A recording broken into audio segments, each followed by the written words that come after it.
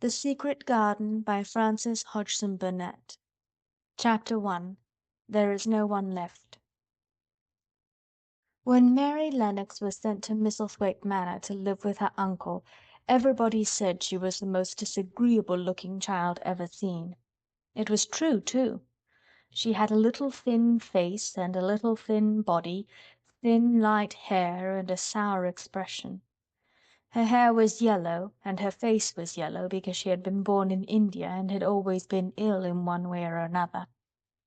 Her father had held a position under the English government, and had always been busy and ill himself, and her mother had been a great beauty who cared only to go to parties and amuse herself with gay people. She had not wanted a little girl at all, and when Mary was born she handed her over to the care of an ayah, who was made to understand that if she wished to please the Mem Sahib she must keep the child out of sight as much as possible. So when she was a sickly, fretful, ugly little baby she was kept out of the way, and when she became a sickly, fretful, toddling thing she was kept out of the way also. She never remembered seeing familiarly anything but the dark faces of her ayah and the other native servants, and as they always obeyed her and gave her her own way in everything, because the Mem Sahib would be angry if she was disturbed by her crying, by the time she was 6 years old she was as tyrannical and selfish a little pig as ever lived. The young English governess who came to teach her to read and write disliked her so much that she gave up her place in 3 months, and when other governesses came to try to fill it they always went away in a shorter time than the first one. So if Mary had not chosen to really want to know how to read books, she would never have learned her letters at all. One frightfully hot morning, when she was about 9 years old, she awakened feeling very cross, and she became crosser still when she saw that the servant who stood by her bedside was not her ayah. "Why did you come?" she said to the strange woman. "I will not let you stay. Send my ayah to me." The woman looked frightened, but she only stammered that the ayah could not come, and when Mary threw herself into a passion and beat and kicked her, she looked only more frightened, and repeated that it was not possible for the ayah to come to Missy Sahib. There was something mysterious in the air that morning. Nothing was done in its regular order, and several of the native servants seemed missing, while those whom Mary saw slunk or hurried about with ashy and scared faces. But no one would tell her anything, and her ayah did not come. She was actually left alone as the morning went on, and at last she wandered out into the garden and began to play by herself under a tree near the veranda. She pretended that she was making a flower bed, and she stuck big scarlet hibiscus blossoms into little heaps of earth, all the time growing more and more angry and muttering to herself the things she would say and the names she would call Saidi when she returned. "Pig! Pig! Daughter of pigs!" she said, because to call a native a pig is the worst insult of all. She was grinding her teeth and saying this over and over again when she heard her mother come out on the veranda with someone. She was with a fair young man, and they stood talking together in low, strange voices. Mary knew the fair young man who looked like a boy. She had heard that he was a very young officer who had just come from England. The child stared at him, but she stared most at her mother. She always did this when she had a chance to see her, because the Mem Sahib, Mary used to call her that oftener than anything else, was such a tall, slim, pretty person, and wore such lovely clothes. Her hair was like curly silk, and she had a delicate little nose which seemed to be disdaining things, and she had large, laughing eyes. All her clothes were thin and floating, and Mary said they were full of lace. They looked fuller of lace than ever this morning, but her eyes were not laughing at all. They were large and scared, and lifted imploringly to the fair boy officer's face. "Is it so very bad? Oh, is it?" Mary heard her say. "Awfully," the young man answered in a trembling voice. "Awfully, Mrs. Lennox. You ought to have gone to the hills 2 weeks ago." The Mem Sahib wrung her hands. "Oh, I know I ought," she cried. "I only stayed to go to that silly dinner party. What a fool I was!" At that very moment such a loud sound of wailing broke out from the servants' quarters that she clutched the young man's arm, and Mary stood shivering from head to foot. The wailing grew wilder and wilder. "What is it? What is it?" Mrs. Lennox gasped. "Someone has died," answered the boy officer. "You did not say it had broken out among your servants." "I did not know," the Mem Sahib cried. "Come with me, come with me," and she turned and ran into the house. After that appalling things happened, and the mysteriousness of the morning was explained to Mary. The cholera had broken out in its most fatal form, and people were dying like flies. The Ayah had been taken ill in the night, and it was because she had just died that the servants had wailed in the huts. Before the next day 3 other servants were dead, and others had run away in terror. There was panic on every side, and dying people in all the bungalows. During the confusion and bewilderment of the second day, Mary hid herself in the nursery and was forgotten by everyone. Nobody thought of her, nobody wanted her, and strange things happened of which she knew nothing. Mary alternately cried and slept through the hours. She only knew that people were ill, and that she heard mysterious and frightening sounds. Once she crept into the dining room and found it empty, though a partly finished meal was on the table, and chairs and plates looked as if they had been hastily pushed back when the diners rose suddenly for some reason. The child ate some fruit and biscuits, and being thirsty, she drank a glass of wine which stood nearly filled. It was sweet, and she did not know how strong it was. Very soon it made her intensely drowsy, and she went back to her nursery and shut herself in again, frightened by cries she heard in the huts and by the hurrying sound of feet. The wine made her so sleepy that she could scarcely keep her eyes open, and she lay down on her bed and knew nothing more for a long time. Many things happened during the hours in which she slept so heavily, but she was not disturbed by the wails and the sound of things being carried in and out of the bungalow. When she awakened, she lay and stared at the wall. The house was perfectly still. She had never known it to be so silent before. She heard neither voices nor footsteps, and wondered if everybody had got well of the cholera and all the trouble was over. She wondered also who would take care of her now her Ayah was dead. There would be a new Ayah, and perhaps she would know some new stories. Mary had been rather tired of the old ones. She did not cry because her nurse had died. She was not an affectionate child, and had never cared much for anyone. The noise and hurrying about and wailing over the cholera had frightened her, and she had been angry because no one seemed to remember that she was alive. Everyone was too panic-stricken to think of a little girl no one was fond of. When people had the cholera, it seemed that they remembered nothing but themselves. But if everyone had got well again, surely someone would remember and come to look for her. But no one came, and as she lay waiting, the house seemed to grow more and more silent. She heard something rustling on the matting, and when she looked down, she saw a little snake gliding along and watching her with eyes like jewels. She was not frightened, because he was a harmless little thing who would not hurt her, and he seemed in a hurry to get out of the room.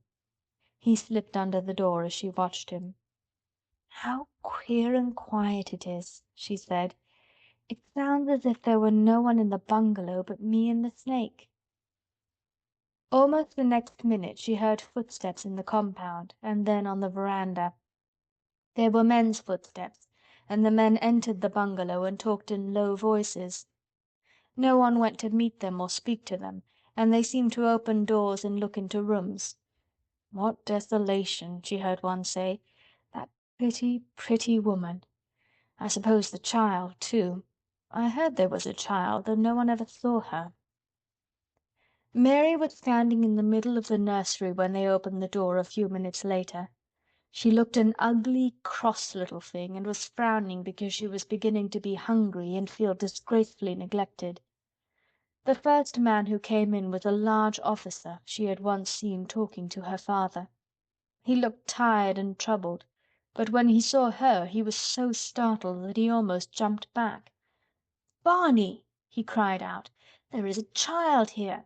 A child alone! In a place like this! Mercy on us! Who is she?" "I am Mary Lennox," the little girl said, drawing herself up stiffly. She thought the man was very rude to call her father's bungalow a place like this. "I fell asleep when everyone had the cholera, and I have only just wakened up. Why does nobody come?" "It is the child no one ever saw," exclaimed the man, turning to his companions. "She has actually been forgotten." "Why was I forgotten?" Mary said, stamping her foot. "Why does nobody come?" The young man, whose name was Barney, looked at her very sadly. Mary even thought she saw him wink his eyes as if to wink tears away.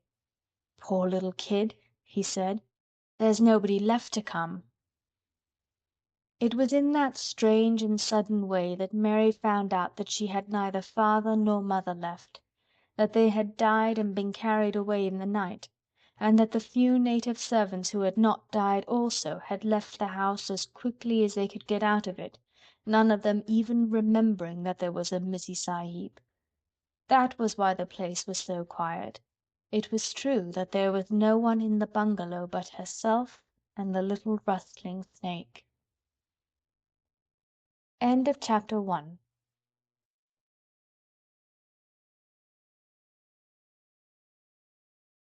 The Secret Garden by Frances Hodgson Burnett.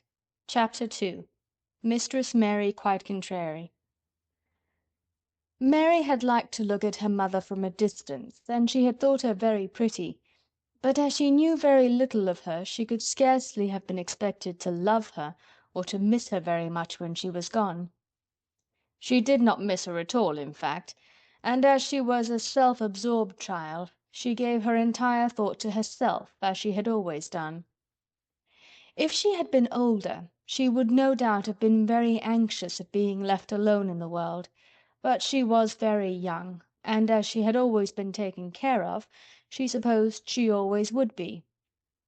What she thought was that she would like to know if she was going to nice people, who would be polite to her and give her her own way as her ayah and the other native servants had done.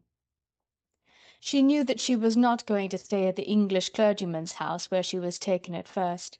She did not want to stay. The English clergyman was poor, and he had 5 children nearly all the same age, and they wore shabby clothes and were always quarrelling and snatching toys from each other. Mary hated their untidy bungalow, and was so disagreeable to them that after the first day or two nobody would play with her. By the second day they had given her a nickname which made her furious. It was Basil who thought of it first. Basil was a little boy with impudent blue eyes and a turned-up nose, and Mary hated him. She was playing by herself under a tree, just as she had been playing the day the cholera broke out. She was making heaps of earth and paths for a garden, and Basil came and stood near to watch her. Presently he got rather interested and suddenly made a suggestion. "Why don't you put a heap of stones there and pretend it is a rockery?" he said. "There in the middle," and he leaned over her to point. "Go away!" cried Mary. "I don't want boys. Go away!" For a moment Basil looked angry, and then he began to tease. He was always teasing his sisters. He danced round and round her and made faces and sang and laughed. "Mistress Mary, quite contrary, how does your garden grow? With silver bells and cockle shells and marigolds all in a row." He sang it until the other children heard and laughed too, and the crosser Mary got the more they sang Mistress Mary Quite Contrary, and after that, as long as she stayed with them, they called her Mistress Mary Quite Contrary when they spoke of her to each other, and often when they spoke to her. "You're going to be sent home," Basil said to her, "at the end of the week, and we're glad of it." "I'm glad of it too," answered Mary. "Where is home?" "She doesn't know where home is," said Basil with 7-year-old scorn. "It's England, of course. Our grandmamma lives there, and our sister Mabel was sent to her last year. You're not going to your grandmamma. You have none. You are going to your uncle. His name is Mr. Archibald Craven." "I don't know anything about him," snapped Mary. "I know you don't," Basil answered. "You don't know anything. Girls never do. I heard father and mother talking about him. He lives in a great big desolate old house in the country and no one goes near him. He's so cross he won't let them, and they wouldn't come if he would let them. He's a hunchback and he's horrid." "I don't believe you," said Mary, and she turned her back and stuck her fingers in her ears because she would not listen any more. But she thought over it a great deal afterward, and when Mrs. Crawford told her that night that she was going to sail away to England in a few days and go to her uncle, Mr. Archibald Craven, who lived at Misselthwaite Manor, she looked so stony and stubbornly uninterested that they did not know what to think about her. They tried to be kind to her, but she only turned her face away when Mrs. Crawford attempted to kiss her, and held herself stiffly when Mr. Crawford patted her shoulder. "She is such a plain child," Mrs. Crawford said pityingly afterward. "And her mother was such a pretty creature. She had a very pretty manner too, and Mary has the most unattractive ways I ever saw in a child. The children call her Mistress Mary quite contrary, and though it's naughty of them, one can't help understanding it. Perhaps if her mother had carried her pretty face and her pretty manners oftener into the nursery, Mary might have learned some pretty ways too. It is very sad, now the poor beautiful thing is gone, to remember that many people never even knew that she had a child at all." "I believe she scarcely ever looked at her," sighed Mrs. Crawford. "When her Ayah was dead there was no one to give a thought to the little thing. Think of the servants running away and leaving her all alone in that deserted bungalow. Colonel McGrew said he nearly jumped out of his skin when he opened the door and found her standing by herself in the middle of the room." Mary made the long voyage to England under the care of an officer's wife, who was taking her children to leave them in a boarding school. She was very much absorbed in her own little boy and girl, and was rather glad to hand the child over to the woman Mr. Archibald Craven sent to meet her in London. The woman was his housekeeper at Misselthwaite Manor, and her name was Mrs. Medlock. She was a stout woman, with very red cheeks and sharp black eyes. She wore a very purple dress, a black silk mantle with jet fringe on it, and a black bonnet with purple velvet flowers which stuck up and trembled when she moved her head. Mary did not like her at all, but as she very seldom liked people, there was nothing remarkable in that. Besides which, it was very evident Mrs. Medlock did not think much of her. "My word, she's a plain little piece of goods," she said, "and we'd heard her mother was a beauty. She hasn't handed down much of it, has she, ma'am?" "Perhaps she will improve as she grows older," the officer's wife said good-naturedly. "If she were not so sallow and had a nicer expression, her features are rather good. Children alter so much." "She'll have to alter a good deal," answered Mrs. Medlock, "and there's nothing likely to improve children at Misselthwaite, if you ask me." They thought Mary was not listening because she was standing a little apart from them at the window of the private hotel they had gone to. She was watching the passing buses and cabs and people, but she heard quite well and was made very curious about her uncle and the place he lived in. What sort of a place was it? And what would he be like? What was a hunchback? She had never seen one. Perhaps there were none in India.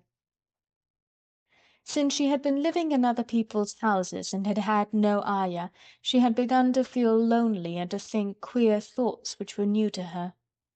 She had begun to wonder why she had never seemed to belong to anyone, even when her mother and father had been alive. Other children seemed to belong to their fathers and mothers, but she had never seemed to really be anyone's little girl. She had had servants and food and clothes, but no one had taken any notice of her. She did not know that this was because she was a disagreeable child, but then of course she did not know she was disagreeable. She often thought that other people were, but she did not know that she was so herself. She thought Mrs. Medlock the most disagreeable person she had ever seen, with her common, highly coloured face and her common, fine bonnet. When the next day they set out on their journey to Yorkshire, she walked through the station to the railway carriage with her head up and trying to keep as far away from her as she could, because she did not want to seem to belong to her. It would have made her angry to think people imagined she was her little girl. But Mrs. Medlock was not in the least disturbed by her and her thoughts. She was the kind of woman who would stand no nonsense from young ones. At least, that is what she would have said if she had been asked. She had not wanted to go to London just when her sister Maria's daughter was going to be married, but she had a comfortable, well-paid place as housekeeper at Misselthwaite Manor, and the only way in which she could keep it was to do at once what Mr. Archibald Craven told her to do. She never dared even to ask a question. "Captain Lennox and his wife died of the cholera," Mr. Craven had said in his short, cold way. "Captain Lennox was my wife's brother, and I am their daughter's guardian. The child is to be brought here. You must go to London and bring her yourself." So she packed her small trunk and made the journey. Mary sat in the corner of the railway carriage and looked plain and fretful. She had nothing to read or to look at, and she had folded her thin little black-gloved hands in her lap. Her black dress made her look yellower than ever, and her limp, light hair straggled from under her black crape hat. "A more marred-looking young one I never saw in my life," Mrs. Medlock thought. Marred is a Yorkshire word and means spoiled and pettish. She had never seen a child who sat so still without doing anything, and at last she got tired of watching her and began to talk in a brisk, hard voice. "I suppose I may as well tell you something about where you are going," she said. "Do you know anything about your uncle?" "No," said Mary. "Never heard your father and mother talk about him?" "No," said Mary, frowning. She frowned because she remembered that her father and mother had never talked to her about anything in particular. Certainly they had never told her things. "Hm!" muttered Mrs. Medlock, staring at her queer, unresponsive little face. She did not say any more for a few minutes, and then she began again. "I suppose you might as well be told something to prepare you. You are going to a queer place." Mary said nothing at all, and Mrs. Medlock looked rather discomfited by her apparent indifference, but after taking a breath she went on. "Not but that it's a grand big place in a gloomy way, and Mr. Craven's proud of it in his way, and that's gloomy enough too. The house is 600 years old, and it's on the edge of the moor, and there's near 100 rooms in it, though most of them shut up and locked. And there's pictures and fine old furniture and things that's been there for ages. And there's a big park round it, and gardens and trees with branches trailing to the ground, some of them." She paused and took another breath. "But there's nothing else," she ended suddenly. Mary had begun to listen in spite of herself. It all sounded so unlike India, and anything new rather attracted her. But she did not intend to look as if she were interested. That was one of her unhappy, disagreeable ways. So she sat still. "Well," said Mrs. Medlock, "what do you think of it?" "Nothing," she answered. "I know nothing about such places." That made Mrs. Medlock laugh a short sort of laugh. "Heh," she said. "But you are like an old woman. Don't you care?" "It doesn't matter," said Mary, "whether I care or not." "You're right enough there," said Mrs. Medlock. "It doesn't. What you're to be kept at Misselthwaite Manor for I don't know, unless because it's the easiest way. He's not going to trouble himself about you, that's sure and certain. He never troubles himself about no one." She stopped herself as if she had just remembered something in time. "He's got a crooked back," she said. "That set him wrong. He was a sour young man and got no good of all his money and big place till he was married." Mary's eyes turned toward her in spite of her intention not to seem to care. She had never thought of the hunchback's being married, and she was a trifle surprised. Mrs. Medlock saw this, and as she was a talkative woman she continued with more interest. This was one way of passing some of the time, at any rate. She was a sweet, pretty thing, and he'd have walked the world over to get her a blade o' grass she wanted. Nobody thought she'd marry him, but she did, and people said she married him for his money, but she didn't. She didn't, positively. When she died, Mary gave a little involuntary jump. "Oh, did she die?" she exclaimed quite without meaning to. She had just remembered a French fairy story she had once read called Riquet à la houppe. It had been about a poor hunchback and a beautiful princess, and it had made her suddenly sorry for Mr. Archibald Craven. "Yes, she died," Mrs. Medlock answered, "and it made him queerer than ever. He cares about nobody. He won't see people. Most of the time he goes away, and when he is at Misselthwaite he shuts himself up in the west wing and won't let anyone but Pitcher see him. Pitcher's an old fellow, but he took care of him when he was a child, and he knows his ways." It sounded like something in a book, and it did not make Mary feel cheerful. A house with 100 rooms, nearly all shut up and with their doors locked. A house on the edge of a moor, whatsoever a moor was, sounded dreary. A man with a crooked back who shut himself up also. She stared out of the window with her lips pinched together, and it seemed quite natural that the rain should have begun to pour down in grey, slanting lines and splash and stream down the window panes. If the pretty wife had been alive, she might have made things cheerful by being something like her own mother, and by running in and out and going to parties as she had done in frocks full of lace. But she was not there any more. "You needn't expect to see him, because 10 to 1 you won't," said Mrs. Medlock. "And you mustn't expect that there will be people to talk to you. You'll have to play about and look after yourself. You'll be told what rooms you can go into and what rooms you're to keep out of. There's gardens enough. But when you're in the house, don't go wandering and poking about.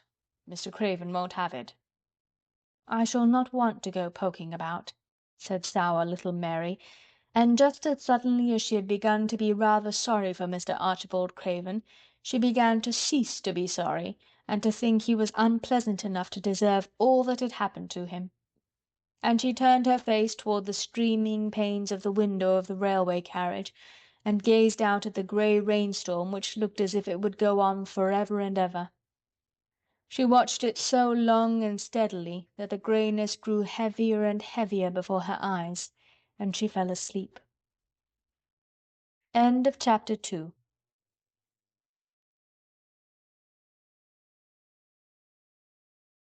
The Secret Garden by Frances Hodgson Burnett. Chapter 3. Across the Moor. She slept a long time, and when she awakened Mrs. Medlock had brought a lunch basket at one of the stations, and they had some chicken and cold beef and bread and butter and some hot tea. The rain seemed to be streaming down more heavily than ever, and everybody in the station wore wet and glistening waterproofs. The guard lighted the lamps in the carriage, and Mrs. Medlock cheered up very much over her tea and chicken and beef. She ate a great deal, and afterward fell asleep herself, and Mary sat and stared at her, and watched her fine bonnet slip on one side, until she herself fell asleep once more in the corner of the carriage, lulled by the splashing of the rain against the windows. It was quite dark when she awakened again. The train had stopped at a station, and Mrs. Medlock was shaking her. "You have had a sleep," she said. "It's time to open your eyes. We're at Thwaite Station, and we've got a long drive before us." Mary stood up and tried to keep her eyes open while Mrs. Medlock collected her parcels. The little girl did not offer to help her, because in India native servants always picked up or carried things, and it seemed quite proper that other people should wait on one. The station was a small one, and nobody but themselves seemed to be getting out of the train. The station-master spoke to Mrs. Medlock in a rough, good-natured way, pronouncing his words in a queer, broad fashion which Mary found out afterwards was Yorkshire. "I see thou's got back," he said, "an' thou's brought the young un with thee." "Aye, that's her," answered Mrs. Medlock, speaking with a Yorkshire accent herself, and jerking her head over her shoulder toward Mary. "How's thy missus?" "Well enow. The carriage is waitin' outside for thee." A brougham stood on the road before the little outside platform. Mary saw that it was a smart carriage and that it was a smart footman who helped her in. His long waterproof coat and the waterproof covering of his hat were shining and dripping with rain, as everything was, the burly station-master included. When he shut the door, mounted the box with the coachman, and they drove off, the little girl found herself seated in a comfortably cushioned corner, but she was not inclined to go to sleep again. She sat and looked out of the window, curious to see something of the road over which she was being driven to the queer place Mrs. Medlock had spoken of. She was not at all a timid child, and she was not exactly frightened, but she felt that there was no knowing what might happen in a house with 100 rooms nearly all shut up, a house standing on the edge of a moor. "What is a moor?" she said suddenly to Mrs. Medlock. "Look out the window in about 10 minutes and you'll see," the woman answered. "We've got to drive 5 miles across Little Moor before we get to the Manor. You won't see much because it's a dark night, but you can see something." Mary asked no more questions, but waited in the darkness of her corner, keeping her eyes on the window. The carriage lamps cast rays of light a little distance ahead of them, and she caught glimpses of the things they passed. After they had left the station they had driven through a tiny village, and she had seen whitewashed cottages and the lights of a public house. Then they had passed a church and a vicarage, and a little shop window or so in a cottage with toys and sweets and odd things set out for sale. Then they were on the high road, and she saw hedges and trees. After that there seemed nothing different for a long time, or at least it seemed a long time to her. At last the horses began to go more slowly, as if they were climbing uphill, and presently there seemed to be no more hedges and no more trees. She could see nothing, in fact, but a dense darkness on either side. She leaned forward and pressed her face against the window just as the carriage gave a big jolt. "Eh, we're on the moor now, sure enough," said Mrs. Medlock. The carriage lamps shed a yellow light on a rough-looking road which seemed to be cut through bushes and low-growing things, which ended in the great expanse of dark apparently spread out before and around them. A wind was rising and making a singular, wild, low, rushing sound. "It's not the sea, is it?" said Mary, looking round at her companion. "No, not it," answered Mrs. Medlock. "Nor it isn't fields nor mountains. It's just miles and miles and miles of wild land that nothing grows on but heather and gorse and broom, and nothing lives on but wild ponies and sheep." "I feel as if it might be the sea, if there were water on it," said Mary. "It sounds like the sea just now." "That's the wind blowing through the bushes," Mrs. Medlock said. "It's a wild, dreary enough place to my mind, though there's plenty that likes it, particularly when the heather's in bloom." On and on they drove through the darkness, and though the rain stopped, the wind rushed by and whistled and made strange sounds. The road went up and down, and several times the carriage passed over a little bridge beneath which water rushed very fast with a great deal of noise. Mary felt as if the drive would never come to an end, and that the wide, bleak moor was a wide expanse of black ocean through which she was passing on a strip of dry land. "I don't like it," she said to herself. "I don't like it," and she pinched her thin lips more tightly together. The horses were climbing up a hilly piece of road when she first caught sight of a light. Mrs. Medlock saw it as soon as she did, and drew a long sigh of relief. I am glad to see that bit of light twinkling," she exclaimed.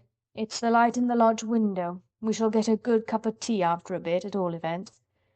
It was after a bit, as she said, for when the carriage passed through the park gates there was still 2 miles of avenue to drive through, and the trees, which nearly met overhead, made it seem as if they were driving through a long, dark vault. They drove out of the vault into a clear space and stopped before an immensely long but low-built house which seemed to ramble round a stone court. At first Mary thought that there were no lights at all in the windows, but as she got out of the carriage she saw that one room in a corner upstairs showed a dull glow. The entrance door was a huge one made of massive, curiously shaped panels of oak, studded with big iron nails and bound with great iron bars. It opened into an enormous hall, which was so dimly lighted that the faces in the portraits on the walls and the figures in the suits of armor made Mary feel that she did not want to look at them. As she stood on the stone floor she looked a very small, odd little black figure, and she felt as small and lost and odd as she looked. A neat, thin old man stood near the manservant who opened the door for them. "You're to take her to her room," he said in a husky voice. "He doesn't want to see her. He's going to London in the morning." "Very well, Mr. Pitcher," Mrs. Medlock answered. "So long as I know what's expected of me, I can manage." "What's expected of you, Mrs. Medlock," Mr. Pitcher answered, "is that you make sure that he is not disturbed and that he doesn't see what he doesn't want to see." And then Mary Lennox was led up a broad staircase and down a long corridor and up a short flight of steps and through another corridor and another until a door opened in a wall and she found herself in a room with a fire in it and a supper on a table. Mrs. Medlock said unceremoniously, "Well, here you are. This room and the next are where you'll live, and you must keep to them, don't you forget that." It was in this way Mistress Mary arrived at Misselthwaite Manor, and she had perhaps never felt quite so contrary in all her life. End of Chapter 3.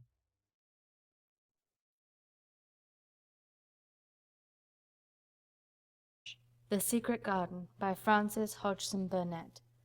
Chapter 4. Martha. When she opened her eyes in the morning, it was because a young housemaid had come into her room to light the fire, and was kneeling on the hearth-rug, raking out the cinders noisily. Mary lay and watched her for a few moments, and then began to look about the room. She had never seen a room at all like it, and thought it curious and gloomy. The walls were covered with tapestry with a forest scene embroidered on it. There were fantastically dressed people under the trees, and in the distance there was a glimpse of the turrets of a castle. There were hunters and horses and dogs and ladies. Mary felt as if she were in the forest with them. Out of a deep window she could see a great climbing stretch of land which seemed to have no trees on it, and to look rather like an endless, dull, purplish sea. "What is that?" she said, pointing out of the window. Martha, the young housemaid, who had just risen to her feet, looked and pointed also. "That there?" she said. "Yes, that's the moor," with a good-natured grin. "Does tha like it?" "No," answered Mary, "I hate it." "That's because thou'rt not used to it," Martha said, going back to her hearth. "Tha thinks it's too big and bare now. But tha will like it." "Do you?" inquired Mary. "Aye, that I do," answered Martha, cheerfully polishing away at the grate. "I just love it. It's none bare. It's covered with growing things as smells sweet. It's fair lovely in spring and summer when the gorse and the broom and heather's in flower. It smells of honey, and there's such a lot of fresh air, and the sky looks so high, and the bees and skylarks make such a nice noise hummin' and singin'. I wouldn't live away from the moor for anything." Mary listened to her with a grave, puzzled expression. The native servants she had been used to in India were not in the least like this. They were obsequious and servile, and did not presume to talk to their masters as if they were their equals. They made salams and called them "protector of the poor" and names of that sort. Indian servants were commanded to do things, not asked. It was not the custom to say "please" and "thank you," and Mary had always slapped her ayah in the face when she was angry. She wondered a little what this girl would do if one slapped her in the face. She was a round, rosy, good-natured looking creature, but she had a sturdy way which made Mistress Mary wonder if she might not even slap back, if the person who slapped her was only a little girl. "You are a strange servant," she said from her pillows, rather haughtily. Martha sat up on her heels, with her blacking brush in her hand, and laughed, without seeming the least out of temper. I know that," she said. "If there was a grand missus at Misselthwaite, I should never have been even one of the under housemaids. I might have been let to be scullery maid, but I'd never have been let upstairs. I'm too common, and I talk too much Yorkshire. But this is a funny house, for all that it's so grand. Seems like there's neither master nor mistress, 'cept Mr. Pitcher and Miss Medlock. Mr. Craven, he won't be troubled about anything when he's here, and he's nearly always away. Mrs. Medlock gave me the place out of kindness. She told me she could never have done it if Misselthwaite had been like other big houses." "Are you going to be my servant?" Mary asked, still in her imperious little Indian way. Martha began to rub her grate again. "I'm Mrs. Medlock's servant," she said stoutly, "and she's Mr. Craven's. But I'm to do the housemaid's work up here and wait on you a bit. But you won't need much waiting on." "Who is going to dress me?" demanded Mary. Martha sat up on her heels and stared. She spoke in broad Yorkshire in her amazement. "Canna thy dress thysen?" she said. "What do you mean? I don't understand your language," said Mary. I forgot," Martha said. "Mrs. Medlock told me I'd have to be careful or you wouldn't know what I was saying. I mean, can't you put on your own clothes?" "No," answered Mary quite indignantly. "I never did in my life. My ayah dressed me, of course." "Well," said Martha, evidently not in the least aware that she was impudent, "it's time tha should learn. Tha cannot begin younger. It'll do thee good to wait on thysen a bit. My mother always said she couldn't see why grand people's children didn't turn out fair fools, what with nurses and being washed and dressed and took out to walk as if they was puppies." "It is different in India," said Mistress Mary disdainfully. She could scarcely stand this. But Martha was not at all crushed. I can see it's different," she answered almost sympathetically. "I dare say it's because there's such a lot of blacks there instead of respectable white people. When I heard you was coming from India I thought you was a black too." Mary sat up in bed furious. "What?" she said. "What? You thought I was a native! You daughter of a pig!" Martha stared and looked hot. "Who are you calling names?" she said. "You needn't be so vexed. That's not the way for a young lady to talk. I've nothing against the blacks. When you read about 'em in tracts they're always very religious. You always read as a black's a man and a brother.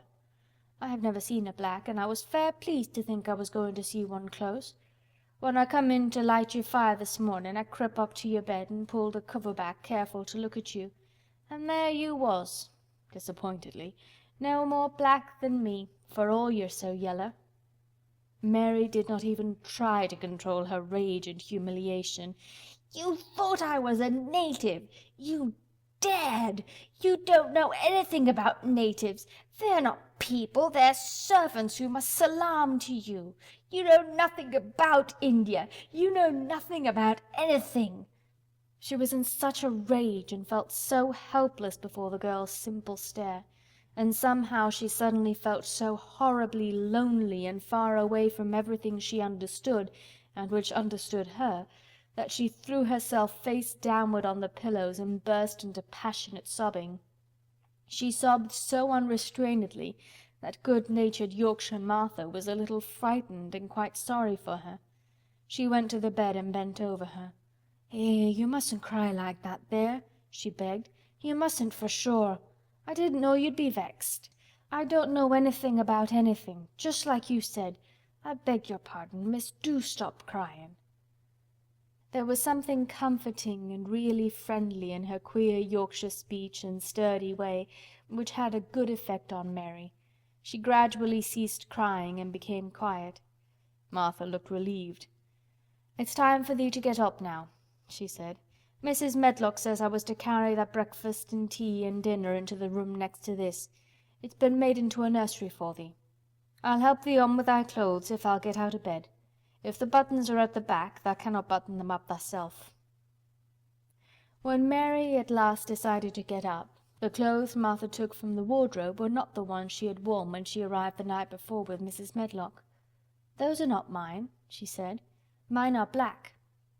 She looked the thick white wool coat and dress over and added with cool approval, "Those are nicer than mine." "These are the ones thou must put on," Martha answered. "Mr. Craven ordered Mrs. Medlock to get 'em in London. He said, 'I won't have a child dressed in black wandering about like a lost soul,' he said. 'It'd make the place sadder than it is. Put colour on her.' Mother said she knew what he meant. Mother always knows what a body means. She doesn't hold with black herself." "I hate black things," said Mary. The dressing process was one which taught them both something. Martha had buttoned up her little sisters and brothers, but she had never seen a child who stood still and waited for another person to do things for her as if she had neither hands nor feet of her own. "Why doesn't thou put on thy own shoes?" she said, when Mary quietly held out her foot. "My ayah did it," answered Mary, staring. "It was the custom." She said that very often. It was the custom. The native servants were always saying it. If one told them to do a thing their ancestors had not done for 1,000 years, they gazed at one mildly and said, "It is not the custom," and one knew that was the end of the matter. It had not been the custom that Mistress Mary should do anything but stand and allow herself to be dressed like a doll, but before she was ready for breakfast she began to suspect that her life at Misselthwaite Manor would end by teaching her a number of things quite new to her. Things such as putting on her own shoes and stockings, and picking up things she let fall. If Martha had been a well-trained, fine young lady's maid, she would have been more subservient and respectful, and would have known that it was her business to brush hair and button boots and pick things up and lay them away. She was, however, only an untrained Yorkshire rustic, who had been brought up in a moorland cottage with a swarm of little brothers and sisters, who had never dreamed of doing anything but waiting on themselves and on the younger ones, who were either babies in arms or just learning to totter about and tumble over things. If Mary Lennox had been a child who was ready to be amused, she would perhaps have laughed at Martha's readiness to talk, but Mary only listened to her coldly and wondered at her freedom of manner. At first she was not at all interested, but gradually, as the girl rattled on in her good-tempered, homely way, Mary began to notice what she was saying. You should see 'em all," she said. "There's 12 of us, and my father only gets 16 shilling a week. I can tell you my mother's put to it to get porridge for 'em all. They tumble about on the moor and play there all day, and mother says the air of the moor fattens 'em. She says she believes they eat the grass same as the wild ponies do. Our Dickon, he's 12 years old, and he's got a young pony he calls his own." "Where did he get it?" asked Mary. "He found it on the moor with its mother when it was a little un, and began to make friends with it and give it bits of bread and pluck young grass for it. And it got to like him, so it follows him about and it lets him get on its back. Dickon's a kind lad and animals likes him."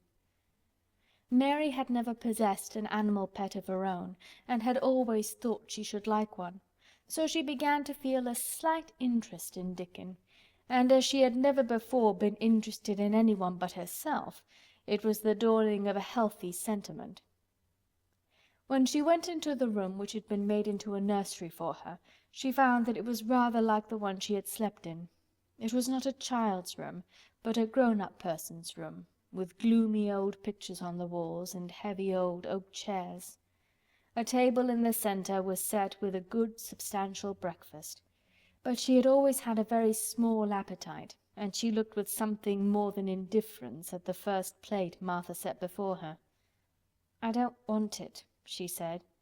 "Tha doesn't want thy porridge?" Martha exclaimed incredulously. "No." "Tha doesn't know how good it is. Put a bit of treacle on it, or a bit of sugar." "I don't want it," repeated Mary. "Eh!" said Martha.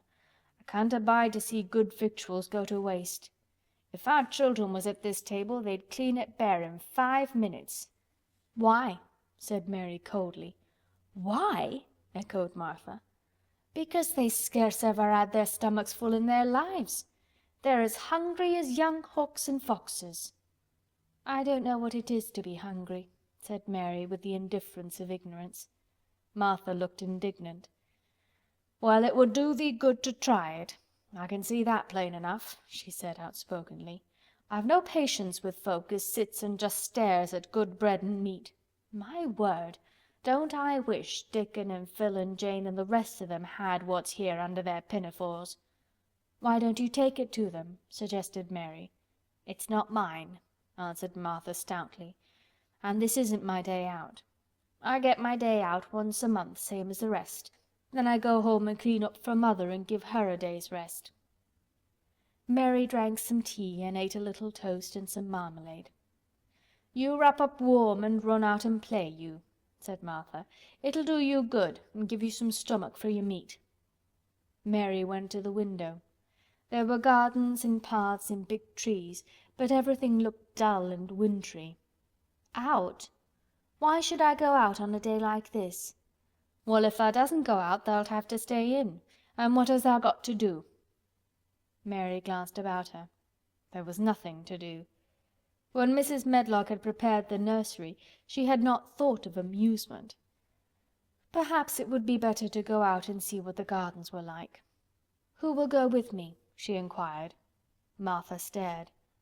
"You'll go by yourself," she answered. "You'll have to learn to play like other children does when they haven't got sisters and brothers. Our Dickon goes off on the moor by himself and plays for hours.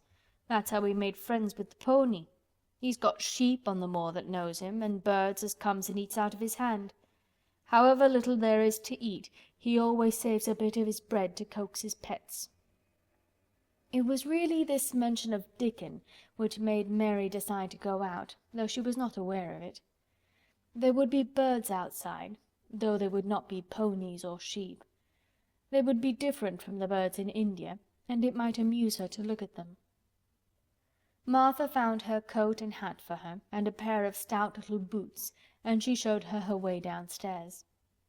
"If thou goes round that way thou'll come to the gardens," she said, pointing to a gate in a wall of shrubbery. "There's lots of flowers in summer time, but there's nothing bloomin' now."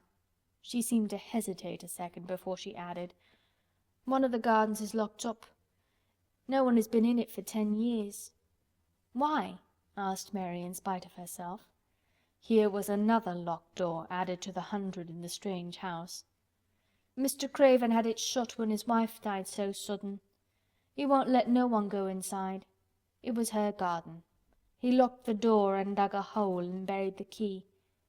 There's Mrs. Medlock's bell ringing. I must run." After she had gone, Mary turned down the walk which led to the door in the shrubbery.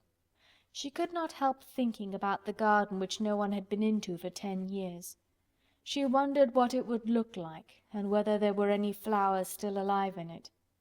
When she had passed through the shrubbery gate, she found herself in great gardens with wide lawns and winding walks with clipped borders.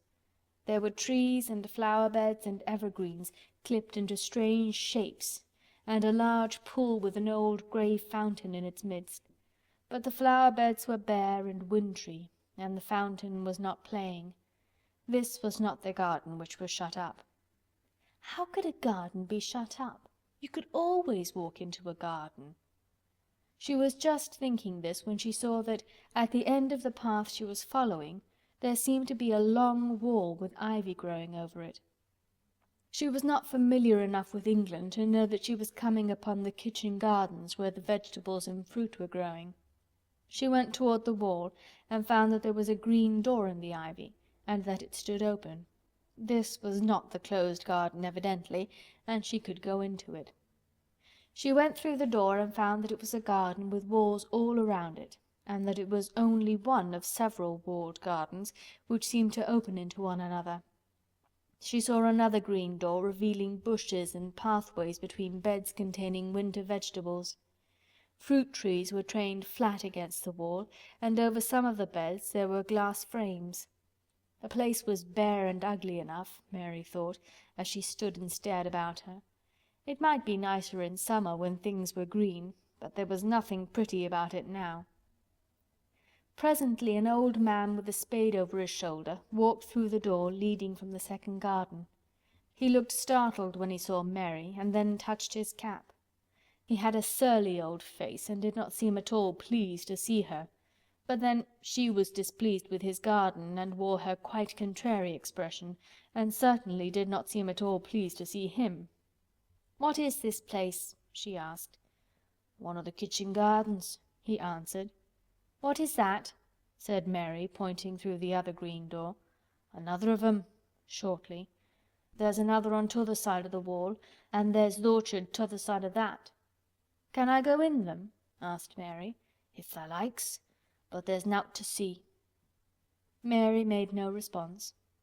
She went down the path and through the second green door.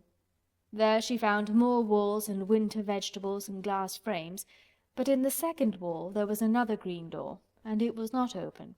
Perhaps it led into the garden which no one had seen for 10 years. As she was not at all a timid child, and always did what she wanted to do, Mary went to the green door and turned the handle. She hoped the door would not open, because she wanted to be sure she had found the mysterious garden, but it did open quite easily, and she walked through it and found herself in an orchard. There were walls all round it also, and trees trained against them, and there were bare fruit trees growing in the winter-browned grass, but there was no green door to be seen anywhere. Mary looked for it, and yet when she had entered the upper end of the garden she had noticed that the wall did not seem to end with the orchard, but to extend beyond it as if it enclosed a place at the other side.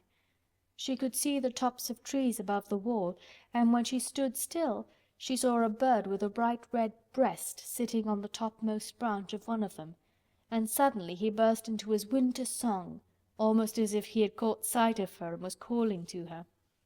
She stopped and listened to him, and somehow his cheerful, friendly little whistle gave her a pleased feeling.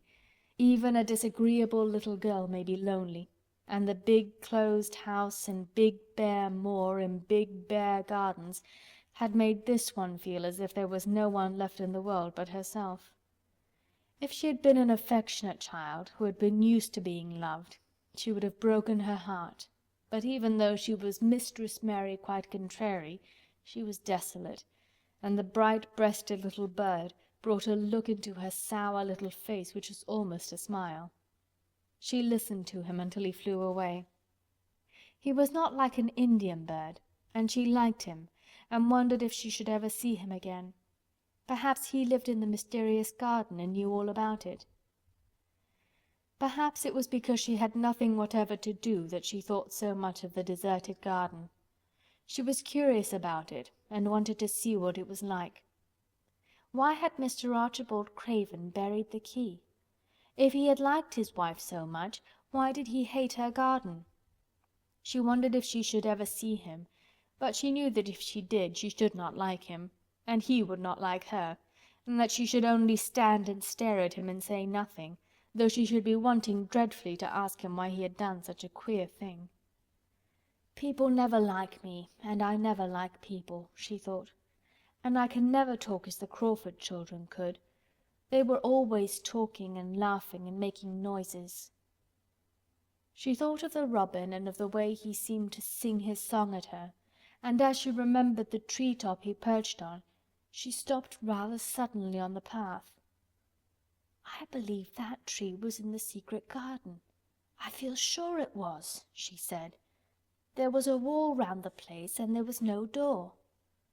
She walked back into the first kitchen garden she had entered and found the old man digging there. She went and stood beside him and watched him a few moments in her cold little way. He took no notice of her, and so at last she spoke to him. "I've been into the other gardens," she said. "There was nothing to prevent thee," he answered crustily. "I went into the orchard." "There was no dog at the door to bite thee," he answered. "There was no door there into the other garden," said Mary. "What garden?"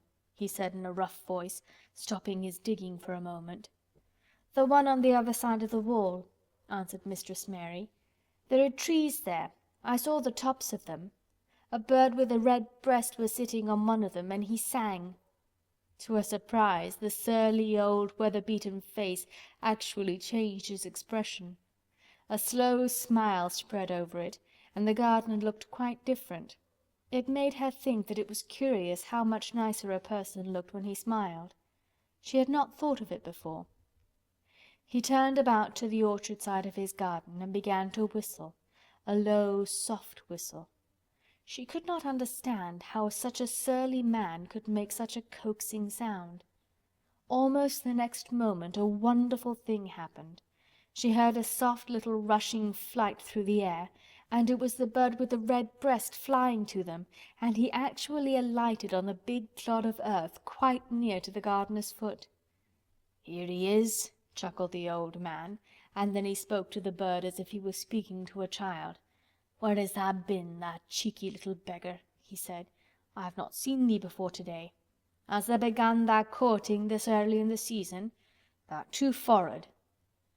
The bird put his tiny head on one side and looked up at him with his soft, bright eye, which was like a black dewdrop. He seemed quite familiar and not the least afraid.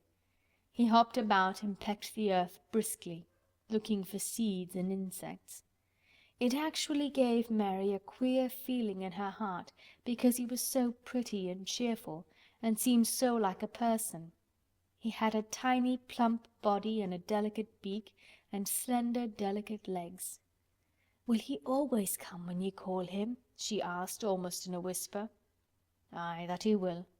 I've knowed him since he was a fledgling. He come out o' the nest into the garden, and when he first flew over the wall he was too weak to fly back for a few days, and we got friendly. When he went over the wall again, the rest of the brood was gone, and he was lonely, and he come back to me." "What kind of a bird is he?" Mary asked. "Doesn't tha know? He's a robin redbreast, and they're the friendliest, curiousest birds alive. They're almost as friendly as dogs, if you know how to get on with them. Watch him pecking about there and looking round at us now and again. He knows we're talking about him."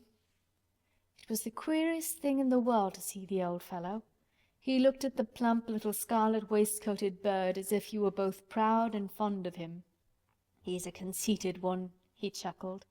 "He likes to hear folk talk about him. And curious, bless me, there never was his like for curiosity and meddlin'. He's always comin' to see what I'm planting. He knows all the things Mester Craven never troubles hisself to find out. He's the head gardener, he is." The robin hopped about busily pecking the soil, and now and then stopped and looked at them a little. Mary thought his black dewdrop eyes gazed at her with great curiosity. It really seemed as if he were finding out all about her. The queer feeling in her heart increased. "Where did the rest of the brood fly to?" she asked. "There's no knowin'. The old ones turn 'em out of their nest and make 'em fly and they're scattered before you know it. This one was a knowin' one, and he knew he was lonely." Mistress Mary went a step nearer to the robin and looked at him very hard. "I'm lonely," she said. She had not known before that this was one of the things which made her feel sour and cross. She seemed to find it out when the robin looked at her and she looked at the robin. The old gardener pushed his cap back on his bald head and stared at her a minute. "Art thou the little wench from India?" he asked. Mary nodded. "Then no wonder thou'rt lonely. Thou'lt be lonelier before thou's done," he said. He began to dig again, driving his spade deep into the rich, black garden soil, while the robin hopped about very busily employed. "What is your name?" Mary inquired. He stood up to answer her. "Ben Weatherstaff," he answered, and then he added with a surly chuckle, "I'm lonely mysel', except when he's with me," and he jerked his thumb toward the robin. "He's the only friend I've got." "I have no friends at all," said Mary. "I never had. My Ayah didn't like me, and I never played with anyone." It is a Yorkshire habit to say what you think with blunt frankness, and old Ben Weatherstaff was a Yorkshire moorman. "Tha an' me are a good bit alike," he said. "We was wove out o' the same cloth. We're neither of us good lookin', and we're both of us as sour as we look. We've got the same nasty tempers, both of us, I'll warrant." This was plain speaking, and Mary Lennox had never heard the truth about herself in her life. Native servants always salaamed and submitted to you, whatever you did. She had never thought much about her looks, but she wondered if she was as unattractive as Ben Weatherstaff, and she also wondered if she looked as sour as he had looked before the robin came. She actually began to wonder also if she was nasty-tempered. She felt uncomfortable. Suddenly a clear, rippling little sound broke out near her, and she turned round. She was standing a few feet from a young apple tree, and the robin had flown onto one of its branches and had burst out into a scrap of song. Ben Weatherstaff laughed outright. "What did he do that for?" asked Mary. "He's made up his mind to make friends with thee," replied Ben. "Dang me if he hasn't took a fancy to thee." "To me?" said Mary, and she moved toward the little tree softly and looked up. "Would you make friends with me?" she said to the robin, just as if she was speaking to a person. "Would you?" And she did not say it either in her hard little voice or in her imperious Indian voice, but in a tone so soft and eager and coaxing that Ben Weatherstaff was as surprised as she had been when she heard him whistle. "Why," he cried out, "tha said that as nice and human as if tha was a real child instead of a sharp old woman.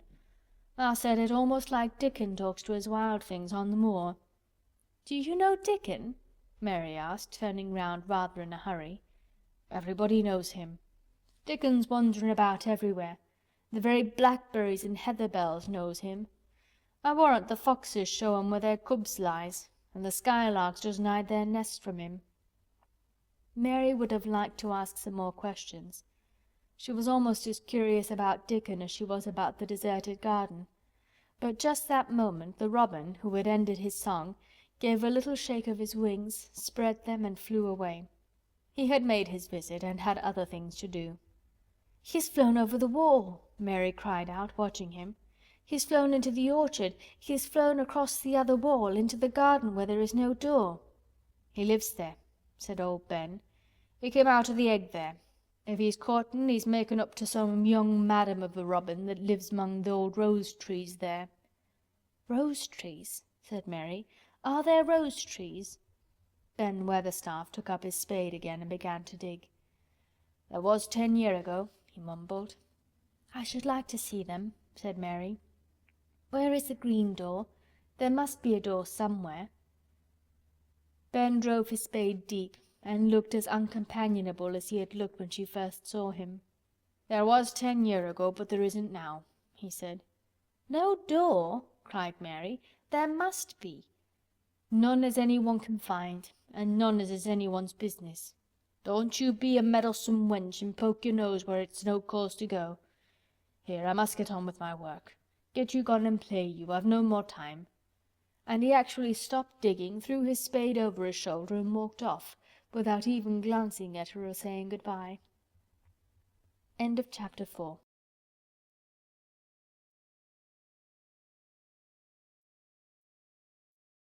The Secret Garden by Frances Hodgson Burnett. Chapter 5. The Cry in the Corridor. At first, each day which passed by for Mary Lennox was exactly like the others.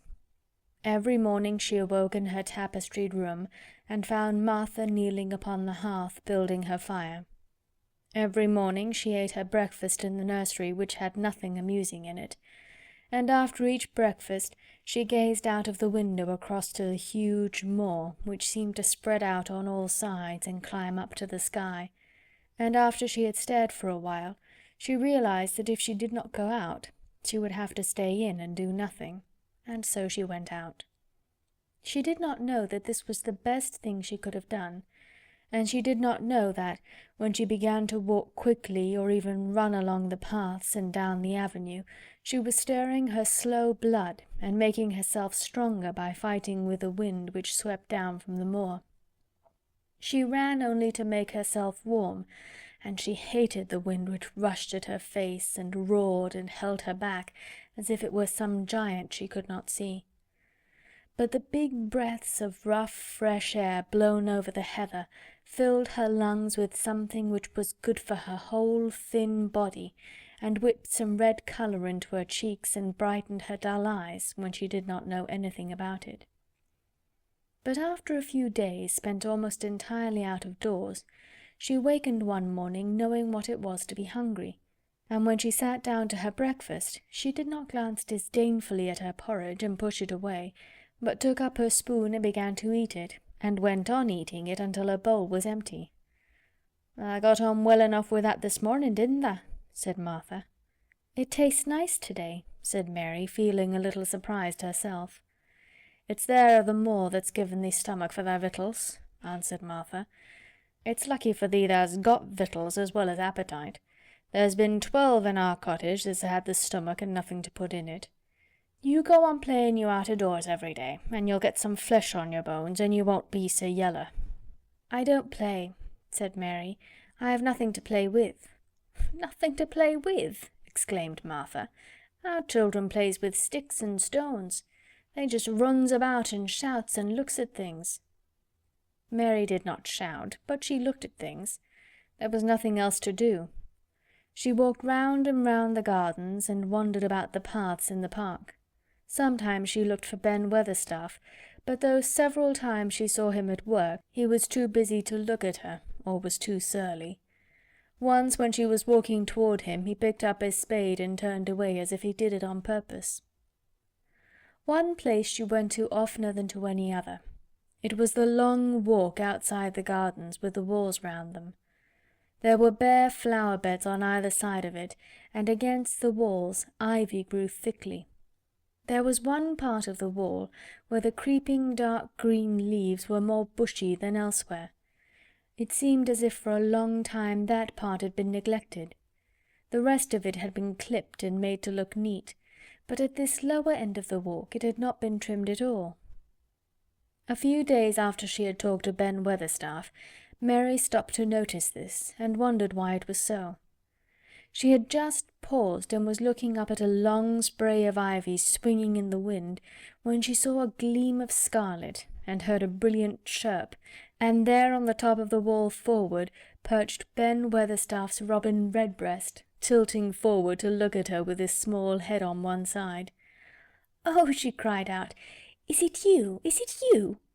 And it did not seem at all queer to her that she spoke to him as if she were sure that he would understand and answer her. He did answer. He twittered and chirped and hopped along the wall as if he were telling her all sorts of things. It seemed to Mistress Mary as if she understood him too, though he was not speaking in words. It was as if he said, "Good morning.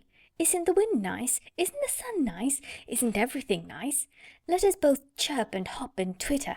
Come on, come on." Mary began to laugh, and as he hopped and took little flights along the wall, she ran after him. Poor little thin, sallow, ugly Mary! She actually looked almost pretty for a moment. "I like you, I like you!" she cried out, pattering down the walk, and she chirped and tried to whistle, which last she did not know how to do in the least. But the robin seemed to be quite satisfied, and chirped and whistled back at her. At last he spread his wings and made a darting flight to the top of a tree, where he perched and sang loudly. That reminded Mary of the first time she had seen him. He had been swinging on a tree-top then, and she had been standing in the orchard.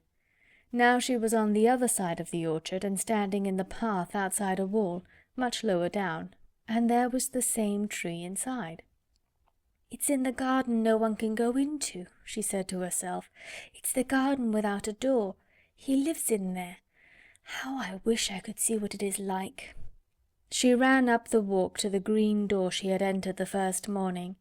Then she ran down the path through the other door, and then into the orchard, and when she stood and looked up, there was the tree on the other side of the wall, and there was the robin just finishing his song and beginning to preen his feathers with his beak. "It is the garden," she said. "I am sure it is." She walked round and looked closely at that side of the orchard wall, but she only found what she had found before, that there was no door in it. Then she ran through the kitchen gardens again and out into the walk outside the long ivy-covered wall, and she walked to the end of it and looked at it, but there was no door. And then she walked to the other end, looking again, but there was no door. "It's very queer," she said. "Ben Weatherstaff said there was no door, and there is no door, but there must have been one 10 years ago, because Mr. Craven buried the key." This gave her so much to think of that she began to be quite interested, and feel that she was not sorry that she had come to Misselthwaite Manor. In India she had always felt hot and too languid to care much about anything. The fact was that the fresh wind from the moor had begun to blow the cobwebs out of her young brain and to waken her up a little. She stayed out of doors nearly all day, and when she sat down to her supper at night she felt hungry and drowsy and comfortable. She did not feel cross when Martha chattered away. She felt as if she rather liked to hear her, and at last she thought she should ask her a question. She asked it after she had finished her supper and had sat down on the hearth-rug before the fire. "Why did Mr. Craven hate the garden?" she said. She had made Martha stay with her, and Martha had not objected at all. She was very young, and used to a crowded cottage full of brothers and sisters, and she found it dull in the great servants' hall downstairs, where the footmen and upper housemaids made fun of her Yorkshire speech, and looked upon her as a common little thing, and sat and whispered among themselves. Martha liked to talk, and the strange child who had lived in India and been waited upon by blacks was novelty enough to attract her. She sat down on the hearth herself without waiting to be asked. "Art thou thinking about that garden yet?" she said. "I knew thou would. That was just the way with me when I first heard about it." "Why did he hate it?" Mary persisted. Martha tucked her feet under her and made herself quite comfortable. "Listen to the wind wuthering around the house," she said. "You could bear stand up on the moor if you was out on it tonight." Mary did not know what wuthering meant until she listened, and then she understood. It must mean that hollow, shuddering sort of roar which rushed round and round the house as if the giant no one could see were buffeting it and beating at the walls and windows to try to break in. But one knew he could not get in, and somehow it made one feel very safe and warm inside a room with a red coal fire. "But why did he hate it so?" she asked after she had listened. She intended to know if Martha did. Then Martha gave up her store of knowledge. "Mind," she said, "Mrs. Medlock said it's not to be talked about. There's lots of things in this place that's not to be talked over. That's Mr. Craven's orders. His troubles are none servant's business, he says. But for the garden he wouldn't be like he is. It was Mrs. Craven's garden that she had made when first they were married, and she just loved it, and they used to tend the flowers themselves, and none of the gardeners was ever let to go in. Him and her used to go in and shut the door and stay there hours and hours reading and talking. And she was just a bit of a girl, and there was an old tree with a branch bent like a seat on it, and she made roses grow over it, and she used to sit there. But one day when she was sitting there, the branch broke, and she fell on the ground, and was hurt so bad that next day she died. The doctors thought he'd go out of his mind and die too. That's why he hates it. No one's ever gone in since, and he won't let anyone talk about it." Mary did not ask any more questions. She looked at the red fire and listened to the wind wuthering. It seemed to be wuthering louder than ever. At that moment a very good thing was happening to her. 4 good things had happened to her, in fact, since she came to Misselthwaite Manor. She had felt as if she had understood a robin, and that he had understood her. She had run in the wind until her blood had grown warm. She had been healthily hungry for the first time in her life, and she had found out what it was to be sorry for someone. But as she was listening to the wind, she began to listen to something else. She did not know what it was, because at first she could scarcely distinguish it from the wind itself. It was a curious sound. It seemed almost as if a child were crying somewhere. Sometimes the wind sounded rather like a child crying, but presently Mistress Mary felt quite sure this sound was inside the house, not outside it. It was far away, but it was inside. She turned round and looked at Martha. "Do you hear anyone crying?" she said. Martha suddenly looked confused. "No," she answered, "it's the wind. Sometimes it sounds as if someone were lost on the moor and wailing. It's got all sorts of sounds." "But listen," said Mary. "It's in the house, down one of those long corridors." And at that very moment a door must have been opened somewhere downstairs, for a great rushing draught blew along the passage, and the door of the room they sat in was blown open with a crash, and as they both jumped to their feet, the light was blown out and the crying sound was swept down the far corridor, so that it was to be heard more plainly than ever. "There," said Mary, "I told you so. It is someone crying, and it isn't a grown-up person."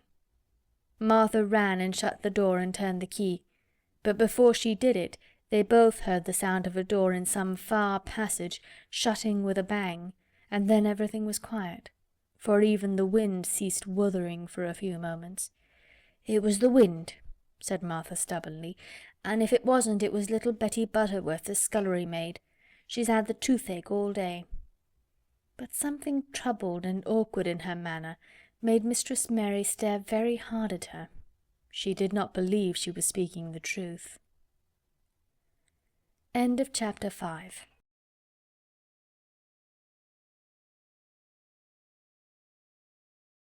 Recording by Karen Savage. The Secret Garden by Frances Hodgson Burnett. Chapter 6. There was someone crying, there was.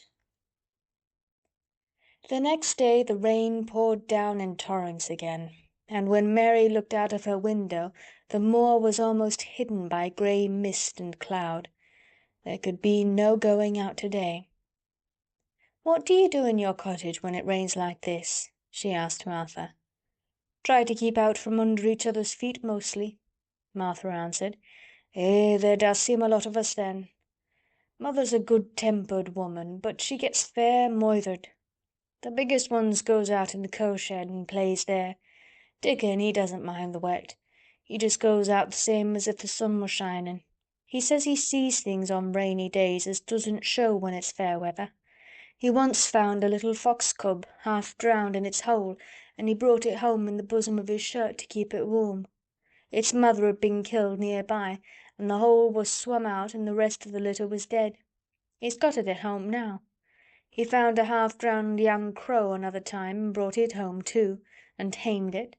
It's named Soot, because it's so black, and it hops and flies about with him everywhere."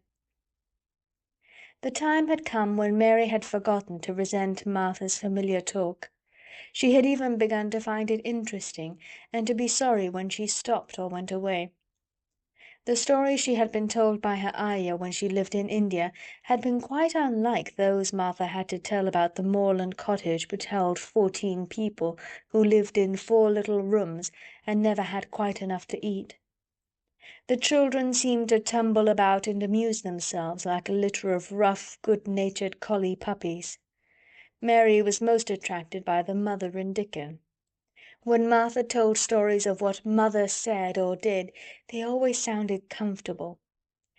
"If I had a raven or a fox cub I could play with it," said Mary, "but I have nothing." Martha looked perplexed. "Can thou knit?" she asked. "No," answered Mary. "Can thou sew?" "No." "Can thou read?" "Yes." "Then why doesn't thou read something, or learn a bit of spelling?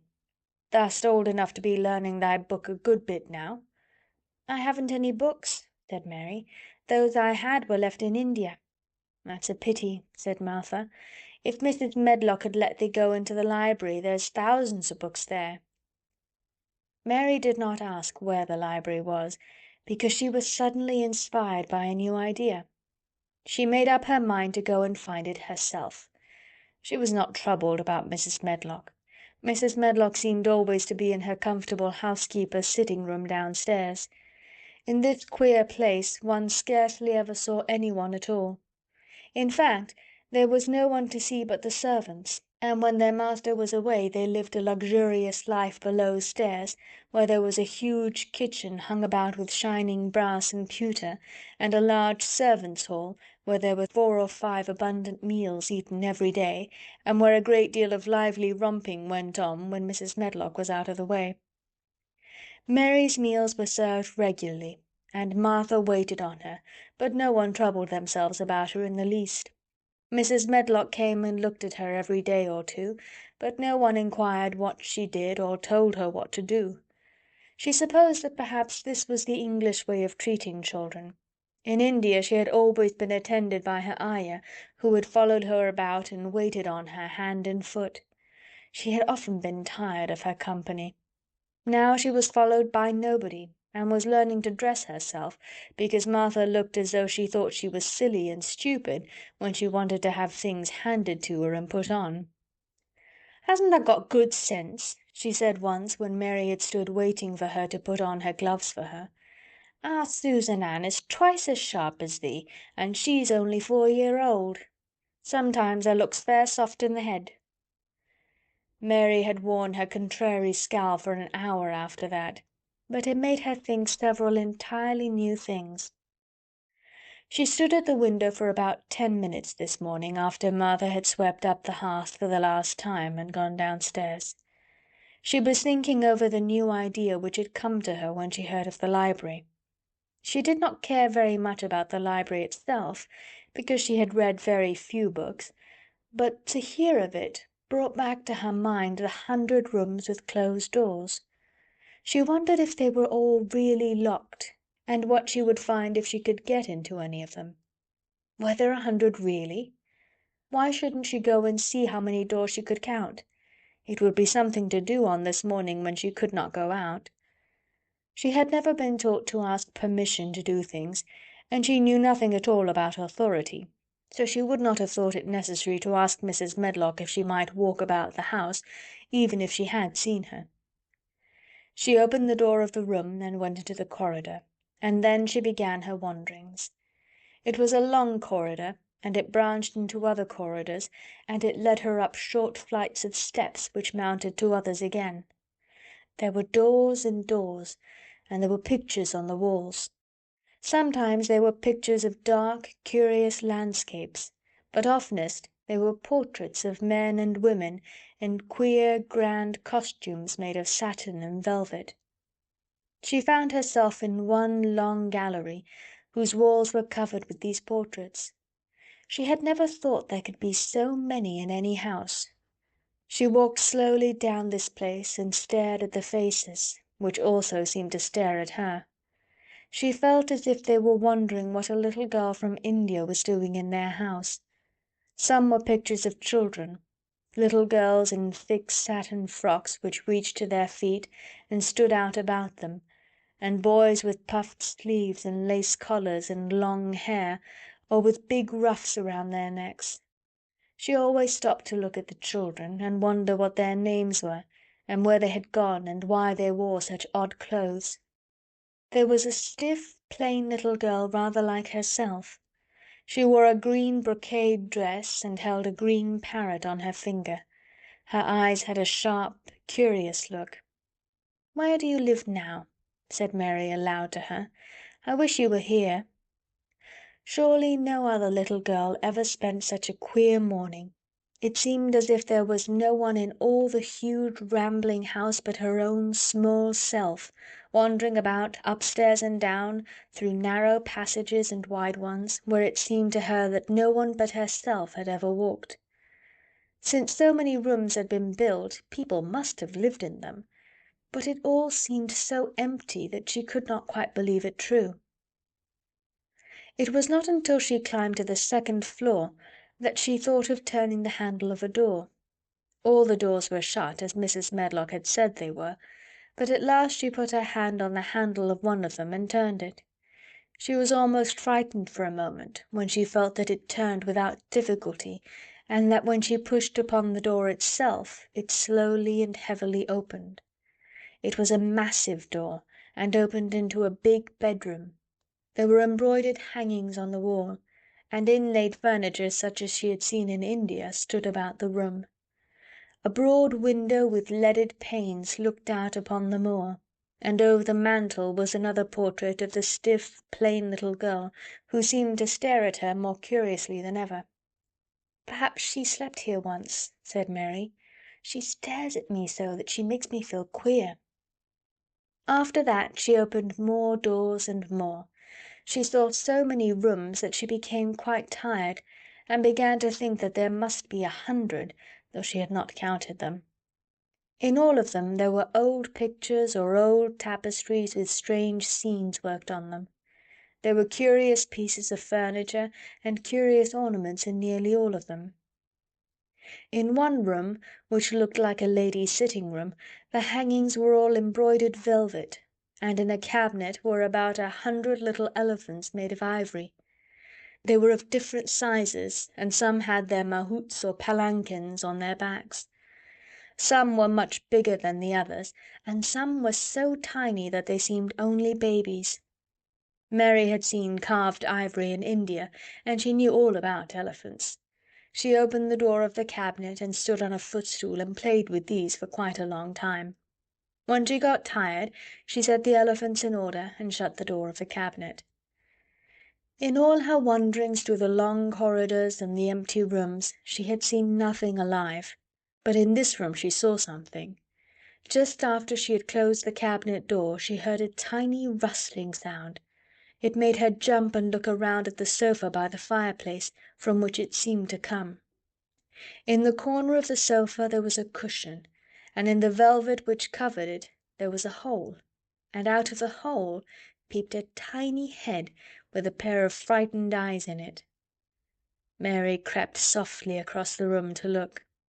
The bright eyes belonged to a little grey mouse, and the mouse had eaten a hole into the cushion and made a comfortable nest there.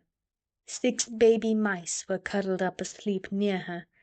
If there was no one else alive in the 100 rooms, there were 7 mice who did not look lonely at all. "If they wouldn't be so frightened, I would take them back with me," said Mary. She had wandered about long enough to feel too tired to wander any further, and she turned back. 2 or 3 times she lost her way by turning down the wrong corridor, and was obliged to ramble up and down until she found the right one. But at last she reached her own floor again, though she was some distance from her own room, and did not know exactly where she was. "I believe I've taken a wrong turning again," she said, standing still at what seemed the end of a short passage with tapestry on the wall. "I don't know which way to go. How still everything is." It was while she was standing here, and just after she had said this, that the stillness was broken by a sound. It was another cry, but not quite like the one she had heard last night. It was only a short one, a fretful, childish whine muffled by passing through walls. "It's nearer than it was," said Mary, her heart beating rather faster, "and it is crying."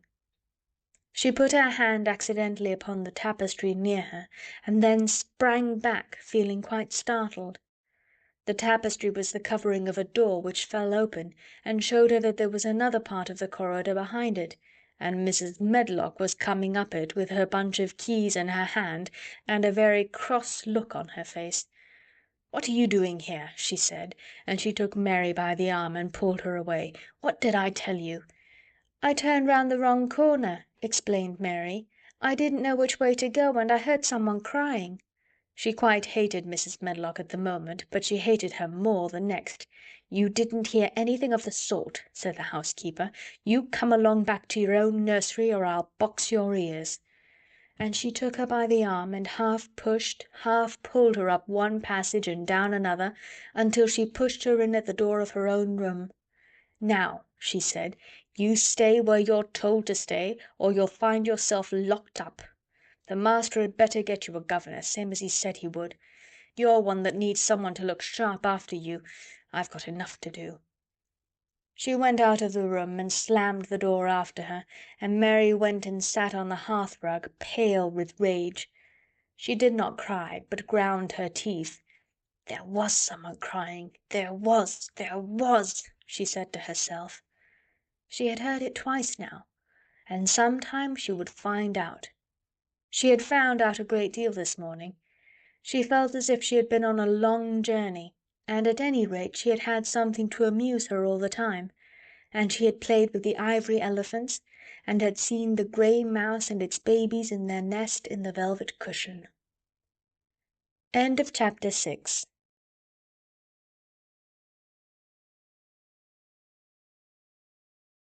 By Karen Savage. The Secret Garden by Frances Hodgson Burnett. Chapter 7. The Key to the Garden. 2 days after this, when Mary opened her eyes, she sat upright in bed immediately and called to Martha, "Look at the moor! Look at the moor!" The rainstorm had ended, and the grey mist and clouds had been swept away in the night by the wind. The wind itself had ceased, and a brilliant, deep blue sky arched high over the moorland. Never, never had Mary dreamed of a sky so blue. In India skies were hot and blazing.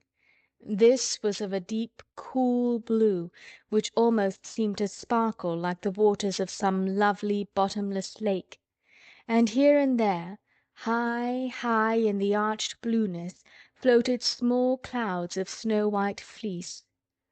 The far-reaching world of the moor itself looked softly blue instead of gloomy purple-black or awful dreary grey. "Aye," said Martha with a cheerful grin, "the storm's over for a bit. It does like this time o' the year. It goes off in a night like it was pretendin' it had never been here and never meant to come again. That's because the springtime's on its way. It's a long way off yet, but it's comin'." "I thought perhaps it always rained or looked dark in England," Mary said. "Eh, no," said Martha, sitting up on her heels among her black lead brushes. "Nowt o' the sort." "What does that mean?" asked Mary seriously. In India the natives spoke different dialects which only a few people understood, so she was not surprised when Martha used words she did not know. Martha laughed as she had done the first morning.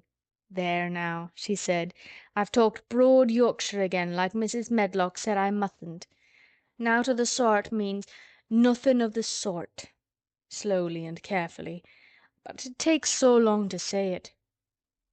Yorkshire's the sunniest place on earth when it is sunny. I told thee tha'd like the moor after a bit. Just you wait till you see the gold-coloured gorse blossoms and the blossoms on the broom and the heather flowering, all purple bells and hundreds of butterflies flutterin' and bees hummin' and skylarks soarin' up and singin'. You'll want to get out on it at sunrise and live out in it all day like Dickon does." "Could I ever get there?" asked Mary wistfully, looking through her window at the far-off blue. It was so new and big and wonderful, and such a heavenly color. "I don't know," answered Martha. "Tha's never used thy legs since I was born, it seems to me. Tha couldn't walk 5 mile. It's 5 mile to our cottage." "I should like to see your cottage." Martha stared at her a moment curiously before she took up her polishing brush and began to rub the grate again. She was thinking that the small plain face did not look quite as sour at this moment as it had done the first morning she saw it. It looked just a trifle like little Susan Ann's when she wanted something very much. "I'll ask my mother about it," she said. "She's one of them that nearly always sees a way to do things. It's my day out today and I'm going home. I am glad. Mrs. Medlock thinks a lot of mother. Perhaps she could talk to her." "I like your mother," said Mary. "I should think tha' did," agreed Mary, polishing away. "I've never seen her," said Mary. "No, tha' hasn't," replied Martha. She sat up on her heels again and rubbed the end of her nose with the back of her hand as if puzzled for a moment. But she ended quite positively. "Well, she's that sensible and hard-workin' and good-natured and clean that no one could help likin' her whether they'd seen her or not. When I'm goin' home to her on my day out I just jump for joy when I'm crossin' the moor." "I like Dickon," added Mary, "and I've never seen him." "Well," said Martha stoutly, "I've told thee that the very birds likes him, and the rabbits and wild sheep and ponies and the foxes themselves. I wonder," staring at her reflectively, "what Dickon would think of thee." "He wouldn't like me," said Mary in her stiff, cold little way. "No one does." Martha looked reflective again. "How does tha like thysel'?" she inquired, really quite as if she were curious to know. Mary hesitated a moment and thought it over. "Not at all, really," she answered. "But I never thought of that before." Martha grinned a little as if at some homely recollection. "Mother said that to me once," she said. "She was at her wash-tub and I was in a bad temper and talking ill of folk, and she turns round on me and says, 'Tha young vixen, tha. There tha stands sayin' tha doesn't like this one and tha doesn't like that one. How does tha like thasel?' That made me laugh and it brought me to my senses in a minute." She went away in high spirits as soon as she had given Mary her breakfast. She was going to walk 5 miles across the moor to the cottage, and she was going to help her mother with the washing and do the week's baking and enjoy herself thoroughly. Mary felt lonelier than ever when she knew she was no longer in the house. She went out into the garden as quickly as possible, and the first thing she did was to run round and round the fountain flower garden 10 times. She counted the times carefully, and when she had finished she felt in better spirits. The sunshine made the whole place look different. The high, deep blue sky arched over Misselthwaite as well as over the moor, and she kept lifting her face and looking up into it, trying to imagine what it would be like to lie down on one of the little snow-white clouds and float about. She went into the first kitchen garden and found Ben Weatherstaff working there with 2 other gardeners. The change in the weather seemed to have done him good. He spoke to her of his own accord. "Springtime's comin'," he said. "Cannot tha smell it?" Mary sniffed and thought she could. "I smell something nice and fresh and damp," she said. "That's the good rich earth," he answered, digging away. "It's in a good humor making ready to grow things. It's glad when plantin' time comes. It's dull in the winter when it's got nowt to do. In the flower gardens out there things will be stirrin' down below in the dark. The sun's warmin' 'em. You'll see bits o' green spikes stickin' out o' the black earth after a bit." "What will they be?" asked Mary. "Crocuses and snowdrops and daffydowndillys. Has tha never seen them?" "No. Everything is hot and wet and green after the rains in India," said Mary, "and I think things grow up in a night." "These won't grow up in a night," said Weatherstaff. "Tha'll have to wait for 'em. They'll poke up a bit higher here and push out a spike more there and uncurl a leaf this day and another that. You watch 'em." "I'm going to," answered Mary. Very soon she heard the soft rustling flight of wings again, and she knew at once that the robin had come again. He was very pert and lively, and hopped about so close to her feet and put his head on one side and looked at her so slyly that she asked Ben Weatherstaff a question. "Do you think he remembers me?" she said. "Remembers thee?" said Weatherstaff indignantly. "He knows every cabbage stump in the gardens, let alone the people. He's never seen a little wench here before, and he's bent on finding out all about thee. Tha's no need to try to hide anything from him." "Are things stirring down below in the dark in that garden where he lives?" Mary inquired. "What garden?" grunted Weatherstaff, becoming surly again. "The one where the old rose trees are." She could not help asking, because she wanted so much to know. "Are all the flowers dead, or do some of them come again in the summer? Are there ever any roses?" "Ask him," said Ben Weatherstaff, hunching his shoulders toward the robin. "He's the only one as knows. No one else has seen inside it for 10 year." 10 years was a long time, Mary thought. She had been born 10 years ago. She walked away slowly, thinking. She had begun to like the garden, just as she had begun to like the robin and Dickon and Martha's mother. She was beginning to like Martha too. That seemed a good many people to like, when you were not used to liking. She thought of the robin as one of the people. She went to her walk outside the long, ivy-covered wall over which she could see the tree-tops, and the second time she walked up and down the most interesting and exciting thing happened to her, and it was all through Ben Weatherstaff's robin. She heard a chirp and a twitter, and when she looked at the bare flower-bed on her left, there he was, hopping about and pretending to peck things out of the earth to persuade her that he had not followed her. But she knew he had followed her, and the surprise so filled her with delight that she almost trembled a little. "You do remember me!" she cried out. "You do! You're prettier than anything else in the world."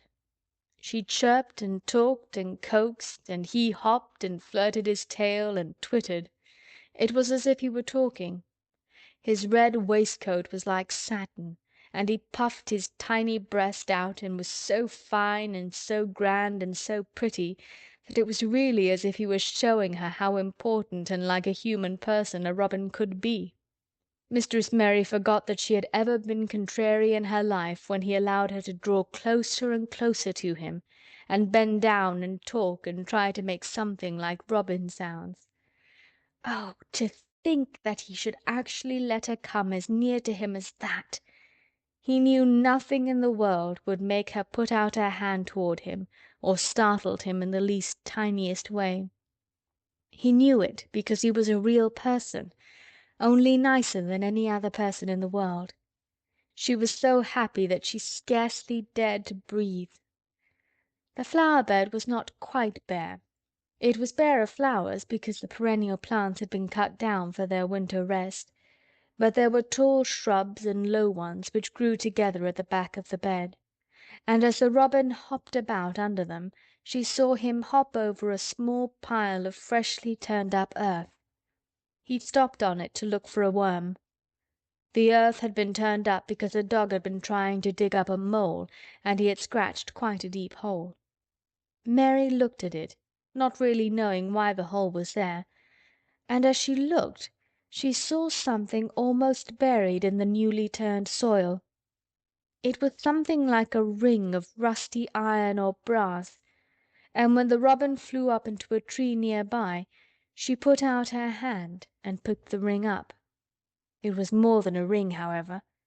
It was an old key which looked as if it had been buried a long time.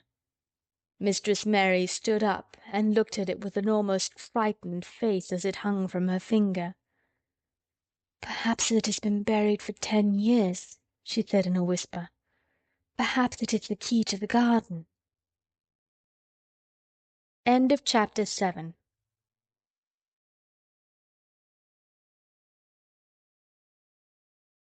By Karen Savage. The Secret Garden by Frances Hodgson Burnett. Chapter 8. The Robin Who Showed the Way. She looked at the key quite a long time. She turned it over and over and thought about it. As I have said before, she was not a child who had been trained to ask permission or consult her elders about things. All she thought about the key was that if it was the key to the closed garden, and she could find out where the door was, she could perhaps open it and see what was inside the walls and what had happened to the old rose-trees. It was because it had been shut up so long that she wanted to see it. It seemed as if it must be different from other places, and that something strange must have happened to it during 10 years. Besides that, if she liked it, she could go into it every day and shut the door behind her, and she could make up some play of her own and play it quite alone, because nobody would ever know where she was, but would think the door was still locked and the key buried in the earth. The thought of that pleased her very much. Living, as it were, all by herself in a house with 100 mysteriously closed rooms, and having nothing whatever to do to amuse herself, had set her inactive brain to working, and was actually awakening her imagination. There is no doubt that the fresh, strong, pure air from the moor had a great deal to do with it.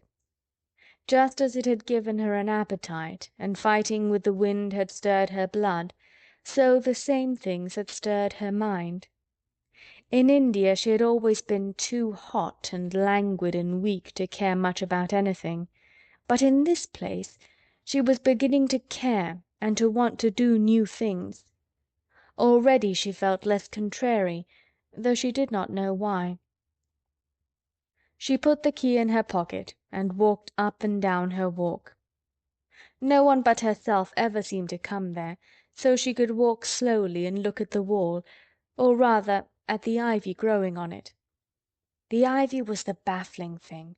Howsoever carefully she looked, she could see nothing but thickly growing, glossy, dark green leaves. She was very much disappointed. Something of her contrariness came back to her as she paced the walk and looked over it at the tree-tops inside. It seemed so silly, she said to herself, to be near it and not be able to get in. She took the key in her pocket when she went back to the house, and she made up her mind that she would always carry it with her when she went out, so that if she ever should find the hidden door, she would be ready. Mrs. Medlock had allowed Martha to sleep all night at the cottage, but she was back at her work in the morning with cheeks redder than ever and in the best of spirits. "I got up at 4 o'clock," she said. It was pretty on the moor with the birds getting up and the rabbits scampering about and the sun rising. I didn't walk all the way. A man gave me a ride in his cart and I did enjoy myself." She was full of stories of the delights of her day out. Her mother had been glad to see her, and they had got the baking and washing all out of the way. She had even made each of the children a dough cake with a bit of brown sugar on it. "I had 'em all piping hot when they came in from playing on the moor. And the cottage all smelt o' nice, clean, hot bacon, and there was a good fire, and they just shouted for joy. Our Dickon said our cottage was good enough for a king." In the evening they had all sat round the fire, and Martha and her mother had sewed patches on torn clothes and mended stockings, and Martha had told them about the little girl who had come from India and who had been waited on all her life by what Martha called blacks, until she didn't know how to put on her own stockings. They did like to hear about you," said Martha. "They wanted to know all about the blacks and about the ship you came in. I couldn't tell 'em enough." Mary reflected a little. "I'll tell you a great deal more before your next day out," she said, "so that you will have more to talk about. I dare say they would like to hear about riding on elephants and camels, and about the officers going to hunt tigers." "My word!" cried delighted Martha. "It would set 'em clean off their heads. Would tha' really do that, miss? It would be same as a wild beast show like we heard they had in York once." "India's quite different from Yorkshire," said Mary slowly as she thought the matter over. "I never thought of that. Did Dickon and your mother like to hear you talk about me?" "Why, our Dickon's eyes nearly started out of his head, they got that round," answered Martha. "But mother, she was put out about your seemin' to be all by yourself like. She said, 'Hasn't Mr. Craven got no governess for her, nor no nurse?' And I said, 'No, he hasn't, though Mrs. Medlock says he will when he thinks of it, but she says he mayn't think of it for 2 or 3 years.'" "I don't want a governess," said Mary sharply. "But mother says you ought to be learnin' your book by this time, and you ought to have a woman to look after you, and she says, 'Now, Martha, you just think how you'd feel yourself in a big place like that, wanderin' about all alone and no mother. You do your best to cheer her up,' she says, and I said I would." Mary gave her a long, steady look. "You do cheer me up," she said. "I like to hear you talk." Presently Martha went out of the room and came back with something held in her hands under her apron. "What does tha' think?" she said with a cheerful grin. "I've bought thee a present." "A present!" exclaimed Mistress Mary. How could a cottage full of 14 hungry people give anyone a present? "A man was driving across the moor peddling," Martha explained, "and he stopped his cart at our door. He had pots and pans and odds and ends, but mother had no money to buy anything.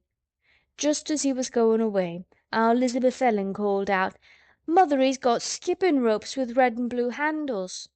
And Mother, she calls out quite sudden, "Here, stop, mister. How much are they?" And he says, "Tuppence." And Mother, she began fumbling in her pocket, and she says to me, "Martha, tha's brought me thy wages like a good lass, and I've got 4 places to put every penny, but I'm just going to take tuppence out of it to buy that child a skipping rope." And she bought one, and here it is. She brought it out from under her apron and exhibited it quite proudly. It was a strong, slender rope with a striped red and blue handle at each end. But Mary Lennox had never seen a skipping rope before. She gazed at it with a mystified expression. "What is it for?" she asked curiously. "For?" cried out Martha. "Does thou mean that they've not got skipping ropes in India, for all they've got elephants and tigers and camels? No wonder most of 'em's black. This is what it's for. Just watch me." And she ran into the middle of the room, and taking a handle in each hand, began to skip and skip and skip, while Mary turned in her chair to stare at her, and the queer faces in the old portraits seemed to stare at her too, and wonder what on earth this common little cottager had the impudence to be doing under their very noses. But Martha did not even see them. The interest and curiosity in Mistress Mary's face delighted her, and she went on skipping and counted as she skipped until she had reached 100. "I could skip longer than that," she said when she stopped. "I've skipped as much as 500 when I was 12, but I wasn't as fat then as I am now, and I was in practice." Mary got up from her chair, beginning to feel excited herself. "It looks nice," she said. "Your mother is a kind woman. Do you think I could ever skip like that?" "You just try it," urged Martha, handing her the skipping rope. "You can't skip 100 at first, but if you practice you'll mount up. That's what Mother said. She says, 'Nothin' will do her more good than skippin' rope. It's the sensiblest toy a child can have. Let her play out in the fresh air skippin', and it'll stretch her legs and arms and give her some strength in 'em.'" It was plain that there was not a great deal of strength in Mistress Mary's arms and legs when she first began to skip. She was not very clever at it, but she liked it so much that she did not want to stop. "Put on thy things and run and skip out of doors," said Martha. "Mother said I must tell you to keep out of doors as much as you could, even when it rains a bit, so as tha'd wrap up warm." Mary put on her coat and hat and took her skipping rope over her arm. She opened the door to go out, and then suddenly thought of something, and turned back rather slowly. "Martha," she said, "they were your wages. It was your 2 pence, really. Thank you."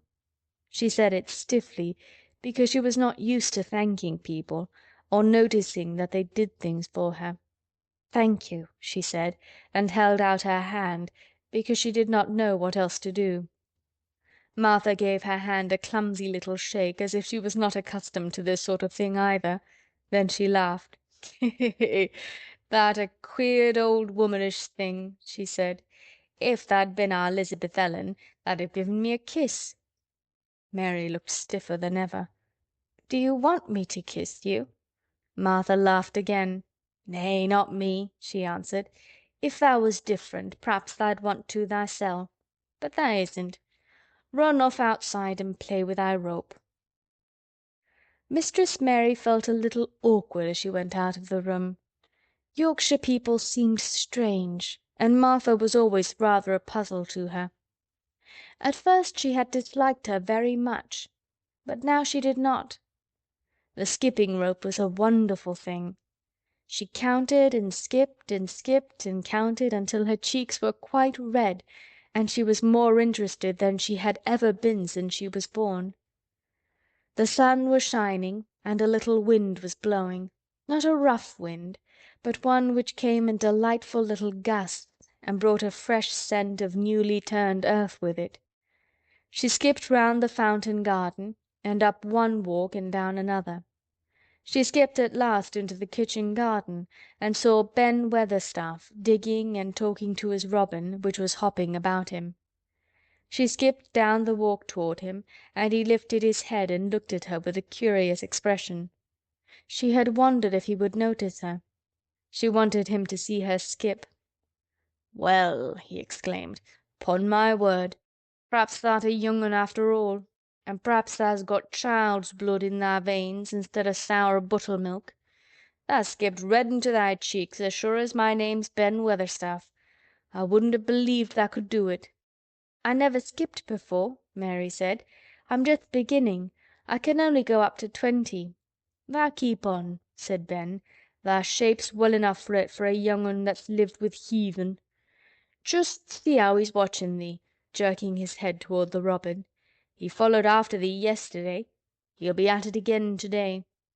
He'll be bound to find out what skippin' rope is. He's never seen one. Eh," shaking his head at the bird, "tha curiosity will be the death o' thee sometime if tha doesn't look sharp."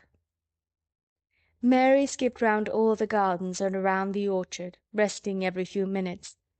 At length she went to her own special walk and made up her mind to try if she could skip the whole length of it. It was a good long skip, and she began slowly, but before she had gone halfway down the path she was so hot and breathless that she was obliged to stop. She did not mind much, because she had already counted up to 30. She stopped with a little laugh of pleasure, and there, lo and behold, was the robin swaying on a long branch of ivy. He had followed her, and he greeted her with a chirp. As Mary had skipped toward him, she felt something heavy in her pocket strike against her at each jump, and when she saw the robin she laughed again. "You showed me where the key was yesterday," she said. "You ought to show me the door today, but I don't believe you know." The robin flew from his swinging spray of ivy onto the top of the wall, and he opened his beak and sang a loud, lovely trill merely to show off.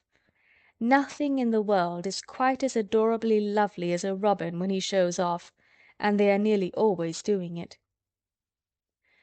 Mary Lennox had heard a great deal about magic in her Ayah's stories, and she always said that what happened almost at that moment was magic. One of the nice little gusts of wind rushed down the walk, and it was a stronger one than the rest. It was strong enough to wave the branches of the trees, and it was more than strong enough to sway the trailing sprays of untrimmed ivy hanging from the wall. Mary had stepped close to the robin, and suddenly the gust of wind swung aside some loose ivy trails, and more suddenly still she jumped toward it and caught it in her hand. This she did because she had seen something under it, a round knob which had been covered by the leaves hanging over it. It was the knob of a door. She put her hands under the leaves and began to pull and push them aside. Thick as the ivy hung, it nearly all was a loose and swinging curtain, though some had crept over wood and iron. Mary's heart began to thump and her hands to shake a little in her delight and excitement. The robin kept singing and twittering away and tilting his head on one side as if he were as excited as she was. What was this under her hands which was square and made of iron and which her fingers found a hole in? It was the lock of the door which had been closed 10 years, and she put her hand in her pocket, drew out the key, and found it fitted the keyhole. She put the key in and turned it. It took 2 hands to do it, but it did turn. And then she took a long breath and looked behind her up the long walk to see if anyone was coming. No one was coming. No one ever did come, it seemed. And she took another long breath because she could not help it, and she held back the swinging curtain of ivy and pushed back the door, which opened slowly, slowly. Then she slipped through it and shut it behind her, and stood with her back against it looking about her and breathing quite fast with excitement and wonder and delight. She was standing inside the secret garden. End of chapter 8.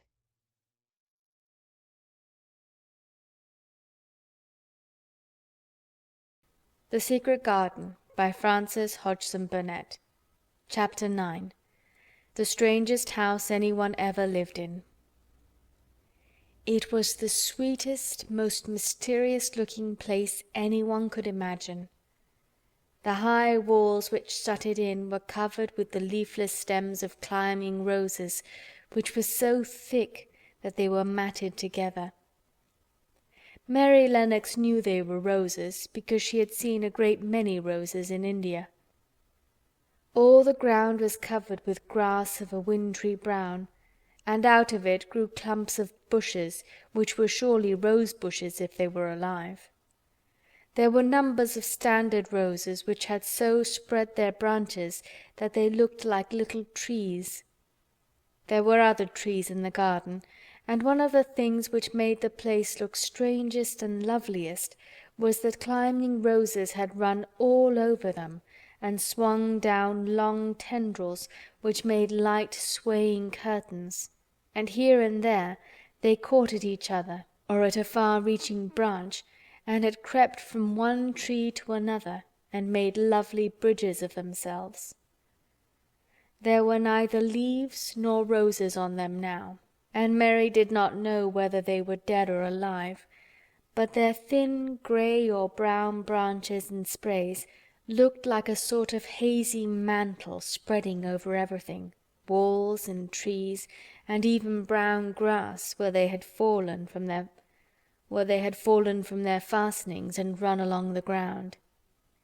It was this hazy tangle from tree to tree which made it all look so mysterious. Mary had thought it must be different from other gardens which had not been left all by themselves so long, and indeed it was different from any other place she had ever seen in her life. "How still it is," she whispered. "How still."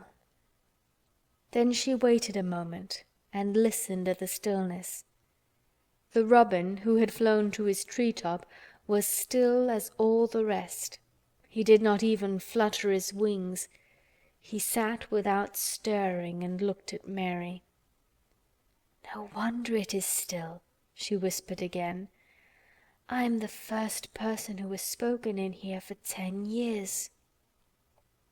She moved away from the door, stepping as softly as if she were afraid of awakening someone. She was glad that there was grass under her feet and that her steps made no sounds. She walked under one of the fairy-like grey arches between the trees and looked up at the sprays and tendrils which formed them. "I wonder if they are all quite dead," she said. "Is it all a quite dead garden? I wish it wasn't." If she had been Ben Weatherstaff, she could have told whether the wood was alive by looking at it, but she could only see that there were only grey or brown sprays and branches, and none showed any signs of even a tiny leaf-bud anywhere. But she was inside the wonderful garden, and she could come through the door under the ivy any time, and she felt as if she had found a world all her own. The sun was shining inside the 4 walls, and the high arch of blue sky over this particular piece of Misselthwaite seemed even more brilliant and soft than it was over the moor. The robin flew down from his tree-top and hopped about or flew after her from one bush to another. He chirped a good deal and had a very busy air, as if he were showing her things. Everything was strange and silent, and she seemed to be hundreds of miles away from anyone. But somehow she did not feel lonely at all. All that troubled her was her wish that she knew whether all the roses were dead, or if perhaps some of them had lived and might put out leaves and buds as the weather got warmer. She did not want it to be a quite dead garden. If it were quite a live garden, how wonderful it would be, and what thousands of roses would grow on every side. Her skipping rope had hung over her arm when she came in, and after she had walked about for a while, she thought she would skip around the whole garden, stopping when she wanted to look at things. There seemed to have been grass paths here and there, and in one or two corners there were alcoves of evergreen with stone seats or tall moss-covered flower urns in them.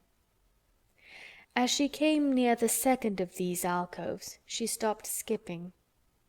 There had once been a flower bed in it, and she thought she saw something sticking out of the black earth, some sharp little pale green points. She remembered what Ben Weatherstaff had said, and she knelt down to look at them. "Yes, they are tiny growing things, and they might be crocuses or snowdrops or daffodils," she whispered. She bent very close to them and sniffed the fresh scent of the damp earth. She liked it very much. "Perhaps there are some other ones coming up in other places," she said. "I will go all over the garden and look." She did not skip, but walked. She went slowly and kept her eyes on the ground. She looked in the old border beds and among the grass, and after she had gone round, trying to miss nothing, she had found ever so many more sharp, pale green points, and she had become quite excited again. "It isn't a quite dead garden," she cried out softly to herself. "Even if the roses are dead, there are other things alive." She did not know anything about gardening, but the grass seemed so thick in some of the places where the green points were pushing their way through that she thought they did not seem to have enough room to grow. She searched about until she found a rather sharp piece of wood, and knelt down and dug and weeded out the weeds and grass until she made nice little clear places around them. "Now they look as if they could breathe," she said, after she had finished with the first ones. "I'm going to do ever so many more. I'll do all I can see. If I haven't time today, I can come tomorrow." She went from place to place and dug and weeded and enjoyed herself so immensely that she was led on from bed to bed and into the grass under the trees. The exercise made her so warm that she first threw her coat off and then her hat, and without knowing it she was smiling down onto the grass and the pale green points all the time. The robin was tremendously busy. He was very much pleased to see gardening begun on his own estate.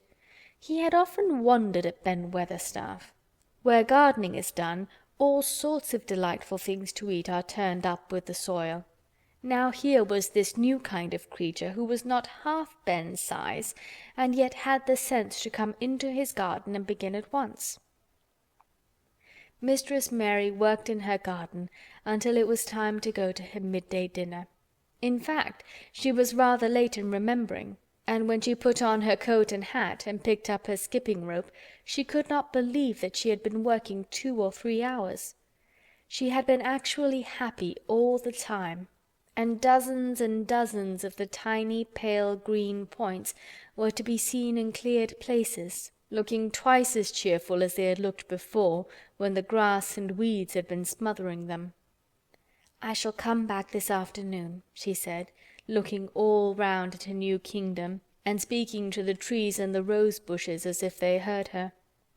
Then she ran lightly across the grass, pushed open the slow old door, and slipped through it under the ivy. She had such red cheeks and such bright eyes, and ate such a dinner, that Martha was delighted. "2 pieces o' meat and 2 helps o' rice puddin'," she said. "Eh, mother will be pleased when I tell her what the skippin' rope's done for thee." In the course of her digging with her pointed stick, Mistress Mary had found herself digging up a sort of white root rather like an onion.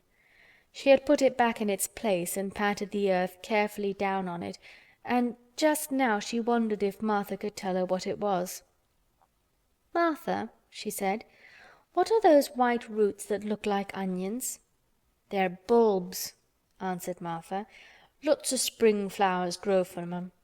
The very little ones are snowdrops and crocuses, and the big ones are narcissuses and jonquils and daffodowndillies. The biggest of all is lilies and purple flags. Eh, they are nice. Dickon's got a whole lot of 'em planted in our bit o' garden." "Does Dickon know all about them?" asked Mary, a new idea taking possession of her. "Our Dickon can make a flower grow out of a brick walk. Mother says he just whispers things out of the ground." "Do bulbs live a long time? Would they live years and years if no one helped them?" inquired Mary anxiously. "They're things as helps themselves," said Martha. "That's why poor folk can afford to have 'em. If you don't trouble 'em, most of 'em'll work away underground for a lifetime and spread out and have little uns. There's a place in the park woods here where there's snowdrops by thousands. They're the prettiest sight in Yorkshire when the spring comes. No one knows when they was first planted." "I wish the spring was here now," said Mary. "I want to see all the things that grow in England." She had finished her dinner and gone to her favorite seat on the hearthrug. I wish I had a little spade," she said. "Whatever does tha want a spade for?" asked Martha, laughing. "Art tha going to take to diggin'? I must tell mother that too." Mary looked at the fire and pondered a little. She must be careful if she meant to keep her secret kingdom. She wasn't doing any harm, but if Mr. Craven found out about the open door, he would be fearfully angry and get a new key and lock it up forevermore. She really could not bear that. "This is such a big, lonely place," she said slowly, as if she were turning matters over in her mind. "The house is lonely, and the park is lonely, and the gardens are lonely. So many places seem shut up. I never did many things in India, but there were more people to look at, natives and soldiers marching by, and sometimes bands playing, and my ayah told me stories. There is no one to talk to here except you and Ben Weatherstaff, and you have to do your work, and Ben Weatherstaff won't speak to me often. I thought if I had a little spade I could dig somewhere as he does, and I might make a little garden if he would give me some seeds." Martha's face quite lighted up. "There now," she exclaimed, "if that wasn't one of the things Mother said. She says, 'There's such a lot of room in that big place, why don't they give her a bit for herself, even if she doesn't plant nothing but parsley and radishes? She'd dig and rake away and be right happy down over it.'"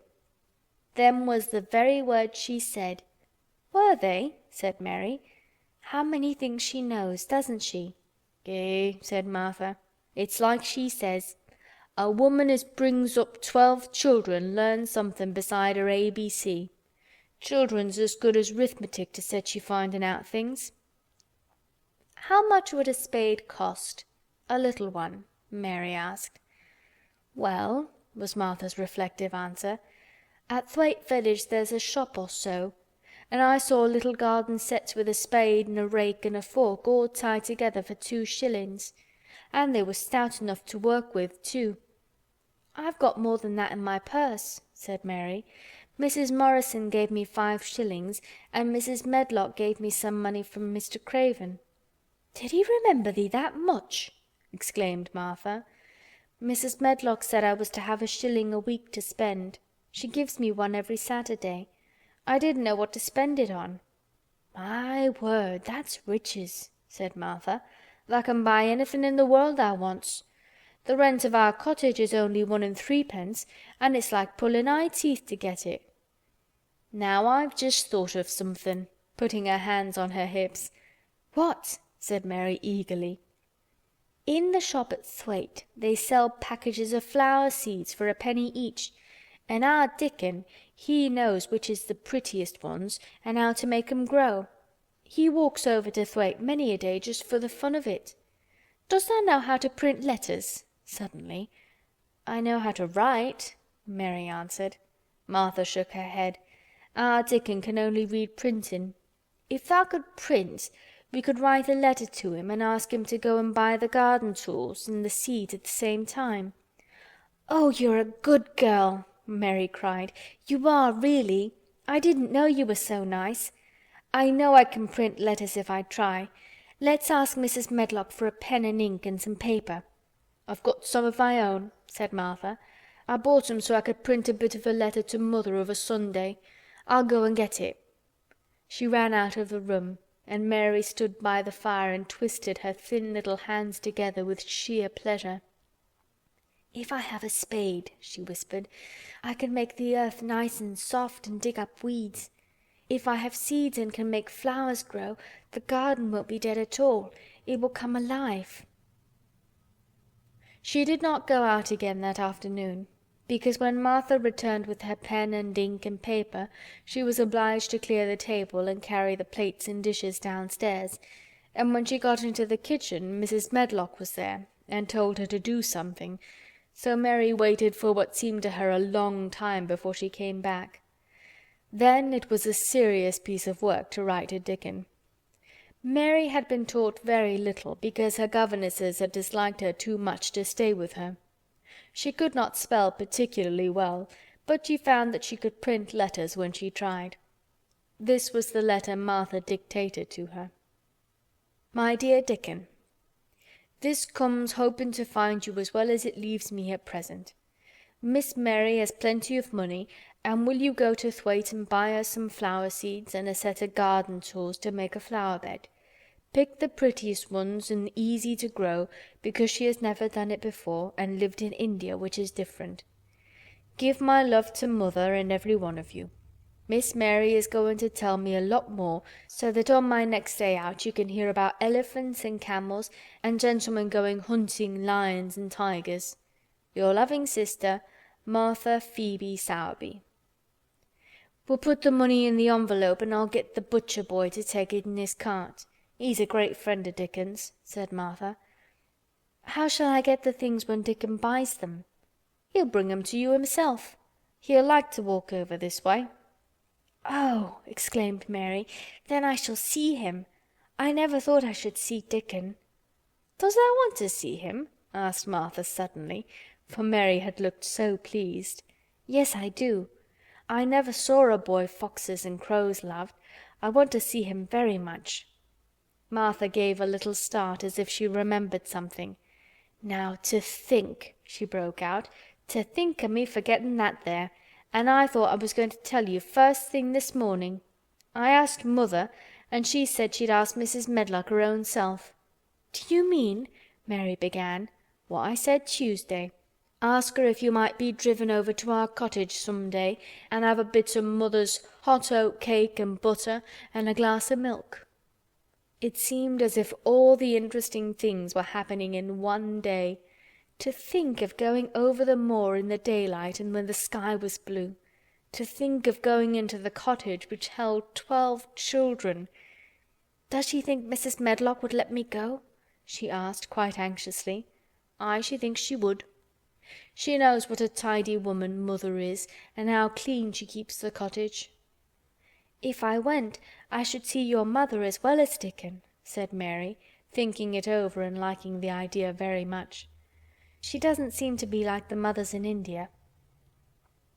Her work in the garden and the excitement of the afternoon ended by making her feel quiet and thoughtful. Martha stayed with her until tea time, but they sat in comfortable quiet and talked very little. But just before Martha went downstairs for the tea tray, Mary asked a question. "Martha," she said, "has the scullery maid had the toothache again today?" Martha certainly started slightly. "What makes thee ask that?" she said. "Because when I waited so long for you to come back, I opened the door and walked down the corridor to see if you were coming, and I heard that far-off crying again, just as we heard it the other night. There isn't a wind today, so you see it couldn't have been the wind." "Eh," said Martha restlessly, "thou mustn't go walking about in corridors and listening. Mr. Craven would be that there angry there's no knowing what he'd do." "I wasn't listening," said Mary. "I was just waiting for you, and I heard it. That's 3 times." "My word! There's Mrs. Medlock's bell," said Martha, and she almost ran out of the room. "It's the strangest house anyone ever lived in," said Mary drowsily, as she dropped her head on the cushioned seat of the armchair near her. Fresh air and digging and skipping rope had made her feel so comfortably tired that she fell asleep. End of chapter 9.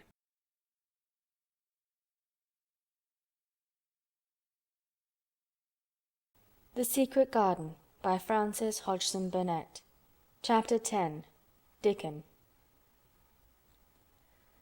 The sun shone down for nearly a week on the secret garden.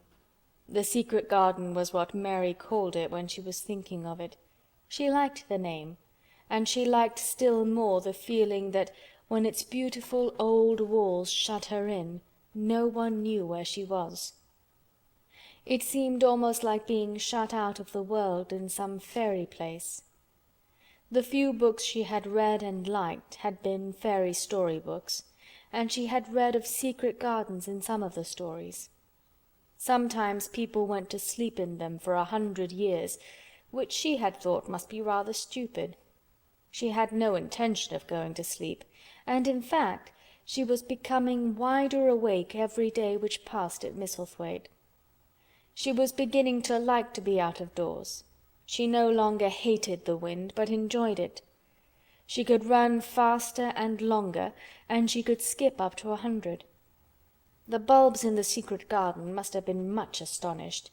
Such nice clear places were made round them that they had all the breathing space they wanted, and really, if Mistress Mary had known it, they began to cheer up under the dark earth and work tremendously. The sun could get at them and warm them, and when the rain came down it could reach them at once, so they began to feel very much alive. Mary was an odd, determined little person, and now she had something interesting to be determined about, she was very much absorbed indeed. She worked and dug and pulled up weeds steadily, only becoming more pleased with her work every hour instead of tiring of it. It seemed to her like a fascinating sort of play. She found many more of the sprouting pale green points than she had ever hoped to find. They seemed to be starting up everywhere, and each day she was sure she found tiny new ones, some so tiny that they barely peeped above the earth. There were so many that she remembered what Martha had said about the snowdrops by the thousands, and about bulbs spreading and making new ones. These had been left to themselves for 10 years, and perhaps they had spread, like the snowdrops, into thousands. She wondered how long it would be before they showed that they were flowers. Sometimes she stopped digging to look at the garden and try to imagine what it would be like when it was covered with thousands of lovely things in bloom. During that week of sunshine she became more intimate with Ben Weatherstaff. She surprised him several times by seeming to start up beside him as if she sprang out of the earth. The truth was that she was afraid that he would pick up his tools and go away if he saw her coming, so she always walked toward him as silently as possible. But in fact he did not object to her as strongly as he had at first. Perhaps he was secretly rather flattered by her evident desire for his elderly company. Then, also, she was more civil than she had been. He did not know that when she first saw him she spoke to him as she would have spoken to a native, and had not known that a cross, sturdy old Yorkshireman was not accustomed to salaam his masters and be merely commanded by them to do things. "Thou'rt like the robin," he said to her one morning when he lifted his head and saw her standing by him. "I never knows when I shall see thee, or which side thou'll come from." "He's friends with me now," said Mary. "That's like him," snapped Ben Weatherstaff. "Making up to the women folk just for vanity and flightiness. There's nothing he wouldn't do for the sake of showing off and flirting his tail feathers. He's as full of pride as an egg's full of meat." He very seldom talked much, and sometimes did not even answer Mary's questions except by a grunt, but this morning he said more than usual. He stood up and rested one hobnailed boot on the top of his spade while he looked her over. "How long has tha been here?" he jerked out. "I think it's about a month," she answered.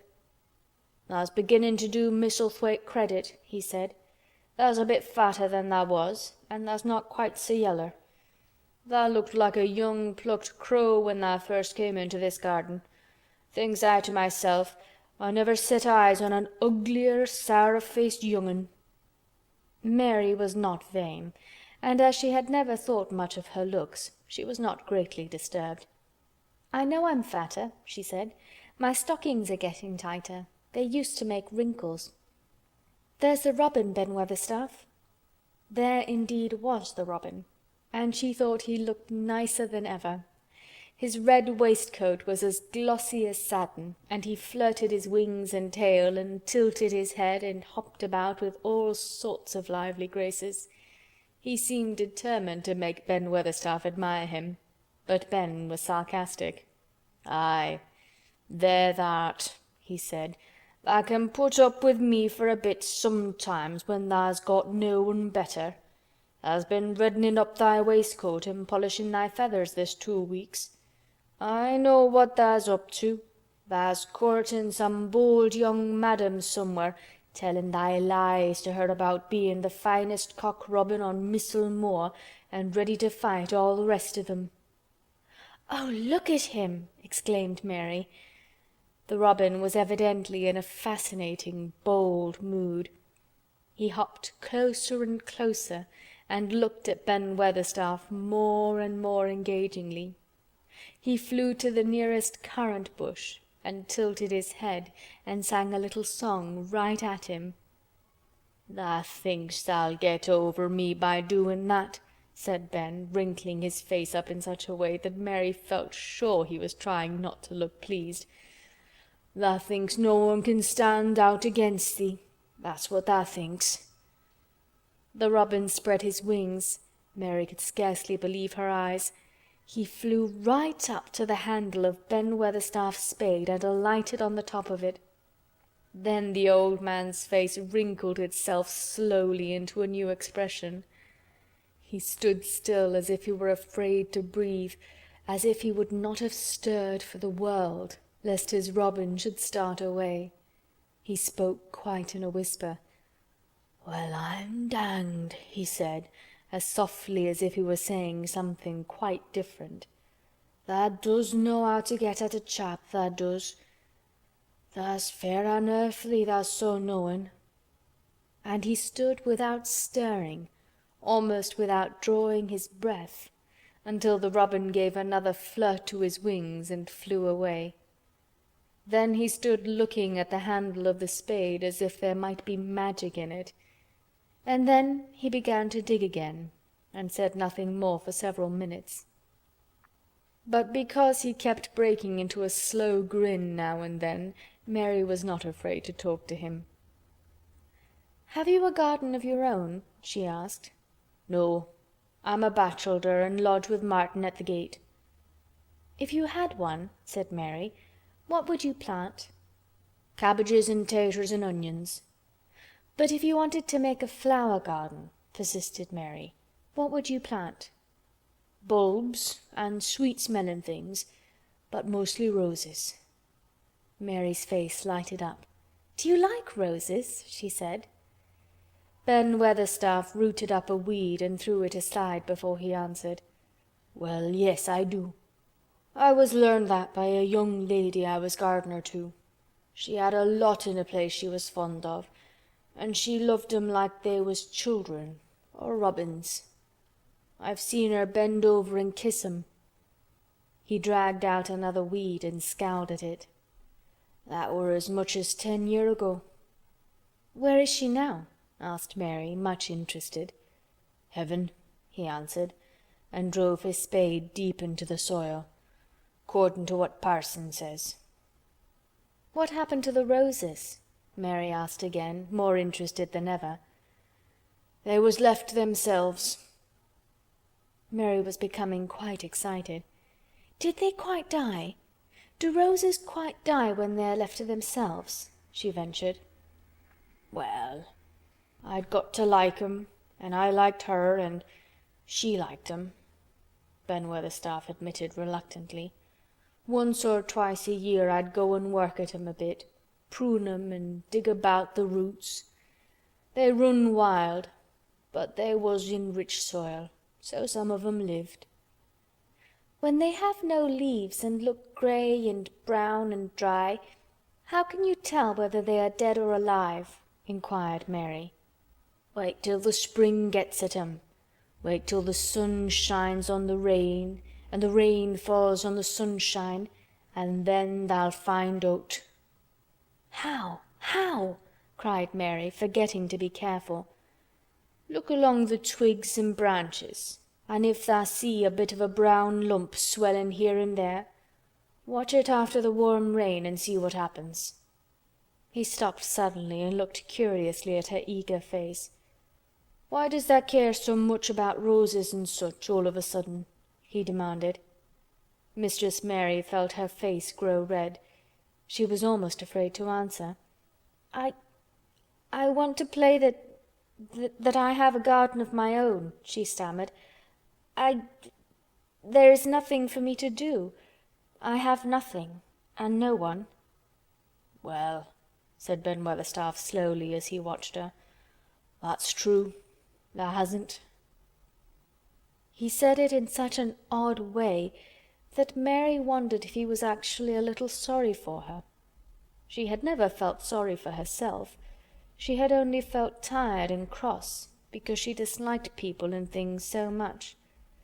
But now the world seemed to be changing and getting nicer. If no one found out about the secret garden, she should enjoy herself always. She stayed with him for 10 or 15 minutes longer and asked him as many questions as she dared.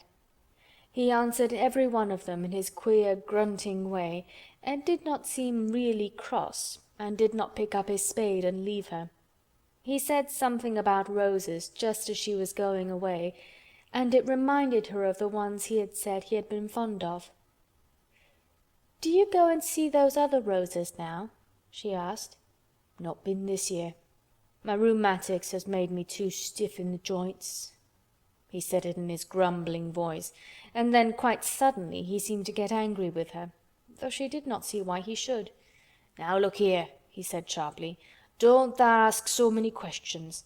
Tha'rt the worst wench for asking questions I've ever come across. Get thee gone and play thee. I've done talking for today."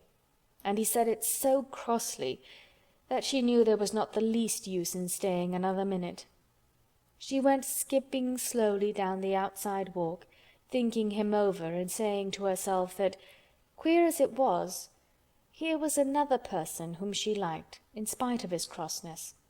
She liked old Ben Weatherstaff. Yes, she did like him. She always wanted to try to make him talk to her. Also, she began to believe that he knew everything in the world about flowers. There was a laurel-hedged walk which curved round the secret garden and ended at a gate which opened into a wood in the park. She thought she would slip round this walk and look into the wood and see if there were any rabbits hopping about. She enjoyed the skipping very much, and when she reached the little gate, she opened it and went through because she heard a low, peculiar whistling sound and wanted to find out what it was. It was a very strange thing indeed. She quite caught her breath as she stopped to look at it. A boy was sitting under a tree with his back against it, playing on a rough wooden pipe. He was a funny-looking boy about 12. He looked very clean and his nose turned up and his cheeks were as red as poppies, and never had Mistress Mary seen such round and such blue eyes in any boy's face.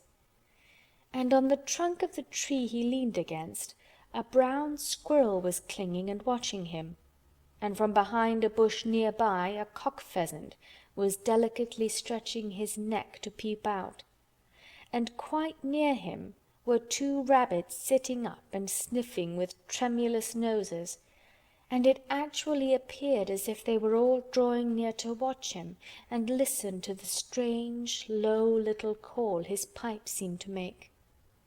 When he saw Mary, he held up his hand and spoke to her in a voice almost as low as, and rather like, his piping. "Don't tha move," he said. "It'd flight 'em." Mary remained motionless. He stopped playing his pipe and began to rise from the ground. He moved so slowly that it scarcely seemed as though he were moving at all.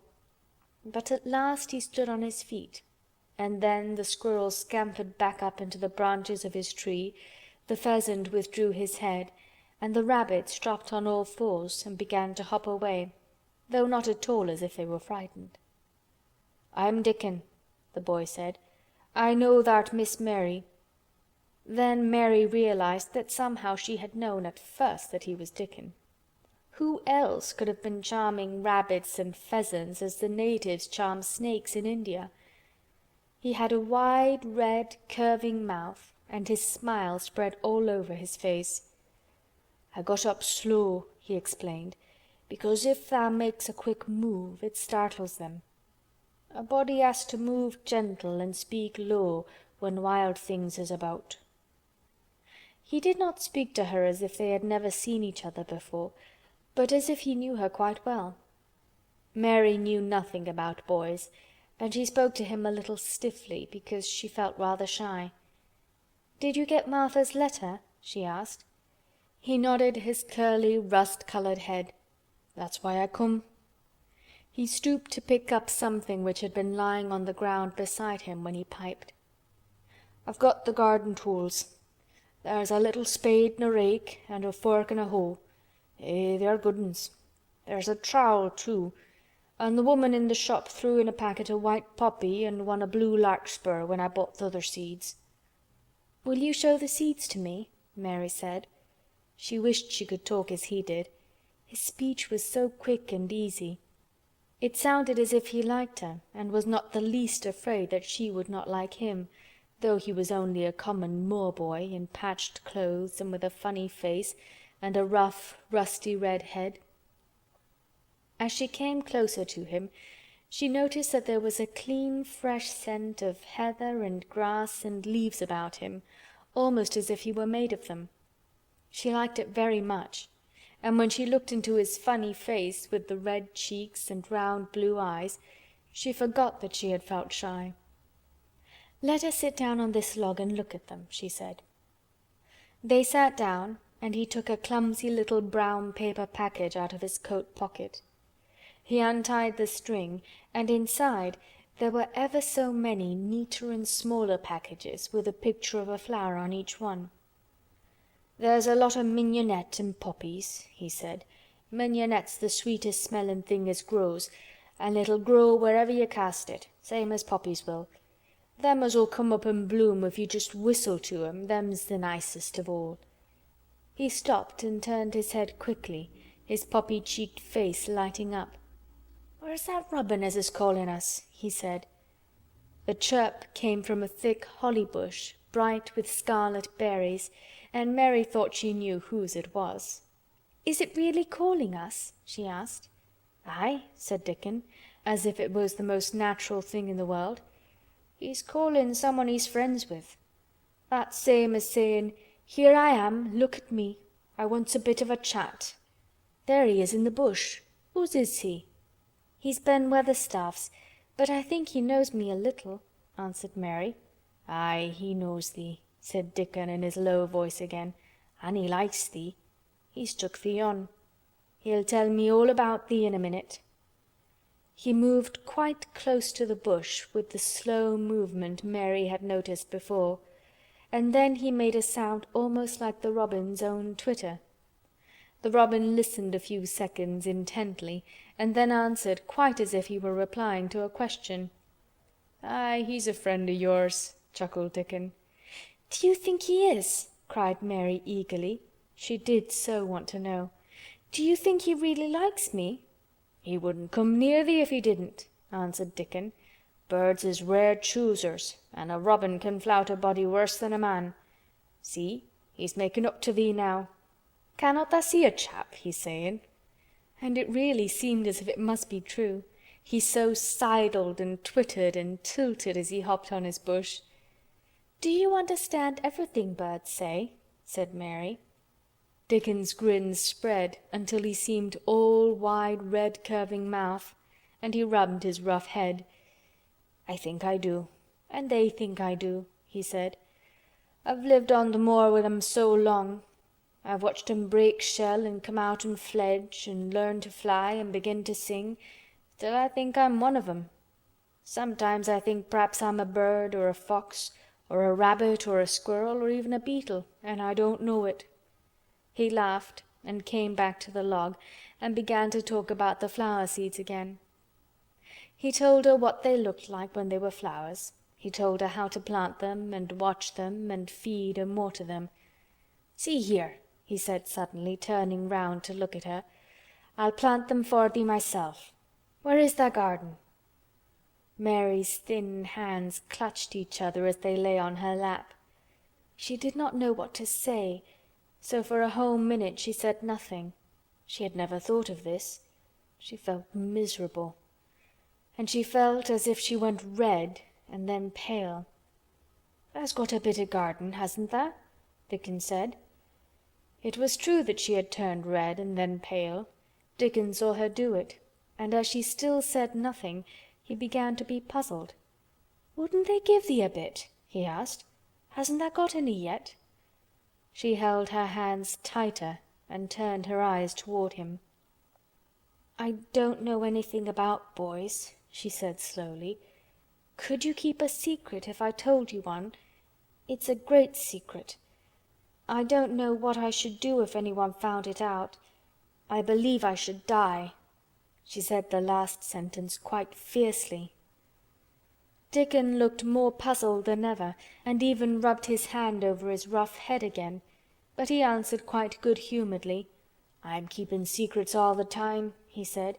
"If I couldn't keep secrets from th' other lads, secrets about foxes' cubs and birds' nests and wild things' holes, there'd be naught safe on the moor. Aye, I can keep secrets." Mistress Mary did not mean to put out her hand and clutch his sleeve, but she did it. "I've stolen a garden," she said very fast. "It isn't mine. It isn't anybody's. Nobody wants it. Nobody cares for it. Nobody ever goes into it. Perhaps everything is dead in it already. I don't know." She began to feel hot and as contrary as she had ever felt in her life.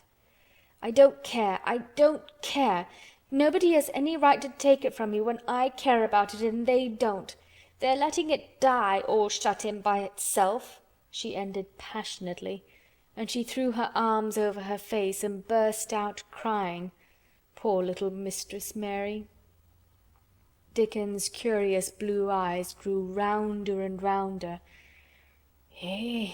he said, drawing his exclamation out slowly, and the way he did it meant both wonder and sympathy. "I've nothing to do," said Mary. "Nothing belongs to me.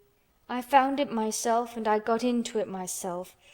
I was only just like the robin, and they wouldn't take it from the robin." "Where is it?" asked Dickon in a dropped voice. Mistress Mary got up from the log at once. She knew she felt contrary again and obstinate, and she did not care at all. She was imperious and Indian and at the same time hot and sorrowful. "Come with me and I'll show you," she said. She led him round the laurel path and to the walk where the ivy grew so thickly. Dickon followed her with a queer, almost pitying look on his face. He felt as if he were being led to look at some strange bird's nest and must move slowly. When she stepped to the wall and lifted the hanging ivy, he started. There was a door, and Mary pushed it slowly open, and they passed in together. And then Mary stood and waved her hand round defiantly.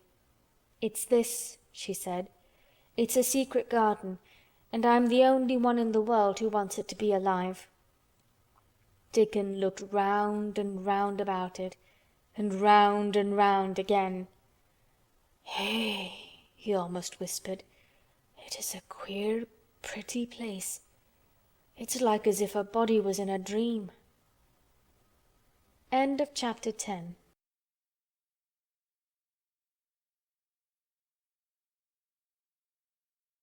The Secret Garden by Frances Hodgson Burnett. Chapter 11. The Nest of the Missel Thrush. For 2 or 3 minutes he stood looking round him, while Mary watched him, and then he began to walk about softly, even more lightly than Mary had walked the first time she had found herself inside the 4 walls. His eyes seemed to be taking in everything: the grey trees with the grey creepers climbing over them and hanging from their branches, the tangle on the walls and among the grass, the evergreen alcoves with the stone seats and tall flower urns standing in them. "I never thought I'd see this place," he said at last in a whisper. "Did you know about it?" asked Mary. She had spoken aloud, and he made a sign to her. "We must talk low," he said, "or someone'll hear us, and wonder what's to do in here." "Oh, I forgot," said Mary, feeling frightened, and putting her hand quickly against her mouth. "Did you know about the garden?" she asked again, when she had recovered herself. Dickon nodded. "Martha told me there was one as no one ever went inside," he answered. "Us used to wonder what it was like." He stopped and looked round the lovely grey tangle about him, and his eyes looked queerly happy. The nests as'll be here come springtime," he said. "It'd be the safest nestin' place in England.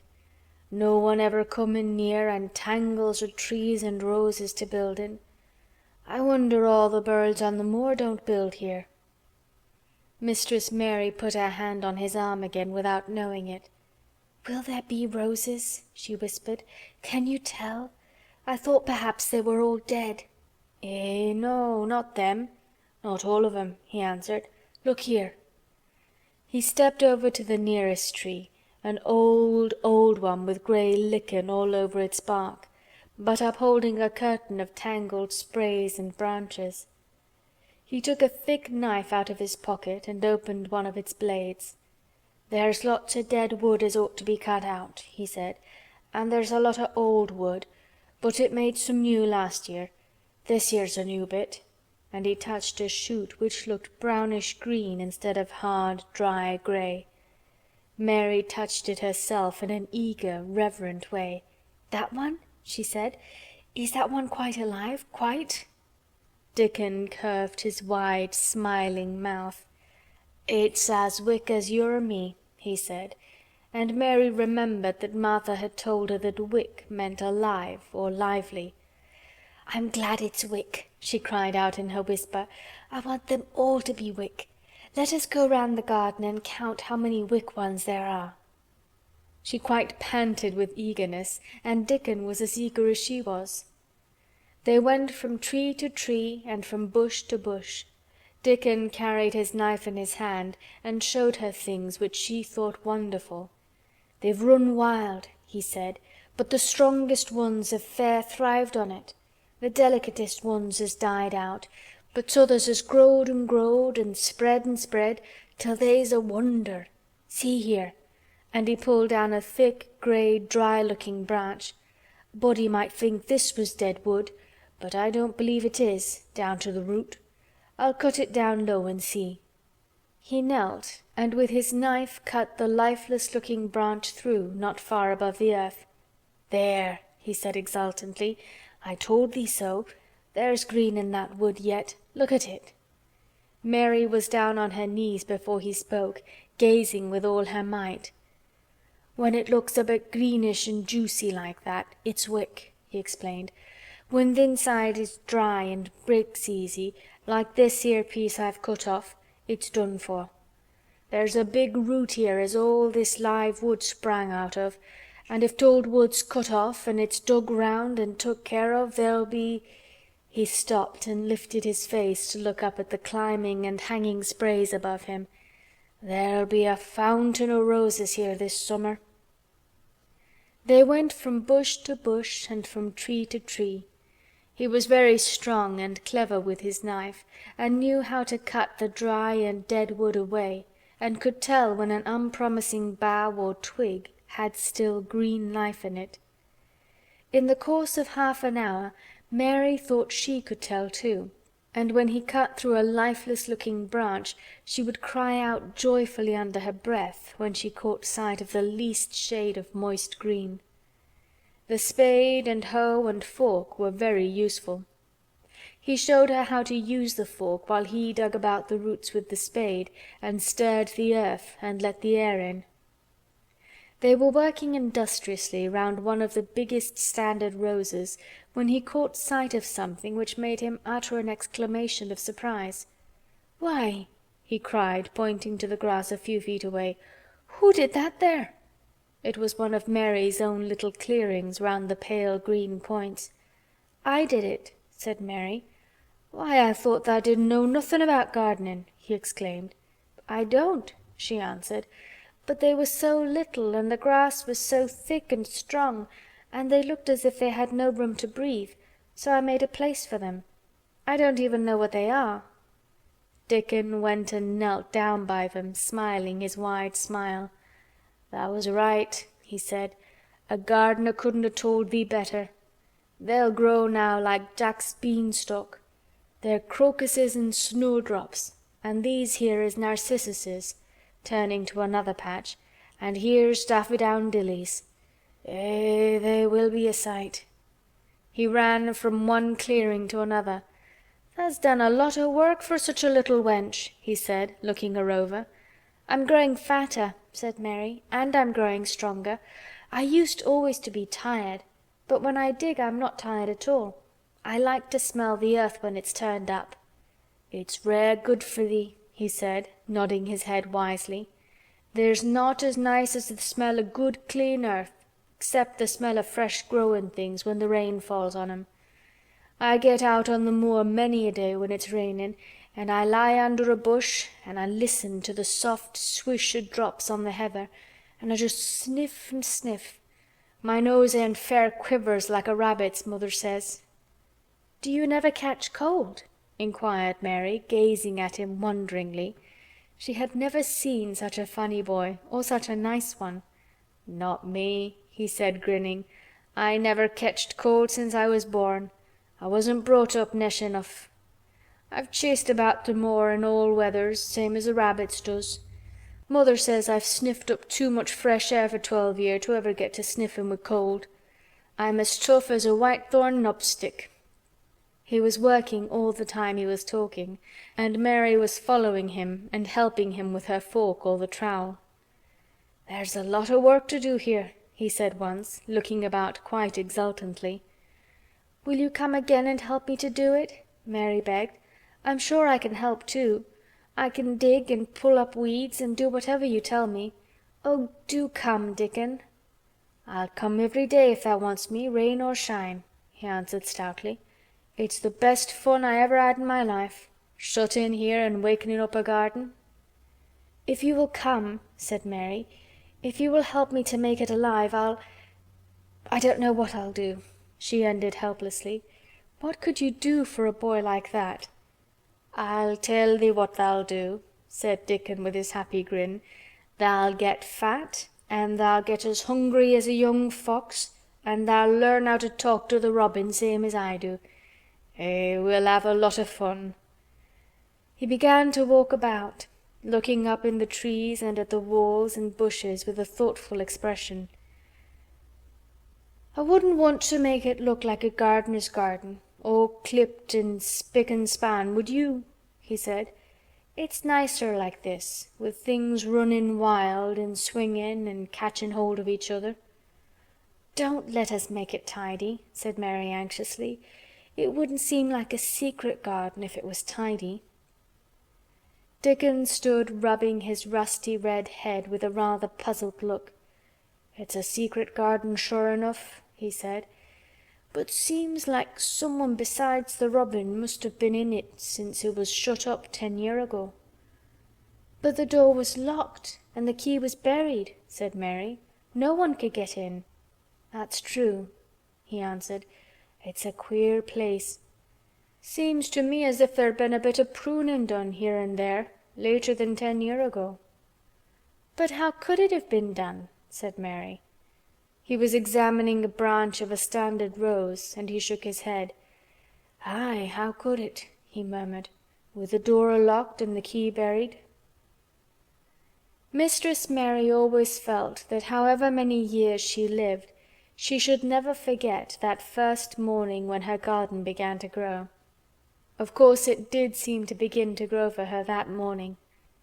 When Dickon began to clear places to plant seeds, she remembered what Basil had sung at her when he wanted to tease her.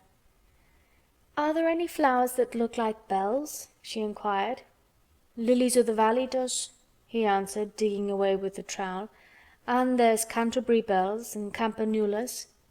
"Let's plant some," said Mary. "There's lilies of the valley here already. I saw 'em. They'll have growed too close and we'll have to separate them, but there's plenty.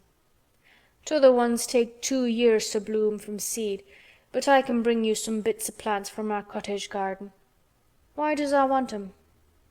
Then Mary told him about Basil and his brothers and sisters in India, and of how she had hated them, and of their calling her Mistress Mary quite contrary. "They used to dance round and sing at me.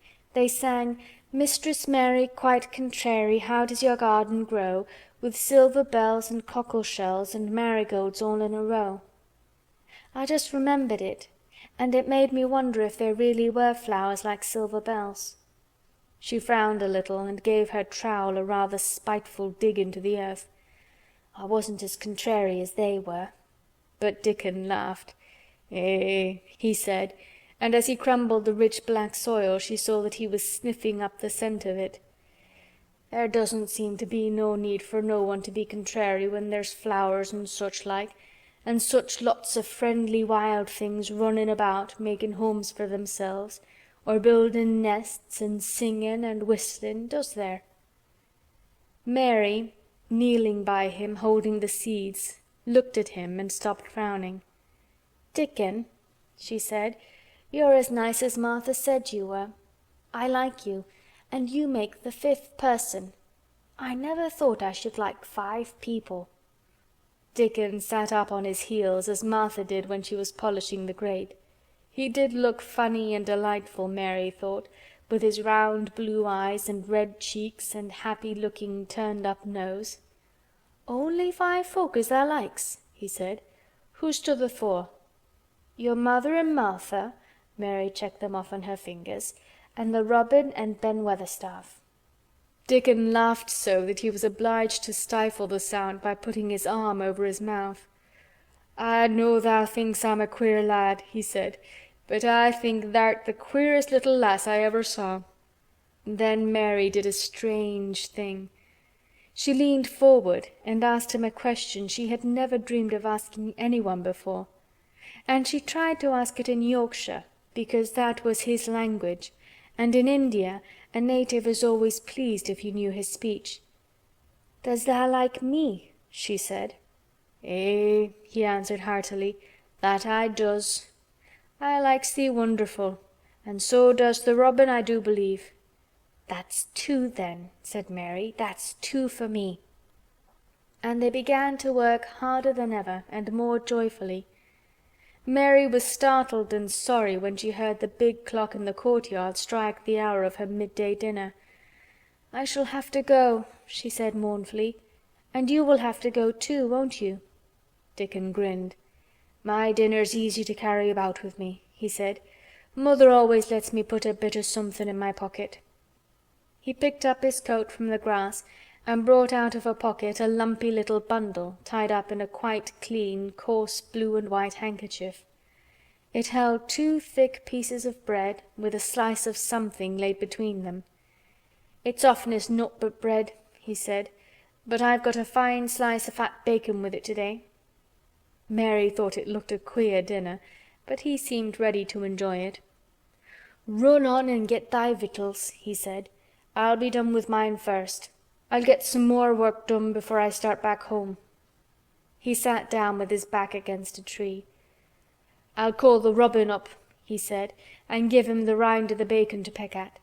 They likes a bit of fat wonderful." Mary could scarcely bear to leave him.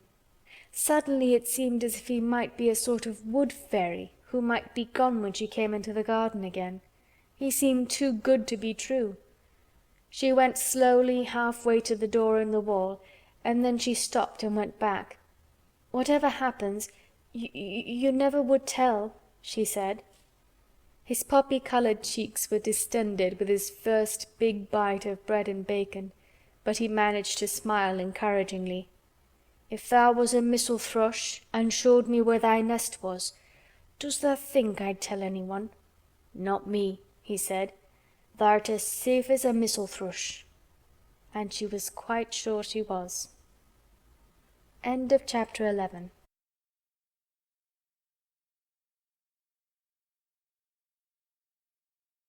The Secret Garden by Frances Hodgson Burnett.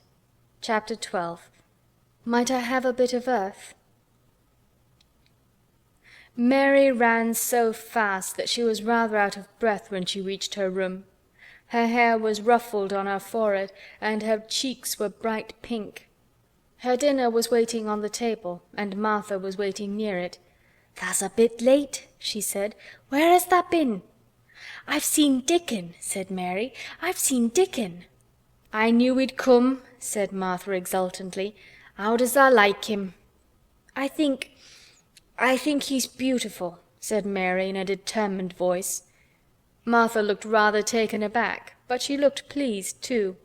"Well," she said, "he's the best lad as ever was born, but us never thought he was handsome.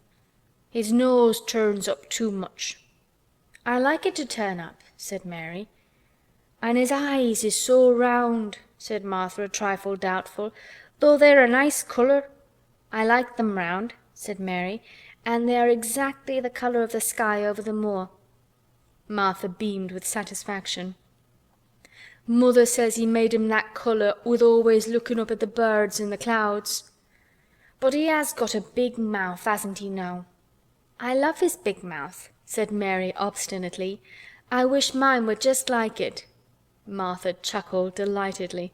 "It'd look rare and funny in thy tiny bit of a face," she said. "But I knowed it would be that way when tha saw him. How did tha like the seeds in the garden tools?" "How did you know he brought them?" asked Mary. "Eh? I never thought of him not bringing 'em. He'd be sure to bring 'em if they was in Yorkshire. He's such a trusty lad." Mary was afraid that she might begin to ask difficult questions, but she did not. She was very much interested in the seeds and gardening tools, and there was only one moment when Mary was frightened. This was when she began to ask where the flowers were to be planted. "Who did tha ask about it?" she inquired.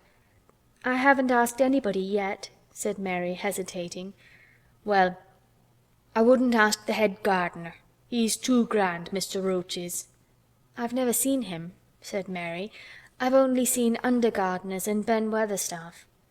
"If I was you I'd ask Ben Weatherstaff," advised Martha. "He's not half as bad as he looks, for all he's so crabbed. Mr. Craven lets him do what he likes, because he was here when Mrs. Craven was alive, and he used to make her laugh. She liked him. Perhaps he'd find you a corner somewhere out of the way." "If it was out of the way and no one wanted it, no one could mind my having it, could they?" Mary said anxiously. "There wouldn't be no reason," answered Martha. "You wouldn't do no harm." Mary ate her dinner as quickly as she could, and when she rose from the table she was going to run to her room to put her hat on again, but Martha stopped her. "I've got something to tell you," she said. "I thought I'd let you eat your dinner first. Mr. Craven came back this morning, and I think he wants to see you." Mary turned quite pale. "Oh," she said. "Why? Why? "He didn't want to see me when I came. I heard Pitcher say he didn't." "Well," explained Martha, "Mrs. Medlock says it's because of Mother.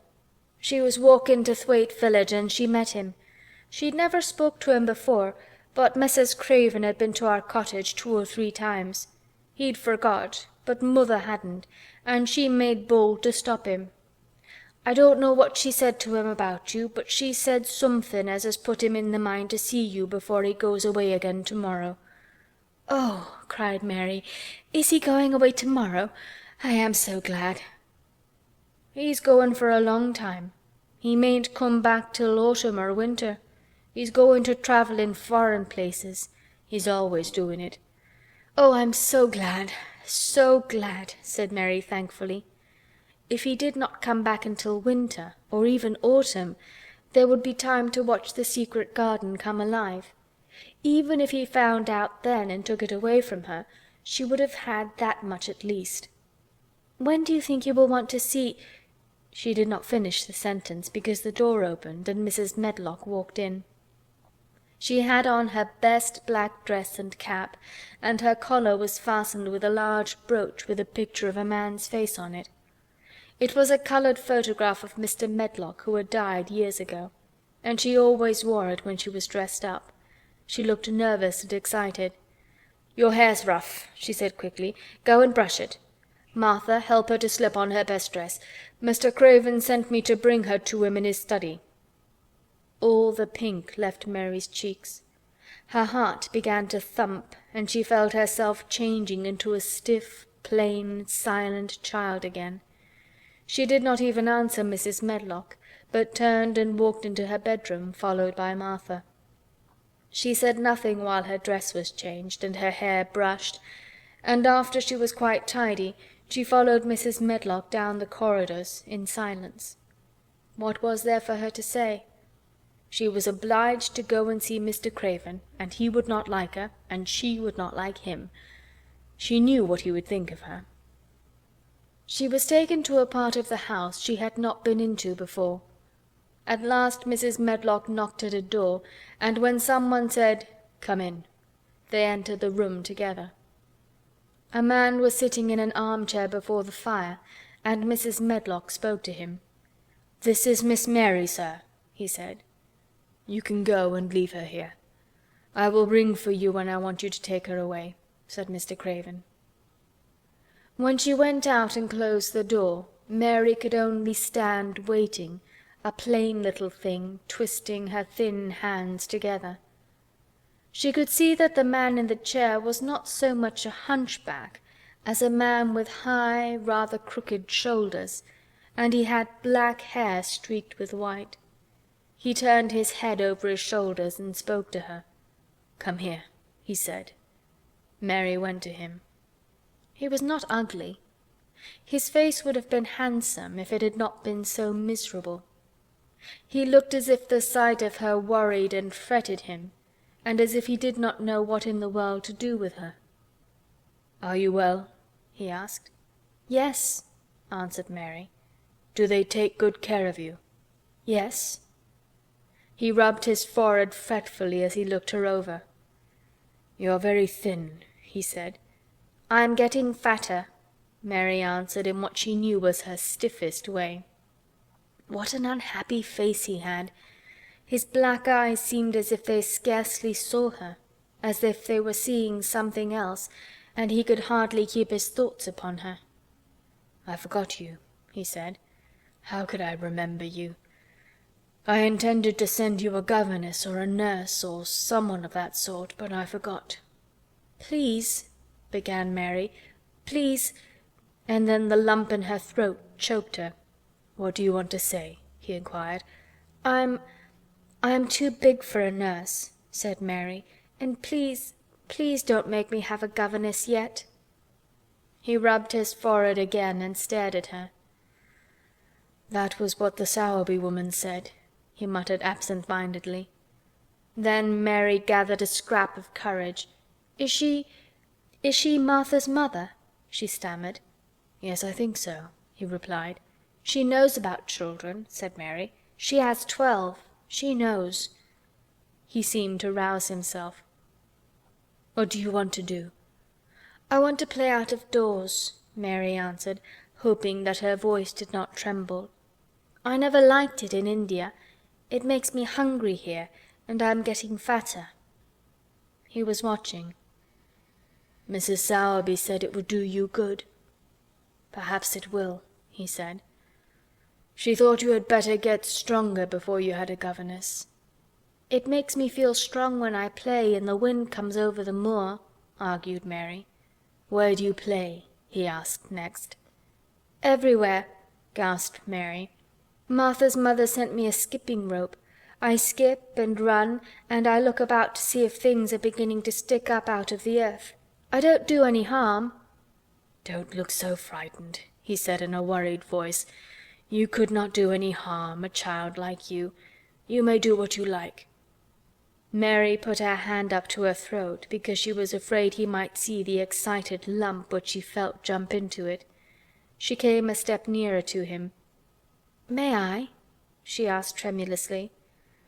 Her anxious little face seemed to worry him more than ever. "Don't look so frightened," he exclaimed. "Of course you may.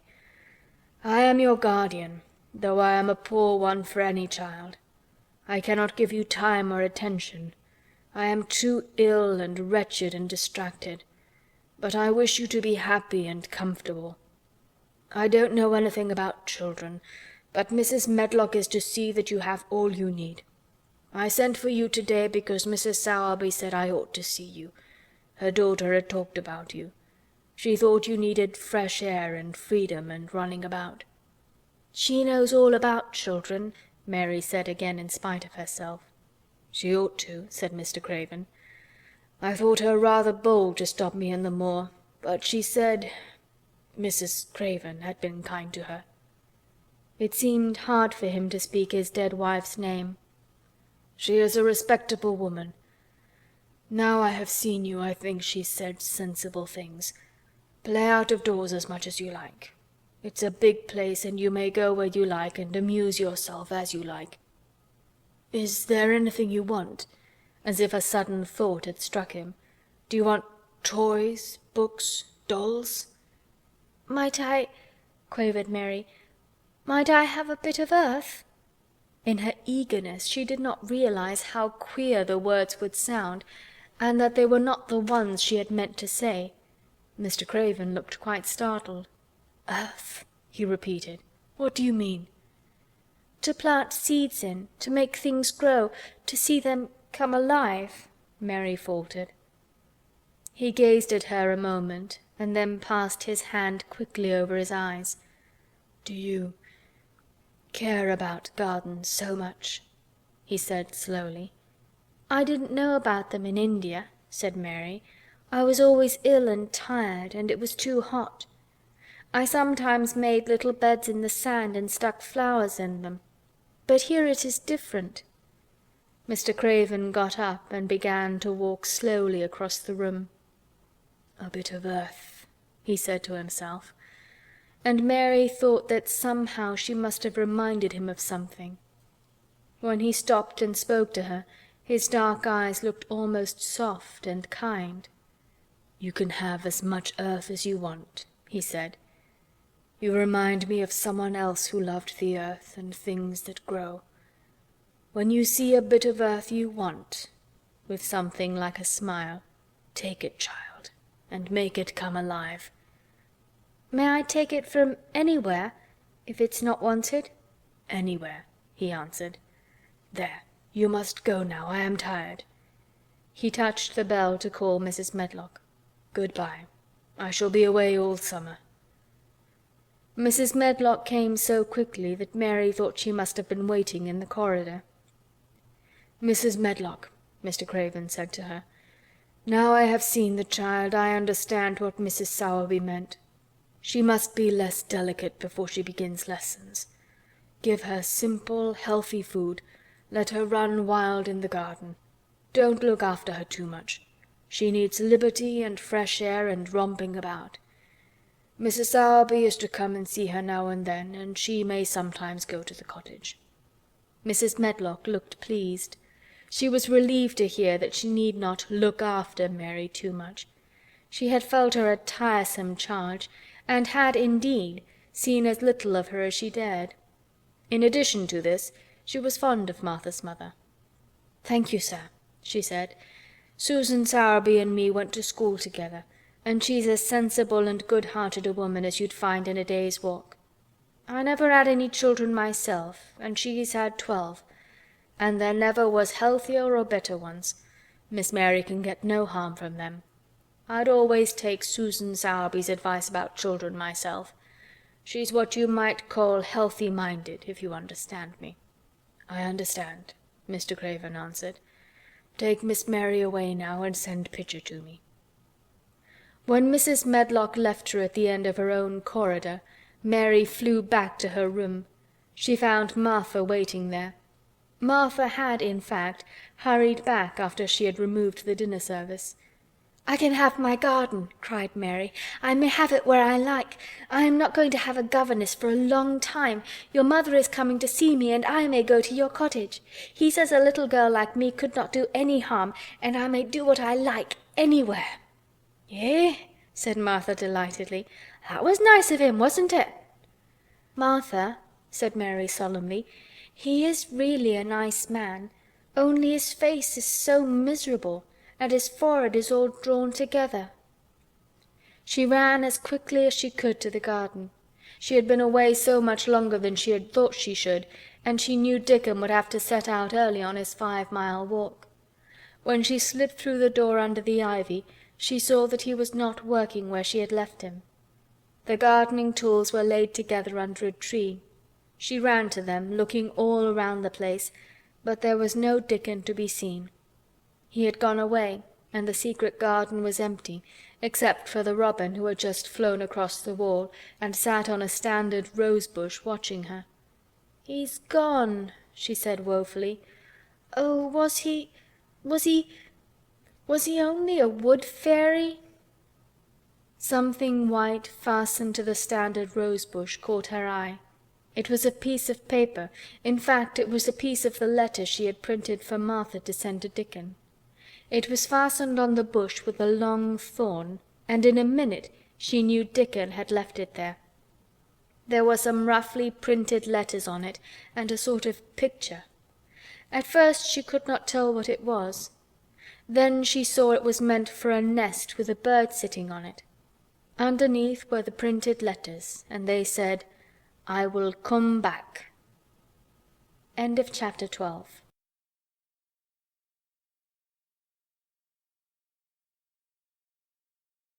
The Secret Garden by Frances Hodgson Burnett. Chapter 13. I Am Colin. Mary took the picture back to the house when she went to her supper, and she showed it to Martha. "Eh?" said Martha with great pride. "I never knew our Dickon was as clever as that. That there's a picture of a missel thrush on her nest, as large as life and twice as natural." Then Mary knew Dickon had meant the picture to be a message. He had meant that she might be sure he would keep her secret. Her garden was her nest, and she was like a missel thrush. Oh, how she did like that queer common boy! She hoped he would come back the very next day, and she fell asleep looking forward to the morning.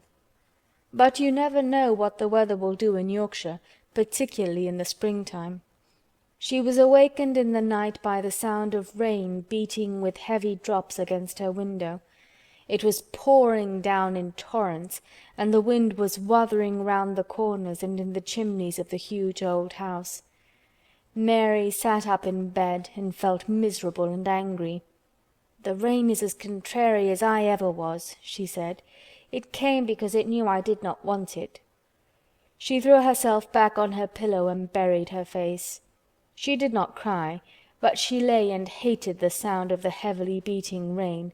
She hated the wind and its wuthering. She could not go to sleep again. The mournful sound kept her awake because she felt mournful herself. If she had felt happy, it would probably have lulled her to sleep. How it wuthered, and how the big raindrops poured down and beat against the pane! It sounds just like a person lost on the moor and wandering on and on crying," she said. She had been lying awake turning from side to side for about an hour when suddenly something made her sit up in bed and turn her head toward the door, listening. She listened and she listened. "It isn't the wind now," she said in a loud whisper. "That isn't the wind. It is different. It is that crying I heard before." The door of her room was ajar, and the sound came down the corridor, a far-off faint sound of fretful crying. She listened for a few minutes, and each minute she became more and more sure. She felt as if she must find out what it was. It seemed even stranger than the secret garden and the buried key. Perhaps the fact that she was in a rebellious mood made her bold. She put her foot out of bed and stood on the floor. "I'm going to find out what it is," she said. "Everybody is in bed, and I don't care about Mrs. Medlock. I don't care." There was a candle by her bedside, and she took it up and went softly out of the room. The corridor looked very long and dark, but she was too excited to mind that. She thought she remembered the corner she must turn to find the short corridor with the door covered with tapestry, the one Mrs. Medlock had come through the day she lost herself. The sound had come up that passage. So she went on with her dim light, almost feeling her way, her heart beating so loud that she fancied she could hear it. The far-off faint crying went on and led her. Sometimes it stopped for a moment or so, and then began again. Was this the right corner to turn? She stopped and thought. Yes, it was. Down this passage and then to the left, and then up 2 broad steps, and then to the right again. Yes, there was the tapestry door. She pushed it open very gently and closed it behind her, and she stood in the corridor and could hear the crying quite plainly, though it was not loud. It was on the other side of the wall at her left, and a few yards farther on there was a door. She could see a glimmer of light coming from beneath it. The someone was crying in that room, and it was quite a young someone. So she walked to the door and pushed it open, and there she was, standing in the room. It was a big room, with ancient, handsome furniture in it. There was a low fire glowing faintly on the hearth, and a night-light burning by the side of a carved, 4-posted bed hung with brocade, and on the bed was lying a boy, crying fretfully. Mary wondered if she was in a real place, or if she had fallen asleep again and was dreaming without knowing it. The boy had a sharp, delicate face the color of ivory, and he seemed to have eyes too big for it. He had also a lot of hair which tumbled over his forehead in heavy locks and made his thin face seem smaller. He looked like a boy who had been ill, but he was crying more as if he were tired and cross than as if he were in pain. Mary stood near the door with her candle in her hand, holding her breath.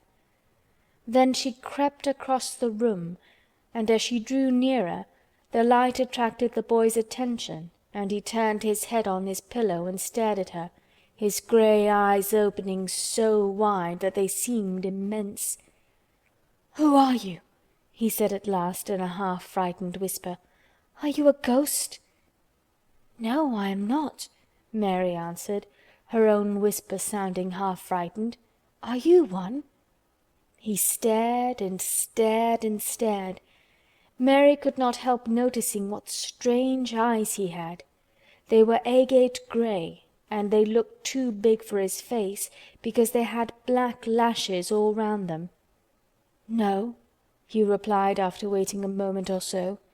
"I am Colin." "Who is Colin?" she faltered. "I am Colin Craven.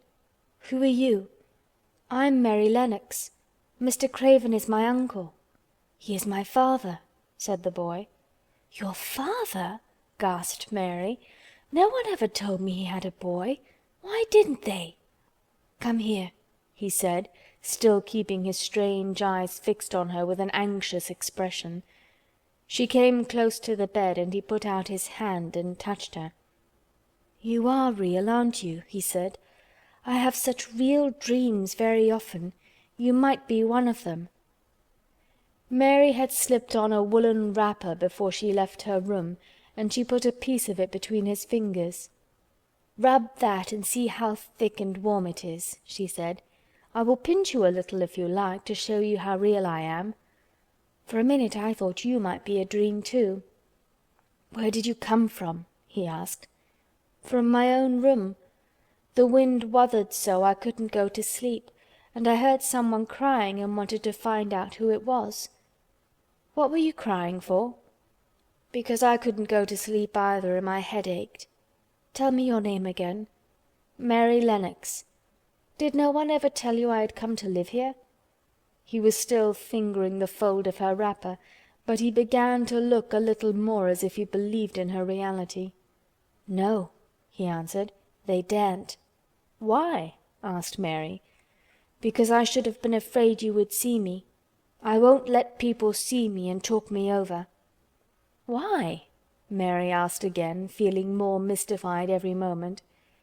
"Because I am like this always, ill and having to lie down. My father won't let people talk me over either. The servants are not allowed to speak about me. If I live I may be a hunchback, but I shan't live.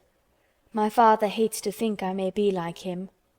"What a queer house this is," Mary said. "What a queer house. Everything is a kind of secret. Rooms are locked up and gardens are locked up. And you! Have you been locked up?" "No. I stay in this room because I don't want to be moved out of it. It tires me too much." "Does your father come and see you?" Mary ventured. "Sometimes. Generally when I am asleep. He doesn't want to see me." "Why?" Mary could not help asking again. A sort of angry shadow passed over the boy's face. "My mother died when I was born, and it makes him wretched to look at me. He thinks I don't know, but I've heard people talking.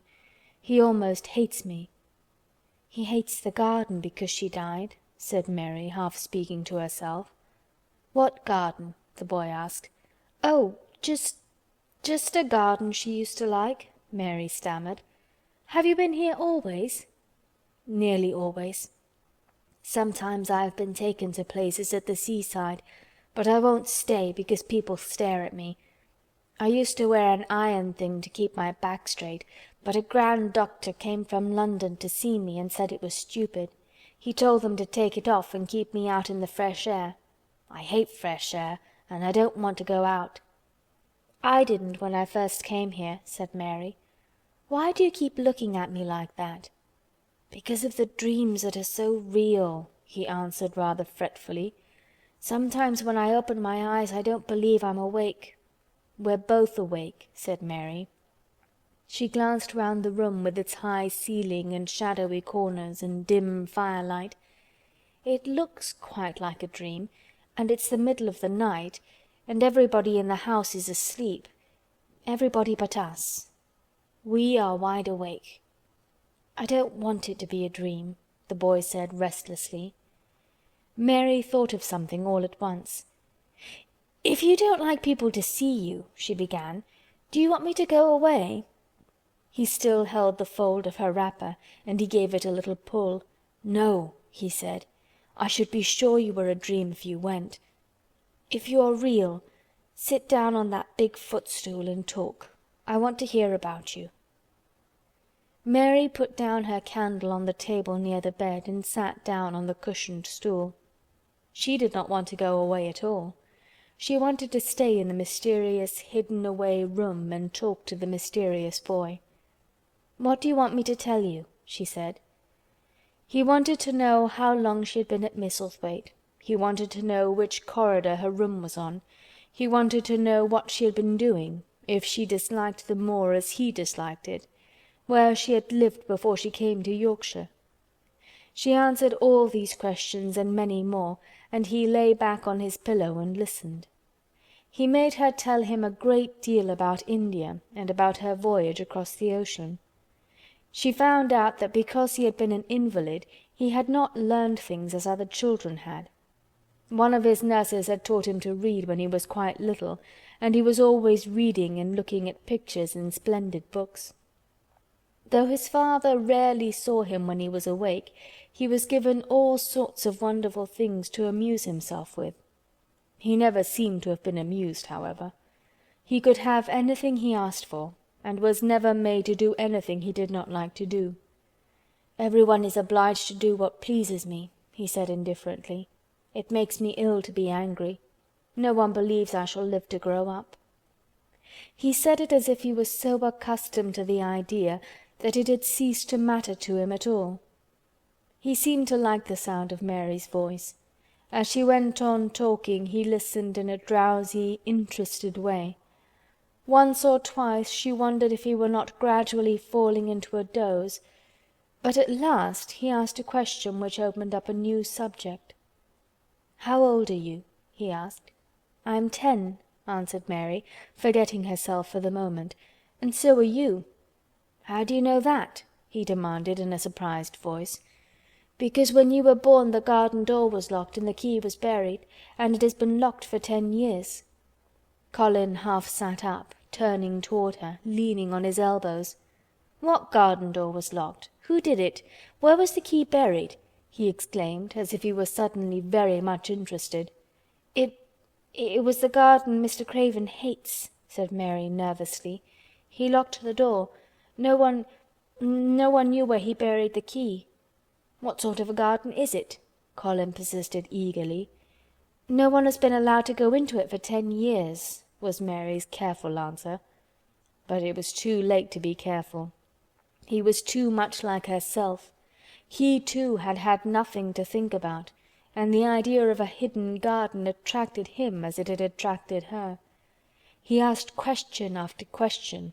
Where was it? Had she never looked for the door? Had she never asked the gardeners? "They won't talk about it," said Mary. "I think they've been told not to answer questions." "I would make them," said Colin. "Could you?" Mary faltered, beginning to feel frightened. If he could make people answer questions, who knew what might happen? "Everyone is obliged to please me, I told you that," he said. "If I were to live, this place would sometime belong to me. They all know that. I would make them tell me." Mary had not known that she herself had been spoiled, but she could see quite plainly that this mysterious boy had been. He thought that the whole world belonged to him. How peculiar he was, and how coolly he spoke of not living. "Do you think you won't live?" she asked, partly because she was curious and partly in hope of making him forget the garden. "I don't suppose I shall," he answered as indifferently as he had spoken before. "Ever since I remember anything I have heard people say I shan't. At first they thought I was too little to understand, and now they think I don't hear. But I do. My doctor is my father's cousin. He is quite poor, and if I die he will have all Misselthwaite when my father is dead. I should think he wouldn't want me to live." "Do you want to live?" inquired Mary. "No," he answered in a cross, tired fashion. "But I don't want to die. When I feel ill I lie here and think about it until I cry and cry." "I have heard you crying 3 times," Mary said, "but I did not know who it was. Were you crying about that?" She did so want him to forget the garden. "I dare say," he answered. "Let us talk about something else. Talk about that garden. Don't you want to see it?" "Yes," answered Mary in quite a low voice. "I do," he went on persistently. "I don't think I ever really wanted to see anything before, but I want to see that garden. I want the key dug up. I want the door unlocked. I would let them take me there in my chair. That will be getting fresh air. I'm going to make them open the door." He had become quite excited, and his strange eyes began to shine like stars and looked more immense than ever. "They have to please me," he said. "I will make them take me there, and I will let you go too." Mary's hands clutched each other. Everything would be spoiled, everything. Dickon would never come back. She would never again feel like a missel thrush with a safe hidden nest. "Oh, don't do that!" she cried out. He stared as if he thought she had gone crazy. "Why?" he exclaimed. "You said you wanted to see it." "I do," she answered, almost with a sob in her throat. "But if you make them open the door and take you in like that, it will never be a secret again." He leaned still farther forward. "A secret," he said. "What do you mean? Tell me." Mary's words almost tumbled over one another. You see," she panted, "if no one knows but ourselves, if there was a door hidden somewhere under the ivy, if there was, and we could find it, and if we could slip through it together and shut it behind us, and no one knew anyone was inside, and we called it our garden, and pretended that we were missel thrushes, and it was our nest, and if we played there almost every day, and dug and planted seeds, and made it all come alive—" "Is it dead?" he interrupted her.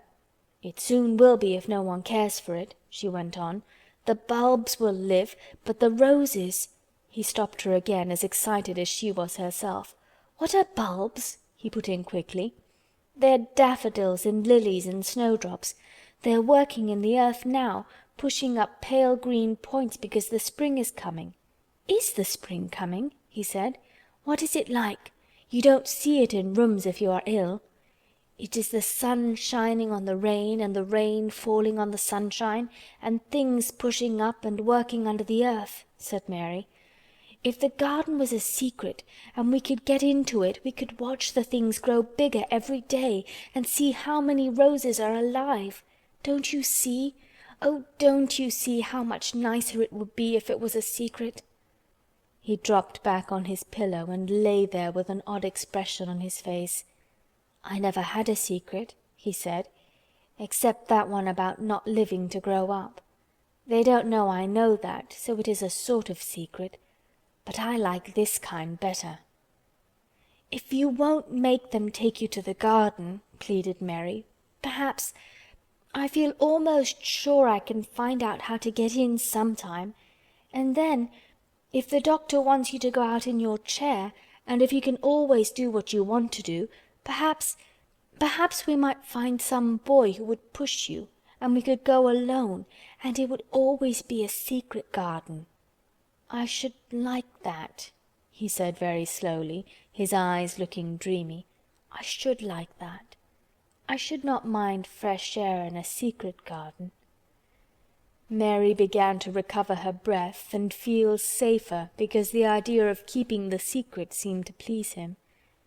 She felt almost sure that if she kept on talking and could make him see the garden in his mind as she had seen it, he would like it so much that he could not bear to think that everybody might tramp into it when they chose. "I'll tell you what I think it would be like if we could go into it," she said. "It has been shut up so long things have grown into a tangle, perhaps." He lay quite still and listened while she went on talking about the roses which might have clambered from tree to tree and hung down, about the many birds which might have built their nests there because it was so safe. And then she told him about the robin and Ben Weatherstaff, and there was so much to tell about the robin, and it was so easy and safe to talk about it, that she ceased to be afraid. The robin pleased him so much that he smiled until he looked almost beautiful, and at first Mary had thought that he was even plainer than herself, with his big eyes and heavy locks of hair. "I did not know birds could be like that," he said. "But if you stay in a room you never see things. What a lot of things you know. I feel as if you had been inside that garden." She did not know what to say, so she did not say anything.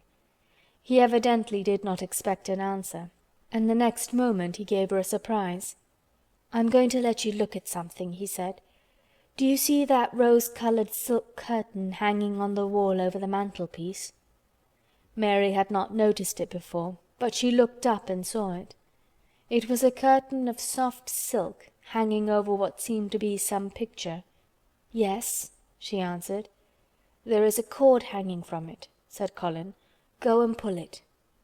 Mary got up, much mystified, and found the cord. When she pulled it, the silk curtain ran back on rings, and when it ran back it uncovered a picture. It was the picture of a girl with a laughing face. She had bright hair tied up with a blue ribbon, and her gay, lovely eyes were exactly like Colin's unhappy ones, agate grey and looking twice as big as they really were because of the black lashes all round them. "She is my mother," said Colin complainingly. "I don't see why she died. Sometimes I hate her for doing it." "How queer," said Mary. "If she had lived I believe I should not have been ill always," he grumbled. "I dare say I should have lived too. And my father would not have hated to look at me. I dare say I should have had a strong back. Draw the curtain again."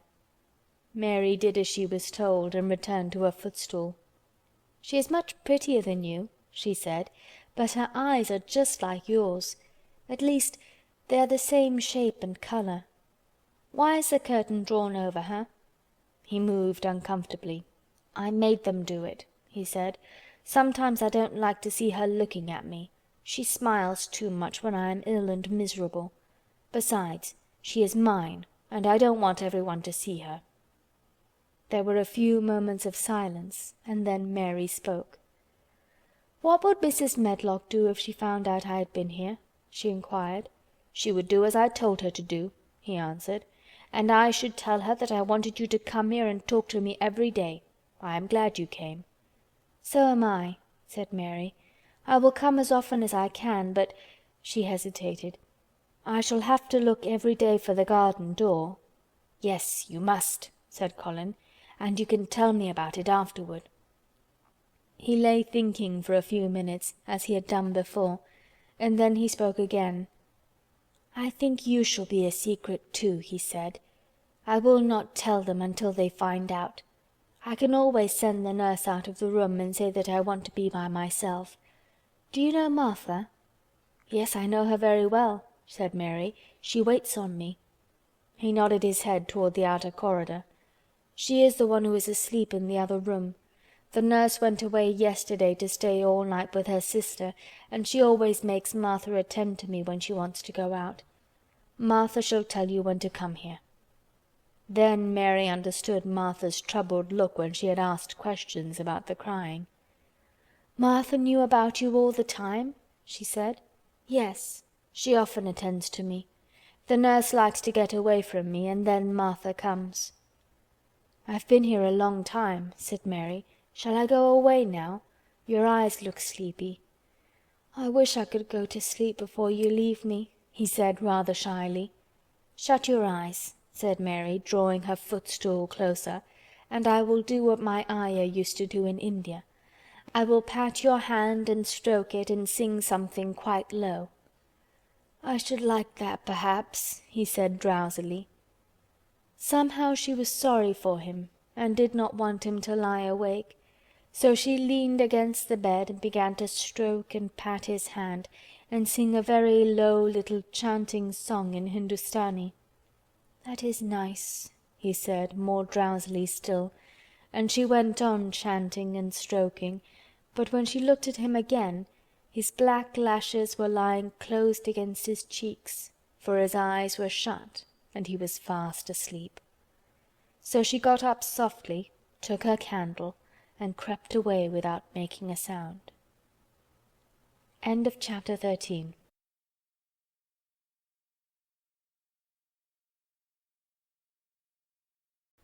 The Secret Garden by Frances Hodgson Burnett.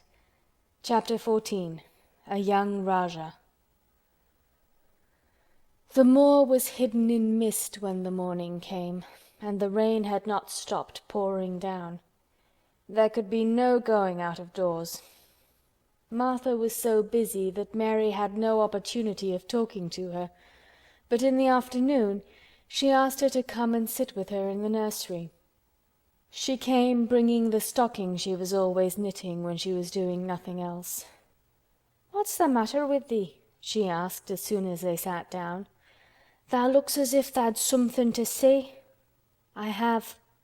I found out what the crying was," said Mary.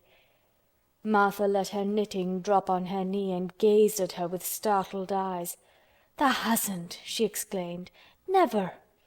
"I heard it in the night," Mary went on, "and I got up and went to see where it came from. It was Colin. I found him." Martha's face became red with fright. "Eh, Miss Mary," she said, half crying, "tha shouldn't have done it. Tha shouldn't.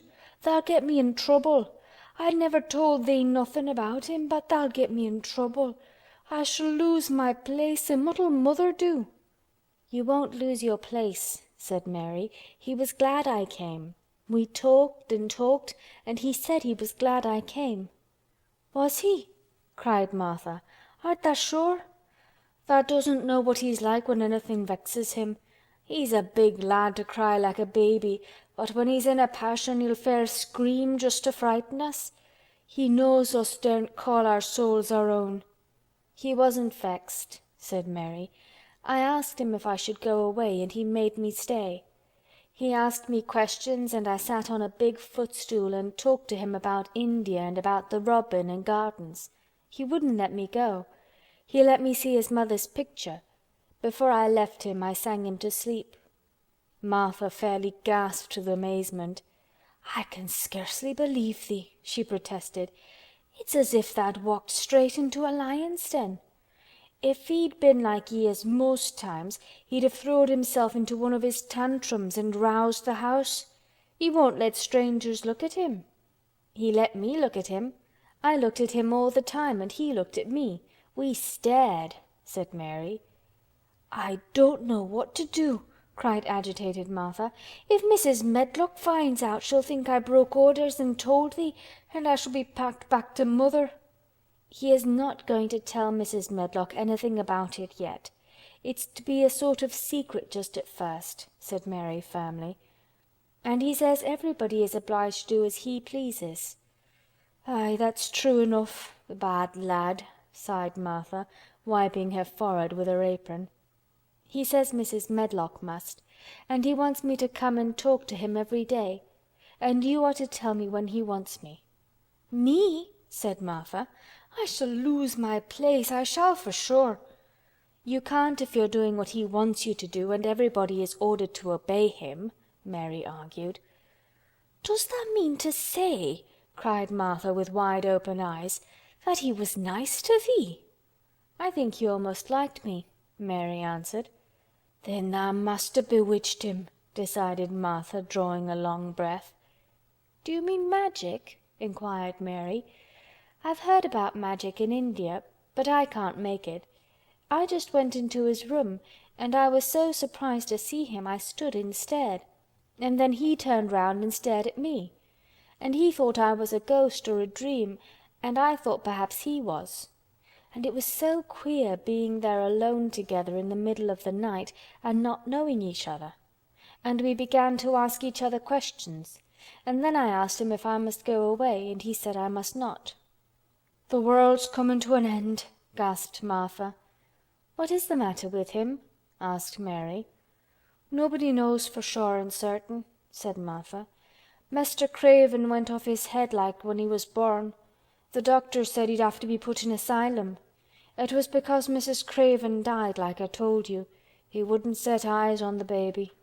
He just raved and said it'd be another hunchback like him and it had better die." "Is Colin a hunchback?" Mary asked. "He didn't look like one." "He isn't yet," said Martha. "But he began all wrong. Mother said that there was enough trouble and raging in the house to set any child wrong. They was afraid his back was weak, and they've always been taking care of it, keeping him lying down and not letting him walk. Once they made him wear a brace, but he fretted so he was downright ill. Then a big doctor came to see him and made them take it off. He talked to t'other doctor quite rough, in a polite way. He said there'd been too much medicine and too much letting him have his own way." "I think he's a very spoiled boy," said Mary. "He's the worst young nowt as ever was," said Martha. "I won't say as he hasn't been ill a good bit. He's had coughs and colds that's nearly killed him 2 or 3 times. Once he had rheumatic fever and once he had typhoid. Mrs. Medlock did get a fright then. He'd been out of his head and she was talking to the nurse, thinking he didn't know nothing, and she said, 'He'll die this time sure enough, and best thing for him and for everybody.' And she looked at him, and there he was with his big eyes open, staring at her as sensible as she was herself. She didn't know what happened, but he just stared at her and says, 'You give me some water and stop talking.'" "Do you think he will die?" asked Mary. "Mother says there's no reason why any child should live that gets no fresh air and doesn't do nothing but lie on his back and read picture books and take medicine. He's weak and hates the trouble of being taken out of doors, and he gets cold so easy he says it makes him ill." Mary sat and looked at the fire. "I wonder," she said slowly, "if it would not do him good to go out into a garden and watch things growing. It did me good." "One of the worst fits he ever had," said Martha, "was one time they took him out where the roses is by the fountain. He'd been reading in a paper about people getting something he called rose cold, and he began to sneeze and said he'd got it, and then a new gardener as didn't know the rules passed by and looked at him curious. He threw himself into a passion and said he'd looked at him because he was going to be a hunchback. He cried himself into a fever and was ill all night. If he ever gets angry at me, I'll never go and see him again," said Mary. "He'll have thee if he wants thee," said Martha. "Tha may as well know that at the start." Very soon afterward a bell rang and she rolled up her knitting. "I dare say the nurse wants me to stay with him a bit," she said. "I hope he's in a good temper." She was out of the room about 10 minutes and then she came back with a puzzled expression. "Well, tha has bewitched him," she said. "He's up on his sofa with his picture books. He's told the nurse to stay away until 6 o'clock. I'm to wait in the next room. The minute she was gone he called me to him and says, 'I want Mary Lennox to come and talk to me, and remember you're not to tell anyone. You'd better go as quick as you can.'" Mary was quite willing to go quickly. She did not want to see Colin as much as she wanted to see Dickon, but she wanted to see him very much. There was a bright fire on the hearth when she entered his room, and in the daylight she saw it was a very beautiful room indeed. There were rich colors in the rugs and hangings and pictures and books on the walls which made it look glowing and comfortable, even in spite of the gray sky and falling rain. Colin looked rather like a picture himself. He was wrapped in a velvet dressing gown and sat against a big brocaded cushion. He had a red spot on each cheek. "Come in," he said. "I've been thinking about you all morning." "I've been thinking about you too," answered Mary. "You don't know how frightened Martha is. She says Mrs. Medlock will think she told me about you, and then she will be sent away." He frowned. "Go and tell her to come here," he said. "She's in the next room." Mary went and brought her back. Poor Martha was shaking in her shoes. Colin was still frowning. "Have you to do what I please or have you not?" he demanded. "I have to do what you please, sir," Martha faltered, turning quite red. "Has Medlock to do what I please?" "Everybody has, sir," said Martha. "Well then, if I order you to bring Miss Mary to me, how can Medlock send you away if she finds it out?" "Please don't let her, sir," pleaded Martha. "I'll send her away if she dares to say a word about such a thing," said Master Craven grandly. "She wouldn't like that, I can tell you." "Thank you, sir," bobbing a curtsy. "I want to do my duty, sir." "What I want is your duty," said Colin more grandly still. "I'll take care of you. Now go away." When the door closed behind Martha, Colin found Mistress Mary gazing at him as if he had set her wondering. "Why do you look at me like that?" he asked her. "What are you thinking about?" "I'm thinking about 2 things." "What are they? Sit down and tell me." "This is the first one," said Mary, seating herself on the big stool. "Once in India I saw a boy who was a Rajah. He had rubies and emeralds and diamonds stuck all over him. He spoke to his people just as you spoke to Martha. Everybody had to do everything he told them, in a minute. I think they would have been killed if they hadn't." "I shall make you tell me about Rajahs presently," he said. "But first tell me what the second thing was." "I was thinking," said Mary, "how different you are from Dickon." "Who is Dickon?" he said. "What a queer name." She might as well tell him. She thought she could talk about Dickon without mentioning the secret garden. She had liked to hear Martha talk about him. Besides, she longed to talk about him. It would seem to bring him nearer. "He is Martha's brother. He is 12 years old," she explained. "He is not like anyone else in the world. He can charm foxes and squirrels and birds, just as the natives in India charm snakes. He plays a very soft tune on a pipe and they come and listen." There were some big books on a table at his side and he dragged one suddenly toward him. "There is a picture of a snake charmer in this," he exclaimed. "Come and look at it." The book was a beautiful one with superb colored illustrations and he turned to one of them. "Can he do that?" he asked eagerly. "He played on his pipe and they listened," Mary explained. "But he doesn't call it magic. He says it's because he lives on the moor so much and he knows their ways. He says he feels sometimes as if he was a bird or a rabbit himself, he likes them so. I think he asked the robin questions. It seemed as if they talked to each other in soft chirps." Colin lay back on his cushion and his eyes grew larger and larger and the spots on his cheeks burned. "Tell me some more about him," he said. "He knows all about eggs and nests," Mary went on, "and he knows where foxes and badgers and otters live. He keeps them secret so that other boys won't find their holes and frighten them. He knows about everything that grows or lives on the moor." "Does he like the moor?" said Colin.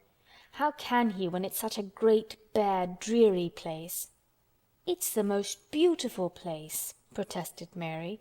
"Thousands of lovely things grow on it, and there are thousands of little creatures all busy building nests and making holes and burrows and chippering or singing or squeaking to each other. They are so busy and having such fun under the earth or in the trees or heather. It's their world." "How do you know all that?" said Colin, turning on his elbow to look at her. "I have never been there once, really," said Mary, suddenly remembering. "I only drove over it in the dark. I thought it was hideous. Martha told me about it at first, and then Dickon. When Dickon talks about it, you feel as if you saw things and heard them, and as if you were standing in the heather with the sun shining and the gorse smelling like honey and all full of bees and butterflies." "You never see anything if you are ill," said Colin restlessly. He looked like a person listening to a new sound in the distance and wondering what it was. "You can't if you stay in a room," said Mary.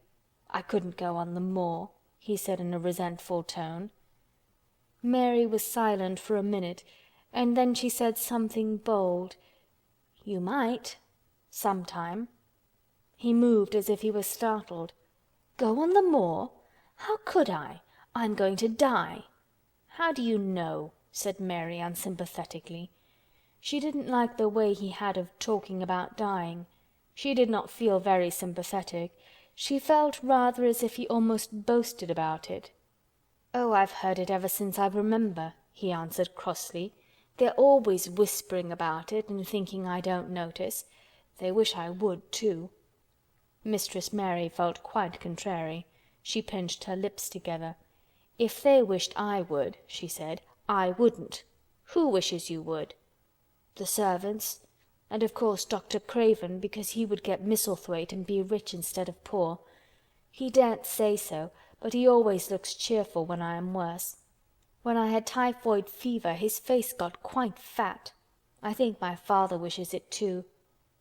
"I don't believe he does," said Mary quite obstinately. That made Colin turn and look at her again. "Don't you?" he said. And then he lay back on his cushion and was still, as if he were thinking, and there was quite a long silence. Perhaps they were both of them thinking strange things children do not usually think. "I like the grand doctor from London because he made them take the iron thing off," said Mary at last. "Did he say you were going to die?" "No." "What did he say?" "He didn't whisper," Colin answered. "Perhaps he knew I hated whispering. I heard him say one thing quite aloud. He said, 'The lad might live if he would make up his mind to it. Put him in the humour.' It sounded as if he was in a temper." "I'll tell you who would put you in the humour, perhaps," said Mary, reflecting. She felt as if she would like this thing to be settled one way or the other. "I believe Dickon would. He's always talking about live things. He never talks about dead things or things that are ill. He's always looking up in the sky to watch birds flying, or looking down at the earth to see something growing. He has such round blue eyes, and they're so wide open with looking about. And he laughs such a big laugh with his wide mouth, and his cheeks are as red as cherries." She pulled her stool nearer to the sofa, and her expression quite changed at the remembrance of the wide curving mouth and wide open eyes. "See here," she said, "don't let us talk about dying. I don't like it. Let us talk about living. Let us talk about Dickon, and then we will look at your pictures." It was the best thing she could have said. To talk about Dickon meant to talk about the moor and about the cottage and the 14 people who lived in it on 16 shillings a week, and the children who got fat on the moor grass like the wild ponies, and about Dickon's mother and the skipping rope and the moor with the sun on it, and about pale green points sticking up out of the black sod.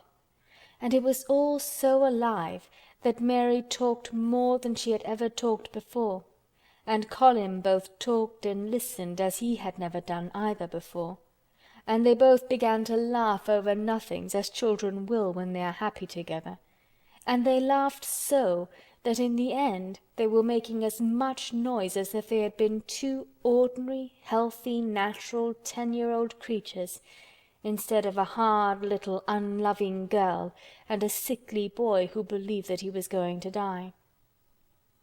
They enjoyed themselves so much that they forgot the pictures and they forgot about the time. They had been laughing quite loudly over Ben Weatherstaff and his robin, and Colin was actually sitting up as if he had forgotten about his weak back, when he suddenly remembered something. "Do you know, there is one thing we have never once thought of," he said. "We are cousins." It seemed so queer that they had talked so much and never remembered this simple thing that they laughed more than ever, because they had got into the humour to laugh at anything. And in the midst of the fun the door opened, and in walked Dr. Craven and Mrs. Medlock. Dr. Craven started in actual alarm, and Mrs. Medlock almost fell back because he had accidentally bumped against her. "Good Lord!" exclaimed poor Mrs. Medlock, with her eyes almost starting out of her head. "Good Lord!" "What is this?" said Dr. Craven, coming forward. "What does it mean?" Then Mary was reminded of the boy Rajah again. Colin answered as if neither the doctor's alarm nor Mrs. Medlock's terror were of the slightest consequence.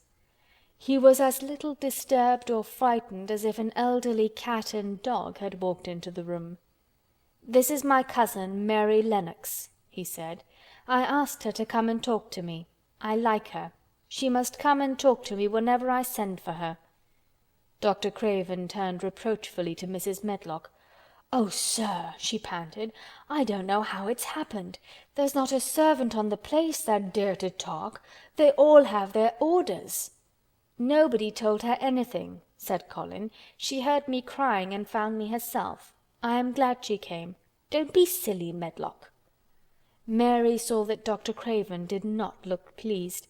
but it was quite plain that he dared not oppose his patient. He sat down by Colin and felt his pulse. "I am afraid there has been too much excitement. Excitement is not good for you, my boy," he said. "I should be excited if she kept away," answered Colin, his eyes beginning to look dangerously sparkling. "I am better. She makes me better. The nurse must bring up her tea with mine. We will have tea together." Mrs. Medlock and Dr. Craven looked at each other in a troubled way, but there was evidently nothing to be done. "He does look rather better, sir," ventured Mrs. Medlock, "but," thinking the matter over, "he looked better this morning before she came into the room." "She came into the room last night. She stayed with me a long time. She sang a Hindustani song to me and it made me go to sleep," said Colin. "I was better when I wakened up. I wanted my breakfast. I want my tea now. Tell nurse, Mrs. Medlock." Dr. Craven did not stay very long. He talked to the nurse for a few minutes when she came into the room and said a few words of warning to Colin. He must not talk too much. He must not forget that he was ill. He must not forget that he was very easily tired. Mary thought that there seemed to be a number of uncomfortable things he was not to forget. Colin looked fretful and kept his strange black-lashed eyes fixed on Dr. Craven's face. "I want to forget it," he said at last. "She makes me forget it. That is why I want her." Dr. Craven did not look happy when he left the room. He gave a puzzled glance at the little girl sitting on the large footstool. She had become a stiff, silent child again as soon as he entered, and he could not see what the attraction was. The boy actually did look brighter, however, and he sighed rather heavily as he went down the corridor. "They're always wanting me to eat things when I don't want to," said Colin as the nurse brought in the tea and put it on the table by the sofa. "Now if you'll eat, I will. Those muffins look so nice and hot. Tell me about Rajas." End of chapter 14.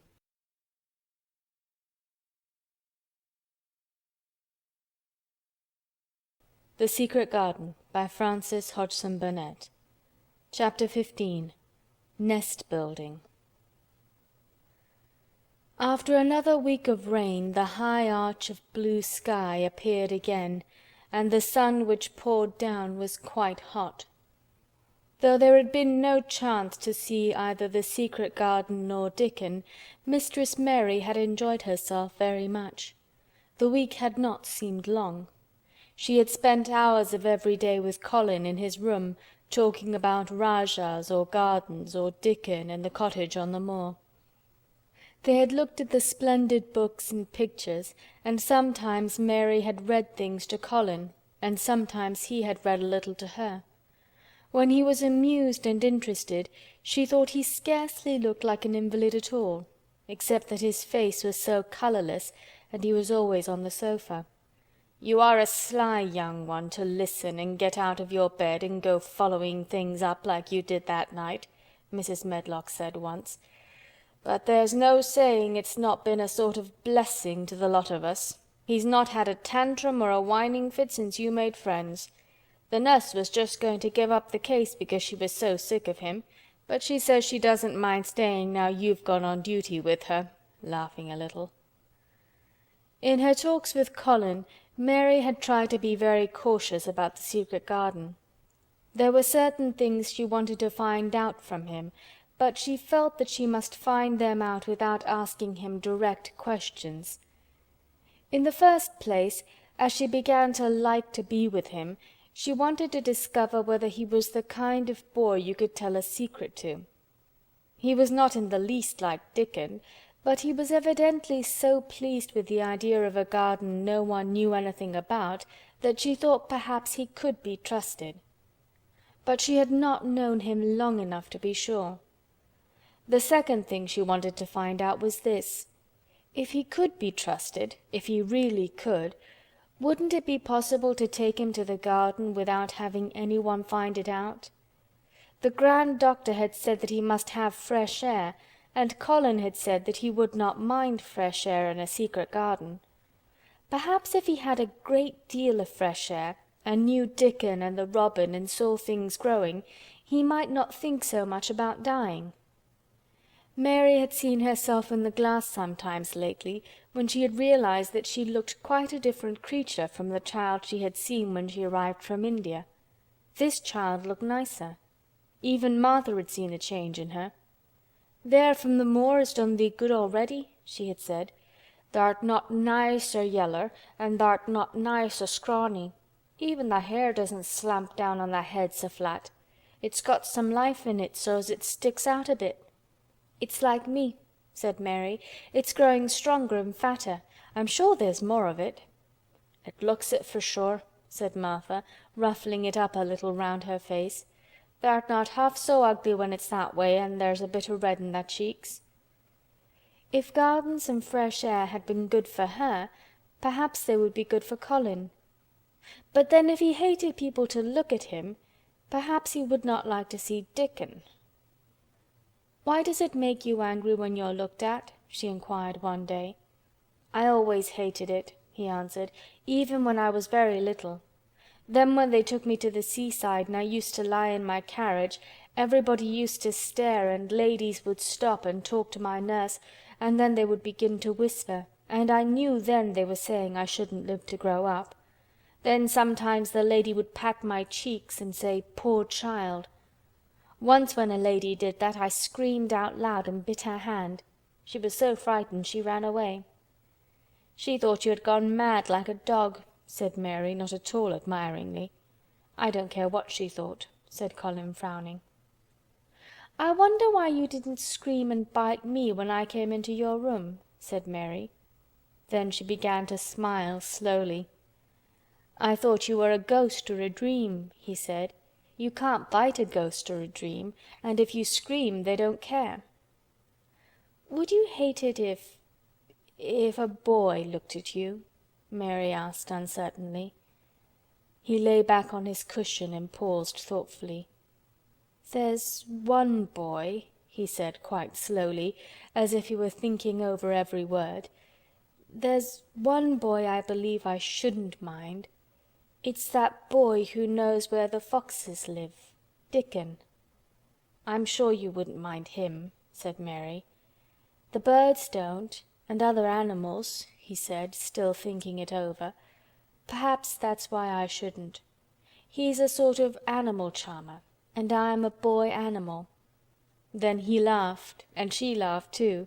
In fact, it ended in their both laughing a great deal and finding the idea of a boy animal hiding in his hole very funny indeed. What Mary felt afterward was that she need not fear about Dickon. On that first morning when the sky was blue again, Mary wakened very early. The sun was pouring in slanting rays through the blinds, and there was something so joyous in the sight of it that she jumped out of bed and ran to the window. She drew up the blinds and opened the window itself, and a great waft of fresh scented air blew in upon her. The moor was blue, and the whole world looked as if some magic had happened to it. There were tender little fluting sounds here and there and everywhere, as if scores of birds were beginning to tune up for a concert. Mary put her hand out of the window and held it in the sun. "It's warm, warm," she said. "It will make the green points push up and up and up, and it will make the bulbs and roots work and struggle with all their might under the earth." She kneeled down and leaned out of the window as far as she could, breathing big breaths and sniffing the air until she laughed because she remembered what Dickon's mother had said about the end of his nose quivering like a rabbit's. "It must be very early," she said. "The little clouds are all pink, and I've never seen the sky look like this. No one is up. I don't even hear the stable boys." A sudden thought made her scramble to her feet. "I can't wait. I'm going to see the garden." She had learned to dress herself by this time, and she put on her clothes in 5 minutes. She knew a small side door which she could unbolt herself, and she flew downstairs in her stocking feet and put on her shoes in the hall. She unchained and unbolted and unlocked, and when the door was open, she sprang across the step with one bound, and there she was, standing on the grass, which seemed to have turned green, and with the sun pouring down on her, and warm, sweet wafts about her, and the fluting and twittering and singing coming from every bush and tree. She clasped her hands for pure joy, and looked up in the sky, and it was so blue and pink and pearly and white and flooded with springtime light that she felt as if she must flute and sing aloud herself, and knew that thrushes and robins and skylarks could not possibly help it. She ran around the shrubs and paths towards the secret garden. "It is all different already," she said. "The grass is greener, and things are sticking up everywhere, and things are uncurling, and green buds of leaves are showing. This afternoon I am sure Dickon will come." The long warm rain had done strange things to the herbaceous beds which bordered the walk by the lower wall. There were things sprouting and pushing out from the roots of clumps of plants, and there were actually here and there glimpses of royal purple and yellow unfurling among the stems of crocuses. 6 months before, Mistress Mary would not have seen how the world was waking up, but now she missed nothing. When she had reached the place where the door hid itself under the ivy, she was startled by a curious loud sound.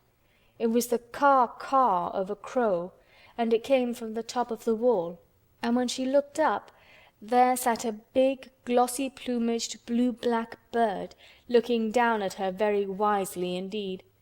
She had never seen a crow so close before, and he made her a little nervous. But the next moment he spread his wings and flapped away across the garden. She hoped he was not going to stay inside, and she pushed the door open, wondering if he would. When she got fairly into the garden, she saw that he did probably intend to stay, because he had alighted on a dwarf apple tree, and under the apple tree was lying a little reddish animal with a bushy tail, and both of them were watching the stooping body and rust-red head of Dickon, who was kneeling on the grass, working hard. Mary flew across the grass to him. "Oh, Dickon, Dickon!" she cried out. "How could you get here so early? How could you? The sun has only just got up." He got up himself, laughing and glowing and tousled, his eyes like a bit of the sky. "Eh," he said, "I was up long before him. How could I have stayed abed? The world's all fair begun again this morning, it has. And it's workin' and hummin' and scratchin' and pipin' and nest-buildin' and breathin' out sense till you've got to be out in it, 'stead o' lyin' on your back. When the sun did jump up, the moor went mad for joy, and I was in the midst of the heather and run like mad myself, shoutin' and singin', and I come straight here. I couldn't have stayed away. Why, the garden was lying here waiting." Mary put her hands on her chest, panting as if she had been running herself. "Oh, Dickon, Dickon," she said, "I'm so happy I can scarcely breathe." Seeing him talking to a stranger, the little bushy-tailed animal rose from its place under the tree and came to him, and the rook, cawing once, flew down from its branch and settled quietly on his shoulder. "This is the little fox cub," he said, rubbing the little reddish animal's head. "It's named Captain. And this here's Soot. Soot he flew across the moor with me, and Captain he run the same as if the hounds had been after him. They both felt the same as I did." Neither of the creatures looked as if he were the least afraid of Mary. When Dickon began to walk about, Soot stayed on his shoulder, and Captain trotted quietly close to his side. "See here," said Dickon. "See how these is pushed up, and these, and look at these here." He threw himself upon his knees, and Mary went down beside him. They had come upon a whole clump of crocuses burst into purple and orange and gold. Mary bent her face down and kissed them. "You never kiss a person in that way," she said when she lifted her head. "Flowers are so different." He looked puzzled, but smiled. "Eh," he said, "I've kissed Mother many a time that way when I come in from the moor after a day's roamin', and she stood there in the door in the sun, lookin' so glad and comfortable." They ran from one part of the garden to another and found so many wonders that they were obliged to remind themselves that they must whisper or speak low. He showed her swelling leaf buds on rose branches which had seemed dead. He showed her 10,000 new green points pushing through the mold. They put their eager young noses close to the earth and sniffed its warmed springtime breathing. They dug and pulled and laughed low with rapture until Mistress Mary's hair was as tumbled as Dickon's and her cheeks were almost as poppy red as his. There was every joy on earth in the secret garden that morning, and in the midst of them came a delight more delightful than all, because it was more wonderful. Swiftly something flew across the wall and darted through the trees to a close-grown corner, a little flare of red-breasted bird with something hanging from its beak. Dickon stood quite still and put his hand on Mary, almost as if they had suddenly found themselves laughing in a church. "We munnot stir," he whispered in broad Yorkshire. "We munnot scarce breathe. I knowed he was a mate huntin' when I seed him last. It's Ben Weatherstaff's robin. He's buildin' his nest. He'll stay here if us don't fight him." They settled down softly upon the grass and sat there without moving. "Us mustn't seem as if us was watchin' him too close," said Dickon. "He'd be out with us for good if he got the notion us was interferin' now. He'll be a good bit different till all this is over. He's settin' up housekeepin'. He'll be shyer and readier to take things ill. He's got no time for visitin' and gossipin'. Us must keep still a bit and try to look as if us was grass and trees and bushes. Then, when he's got used to seein' us, I'll chirp a bit and he'll know us'll not be in his way." Mistress Mary was not at all sure that she knew, as Dickon seemed to, how to try to look like grass and trees and bushes. But he had said the queer thing as if it were the simplest and most natural thing in the world, and she felt it must be quite easy to him. And indeed, she watched him for a few minutes carefully, wondering if it was possible for him to quietly turn green and put out branches and leaves. But he only sat wonderfully still, and when he spoke, dropped his voice to such a softness that it was curious that she could hear him. But she could. "It's part o' the springtime, this nest-buildin' is," he said. "I warrant it's been goin' on in the same way every year since the world was begun. They've got their way o' thinkin' and doin' things, and a body had better not meddle. You can lose a friend in springtime easier than any other season if you're too curious." "If we talk about him I can't help looking at him," Mary said as softly as possible. "We must talk of something else. There is something I want to tell you." "You'll like it better if us talks of something else," said Dickon. "What is it tha's got to tell me?" "Well, do you know about Colin?" she whispered. He turned his head to look at her. "What does tha know about him?" he asked. "I've seen him. I've been to talk to him every day this week. He wants me to come. He says I am making him forget about being ill and dying," answered Mary. Dickon looked actually relieved as soon as the surprise died away from his round face. "I'm glad o' that," he exclaimed. "I'm right down glad. It makes me easier. I knowed I must say nothin' about him, and I don't like havin' to hide things." "Don't you like hiding the garden?" said Mary. "I'll never tell about it," he answered. "But I says to Mother, 'Mother,' I says, 'I got a secret to keep. It's not a bad un, tha knows that. It's no worse than hiding where a bird's nest is. Tha doesn't mind it, does tha?'" Mary always wanted to hear about Mother. "What did she say?" she asked, not at all afraid to hear. Dickon grinned sweet-temperedly. "It was just like her what she said," he answered. "She give my head a bit of a rub and laughed and she says, 'Eh, lad, Tha can have all the secrets tha likes. I've knowed thee 12 year." "How did you know about Colin?" asked Mary. "Everybody as knowed about Mester Craven knowed there was a little lad as was like to be a cripple, an' they knowed Mester Craven didn't like him to be talked about. Folks is sorry for Mester Craven because Mrs. Craven was such a pretty young lady and they was so fond of each other. Mrs. Medlock stops in our cottage whenever she goes to Thwaite, and she doesn't mind talking to mother before us children because she knows us has been brought up to be trusty. How did tha find out about him? Martha was in fine trouble the last time she came home. She said tha'd heard him frettin' and tha was asking questions and she didn't know what to say."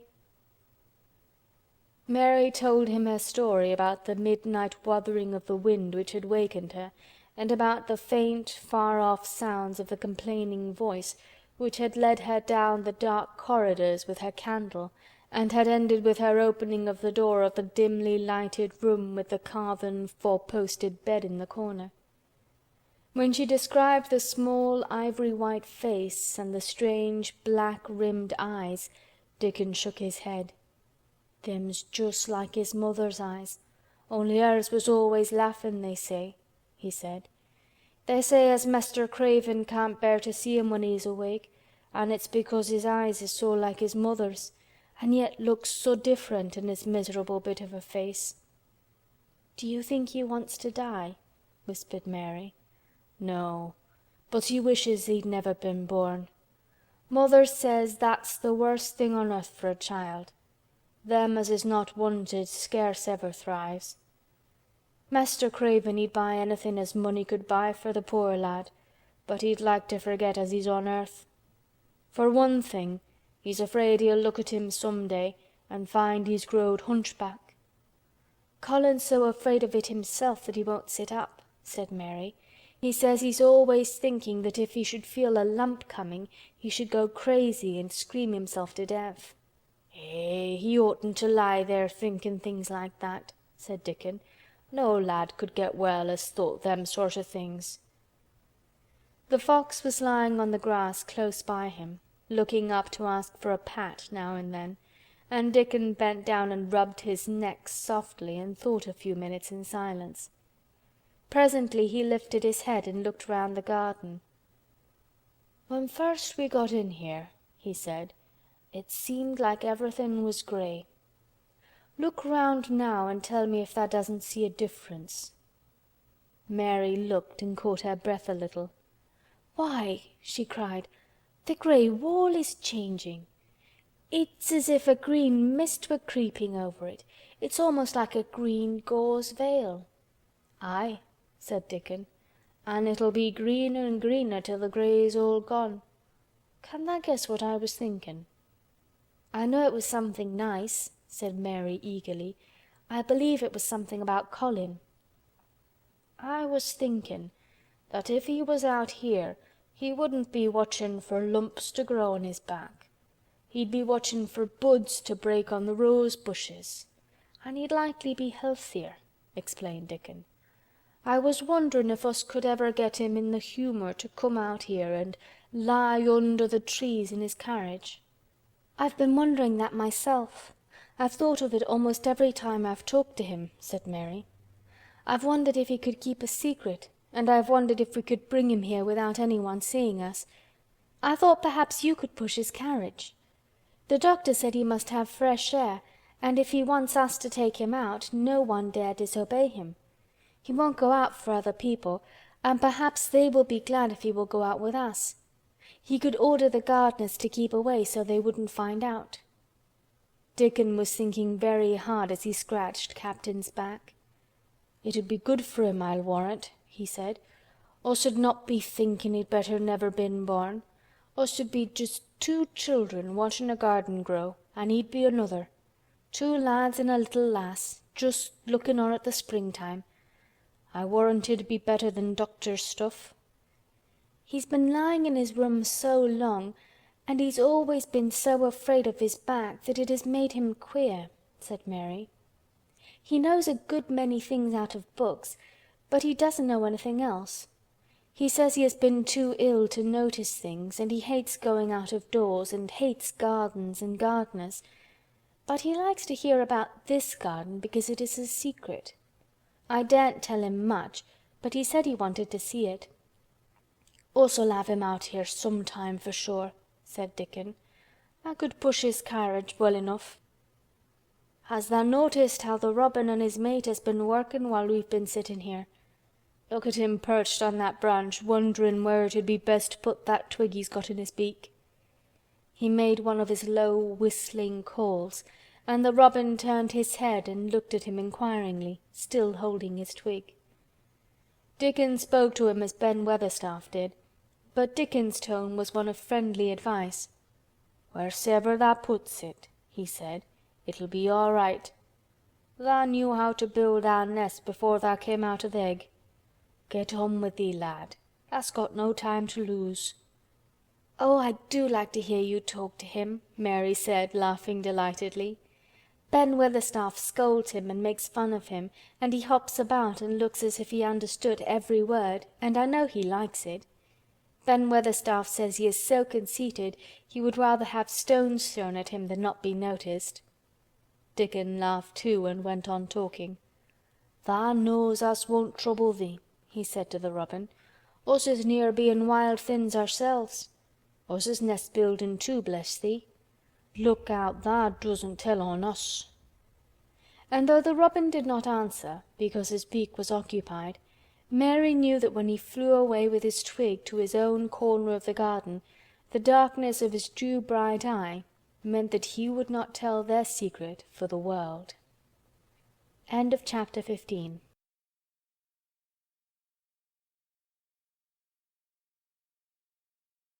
The Secret Garden by Frances Hodgson Burnett.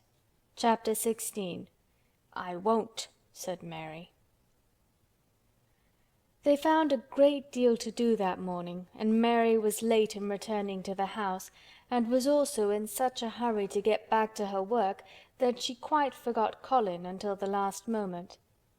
"Tell Colin that I can't come and see him yet," she said to Martha. "I'm very busy in the garden." Martha looked rather frightened. "Eh, Miss Mary," she said, "it may put him all out of humour when I tell him that." But Mary was not as afraid of him as other people were, and she was not a self-sacrificing person. "I can't stay," she answered. "Dickon's waiting for me," and she ran away. The afternoon was even lovelier and busier than the morning had been. Already nearly all the weeds were cleared out of the garden, and most of the roses and trees had been pruned or dug about. Dickon had brought a spade of his own, and he had taught Mary to use all her tools, so that by this time it was plain that though the lovely wild place was not likely to become a gardener's garden, it would be a wilderness of growing things before the springtime was over. "There'll be apple blossoms and cherry blossoms overhead," Dickon said, working away with all his might, "and there'll be peach and plum trees in bloom against the walls, and the grass'll be a carpet o' flowers." The little fox and the rook were as happy and busy as they were, and the robin and his mate flew backward and forward like tiny streaks of lightning. Sometimes the rook flapped his black wings and soared away over the tree-tops in the park. Each time he came back and perched near Dickon and cawed several times, as if he were relating his adventures, and Dickon talked to him just as he had talked to the robin.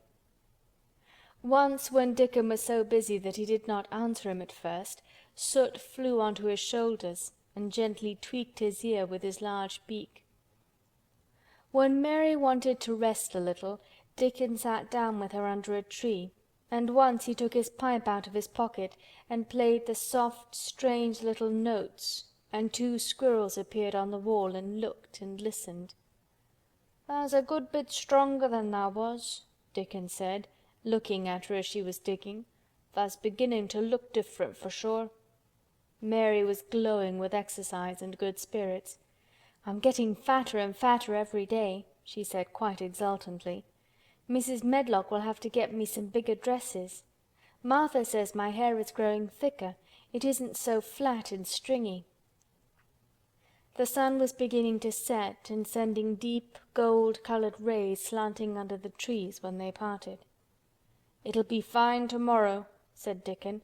"I'll be at work by sunrise." "So will I," said Mary. She ran back to the house as quickly as her feet would carry her. She wanted to tell Colin about Dickon's fox cub and the rook, and about what the springtime had been doing. She felt sure he would like to hear. So it was not very pleasant when she opened the door of her room to see Martha standing waiting for her with a doleful face. "What is the matter?" she asked. "What did Colin say when you told him I couldn't come?" "Eh," said Martha, "I wish tha'd gone. He was nigh goin' into one of his tantrums. There's been a nice to do all afternoon to keep him quiet. He would watch the clock all the time." Mary's lips pinched themselves together. She was no more used to considering other people than Colin was, and she saw no reason why an ill-tempered boy should interfere with the thing she liked best. She knew nothing about the pitifulness of people who had been ill and nervous, and who did not know that they could control their tempers and need not make other people ill and nervous too. When she had had a headache in India, she had done her best to see that everybody else also had a headache, or something quite as bad. And she felt she was quite right, but of course now she felt that Colin was quite wrong. He was not on his sofa when she went into his room. He was lying flat on his back in bed, and he did not turn his head toward her as she came in. This was a bad beginning, and Mary marched up to him with a stiff manner. "Why didn't you get up?" she said. "I did get up this morning when I thought you were coming," he answered without looking at her. "I made them put me back in bed this afternoon. My back ached and my head ached and I was tired. Why didn't you come?" "I was working in the garden with Dickon," said Mary. Colin frowned and condescended to look at her. "I won't let that boy come here if you go and stay with him instead of coming to talk to me," he said. Mary flew into a fine passion. She could fly into a passion without making a noise. She just grew sour and obstinate and did not care what happened. "If you send Dickon away I'll never come into this room again," she retorted. "You'll have to if I want you," said Colin. "I won't," said Mary. "I'll make you," said Colin. "They shall drag you in." "Shall they, Mr. Rajah?" said Mary fiercely. "They may drag me in, but they can't make me talk when they get me here. I'll sit and clench my teeth and never tell you one thing. I won't even look at you. I'll stare at the floor." They were a nice agreeable pair as they glared at each other. If they had been two little street boys they would have sprung at each other and had a rough-and-tumble fight. As it was, they did the next thing to it. "You're a selfish thing!" cried Colin. "What are you?" said Mary. "Selfish people always say that. Anyone is selfish who doesn't do what they want. You're more selfish than I am. You're the most selfish boy I ever saw." "I'm not," snapped Colin. "I'm not as selfish as your fine Dickon is. He keeps you playing in the dirt when he knows I am all by myself. He's selfish, if you like." Mary's eyes flashed fire. "He's nicer than any other boy that ever lived," she said. He's like an angel." It might sound rather silly to say that, but she did not care. "A nice angel!" Colin sneered ferociously. "He's a common cottage boy off the moor." "He's better than a common Rajah," retorted Mary. "He's 1,000 times better." Because she was the stronger of the two, she was beginning to get the better of him. The truth was that he had never had a fight with anyone like himself in his life, and upon the whole it was rather good for him, though neither he nor Mary knew anything about that. He turned his head on his pillow and shut his eyes, and a big tear was squeezed out and ran down his cheek. He was beginning to feel pathetic and sorry for himself, not for anyone else. "I'm not as selfish as you, because I'm always ill, and I'm sure there's a lump coming on my back," he said, "and I'm going to die besides." "You're not," contradicted Mary unsympathetically. He opened his eyes quite wide with indignation. He had never heard such a thing said before. He was at once furious and slightly pleased, if a person could be both at one time. "I'm not!" he cried. "I am! You know I am! Everybody says so." "I don't believe it," said Mary sourly. "You just say that to make people sorry. I believe you're proud of it. I don't believe it. If you were a nice boy it might be true, but you're too nasty." In spite of his invalid back, Colin sat up in bed in quite a healthy rage. "Get out of the room!" he shouted, and he caught hold of his pillow and threw it at her. He was not strong enough to throw it far, and it only fell at her feet, but Mary's face looked as pinched as a nutcracker. "I'm going," she said, "and I won't come back." She walked to the door, and when she reached it she turned round and spoke again. "I was going to tell you all sorts of nice things," she said. "Dickon brought his fox and his rook, and I was going to tell you all about them. Now I won't tell you a single thing." She marched out of the door and closed it behind her, and there, to her great astonishment, she found the trained nurse standing as if she had been listening, and more amazing still, she was laughing. She was a big, handsome young woman who ought not to have been a trained nurse at all, as she could not bear invalids, and she was always making excuses to leave Colin to Martha or anyone else who would take her place. Mary had never liked her, and she simply stood and gazed up at her as she stood giggling into her handkerchief. "What are you laughing at?" she asked her. "At you two young ones," said the nurse. "It's the best thing that could have happened to that sickly, pampered thing, to have someone stand up to him that's as spoiled as himself." And she laughed into her handkerchief again.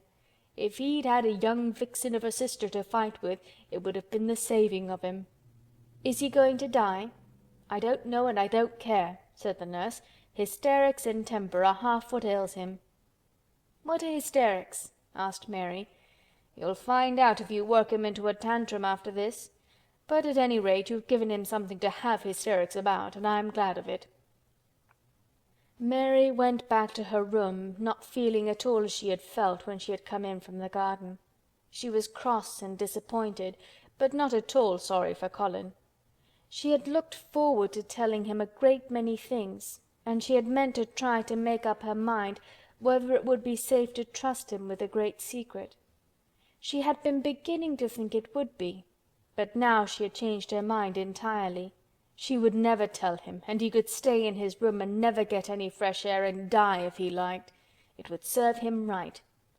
She felt so sour and unrelenting that for a few minutes she almost forgot about Dickon and the green veil creeping over the world and the soft wind blowing down from the moor. Martha was waiting for her, and the trouble in her face had been temporarily replaced by interest and curiosity. There was a wooden box on the table, and its cover had been removed and revealed that it was full of neat packages. "Mr. Craven sent it to you," said Martha. "It looks as if it had picture books in it." Mary remembered what he had asked her the day she had gone to his room. "Do you want anything? Dolls? Toys? Books?" She opened the package, wondering if he had sent a doll, and also wondering what she should do with it if he had. But he had not sent one. There were several beautiful books such as Colin had, and 2 of them were about gardens and were full of pictures. There were 2 or 3 games, and there was a beautiful little writing case with a gold monogram on it and a gold pen and inkstand. Everything was so nice that her pleasure began to crowd her anger out of her mind. She had not expected him to remember her at all, and her hard little heart grew quite warm. "I can write better than I can print," she said, "and the first thing I shall write with that pen will be a letter to tell him I am much obliged." If she had been friends with Colin, she would have run to show him her presents at once, and they would have looked at the pictures and read some of the gardening books, and perhaps tried playing the games, and he would have enjoyed himself so much he would never once have thought he was going to die, or have put his hand on his spine to see if there was a lump coming. He had a way of doing that which she could not bear. It gave her an uncomfortable, frightened feeling, because he always looked so frightened himself. He said that even if he felt quite a little lump some day, he should know his hunch had begun to grow. Something he had heard Mrs. Medlock whispering to the nurse had given him the idea, and he had thought over it in secret until it was quite firmly fixed in his mind. Mrs. Medlock had said his father's back had begun to show its crookedness in that way when he was a child. He had never told anyone but Mary that most of his tantrums, as they called them, grew out of his hysterical, hidden fear. Mary had been sorry for him when he had told her. "He always began to think about it when he was cross or tired," she said to herself, "and he has been cross today. Perhaps he has been thinking about it all afternoon." She stood still, looking down at the carpet and thinking. "I said I would never go back again," she hesitated, knitting her brows. "But perhaps, just perhaps, I will go and see if he wants me in the morning. Perhaps he'll try to throw his pillow at me again, but I think I'll go." End of chapter 16.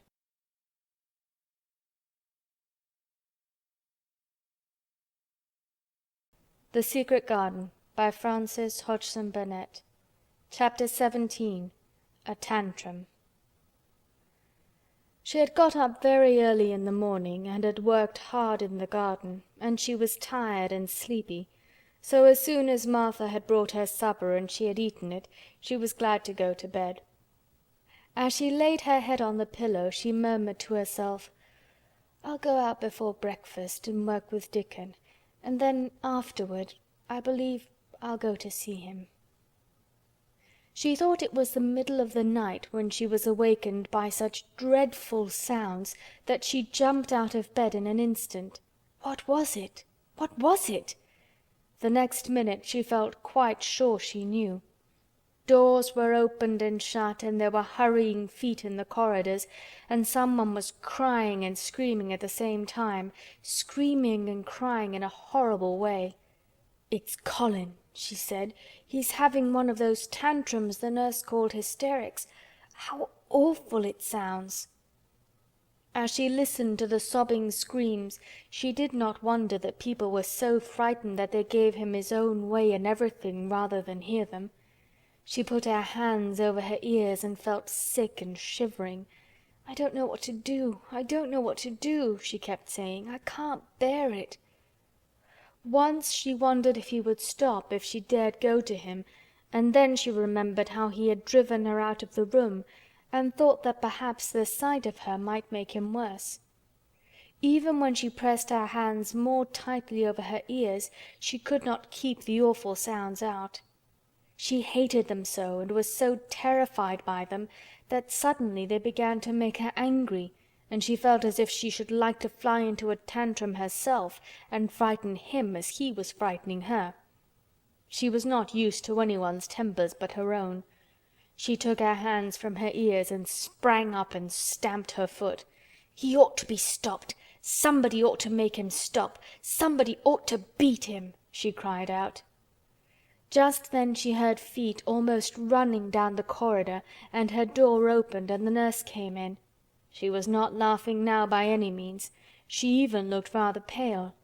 "He's worked himself into hysterics," she said in a great hurry. "He'll do himself harm. No one can do anything with him. You come and try like a good child. He likes you." "He turned me out of the room this morning," said Mary, stamping her foot with excitement. The stamp rather pleased the nurse. The truth was that she had been afraid she might find Mary crying and hiding her head under the bedclothes. "That's right," she said. "You're in the right humor. You go and scold him. Give him something new to think of. Do go, child, as quick as ever you can." It was not until afterward that Mary realized that the thing had been funny as well as dreadful. That it was funny that all the grown-up people were so frightened that they came to a little girl, just because they guessed she was almost as bad as Colin himself. She flew along the corridor, and the nearer she got to the screams, the higher her temper mounted. She felt quite wicked by the time she reached the door. She slapped it open with her hand and ran across the room to the four-posted bed. "You stop!" she almost shouted. "You stop! I hate you! Everybody hates you!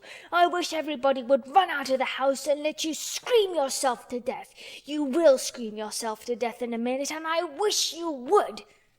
A nice, sympathetic child could neither have thought nor said such things, but it just happened that the shock of hearing them was the best possible thing for this hysterical boy whom no one had ever dared to restrain or contradict. He had been lying on his face, beating his pillow with his hands, and he actually almost jumped around, he turned so quickly at the sound of the furious little voice. His face looked dreadful, white and red and swollen, and he was gasping and choking, but savage little Mary did not care an atom. "If you scream another scream," she said, "I'll scream too, and I can scream louder than you can, and I'll frighten you! I'll frighten you!" He actually had stopped screaming because she had startled him so. The scream which had been coming almost choked him. The tears were streaming down his face and he shook all over. "I can't stop," he gasped and stopped. I can't." "You can!" shouted Mary. "Half that ails you is hysterics and temper. Just hysterics, hysterics, hysterics!" And she stamped each time she said it. "I felt the lump. I felt it," choked out Colin. "I knew I should. I shall have a hunch on my back and then I shall die." And he began to writhe again and turned on his face and sobbed and wailed, but he didn't scream. "You didn't feel a lump," contradicted Mary fiercely. "If you did, it was only a hysterical lump. Hysterics makes lumps. There's nothing the matter with your horrid back. Nothing but hysterics. Turn over and let me look at it." She liked the word hysterics, and felt somehow as if it had an effect on him. He was probably like herself and had never heard it before. "Nurse," she commanded, "come here and show me his back this minute." The nurse, Mrs. Medlock, and Martha had been standing huddled together near the door, staring at her, their mouths half open. All three had gasped with fright more than once. The nurse came forward as if she were half afraid. Colin was heaving great, breathless sobs. "Perhaps he won't let me," she hesitated in a low voice. Colin heard her, however, and he gasped out between two sobs, "Show her! She'll see then." It was a poor, thin back to look at when it was bared. Every rib could be counted, and every joint of the spine, though Mistress Mary did not count them as she bent over and examined them with a solemn, savage little face. She looked so sour and old-fashioned that the nurse turned her head aside to hide the twitching of her mouth. There was just a minute's silence, for even Colin tried to hold his breath while Mary looked up and down his spine and down and up, as intently as if she had been the great doctor from London. "There's not a single lump there," she said at last. "There's not a lump as big as a pin, except backbone lumps, and you can only feel them because you're thin. I've got backbone lumps myself, and they used to stick out as much as yours do, until I began to get fatter, and I'm not fat enough yet to hide them. There's not a lump as big as a pin. If you ever say there is again, I shall laugh." No one but Colin himself knew what effect those crossly spoken childish words had on him. If he had ever had anyone to talk to about his secret terrors, if he had ever dared to let himself ask questions, if he had had childish companions and had not lain on his back in the huge closed house, breathing an atmosphere heavy with the fears of people who were most of them ignorant and tired of him, he would have found out that most of his fright and illness was created by himself. But he had lain and thought of himself and his aches and weariness for hours and days and months and years. And now that an angry, unsympathetic little girl insisted obstinately that he was not as ill as he thought he was, He actually felt as if she might be speaking the truth. "I didn't know," ventured the nurse, "that he thought he had a lump on his spine. His back is weak because he won't try to sit up. I could have told him there was no lump there." Colin gulped and turned his face a little to look at her. "Could you?" he said pathetically. "Yes, sir." "There!" said Mary, and she gulped too. Colin turned on his face again, and but for his long-drawn broken breaths, which were the dying down of his storm of sobbing, he lay still for a minute, though great tears streamed down his face and wet the pillow. Actually, the tears meant that a curious great relief had come to him. Presently he turned and looked at the nurse again, and strangely enough, he was not like a Rajah at all as he spoke to her. "Do you think I could live to grow up?" he said. The nurse was neither clever nor soft-hearted, but she could repeat some of the London doctor's words. "You probably will if you do what you are told to do and not give way to your temper and stay out a great deal in the fresh air." Colin's tantrum had passed, and he was weak and worn out with crying, and this perhaps made him feel gentle. He put out his hand a little toward Mary, and I am glad to say that, her own tantrum having passed, she was softened too, and met him halfway with her hand, so that it was a sort of making up. "I'll go out with you, Mary," he said. "I shan't hate fresh air if we can find—" He remembered just in time to stop himself from saying, "if we can find the secret garden," and he ended, "I shall like to go out with you if Dickon will come and push my chair. I do so want to see Dickon and the fox and the crow." The nurse remade the tumbled bed and shook and straightened the pillows. Then she made Colin a cup of beef tea and gave a cup to Mary, who really was very glad to get it after her excitement. Mrs. Medlock and Martha gladly slipped away, and after everything was neat and calm and in order, the nurse looked as if she would very gladly slip away also. She was a healthy young woman who resented being robbed of her sleep, and she yawned quite openly as she looked at Mary, who had pushed her big footstool close to the four-posted bed and was holding Colin's hand. "You must go back and get your sleep out," she said. "He'll drop off after a while, if he's not too upset. Then I'll lie down myself in the next room."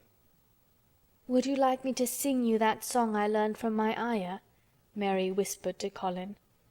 His hand pulled hers gently, and he turned his tired eyes on her appealingly. "Oh, yes," he answered. "It's such a soft song. I shall go to sleep in a minute."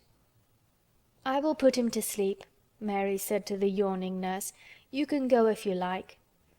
"Well," said the nurse with an attempt at reluctance, "if he doesn't go to sleep in half an hour you must call me."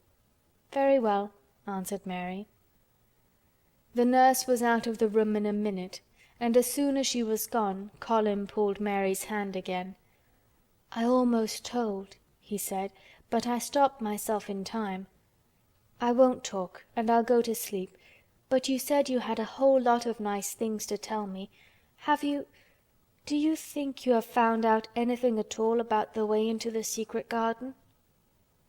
Mary looked at his poor little tired face and swollen eyes, and her heart relented. "Yes," she answered, "I think I have.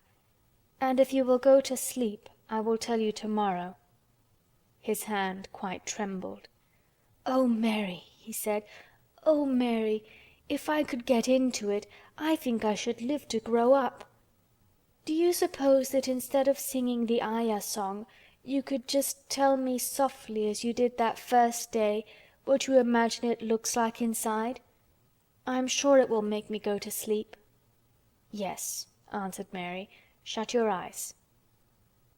He closed his eyes and lay quite still, and she held his hand and began to speak very slowly and in a very low voice. "I think it has been left alone so long that it has grown all into a lovely tangle.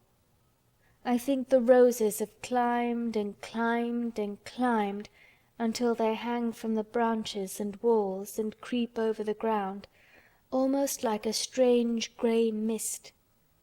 Some of them have died, but many are alive, and when the summer comes there will be curtains and fountains of roses. I think the ground is full of daffodils and snowdrops and lilies and iris, working their way out of the dark. Now the spring has begun, perhaps... The soft drone of her voice was making him stiller and stiller, and she saw it and went on. Perhaps they are coming up through the grass. Perhaps there are clusters of purple crocuses and gold ones even now. Perhaps the leaves are beginning to break out and uncurl, and perhaps the grey is changing and a green gauze veil is creeping and creeping over everything, and the birds are coming to look at it because it is so safe and still. And perhaps, very softly and slowly indeed, the robin has found a mate and is building a nest. And Colin was asleep. End of chapter 17.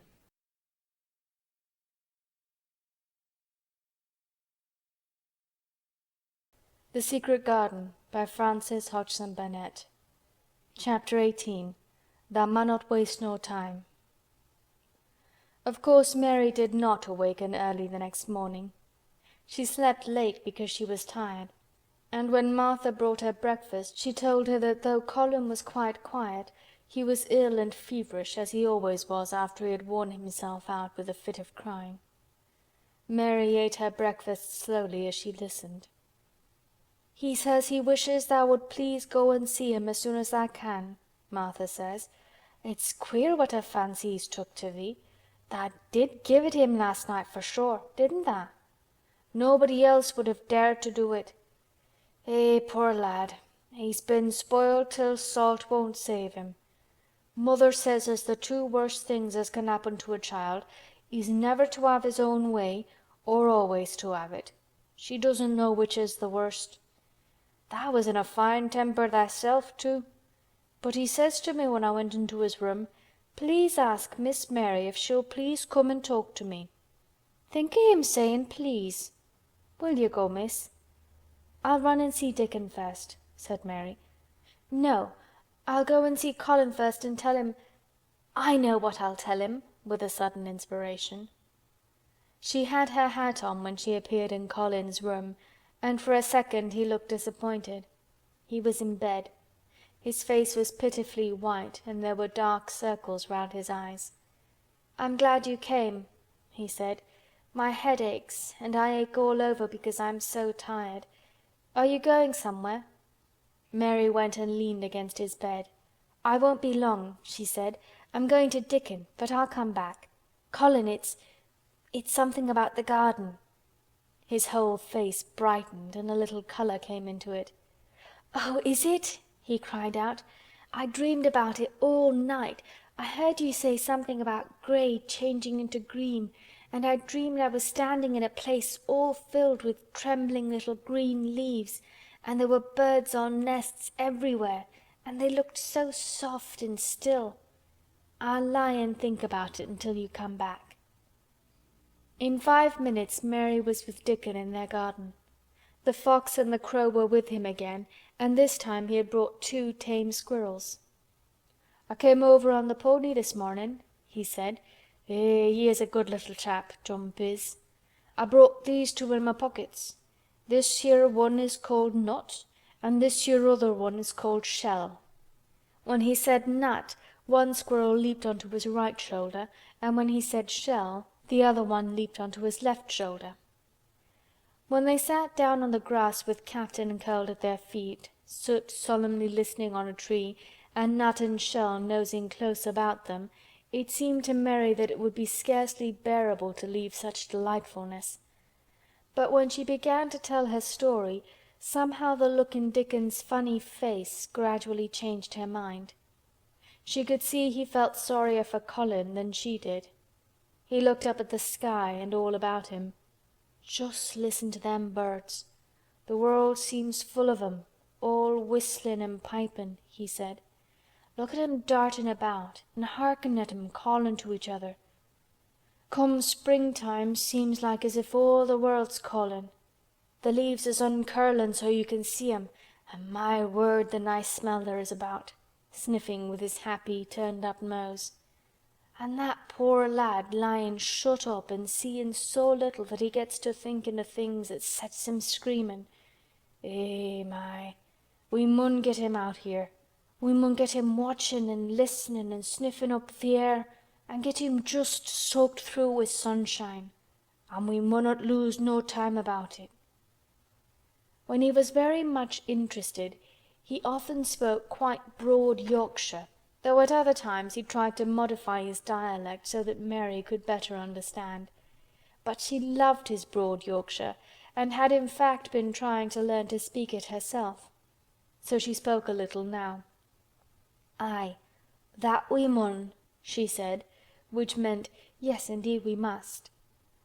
"I'll tell thee what us'll do first," she proceeded, and Dickon grinned, because when the little wench tried to twist her tongue into speaking Yorkshire it amused him very much.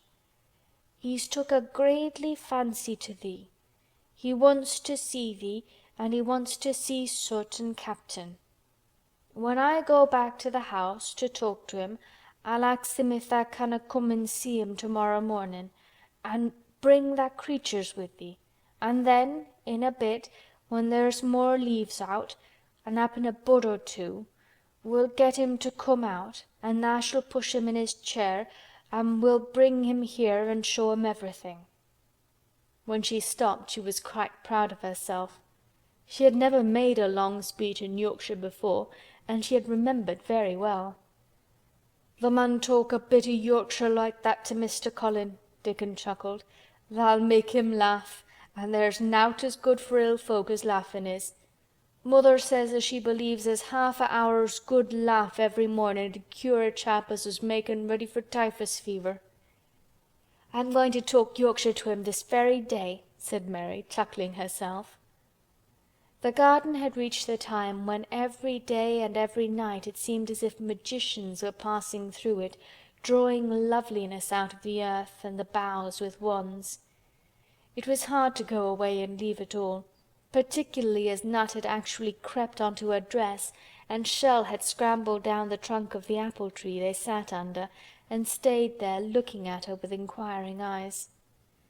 But she went back to the house, and when she sat down close to Colin's bed he began to sniff as Dickon did, though not in such an experienced way. "You smell like flowers and fresh things," he cried out quite joyously. "What is it you smell of? It's cool and warm and sweet all at the same time." "It's the wind from the moor," said Mary.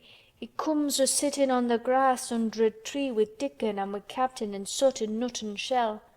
It's the springtime and out o' doors and sunshine as smells so greatly." She said it as broadly as she could, and you do not know how broadly Yorkshire sounds until you have heard someone speak it. Colin began to laugh. "What are you doing?" he said. "I never heard you talk like that before. How funny it sounds!" "I'm giving thee a bit o' Yorkshire," answered Mary triumphantly. "I canna talk as greatly as Dickon and Martha, but tha can see as I can shape a bit. Doesn't tha understand a bit o' Yorkshire when tha hears it? And tha, Yorkshire lad thysel', born and bred? Eh, I wonder tha'rt not ashamed o' thy face." And then she began to laugh too, and they both laughed until they could not stop themselves, and they laughed until the room echoed, and Mrs. Medlock, opening the door to come in, drew back into the corridor and stood listening amazed. "Well, upon my word," she said, speaking rather broad Yorkshire herself because there was no one to hear her, and she was so astonished. "Whoever heard the like? Whoever on earth would have thought it?" There was so much to talk about. It seemed as if Colin could never hear enough of Dickon and Captain and Soot and Nut and Shell and the pony whose name was Jump. Mary had run round into the wood with Dickon to see Jump. He was a tiny little shaggy moor pony with thick locks hanging over his eyes and with a pretty face and a nuzzling velvet nose. He was rather thin with living on moor grass, but he was as tough and wiry as if the muscle in his little legs had been made of steel springs.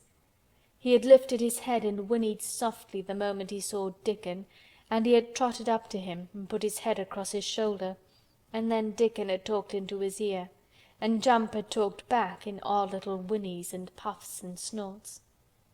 Dickon had made him give Mary his small front hoof and kiss her on her cheek with his velvet muzzle. "Does he really understand everything Dickon says?" Colin asked. "It seems as if he does," answered Mary.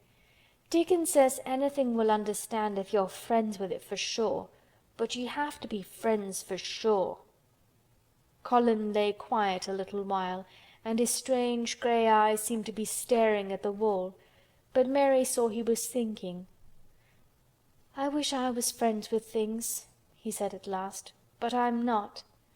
I never had anything to be friends with, and I can't bear people." "Can't you bear me?" asked Mary. "Yes, I can," he answered. "It's funny, but I even like you." "Ben Weatherstaff said I was like him," said Mary. "He said he'd warrant we'd both got the same nasty tempers. I think you're like him too.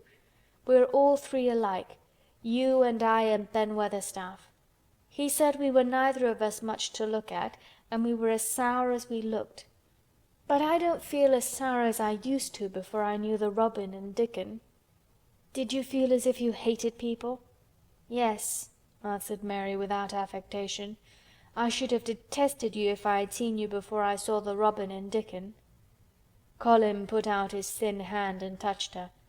"Mary," he said, "I wish I hadn't said what I did about sending Dickon away. I hated you when you said he was like an angel, and I laughed at you, but perhaps he is." "Well, it was rather funny to say it," she admitted frankly, "because his nose does turn up and he has a big mouth and his clothes have patches all over them and he talks broad Yorkshire. But if an angel did come to Yorkshire and live on the moor, if there was a Yorkshire angel, I believe he'd understand the green things and know how to make them grow, and he would know how to talk to the wild creatures as Dickon does, and they'd know he was friends for sure." "I shouldn't mind Dickon looking at me," said Colin. "I want to see him." "I'm glad you said that," answered Mary, because quite suddenly it came into her mind that this was the minute to tell him. Colin knew something new was coming. "Because what?" he cried eagerly. Mary was so anxious that she got up from her stool and came to him and caught hold of both his hands. "Can I trust you? I trusted Dickon because Bert's trusted him. Can I trust you for sure? For sure?" she implored. Her face was so solemn that he almost whispered his answer. "Yes! Yes!" "Well, Dickon will come to see you tomorrow morning, and he'll bring his creatures with him." "Oh! Oh!" cried Colin out in delight. "But that's not all," Mary went on, almost pale with solemn excitement. "The rest is better. There is a door into the garden. I found it. It is under the ivy on the wall." If he had been a strong, healthy boy, Colin would probably have shouted, "Hooray! Hooray! Hooray!" But he was weak and rather hysterical. His eyes grew bigger and bigger, and he gasped for breath. "Oh, Mary!" he cried out with half a sob. "Shall I see it? Shall I get into it? Shall I live to get into it?" And he clutched her hands and dragged her toward him. "Of course you'll see it," snapped Mary indignantly. "Of course you'll live to get into it. Don't be silly." And she was so unhysterical and natural and childish that she brought him to his senses, and he began to laugh at himself, and a few minutes afterward she was sitting on her stool again, telling him not what she imagined the secret garden to be like, but what it really was, and Colin's aches and tiredness were forgotten, and he was listening enraptured. "It is just what you thought it would be," he said at last. "It sounds just as if you had really seen it. You know I said that when you told me first." Mary hesitated about 2 minutes, and then boldly spoke the truth. "I had seen it, and I'd been in," she said. "I found the key and got in weeks ago, but I daren't tell you. I daren't because I was so afraid I couldn't trust you for sure." End of chapter 18.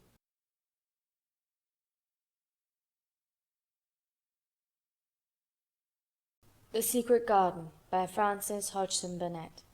Chapter 19. It Has Come. Of course Dr. Craven had been sent for the morning after Colin had had his tantrum.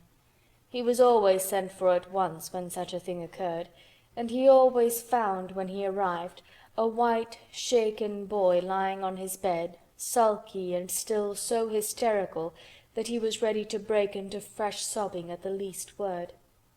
In fact, Dr. Craven dreaded and detested the difficulties of these visits. On this occasion he was away from Misselthwaite Manor until afternoon.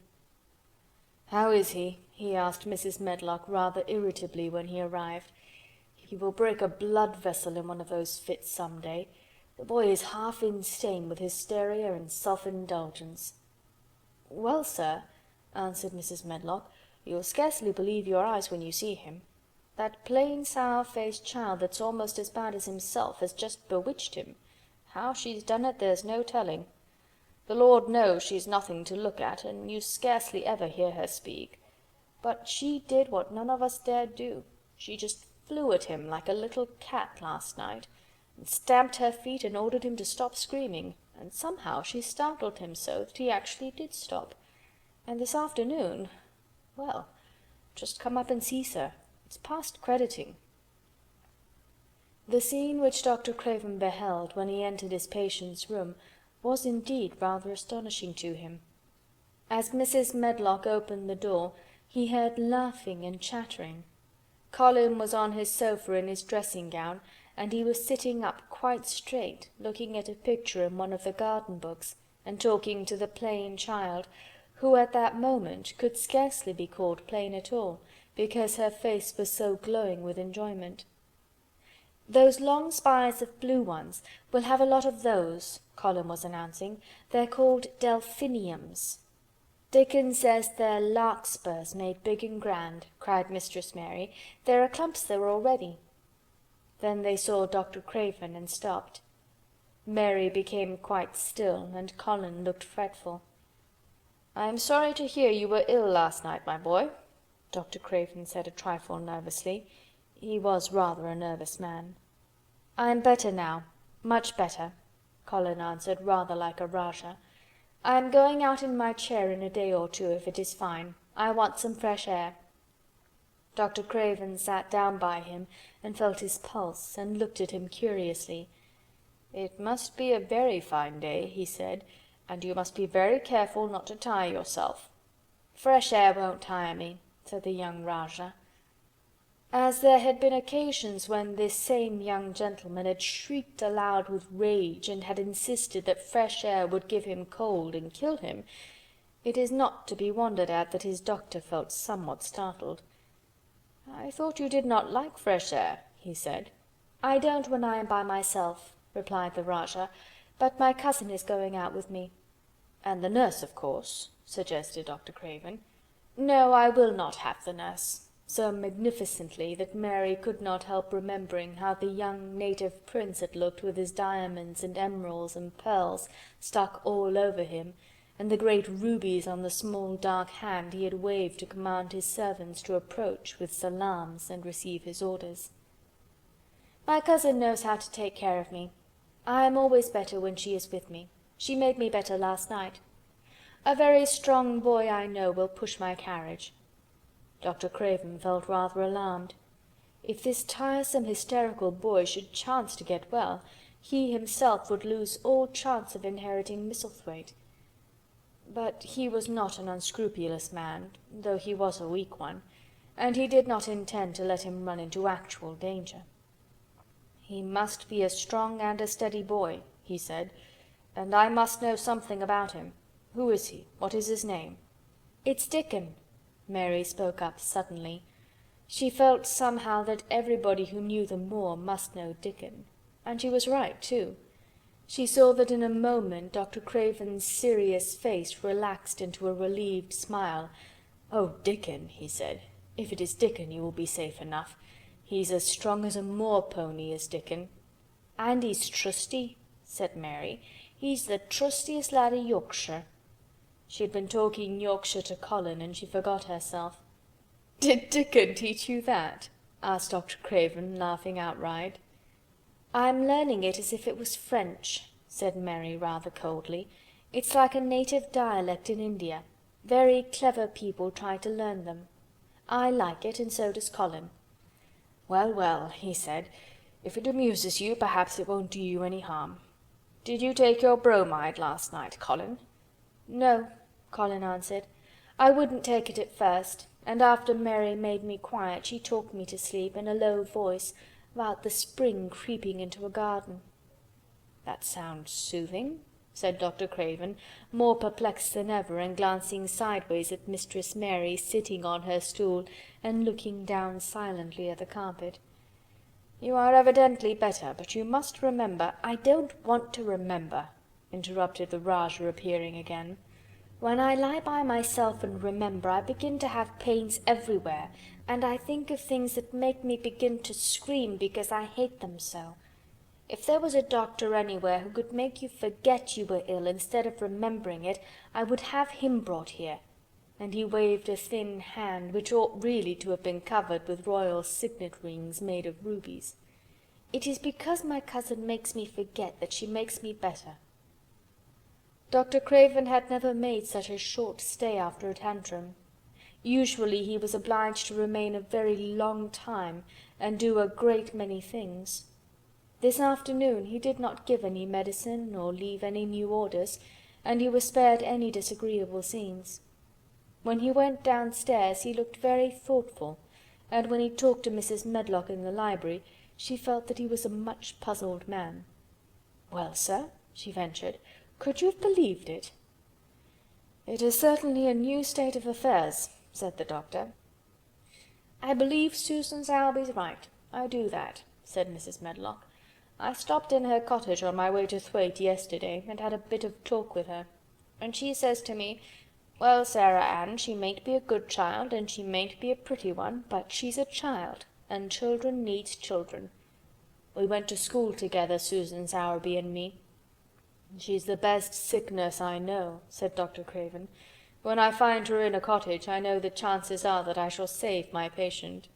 Mrs. Medlock smiled. She was fond of Susan Sowerby.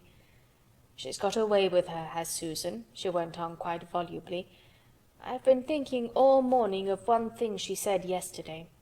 She says, 'Once when I was giving the children a bit of preach after they'd been fighting, I says to them all, where I was at school my geography told us the world was shaped like an orange, and I found out before I was 10 that the whole orange doesn't belong to nobody. No one owns more than his bit of a quarter, and there's times it seems like there's not enough quarters to go round. But don't you, none o' you, think as you own the whole orange, or you'll find out you're mistaken, and you won't find it out without hard knocks. What children learns from children, she says, is that there's no sense in grabbing at the whole orange, peel and all. If you do, you'll likely not even get the pips, and them's too bitter to eat." "She's a shrewd woman," said Dr. Craven, putting on his coat. "Well, she's got a way of saying things," ended Mrs. Medlock, much pleased. "Sometimes I've said to her, 'Susan, if you was a different woman and didn't talk such broad Yorkshire, I've seen the times when I should have said you was clever.'" That night Colin slept without once awakening, and when he opened his eyes in the morning he lay still and smiled without knowing it. Smiled because he felt so curiously comfortable. It was actually nice to be awake, and he turned over and stretched his limbs luxuriously. He felt as if tight strings which had held him had loosened themselves and let him go. He did not know that Dr. Craven would have said that his nerves had relaxed and rested themselves. Instead of lying and staring at the wall and wishing he had not awakened, his mind was full of the plans he and Mary had made yesterday, of pictures of the garden and of Dickon and his wild creatures. It was so nice to have things to think about.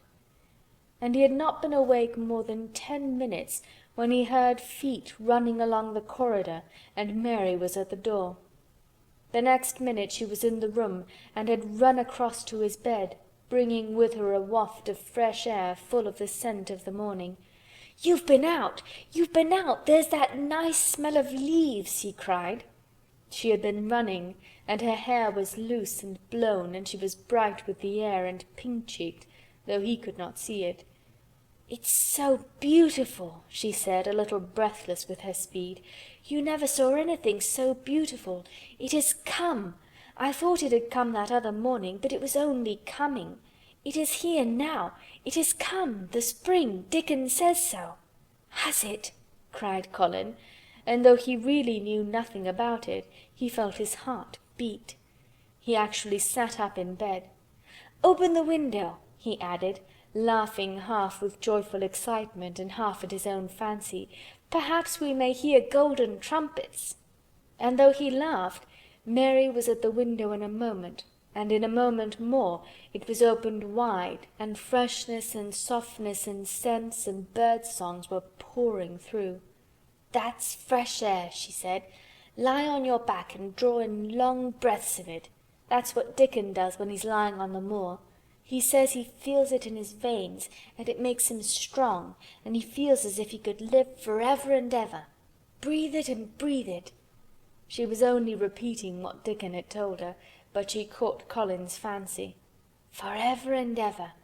Does it make him feel like that?" he said. And he did as she told him, drawing in long, deep breaths over and over again, until he felt something quite new and delightful was happening to him. Mary was at his bedside again. "Things are crowding up out of the earth," she ran on in a hurry, "and there are flowers uncurling and buds on everything, and the green veil has covered nearly all the grey, and the birds are in such a hurry about their nests for fear they may be too late that some of them are even fighting for places in the secret garden. And the rose bushes look as wick can be, and there are primroses in the lanes and woods, and the seeds we planted are up, and Dickon has brought the fox and the crow and the squirrels and a newborn lamb." And then she paused for breath. The newborn lamb Dickon had found 3 days before lying by its dead mother among the gorse bushes on the moor. It was not the first motherless lamb he had found, and he knew what to do with it. He had taken it to the cottage wrapped in his jacket, and he had let it lie near the fire, and had fed it with warm milk.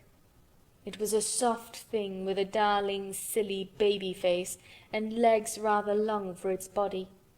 Dickon had carried it over the moor in his arms, and its feeding bottle was in his pocket with a squirrel, and when Mary had sat under a tree with its limp warmness huddled on her lap, she had felt as if she were too full of strange joy to speak. A lamb! A lamb! A living lamb who lay on your lap like a baby! She was describing it with great joy, and Colin was listening and drawing in long breaths of air when the nurse entered. She started a little at the sight of the open window. She had sat stifling in the room many a warm day because her patient was sure that open windows gave people cold. "Are you sure you're not chilly, Master Colin?" she inquired. "No," was the answer. "I am breathing long breaths of fresh air. It makes you strong. I am going to get up to the sofa for breakfast. My cousin will have breakfast with me."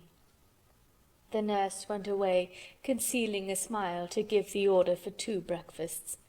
She found the servants' hall a more amusing place than the invalid's chamber, and just now everybody wanted to hear the news from upstairs. There was a great deal of joking about the unpopular young recluse who, as the cook said, had found his master and good for him. The servants' hall had been very tired of the tantrums, and the butler, who was a man with a family, had more than once expressed his opinion that the invalid would be all the better for a good hiding. When Colin was on his sofa and the breakfast for two was put upon the table, he made an announcement to the nurse in his most Rajah-like manner. "A boy and a fox and a crow and 2 squirrels and a new-born lamb are coming to see me this morning. I want them brought upstairs as soon as they come," he said. "You are not to begin playing with the animals in the servants' hall and keep them there. I want them here." The nurse gave a slight gasp and tried to conceal it with a cough. "Yes, sir," she answered. "I'll tell you what you can do," added Colin, waving his hand. "You can tell Martha to bring them here. The boy is Martha's brother. His name is Dickon, and he is an animal charmer." "I hope the animals won't bite, Master Colin," said the nurse. "I told you he was a charmer," said Colin austerely. "Charmers' animals never bite." "There are snake charmers in India," said Mary, "and they can put their snakes' heads in their mouths." "Goodness!" shuddered the nurse. They ate their breakfast with the morning air pouring in upon them. Colin's breakfast was a very good one, and Mary watched him with serious interest. "You will begin to get fatter just as I did," she said. "I never wanted my breakfast when I was in India, and now I always want it." "I wanted mine this morning," said Colin. "Perhaps it was the fresh air. When do you think Dickon will come?" He was not long in coming. In about 10 minutes Mary held up her hand. "Listen," she said. "Did you hear a caw?" Colin listened and heard it. The oddest sound in the world to hear inside a house, a hoarse caw caw. "Yes," he answered. "That's Soot," said Mary. "Listen again. Do you hear a bleat, a tiny one?" "Oh, yes," cried Colin, quite flushing. "That's the new-born lamb," said Mary. "He's coming." Dickon's moorland boots were thick and clumsy, and though he tried to walk quietly they made a clumping sound as he walked through the long corridors. Mary and Colin heard him marching, until he passed through the tapestry door onto the soft carpet of Colin's own passage. "If you please, sir," announced Martha, opening the door. "If you please, sir, here's Dickon and his creatures." Dickon came in smiling his nicest wide smile. The new-born lamb was in his arms, and the little red fox trotted by his side. Nut sat on his left shoulder, and Soot on his right, and Shell's head and paws peeped out of his coat pocket. Colin slowly sat up and stared, as he had stared when he first saw Mary, but this was a stare of wonder and delight. The truth was that in spite of all he had heard, he had not in the least understood what this boy would be like, and that his fox and his crow and his squirrels and his lamb were so near to him and his friendliness that they seemed almost to be part of himself. Colin had never talked to a boy in his life, and he was so overwhelmed by his own pleasure and curiosity that he did not even think of speaking. But Dickon did not feel the least shy or awkward. He had not felt embarrassed because the crow had not known his language and had only stared and had not spoken to him the first time they met. Creatures were always like that until they found out about you. He walked over to Colin's sofa and put the new-born lamb quietly on his lap, and immediately the little creature turned to the warm velvet dressing-gown and began to nuzzle into its folds and butt its tight curled head with soft impatience against his side. Of course, no boy could have helped speaking then.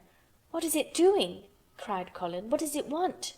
"It wants its mother," said Dickon, smiling more and more. "I brought it to thee a bit hungry because I knowed tha'd like to see it feed." He knelt down by the sofa and took a feeding bottle from his pocket. "Come on, little un," he said, turning the small woolly white head with a gentle brown hand.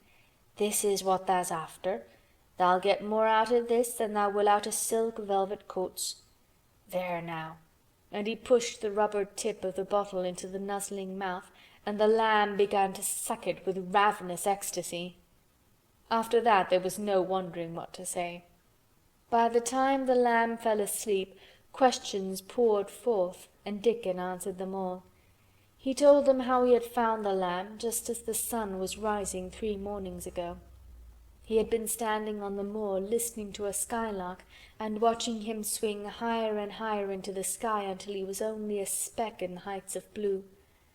"I'd almost lost him but for his song, and I was wondering how a chap could hear it when it seemed as if he'd get out of the world in a minute, and just then I heard something else far off among the gorse bushes. It was a weak bleatin', and I knowed it was a new lamb as was hungry, and I knowed it wouldn't be hungry if it hadn't lost its mother somehow, so I set off searchin'. I did have a look for it.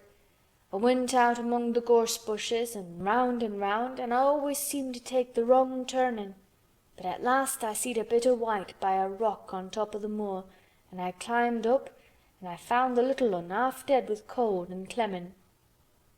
While he talked, Soot flew solemnly in and out of the open window and cawed remarks about the scenery, while Nut and Shell made excursions into the big trees outside and ran up and down trunks and explored branches. Captain curled up near Dickon, who sat on the hearthrug from preference. They looked at the pictures in the gardening books, and Dickon knew all the flowers by their country names, and knew exactly which ones were already growing in the secret garden. "I couldna say that there name," he said, pointing to one under which was written Aquilegia, "but us calls that a columbine, and that there one it's a snapdragon, and they both grow wild in hedges, but these is garden ones, and they're bigger and grander. There's some clumps o' columbine in the garden. They'll look like a bed o' blue and white butterflies flutterin' when they're out."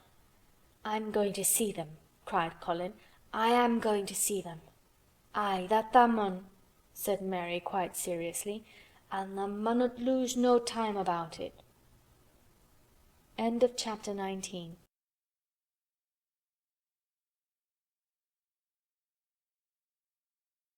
The Secret Garden by Frances Hodgson Burnett.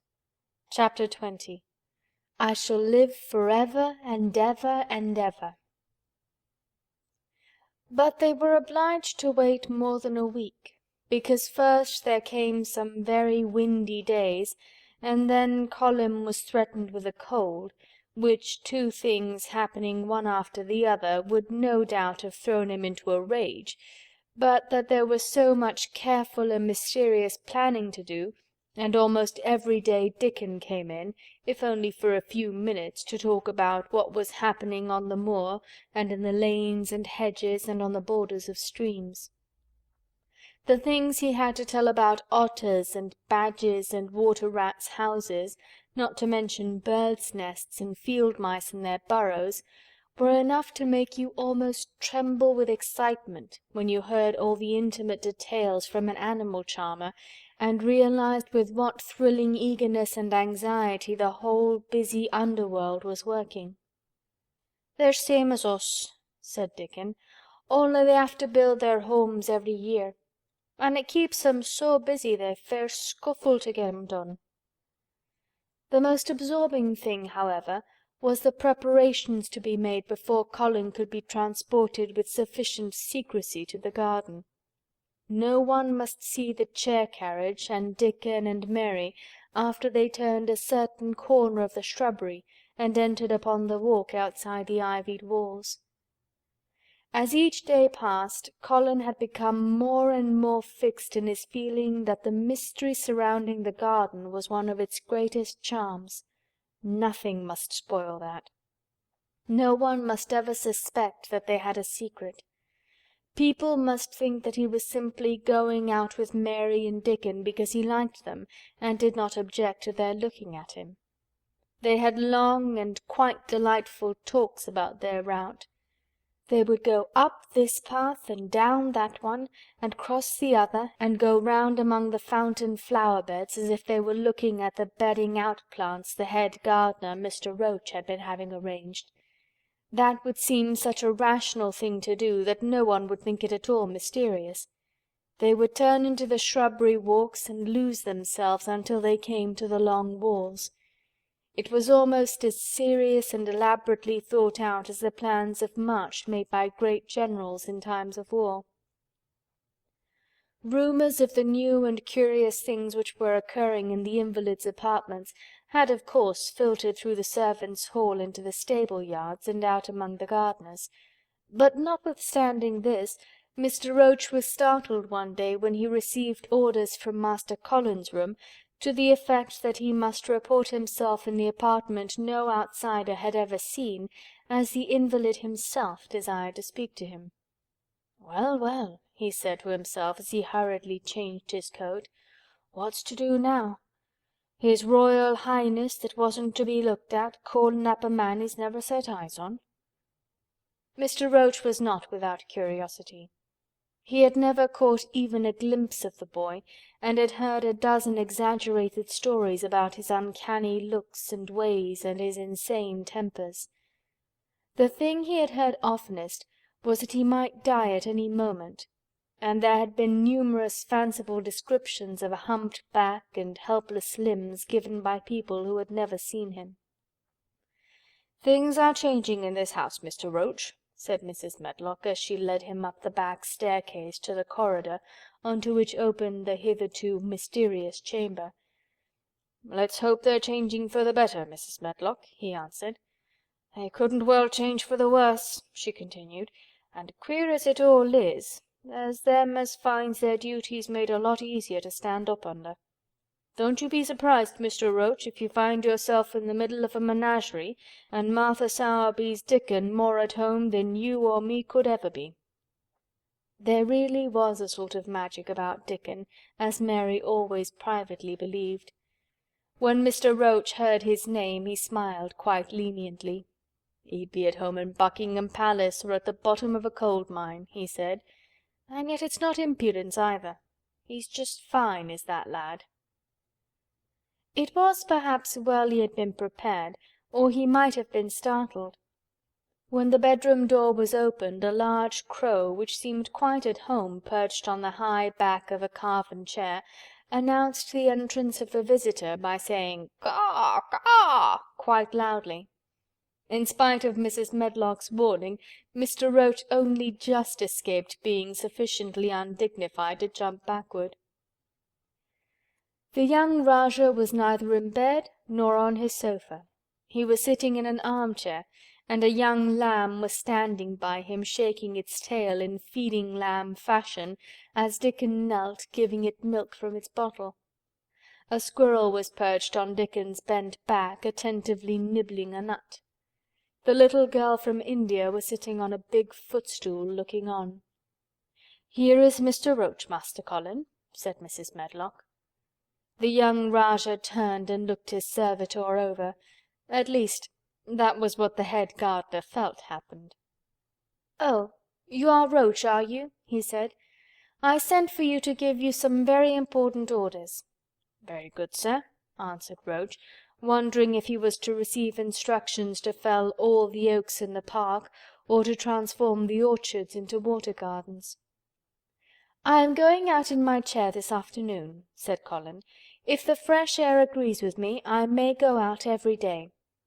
When I go, none of the gardeners are to be anywhere near the long walk by the garden walls. No one is to be there. I shall go out about 2 o'clock, and everyone must keep away until I send word that they may go back to their work."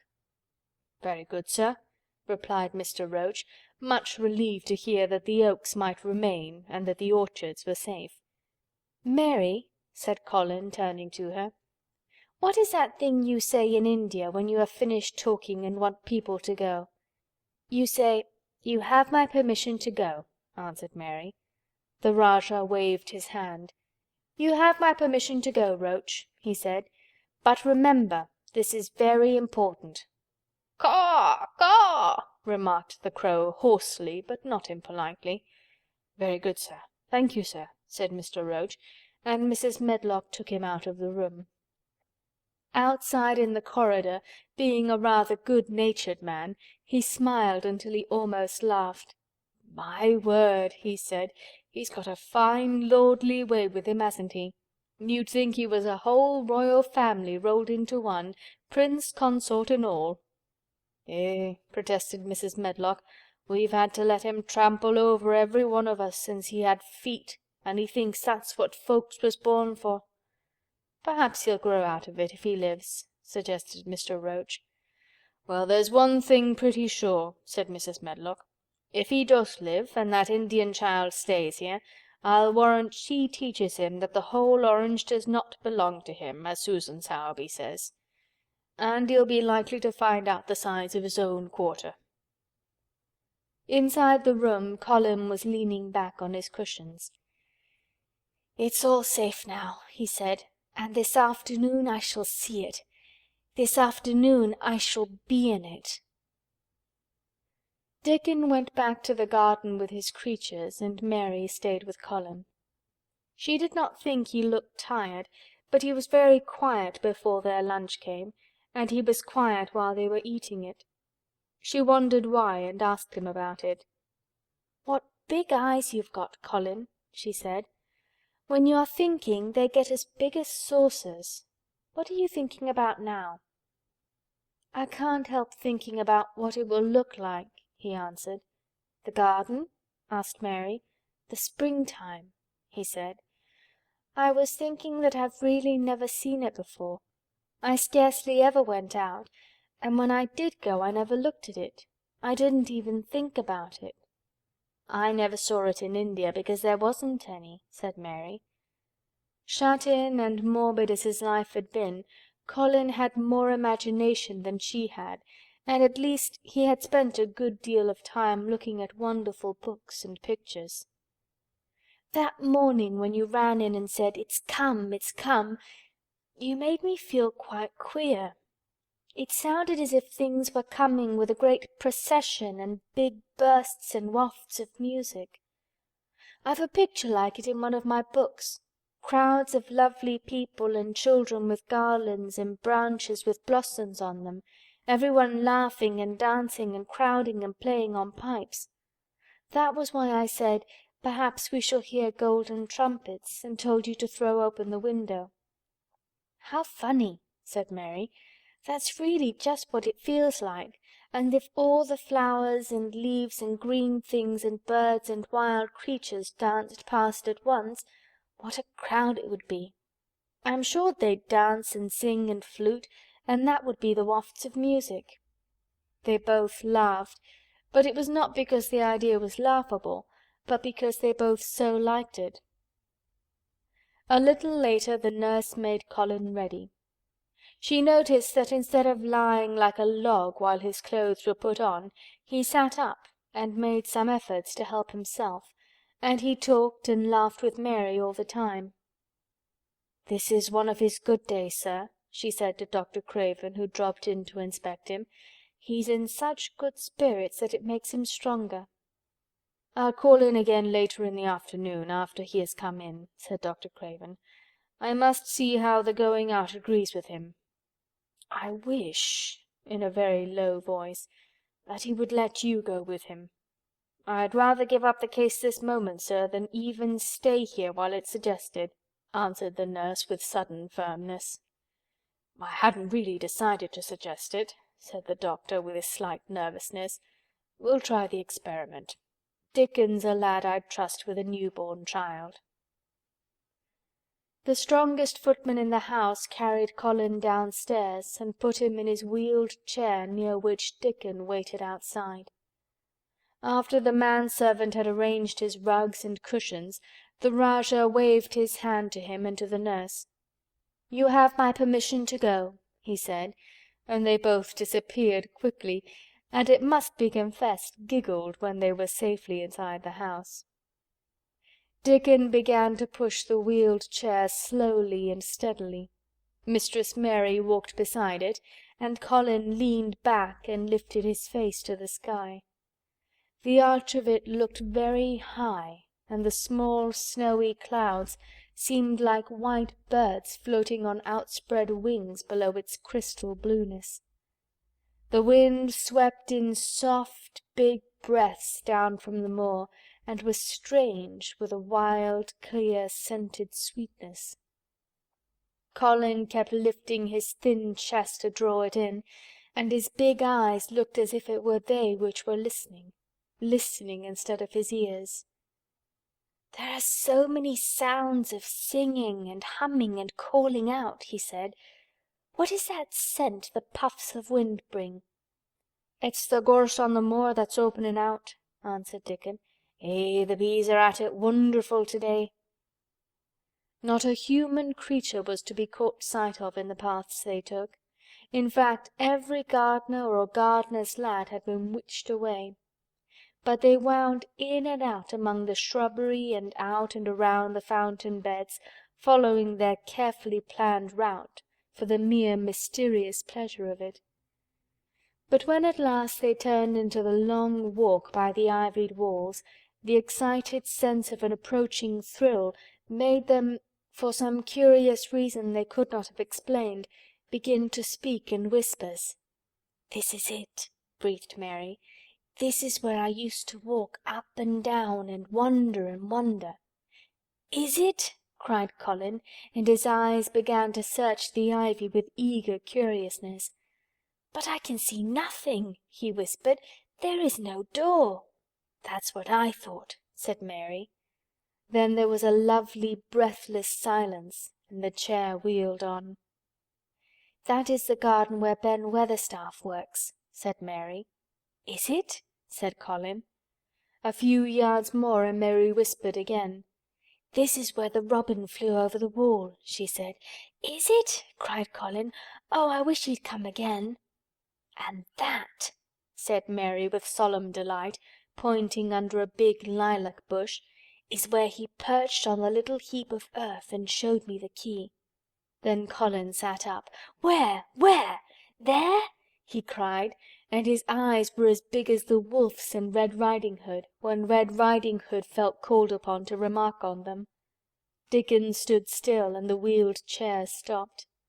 "And this," said Mary, stepping onto the bed close to the ivy, "is where I went to talk to him when he chirped at me from the top of the wall. And this is the ivy the wind blew back," and she took hold of the hanging green curtain. "Oh, is it? Is it?" gasped Colin.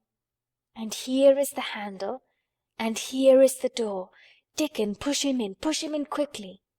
And Dickon did it with one strong, steady, splendid push.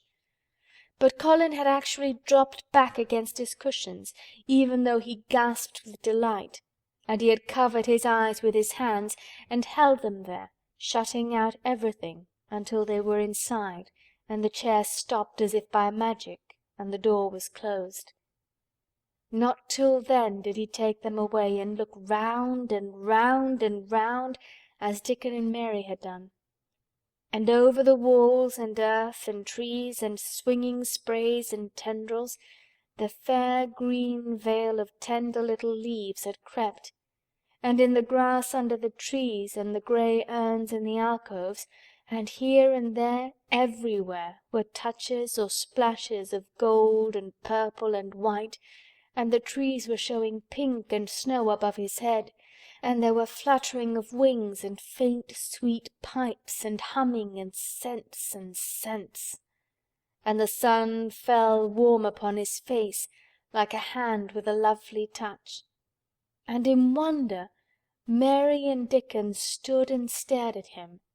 He looked so strange and different, because a pink glow of colour had actually crept all over him, ivory face and neck and hands and all. "I shall get well! I shall get well!" he cried out. "Mary, Dickon, I shall get well! And I shall live forever and ever and ever!" End of chapter 20.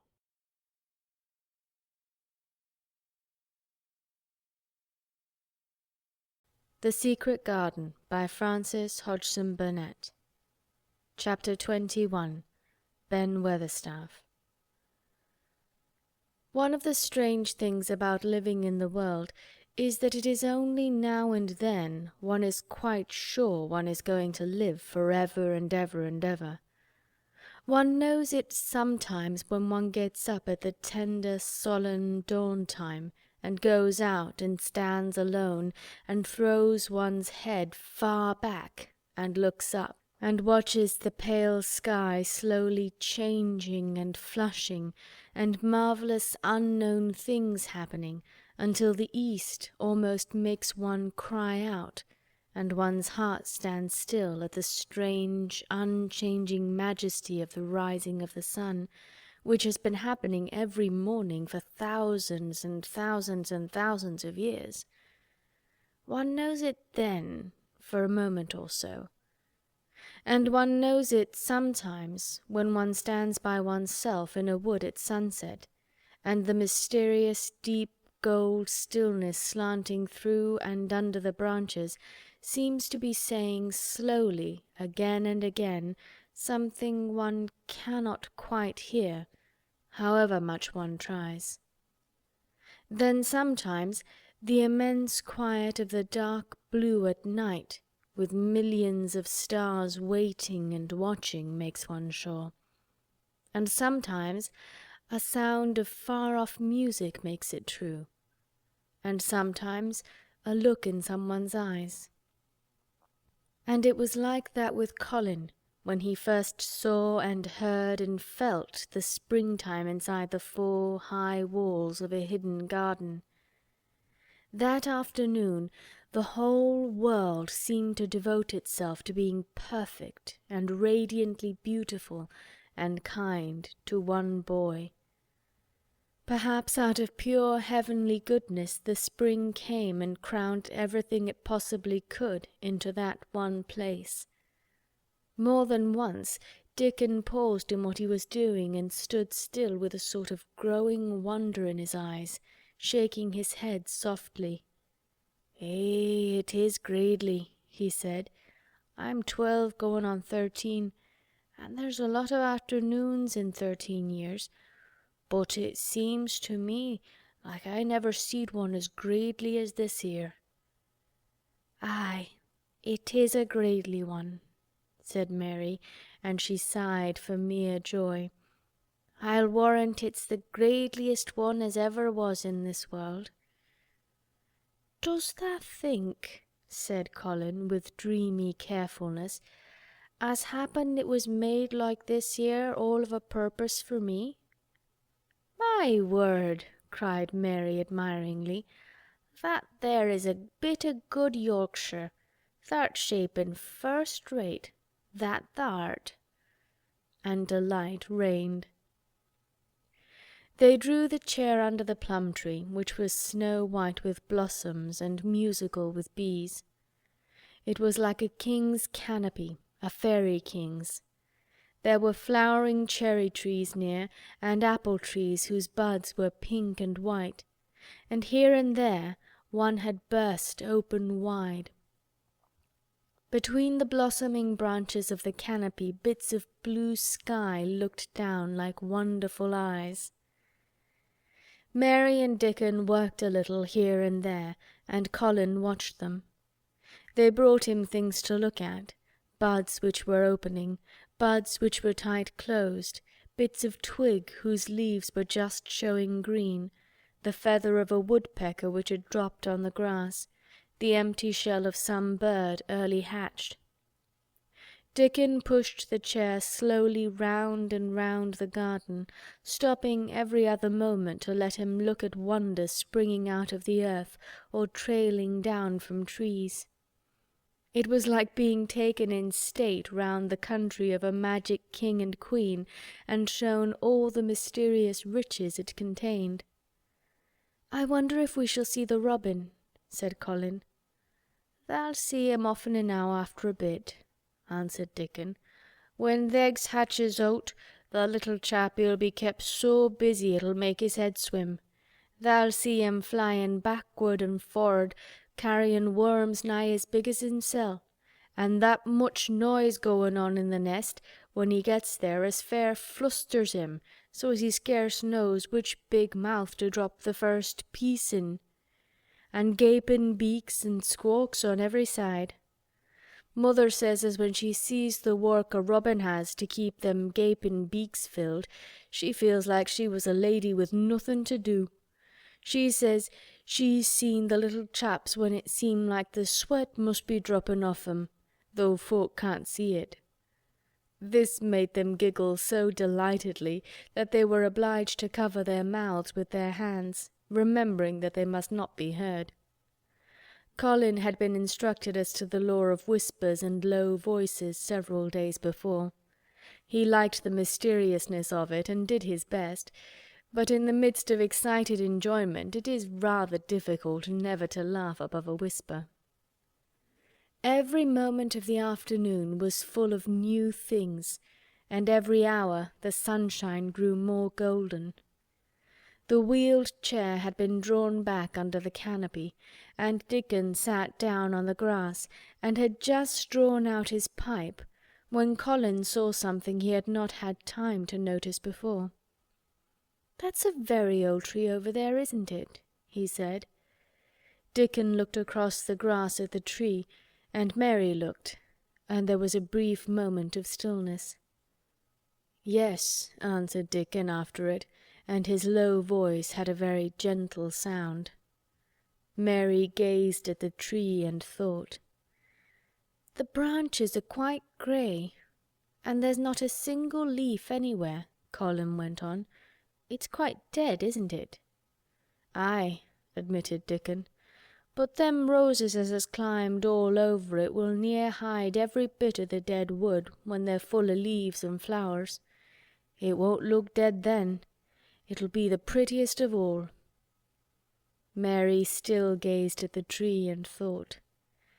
"It looks as if a big branch had been broken off," said Colin. "I wonder how it was done." "It's been done many a year," answered Dickon. "Eh!" with a sudden relieved start and laying his hand on Colin. "Look at that robin. There he is. He's been foraging for his mate." Colin was almost too late, but he just caught sight of him, the flash of red-breasted bird with something in his beak. He darted through the greenness and into the close-grown corner and was out of sight. Colin leaned back on his cushion again, laughing a little. "He's taking her tea to her. Perhaps it's 5 o'clock. I think I'd like some tea myself." And so they were safe. "It was magic which sent the robin," said Mary secretly to Dickon afterward. "I know it was magic." For both she and Dickon had been afraid Colin might ask something about the tree whose branch had broken off 10 years ago, and they had talked it over together, and Dickon had stood and rubbed his head in a troubled way. "We mun look as if it wasn't no different from t'other trees," he had said. "We couldn't never tell him how it broke, poor lad. If he says anything about it, we mun try to look cheerful." "Aye, that we mun," had answered Mary. But she had not felt as if she looked cheerful when she gazed at the tree. She wondered and wondered in those few moments if there was any reality in that other thing Dickon had said. He had gone on rubbing his rust-red hair in a puzzled way, but a nice, comforted look had begun to grow in his blue eyes. "Mrs. Craven was a very lovely young lady," he had gone on rather hesitatingly, "and mother she thinks maybe she's about Misselthwaite many a time, looking after Mr. Colin, same as all mothers do when they're took out of the world. They have to come back, tha sees. Happen she's been in the garden, and happen it was her set us to work and told us to bring him here." Mary had thought he meant something about magic. She was a great believer in magic. Secretly, she quite believed that Dickon worked magic, of course good magic, on everything near him, and that was why people liked him so much, and wild creatures knew he was their friend. She wondered, indeed, if it were not possible that his gift had brought the robin just at the right moment when Colin asked that dangerous question. She felt that his magic was working all the afternoon and making Colin look like an entirely different boy. It did not seem possible that he could be the crazy creature who had screamed and beaten and bitten his pillow. Even his ivory whiteness seemed to change. The faint glow of colour which had shone on his face and neck and hands when he first got inside the garden really never quite died away. He looked as if he were made of flesh instead of ivory or wax. They saw the robin carry food to his mate 2 or 3 times, and it was so suggestive of afternoon tea that Colin felt they must have some. "Go and make one of the men servants bring some in a basket to the rhododendron walk," he said, "and then you and Dickon can bring it here." It was an agreeable idea, easily carried out, and when the white cloth was spread upon the grass, with hot tea and buttered toast and crumpets, a delightfully hungry meal was eaten, and several birds on domestic errands paused to inquire what was going on, and were led into investigating crumbs with great activity. Nut and Shell whisked up trees with pieces of cake, and Soot took the entire half of a buttered crumpet into a corner, and pecked at and examined and turned it over and made hoarse remarks about it until he decided to swallow it all joyfully in one gulp. The afternoon was dragging towards its mellow hour. The sun was deepening the gold of its lances, the bees were going home, and the birds were flying past less often. Dickon and Mary were sitting on the grass, the tea-basket was repacked, ready to be taken back to the house, and Colin was lying against his cushions, with his heavy locks pushed back from his forehead, and his face looking quite a natural colour. "I don't want this afternoon to go," he said, "but I shall come back tomorrow, and the day after, and the day after, and the day after." "You'll get plenty of fresh air, won't you?" said Mary. "I'm going to get nothing else," he answered. "I've seen the spring now, and I'm going to see the summer. I'm going to see everything grow here. I'm going to grow here myself." "That thou will," said Dickon. "I shall have thee walking about here digging same as other folk afore long." Colin flushed tremendously. "Walk?" he said. "Dig? Shall I?" Dickon's glance at him was delicately cautious. Neither he nor Mary had ever asked if anything was the matter with his legs. "For sure thou will," he said stoutly. "Thou's got legs of thy own, same as other folks." Mary was rather frightened until she heard Colin's answer. "Nothing really ails them," he said, "but they're so thin and weak. They shake so that I'm afraid to try to stand on them." Both Mary and Dickon drew a relieved breath. "When thou stops being afraid thou'lt stand on 'em," Dickon said with renewed cheer. "And thou'lt stop being afraid in a bit." "I shall," said Colin, and he lay still as if he were wondering about things. They were really very quiet for a little while. The sun was dropping lower.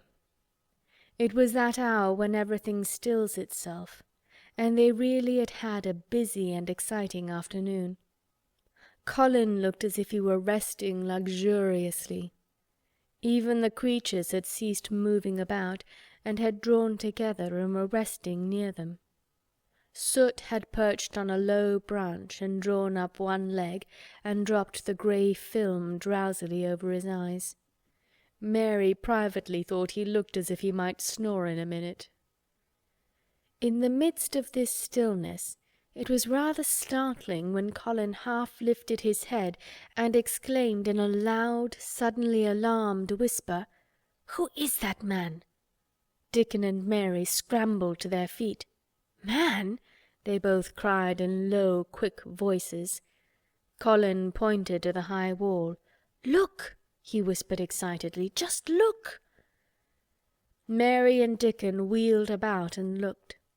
There was Ben Weatherstaff's indignant face glaring at them over the wall from the top of a ladder. He actually shook his fist at Mary. "If I wasn't a bachelder, and thou was a wench o' mine," he cried, "I'd give thee a hidin'." He mounted another step threateningly, as if it were his energetic intention to jump down and deal with her. But as she came toward him, he evidently thought better of it, and stood on the top step of his ladder, shaking his fist down at her. "I never thowt much o' thee," he harangued. "I couldna abide thee the first time I set eyes on thee. A scrawny, buttermilk-faced young besom, allus askin' questions and pokin' thy nose where it wasna wanted. I never knowed how tha got so thick wi' me.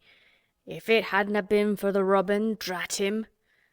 "Ben Weatherstaff," called out Mary, finding her breath. She stood below him and called up to him with a sort of gasp. "Ben Weatherstaff, it was the robin who showed me the way." Then it did seem as if Ben really would scramble down on her side of the wall, he was so outraged. "Tha young bad un," he called down at her, "layin' thy badness on a robin. Not but what he's impident enow for anything. Him showin' thee the way! Him! Eh, thy young note!" She could see his next words burst out because he was overpowered by curiosity. "However i' the world did tha get in?" "It was the robin who showed me the way," she protested obstinately. "He didn't know he was doing it, but he did. And I can't tell you from here while you're shaking your fist at me." He stopped shaking his fist very suddenly at that very moment, and his jaw actually dropped as he stared over her head at something he saw coming over the grass toward him. At the first sound of his torrent of words, Colin had been so surprised that he had only sat up and listened as if he were spellbound. But in the midst of it he had recovered himself and beckoned imperiously to Dickon. "Wheel me over there," he commanded. "Wheel me quite close and stop right in front of him."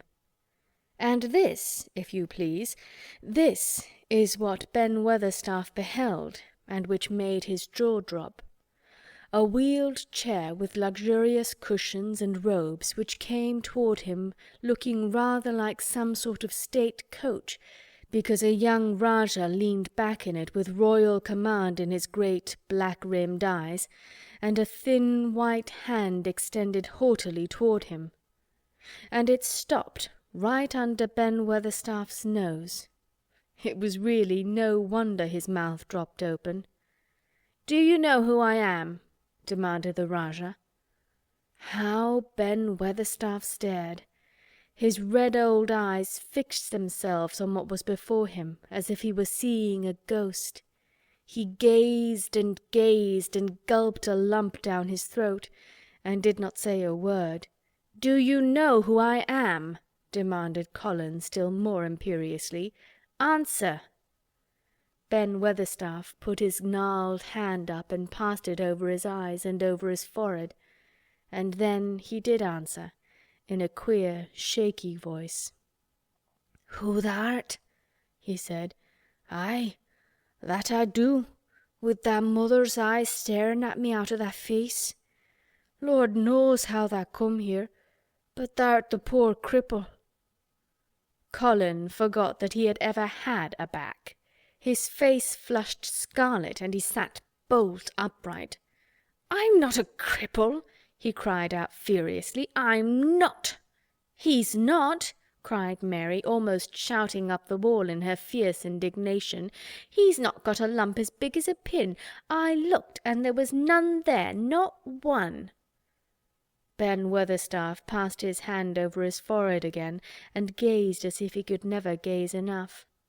His hand shook, and his mouth shook, and his voice shook. He was an ignorant old man and a tactless old man, and he could only remember the things he had heard. Thou hasn't got a crooked back," he said hoarsely. "No!" shouted Colin. Thou hasn't got crooked legs," quavered Ben more hoarsely still. It was too much. The strength which Colin usually threw into his tantrums rushed through him now in a new way. Never yet had he been accused of crooked legs, even in whispers, and the perfectly simple belief in their existence which was revealed by Ben Weatherstaff's voice was more than Rajah, flesh and blood, could endure. His anger and insulted pride made him forget everything but this one moment, and filled him with a power he had never known before, an almost unnatural strength. "Come here!" he shouted to Dickon, and he actually began to tear the coverings off his lower limbs and disentangle himself. "Come here! Come here this minute!" Dickon was by his side in a second. Mary caught her breath in a short gasp and felt herself turn pale. "He can do it, he can do it, he can do it, he can!" she gabbled over to herself under her breath as fast as ever she could. There was a brief, fierce scramble, the rugs were tossed on the ground, Dickon held Colin's arm, the thin legs were out, the thin feet were on the grass. Colin was standing upright, as straight as an arrow, and looking strangely tall, his head thrown back, and his strange eyes flashing lightning. "Look at me!" he flung up at Ben Weatherstaff. "Just look at me, you! Just look at me!" "He's as straight as I am," cried Dickon. "He's as straight as any lad in Yorkshire." What Ben Weatherstaff did, Mary thought queer beyond measure. He choked and gulped, and suddenly tears ran down his weather-wrinkled cheeks as he struck his old hands together. He burst forth, "the lies folk tells! Thou'rt as thin as a lath and as white as a wraith, but there's not a knob on thee. I'll make a mon yet. God bless thee." Dickon held Colin's arm strongly, but the boy had not begun to falter.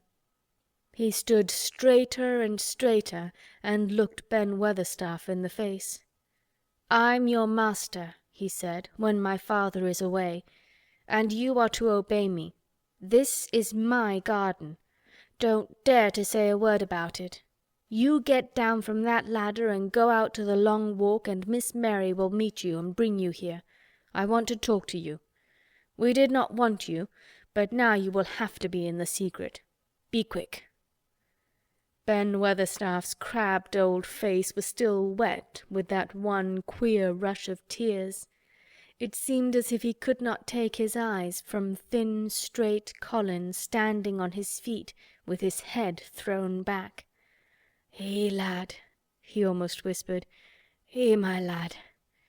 And then, remembering himself, he suddenly touched his hat, gardener fashion, and said, "Yes, sir, yes, sir," and obediently disappeared as he descended the ladder. End of chapter 21.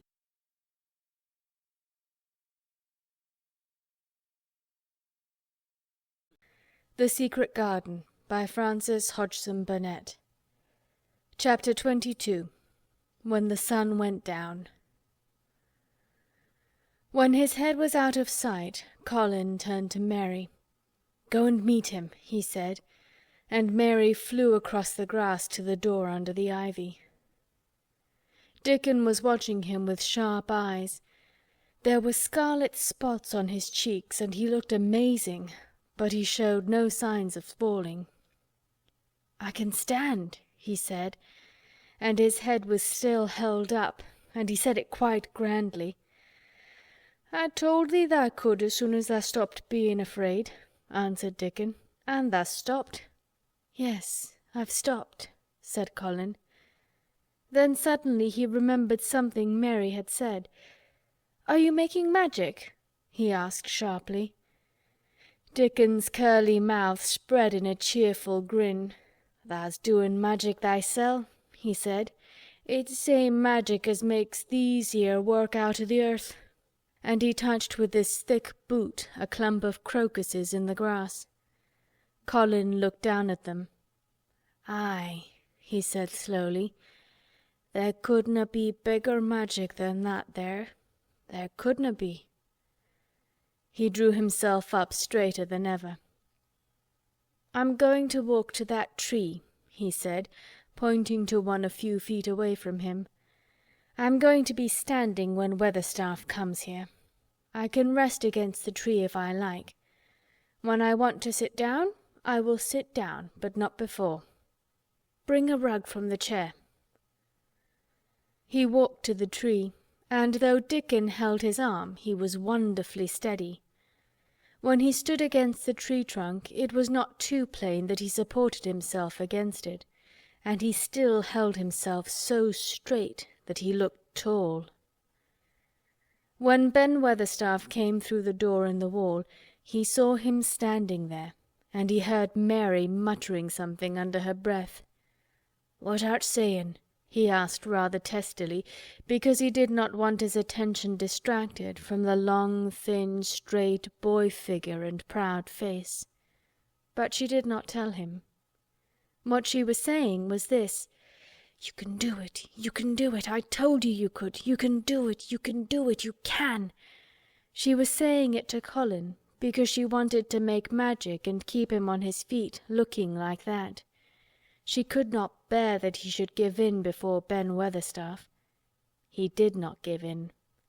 She was uplifted by a sudden feeling that he looked quite beautiful in spite of his thinness. He fixed his eyes on Ben Weatherstaff in his funny, imperious way. "Look at me," he commanded. "Look at me all over. Am I a hunchback? Have I got crooked legs?" Ben Weatherstaff had not quite got over his emotion, but he had recovered a little, and answered almost in his usual way. "Not tha," he said. "Nowt o' the sort. What's tha been doin' wi' thysel', hidin' out o' sight and lettin' folk think tha was cripple and half-witted?" "Half-witted?" said Colin angrily. "Who thought that?" "Lots o' fools," said Ben. "The world's full o' jackasses brayin', and they never bray nowt but lies. What did tha shut thyself up for?" "Everyone thought I was going to die," said Colin shortly. "I'm not." And he said it with such decision, Ben Weatherstaff looked him over, up and down, down and up. "Tha die?" he said with dry exultation. "Nowt o' the sort. Tha's got too much pluck in thee. When I seed thee put thy legs on the ground in such a hurry, I knowed tha was all right. Sit thee down on the rug a bit, young mester, and give me thy orders." There was a queer mixture of crabbed tenderness and shrewd understanding in his manner. Mary had poured out speech as rapidly as she could as they had come down the long walk. The chief thing to be remembered, she had told him, was that Colin was getting well, getting well. The garden was doing it. No one must let him remember about having humps and dying. The Rajah condescended to seat himself on a rug under the tree. "What work do you do in the gardens, Weatherstaff?" he inquired.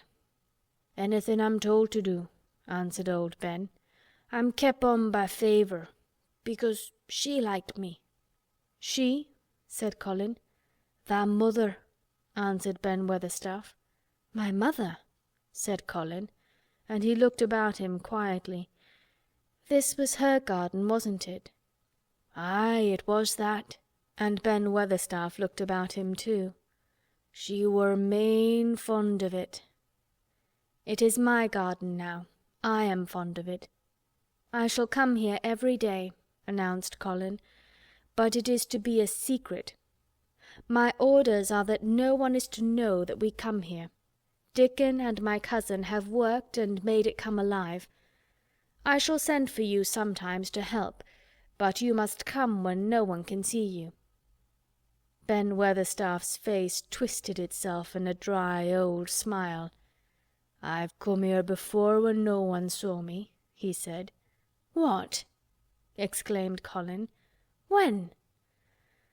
"The last time I was here," rubbing his chin and looking around, "was about 2 year ago." "But no one has been in it for 10 years," cried Colin. "There was no door." "I'm no one," said old Ben dryly, "and I didn't come through the door. I come over the wall. The rheumatics held me back the last 2 year." "That come and did a bit of pruning," cried Dickon. "I couldn't make out how it had been done." "She was so fond of it, she was," said Ben Weatherstaff slowly. "And she was such a pretty young thing. She says to me once, 'Ben,' says she, laughing, 'if ever I'm ill or if I go away, you must take care of my roses.' When she did go away, th' orders was no one was ever to come nigh. But I come," with grumpy obstinacy. "Over the wall I come, until the rheumatics stopped me, and I did a bit o' work once a year. She'd gave her order first." "It wouldn't have been as wick as it is if tha hadn't done it," said Dickon. "I did wonder." "I'm glad you did it, Weatherstaff," said Colin. "You'll know how to keep the secret." "Aye, I'll know, sir," answered Ben. "And it'll be easier for a man wi' rheumatics to come in at the door." On the grass near the tree Mary had dropped her trowel. Colin stretched out his hand and took it up. An odd expression came into his face, and he began to scratch at the earth. His thin hand was weak enough, but presently as they watched him, Mary with quite breathless interest, he drove the end of the trowel into the soil and turned some over. "You can do it, you can do it," said Mary to herself. "I tell you, you can." Dickon's round eyes were full of eager curiousness, but he said not a word. Ben Weatherstaff looked on with interested face. Colin persevered. After he had turned a few trowelfuls of soil, he spoke exultantly to Dickon in his best Yorkshire. "Tha said as tha'd have me walking about here same as other folk, and tha said tha'd have me digging. I thought that was just leeing to please me. This is only the first day, and I've walked, and here I am digging." Ben Weatherstaff's mouth fell open again when he heard him, but he ended by chuckling. "Eh," he said, "that sounds as if tha'd got wits enow. Tha'rt a Yorkshire lad for sure. And tha'rt digging too. How'd tha like to plant a bit o' something? I can get thee a rose in a pot." "Go and get it," said Colin, digging excitedly. "Quick, quick!" It was done quickly enough indeed. Ben Weatherstaff went his way, forgetting rheumatics. Dickon took his spade and dug the hole deeper and wider than a new digger with thin white hands could make it. Mary slipped out to run and bring back a watering can. When Dickon had deepened the hole, Colin went on turning the soft earth over and over. He looked up at the sky, flushed and glowing with the strangely new exercise, slight as it was. "I want to do it before the sun goes quite down," he said. Mary thought that perhaps the sun held back a few minutes just on purpose. Ben Weatherstaff brought the rose in its pot from the greenhouse. He hobbled over the grass as fast as he could. He had begun to be excited too. He knelt down by the hole and broke the pot from the mould. "Here, lad," he said, handing the plant to Colin. "Set it in the earth thysel, same as the king does when he goes to a new place." The thin white hands shook a little, and Colin's flush grew deeper as he set the rose in the mould and held it while old Ben made firm the earth. It was filled in and pressed down and made steady. Mary was leaning forward on her hands and knees. Soot had flown down and marched forward to see what was being done. Nut and Shell chattered about it from a cherry tree. "It's planted," said Colin at last, "and the sun is only slipping over the edge. Help me up, Dickon. I want to be standing when it goes. That's part of the magic." And Dickon helped him, and the magic, or whatever it was, so gave him strength that when the sun did slip over the edge and end the strange, lovely afternoon for them, there he actually stood on his 2 feet, laughing. End of chapter 22.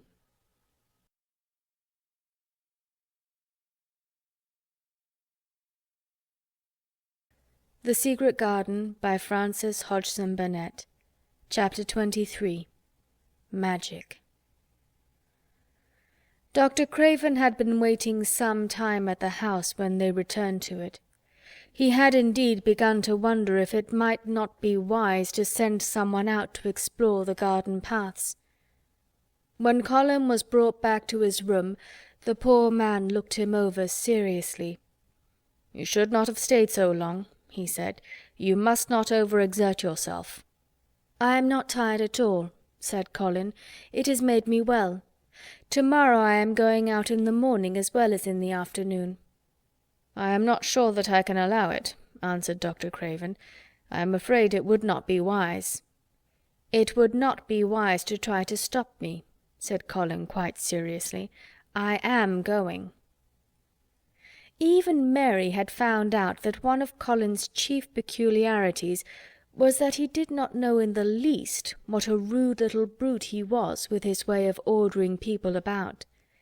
He had lived on a sort of desert island all his life, and as he had been the king of it, he had made his own manners and had had no one to compare himself with.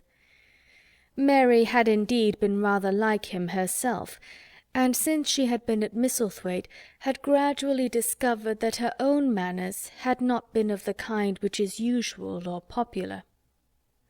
Having made this discovery, she naturally thought it of enough interest to communicate to Colin.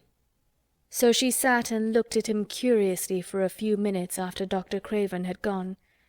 She wanted to make him ask her why she was doing it, and of course she did. "What are you looking at me for?" he said. "I'm thinking that I am rather sorry for Dr. Craven." "So am I," said Colin calmly, but not without an air of some satisfaction. "He won't get Misselthwaite at all now I'm not going to die." "I'm sorry for him because of that, of course," said Mary.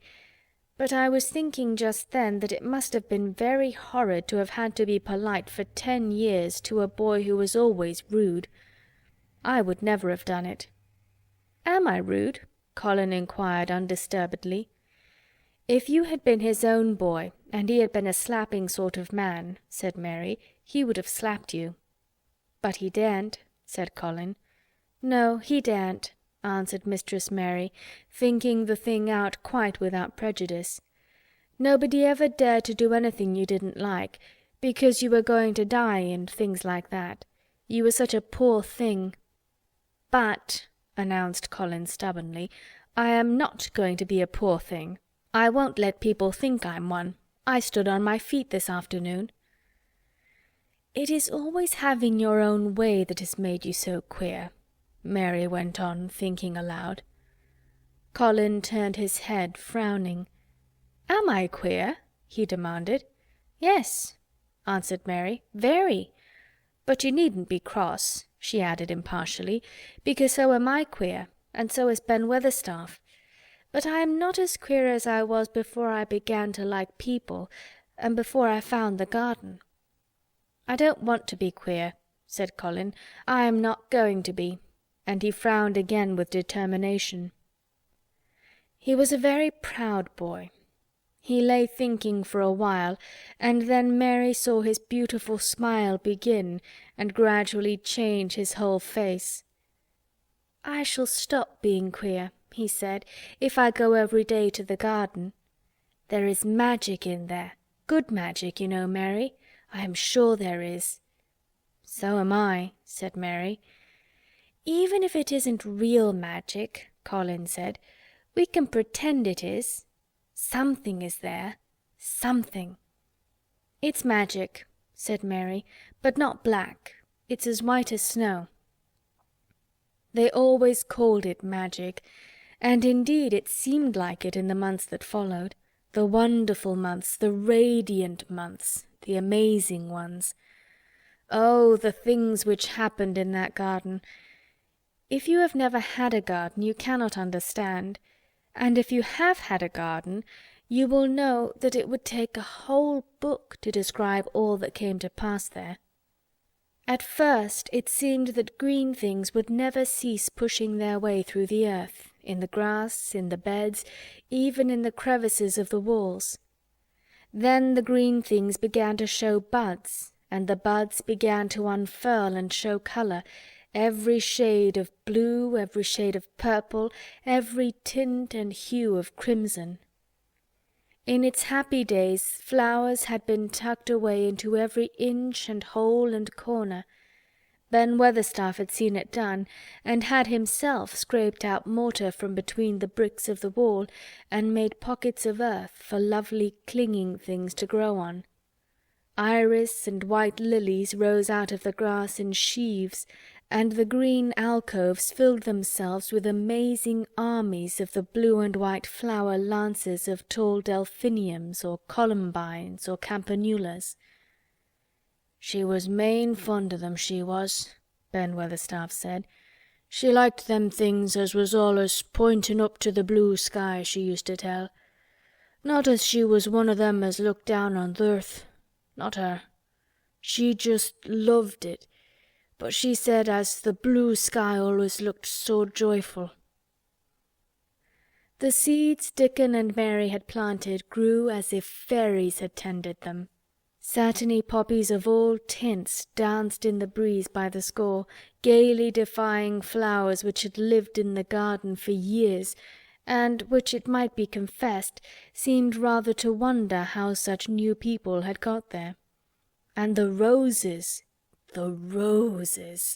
rising out of the grass, tangled around the sundial, wreathing the tree trunks and hanging from their branches, climbing up the walls and spreading over them with long garlands falling in cascades, they came alive day by day, hour by hour. Fair fresh leaves and buds, tiny at first, but swelling and working magic until they burst and uncurled into cups of scent, delicately spilling themselves over their brims and filling the garden air. Colin saw it all, watching each change as it took place. Every morning he was brought out, and every hour of each day when it didn't rain he spent in the garden. Even grey days pleased him. He would lie on the grass, watching things growing, he said. If you watched long enough, he declared, you could see buds unsheath themselves. Also you could make the acquaintance of strange, busy insect things running about on various unknown but evidently serious errands, sometimes carrying tiny scraps of straw or feather or food, or climbing blades of grass as if they were trees from whose tops one could look out and explore the country. A mole throwing up its mound at the end of its burrow and making its way out at last with the long-nailed paws which looked so like elfish hands had absorbed him one whole morning. Ants' ways, beetles' ways, bees' ways, frogs' ways, birds' ways, plants' ways gave him a new world to explore, and when Dickon revealed them all and added foxes' ways, otters' ways, ferrets' ways, squirrels' ways, and trout and water-rats and badgers' ways, there was no end to the things to talk about and think over. And this was not half of the magic. The fact that he had really once stood on his feet had set Colin thinking tremendously, and when Mary told him of the spell she had worked, he was excited and approved of it greatly. He talked of it constantly. "Of course there must be lots of magic in the world," he said wisely one day, "but people don't know what it is like or how to make it. Perhaps the beginning is just to say nice things are going to happen until you make them happen." I'm going to try and experiment." The next morning when they went to the secret garden, he sent at once for Ben Weatherstaff.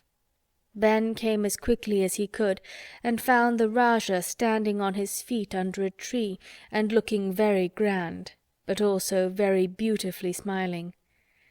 "Good morning, Ben Weatherstaff," he said. "I want you and Dickon and Miss Mary to stand in a row and listen to me, because I am going to tell you something very important." "Aye, aye, sir," answered Ben Weatherstaff, touching his forehead. One of the long-concealed charms of Ben Weatherstaff was that in his boyhood he had once run away to sea and had made voyages, so he could reply like a sailor. "I am going to try a scientific experiment," explained the Rajah. "When I grow up, I am going to make great scientific discoveries, and I am going to begin now with this experiment." "Aye, aye, sir," said Ben Weatherstaff promptly, though this was the first time he had heard of great scientific discoveries. It was the first time Mary had heard of them either, but even at this stage she had begun to realize that, queer as he was, Colin had read about a great many singular things and was somehow a very convincing sort of boy. When he held up his head and fixed his strange eyes on you, it seemed as if you believed him almost in spite of yourself, though he was only 10 years old, going on 11.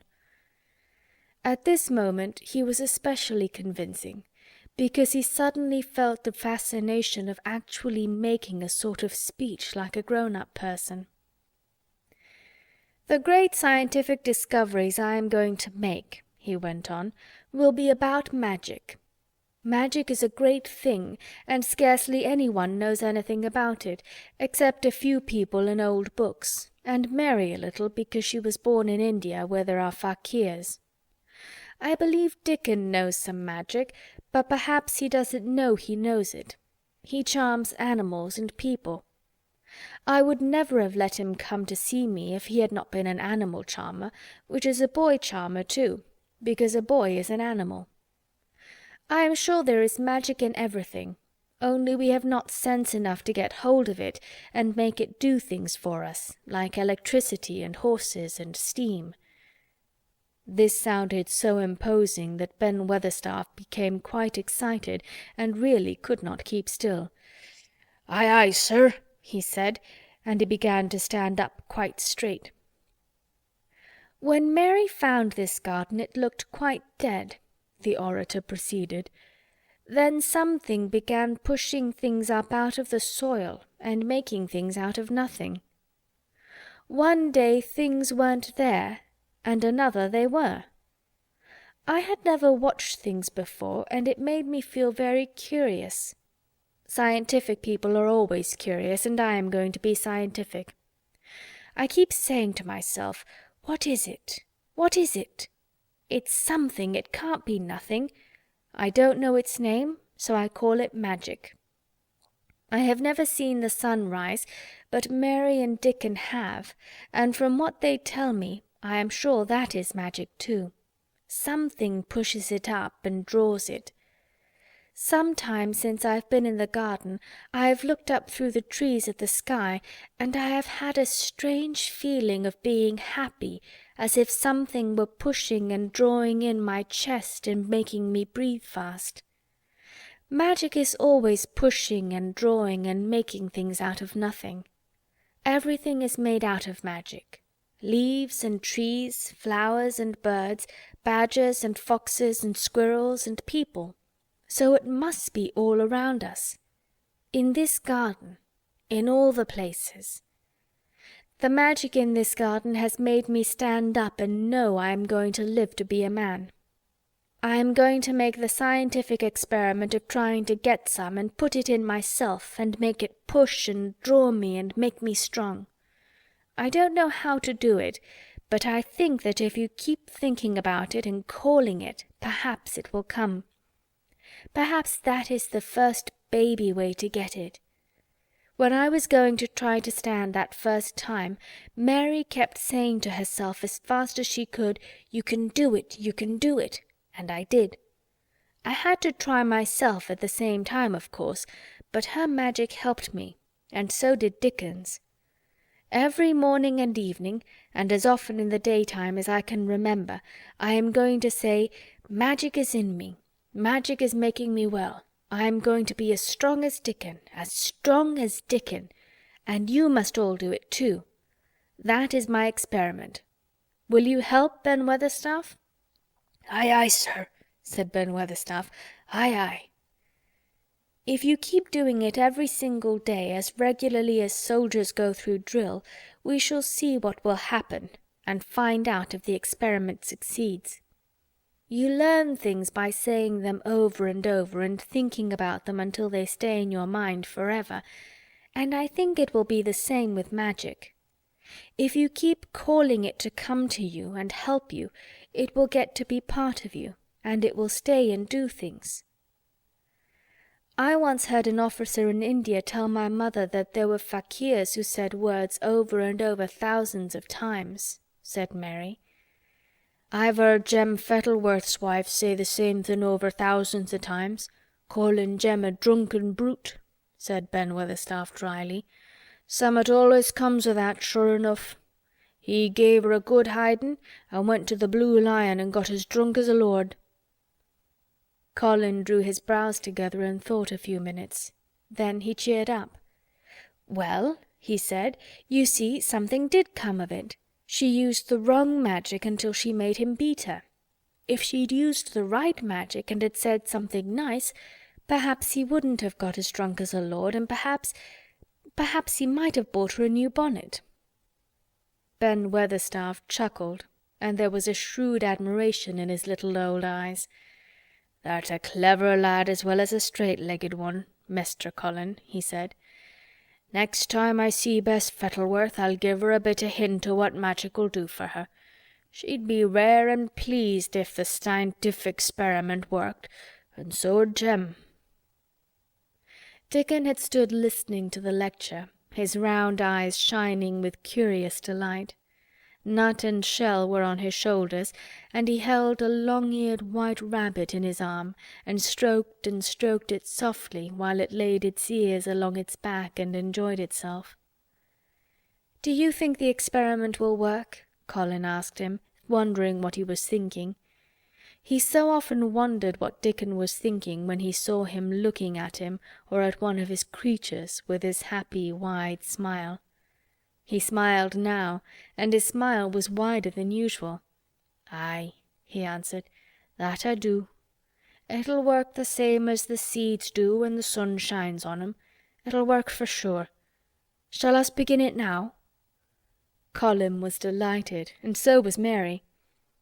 Fired by recollections of fakirs and devotees and illustrations, Colin suggested that they should all sit cross-legged under the tree which made a canopy.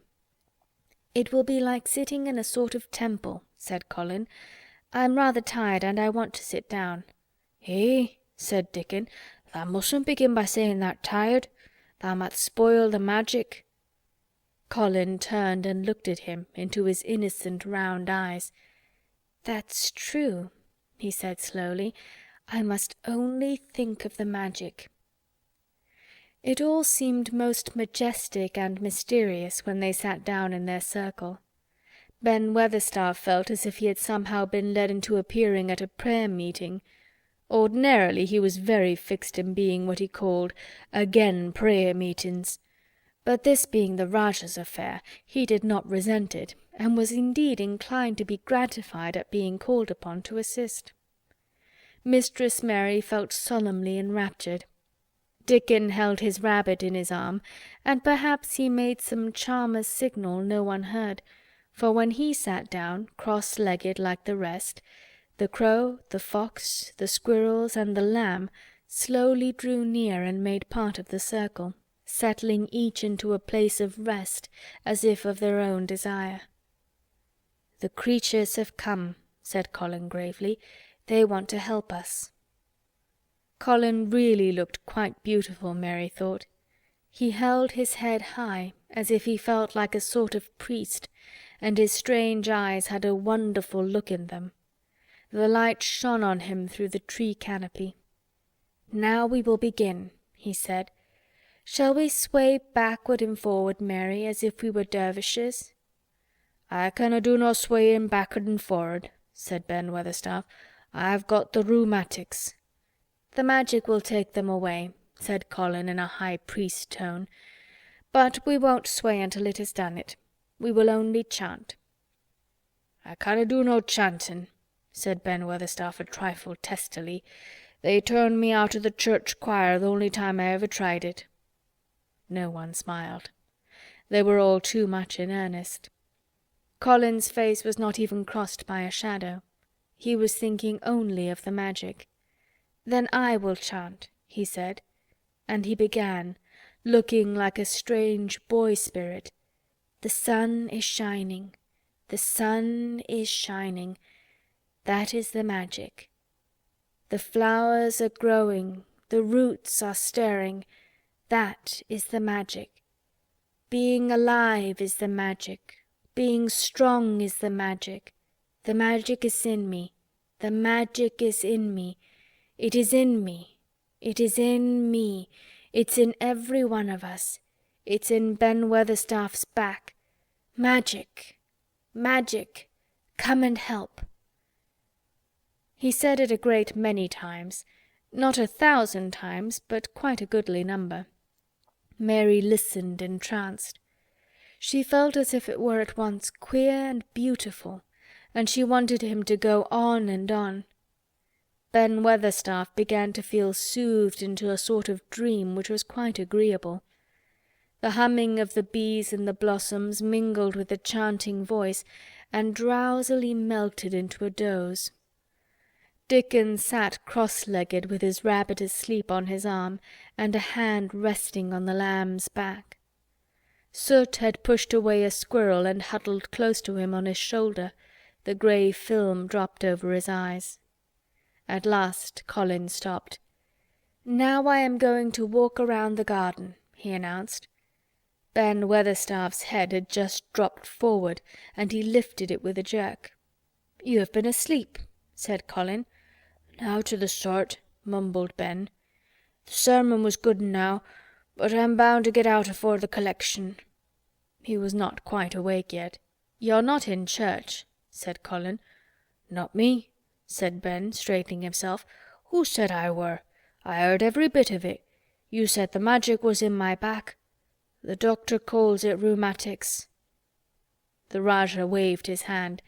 "That was the wrong magic," he said. "You will get better. You have my permission to go to your work, but come back tomorrow." "I'd like to see thee walk around the garden," grunted Ben.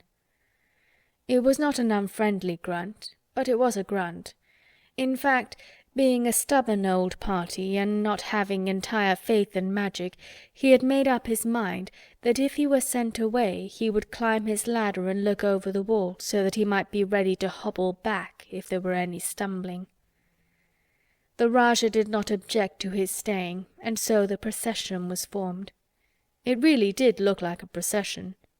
Colin was at its head with Dickon on one side and Mary on the other. Ben Weatherstaff walked behind, and the creatures trailed after them, the lamb and the fox-cub keeping close to Dickon, the white rabbit hopping along or stopping to nibble, and Soot following with the solemnity of a person who felt himself in charge. It was a procession which moved slowly but with dignity. Every few yards it stopped to rest. Colin leaned on Dickon's arm, and privately Ben Weatherstaff kept a sharp lookout.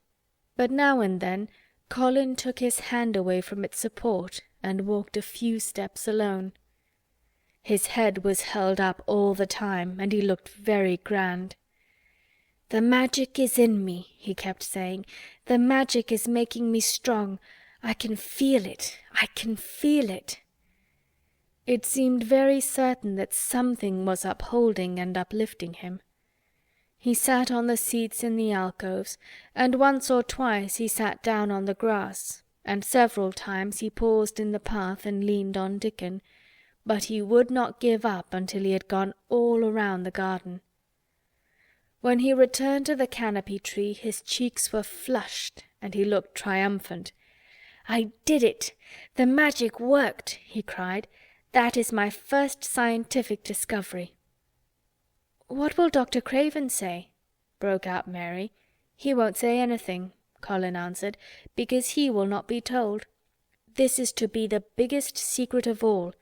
No one is to know anything about it until I have grown so strong that I can walk and run like any other boy. I shall come here every day in my chair, and I shall be taken back in it. I won't have people whispering and asking questions, and I won't let my father hear about it until the experiment has quite succeeded. Then, sometime when he comes back to Misselthwaite, I shall just walk into his study and say, 'Here I am like any other boy. I am quite well, and I shall live to be a man.' It has to be done by a scientific experiment." "He will think he is in a dream," cried Mary. "He won't believe his eyes." Colin flushed triumphantly. He had made himself believe that he was going to get well, which was really more than half the battle, if he had been aware of it. And the thought which stimulated him more than any other was this imagining what his father would look like when he saw that he had a son who was as straight and strong as other fathers' sons. One of his darkest miseries in the unhealthy, morbid past days had been his hatred of being a sickly, weak-backed boy whose father was afraid to look at him. "He'll be obliged to believe them," he said. "One of the things I am going to do after the magic works and before I begin to make scientific discoveries is to be an athlete." "We shall have thee taken to boxing in a week or so," said Ben Weatherstaff. "Thou'lt end wi' winning the belt and being champion prize fighter of all England." Colin fixed his eyes on him sternly. "Weatherstaff," he said, "that is disrespectful. You must not take liberties because you are in the secret. However much the magic works, I shall not be a prize fighter. I shall be a scientific discoverer." Ax pardon, sir," answered Ben, touching his forehead in salute. "I ought to have seed it wasn't a joking matter."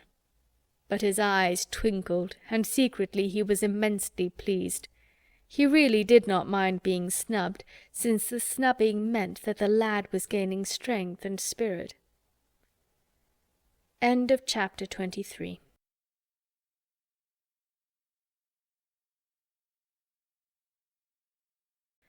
The Secret Garden by Frances Hodgson Burnett. Chapter 24. Let Them Laugh. The secret garden was not the only one Dickon worked in. Round the cottage on the moor there was a piece of ground enclosed by a low wall of rough stones. Early in the morning, and late in the fading twilight, and on all the days Colin and Mary did not see him, Dickon worked there, planting or tending potatoes and cabbages, turnips and carrots and herbs for his mother. In the company of his creatures he did wonders there, and was never tired of doing them, it seemed.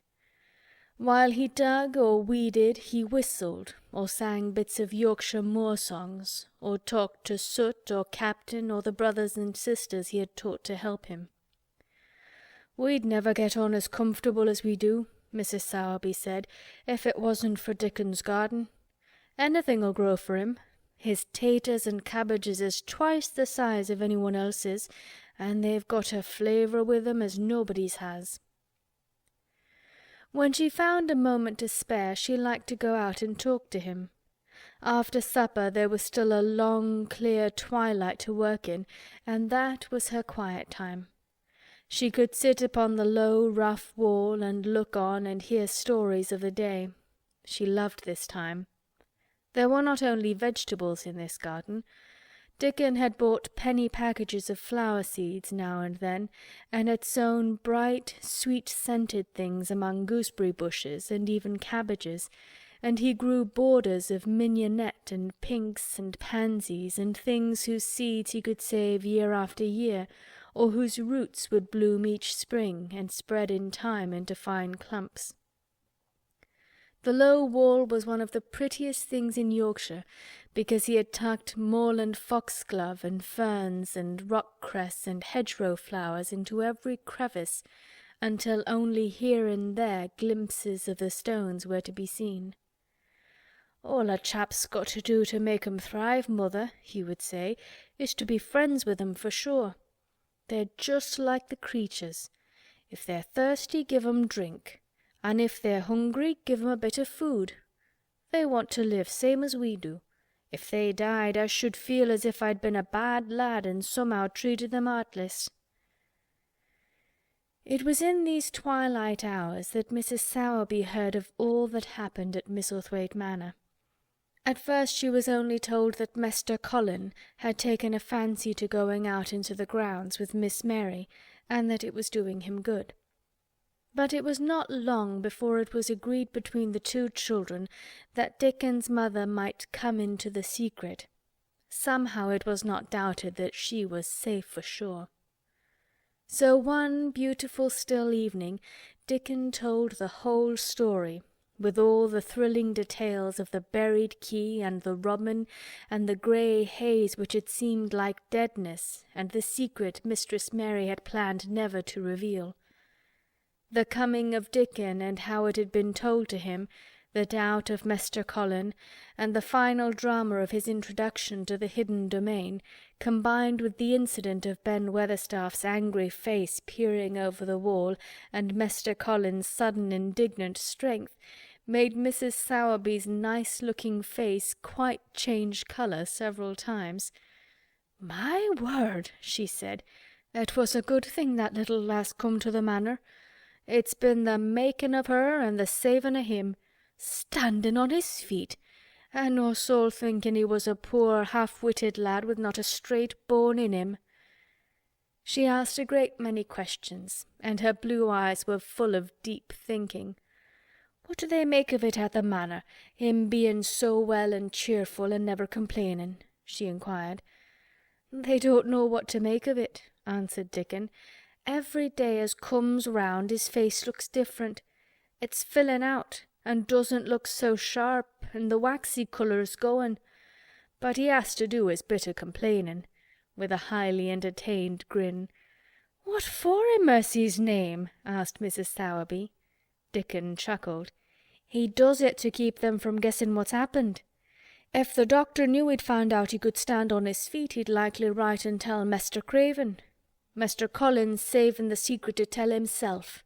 He's going to practise his magic on his legs every day till his father comes back, and then he's going to march into his room and show him he's as straight as other lads. But him and Miss Mary think it's the best plan to do a bit of groaning and fretting now and then to throw folk off the scent." Mrs. Sowerby was laughing a low, comfortable laugh long before he had finished his last sentence. "Eh," she said, "that pair's enjoying theirselves, I'll warrant. They'll get a good bit o' acting out of it, and there's nothing children likes as much as play-acting. Let's hear what they do, Dickon, lad." Dickon stopped weeding and sat up on his heels to tell her. His eyes were twinkling with fun. "Mester Colin is carried down in his chair every time he goes out," he explained, "and he flies out at John the footman for not carrying him careful enough. He makes himself as helpless looking as he can, and never lifts his head till we're out o' sight of the house. And he grunts and frets a good bit when he's being settled into his chair. Him and Miss Mary's both got to enjoying it, and when he groans and complains she'll say, 'Poor Colin, does it hurt you so much? Are you so weak as that, poor Colin?' But the trouble is that sometimes they can scarce keep from bursting out laughing. When we get safe into the garden they laugh till they've got no breath left to laugh with, and they have to stuff their faces into Mester Colin's cushions to keep the gardeners from hearing, if any of 'em's about." "The more they laugh the better for 'em," said Mrs. Sowerby, still laughing herself. "Good healthy child laughing's better than pills any day o' the year. That pair'll plump up for sure." "They are plumping up," said Dickon. "They're that hungry they don't know how to get enough to eat without making talk. Master Colin says if he keeps sending for more food, they won't believe he's an invalid at all. Miss Mary says she'll let him eat her share, but he says that if she goes hungry, she'll get thin, and they mun both get fat at once." Mrs. Sowerby laughed so heartily at the revelation of this difficulty that she quite rocked backward and forward in her blue cloak, and Dickon laughed with her. "I'll tell thee what, lad," Mrs. Sowerby said when she could speak. "I've thought of a way to help 'em. When thou goes to 'em in the mornings, thou shalt take a pail o' good new milk, and I'll bake 'em a crusty cottage loaf or some buns with currants in 'em, same as you children like. Nothing so good as fresh milk and bread. Then they could take off the edge of their hunger while they were in the garden, and the fine food they get indoors 'ud polish off the corners." "Eh, mother," said Dickon admiringly, "what a wonder thou'rt. Thou always sees a way out of things. They was quite in a pother yesterday. They didn't see how they was to manage it without ordering up more food. They felt that empty inside. They're two young uns, growing fast, and health's coming back to both of 'em. Children like that feels like young wolves, and food's flesh and blood to 'em," said Mrs. Sowerby. Then she smiled Dickon's own curving smile. "Eh, but they're enjoying themselves for sure," she said. She was quite right, the comfortable, wonderful mother creature, and she had never been more so than when she said their play-acting would be their joy. Colin and Mary found it one of their most thrilling sources of entertainment. The idea of protecting themselves from suspicion had been unconsciously suggested to them first by the puzzled nurse, and then by Dr. Craven himself. "Your appetite is improving very much, Master Colin," the nurse had said one day. "You used to eat nothing, and so many things disagreed with you." "Nothing disagrees with me now," replied Colin, and then, seeing the nurse looking at him curiously, he suddenly remembered that perhaps he ought not to appear too well just yet. "At least, things don't so often disagree with me. It's the fresh air." "Perhaps it is," said the nurse, still looking at him with a mystified expression. "But I must talk to Dr. Craven about it." "How she stared at you," said Mary when she went away, "as if she thought there must be something to find out." "I won't have her finding out things," said Colin. "No one must begin to find out yet." When Dr. Craven came that morning, he seemed puzzled also. He asked a number of questions, to Colin's great annoyance. "You stay out in the garden a great deal," he suggested. "Where do you go?" Colin put on his favourite air of dignified indifference to opinion. "I will not let anyone know where I go," he answered. "I go to a place I like. Everyone has orders to keep out of the way. I won't be watched and stared at. You know that." "You seem to be out all day, but I do not think it has done you harm. I do not think so. The nurse says that you eat much more than you have ever done before." "Perhaps," said Colin, prompted by a sudden inspiration, "perhaps it is an unnatural appetite." "I do not think so, as your food seems to agree with you," said Dr. Craven. "You are gaining flesh rapidly, and your colour is better." Perhaps I am bloated and feverish," said Colin, assuming a discouraging air of gloom. "People who are not going to live are often different." Dr. Craven shook his head. He was holding Colin's wrist, and he pushed up his sleeve and felt his arm. "You are not feverish," he said thoughtfully, "and such flesh as you have gained is healthy. If you can keep this up, my boy, we need not talk of dying. Your father will be happy to hear of this remarkable improvement." "I won't have him told," Colin broke forth fiercely. "It will only disappoint him if I get worse again, and I may get worse this very night. I might have a raging fever. I feel as if I might be beginning to have one now. I won't have letters written to my father. I won't. You are making me angry, and you know that is bad for me. I feel hot already. I hate being written about and being talked over as much as I hate being stared at." "Hush, my boy," Dr. Craven soothed him. Nothing shall be written without your permission. You are too sensitive about things. You must not undo the good which has been done." He said no more about writing to Mr. Craven, and when he saw the nurse he privately warned her that such a possibility must not be mentioned to the patient. "The boy is extraordinarily better," he said. "His advance seems almost abnormal. But of course he is doing now of his own free will what we could not make him do before. Still, he excites himself very easily, and nothing must be said to irritate him." Mary and Colin were much alarmed and talked together anxiously. From this time dated their plan of play-acting. "I may be obliged to have a tantrum," said Colin regretfully. "I don't want to have one, and I'm not miserable enough now to work myself into a big one. Perhaps I couldn't have one at all. That lump doesn't come in my throat now, and I keep thinking of nice things instead of horrible ones. But if they talk about writing to my father, I shall have to do something."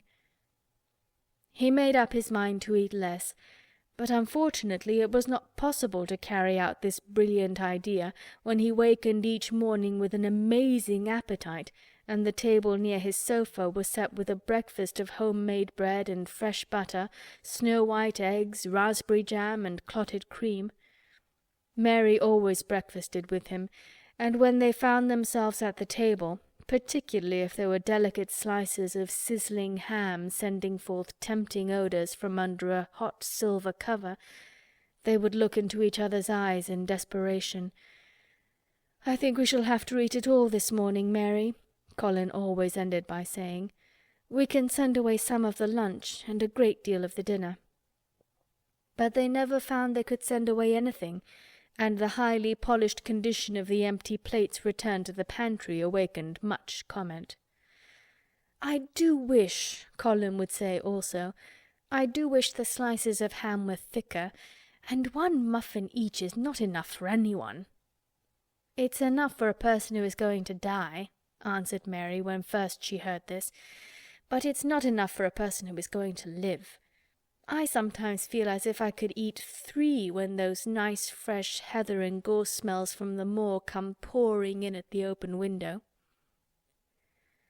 The morning that Dickon, after they had been enjoying themselves in the garden for about 2 hours, went behind a big rose-bush and brought forth 2 tin pails, and revealed that one was full of rich new milk with cream on the top of it, and that the other held cottage-made currant buns folded in a clean blue and white napkin, buns so carefully tucked in that they were still hot, there was a riot of surprised joyfulness. What a wonderful thing for Mrs. Sowerby to think of! What a kind, clever woman she must be! How good the buns were! And what delicious fresh milk! "Magic is in her just as it is in Dickon," said Colin. "It makes her think of ways to do things, nice things. She is a magic person. Tell her we are grateful, Dickon, extremely grateful." He was given to using rather grown-up phrases at times. He enjoyed them. He liked this so much that he improved upon it. "Tell her she has been most bounteous, and our gratitude is extreme." And then, forgetting his grandeur, he fell to and stuffed himself with buns and drank milk out of the pail in copious draughts, in the manner of any hungry little boy who had been taking unusual exercise and breathing in moorland air, and whose breakfast was more than 2 hours behind him. This was the beginning of many agreeable incidents of the same kind. They actually awoke to the fact that, as Mrs. Sowerby had 14 people to provide food for, she might not have enough to satisfy 2 extra appetites every day. So they asked her to let them send some of their shillings to buy things.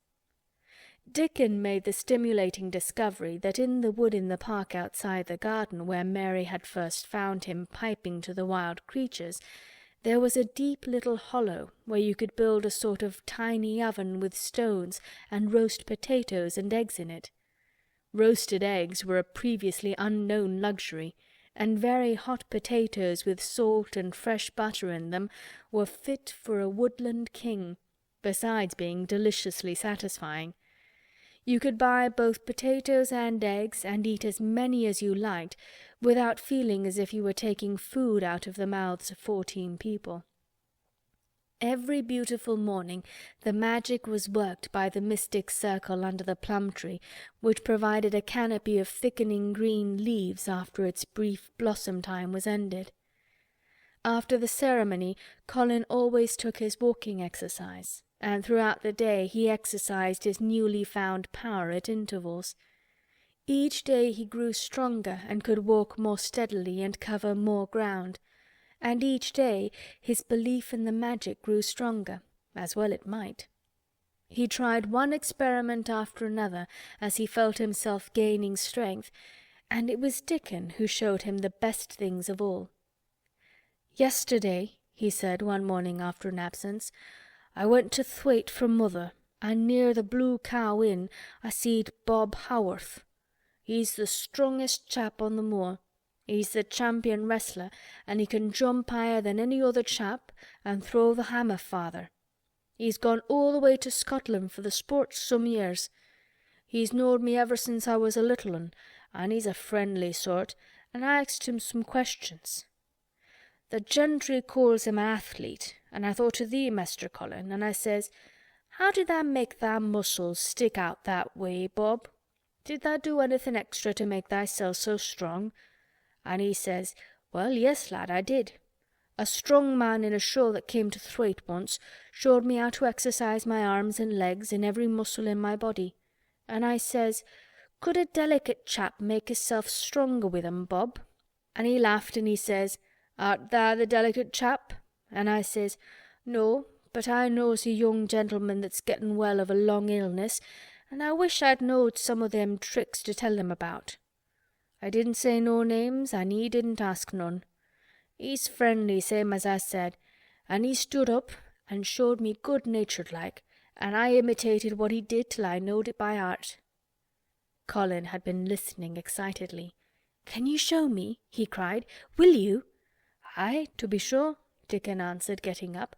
"But he says thou mun do 'em gentle at first, and be careful not to tire thysel. Rest in between times, and take deep breaths, and don't overdo." "I'll be careful," said Colin. "Show me, show me. Dickon, you are the most magic boy in the world." Dickon stood on the grass and slowly went through a carefully practical but simple series of muscle exercises. Colin watched them with widening eyes. He could do a few while he was sitting down. Presently he did a few gently while he stood upon his already steadied feet. Mary began to do them also.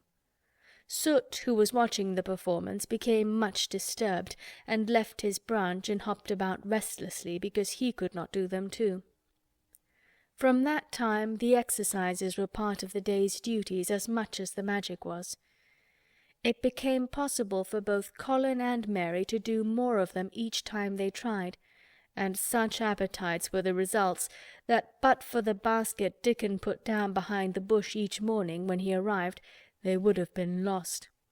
But the little oven in the hollow and Mrs. Sowerby's bounties were so satisfying that Mrs. Medlock and the nurse and Dr. Craven became mystified again. You can trifle with your breakfast and seem to disdain your dinner if you are full to the brim with roasted eggs and potatoes and richly frothed new milk and oat-cakes and buns and heather honey and clotted cream. "They are eating next to nothing," said the nurse. "They'll die of starvation if they can't be persuaded to take some nourishment. And yet see how they look." "Look!" exclaimed Mrs. Medlock indignantly. I'm moithered to death with them. They're a pair of young Satans, bursting their jackets one day, and the next turning up their noses at the best meals the cook can tempt them with. Not a mouthful of that lovely young fowl and bread sauce did they set a fork into yesterday, and the poor woman fair invented a pudding for them, and back it sent. She almost cried. She's afraid she'll be blamed if they starve themselves into their graves." Dr. Craven came and looked at Colin long and carefully. He wore an extremely worried expression when the nurse talked with him and showed him the almost untouched tray of breakfast she had saved for him to look at. But it was even more worried when he sat down by Colin's sofa and examined him. He had been called to London on business, and had not seen the boy for nearly 2 weeks. When young things begin to gain health, they gain it rapidly. The waxen tinge had left Colin's skin, and a warm rose showed through it. His beautiful eyes were clear, and the hollows under them and in his cheeks and temples had filled out. His once dark, heavy locks had begun to look as if they sprang healthily from his forehead, and were soft and warm with life. His lips were fuller and of a normal colour. In fact, as an imitation of a boy who was a confirmed invalid, he was a disgraceful sight. Dr. Craven held his chin in his hand and thought him over. "I am sorry to hear that you do not eat anything," he said. "That will not do. You will lose all you have gained, and you have gained amazingly.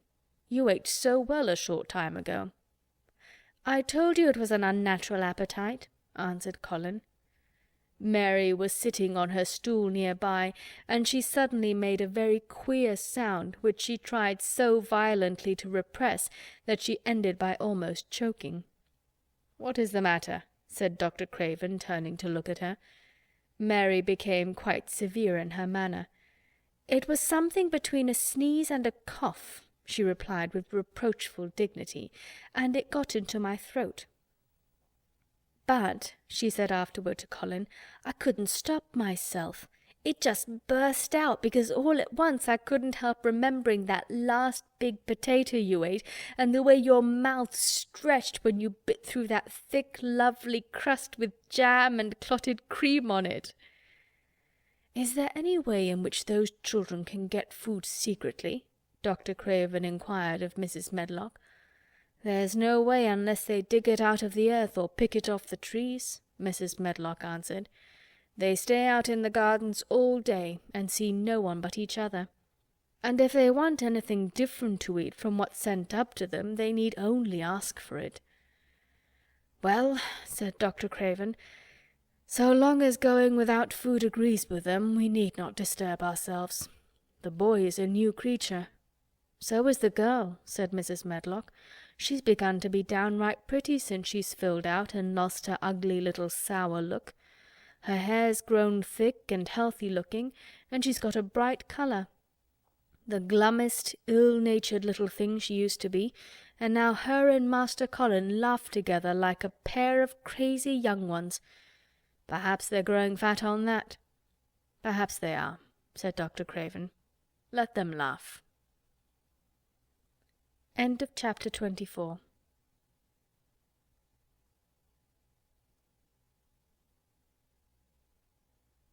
The Secret Garden by Frances Hodgson Burnett.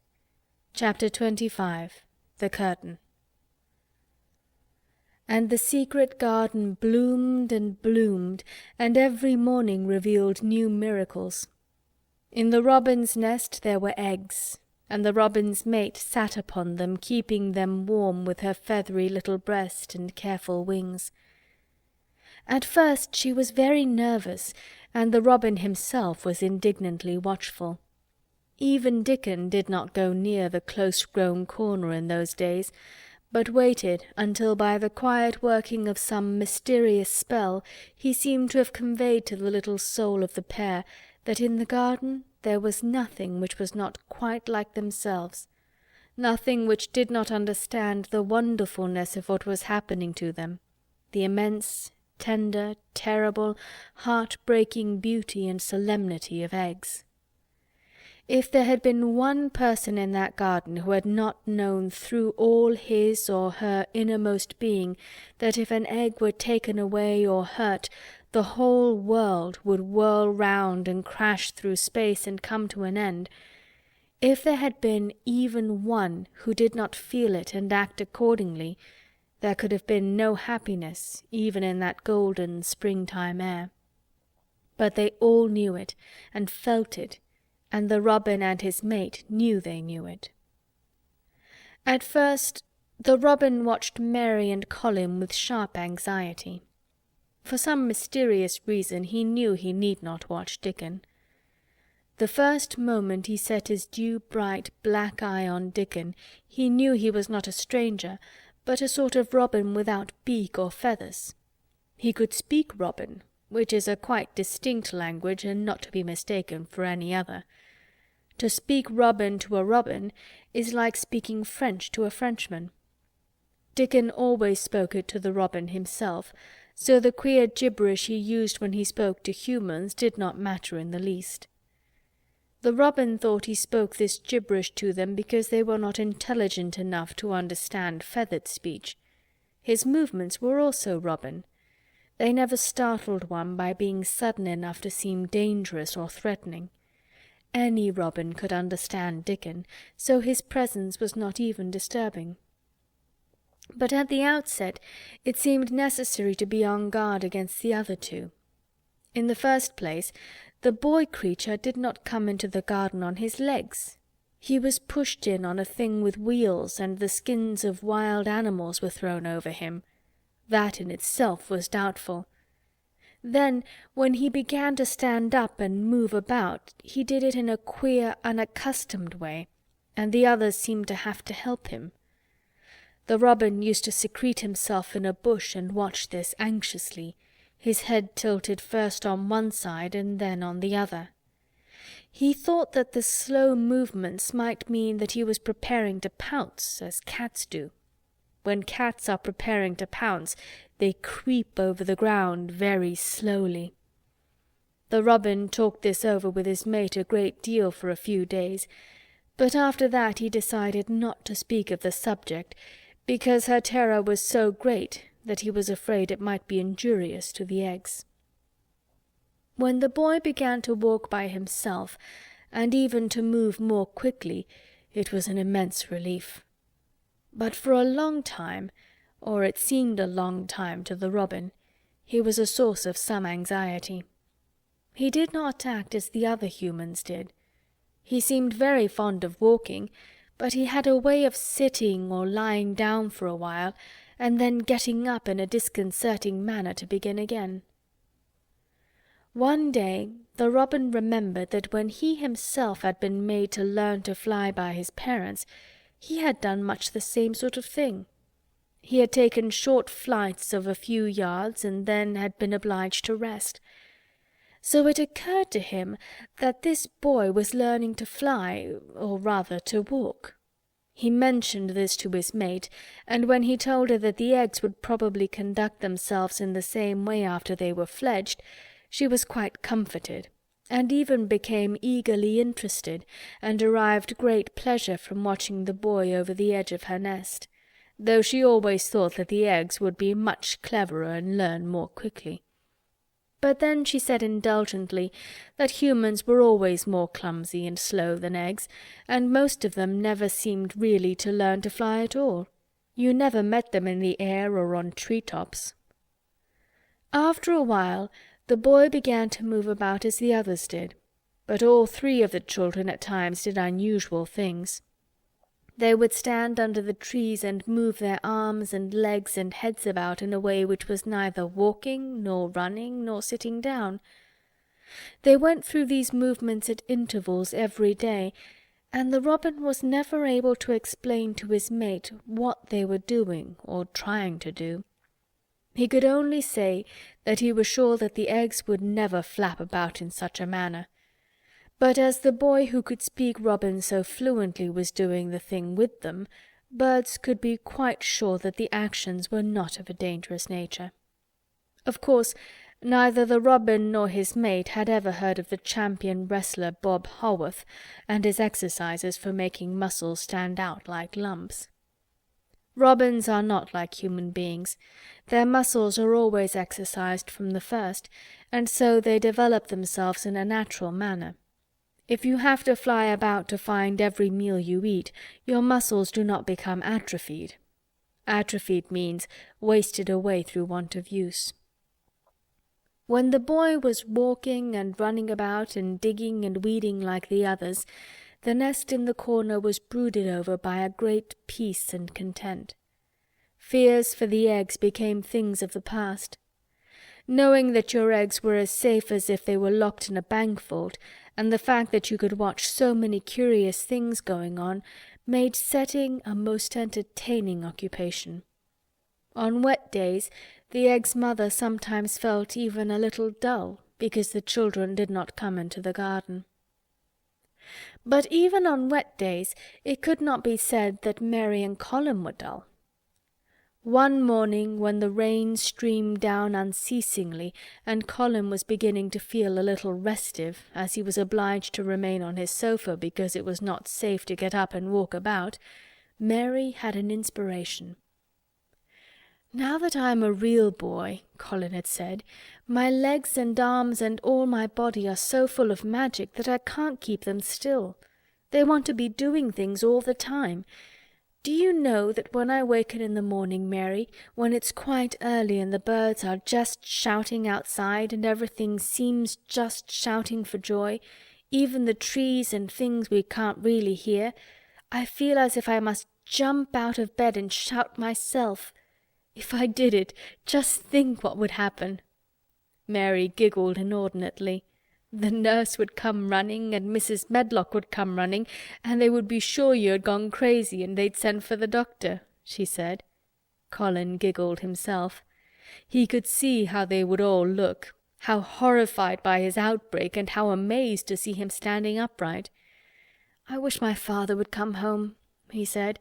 "I want to tell him myself. I'm always thinking about it. But we couldn't go on like this much longer. I can't stand lying still and pretending, and besides, I look too different. I wish it wasn't raining today." It was then Mistress Mary had her inspiration. "Colin," she began mysteriously, "do you know how many rooms there are in this house?" "About 1,000, I suppose," he answered.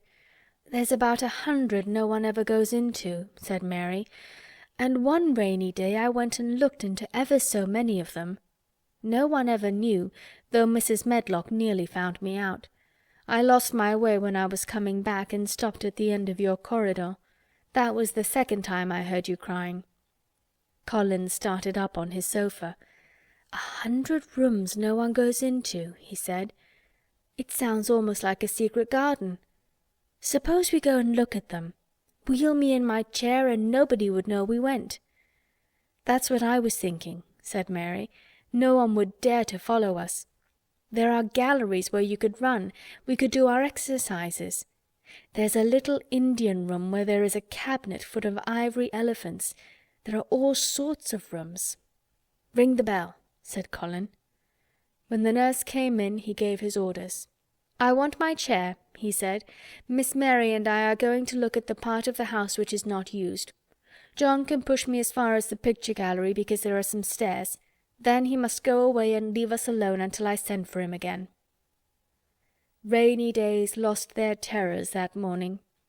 When the footman had wheeled the chair into the picture gallery and left the two together in obedience to orders, Colin and Mary looked at each other delighted. As soon as Mary had made sure that John was really on his way back to his own quarters below stairs, Colin got out of his chair. "I'm going to run from one end of the gallery to the other," he said, "and then I'm going to jump, and then we will do Bob Haworth's exercises." And they did all these things and many others. They looked at the portraits and found the plain little girl dressed in green brocade and holding the parrot on her finger. "All these," said Colin, "must be my relations. They lived a long time ago. That parrot one, I believe, is one of my great-great-great-great-aunts. She looks rather like you, Mary. Not as you look now, but as you looked when you came here. Now you are a great deal fatter and better looking."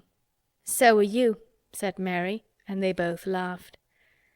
They went to the Indian room and amused themselves with the ivory elephants.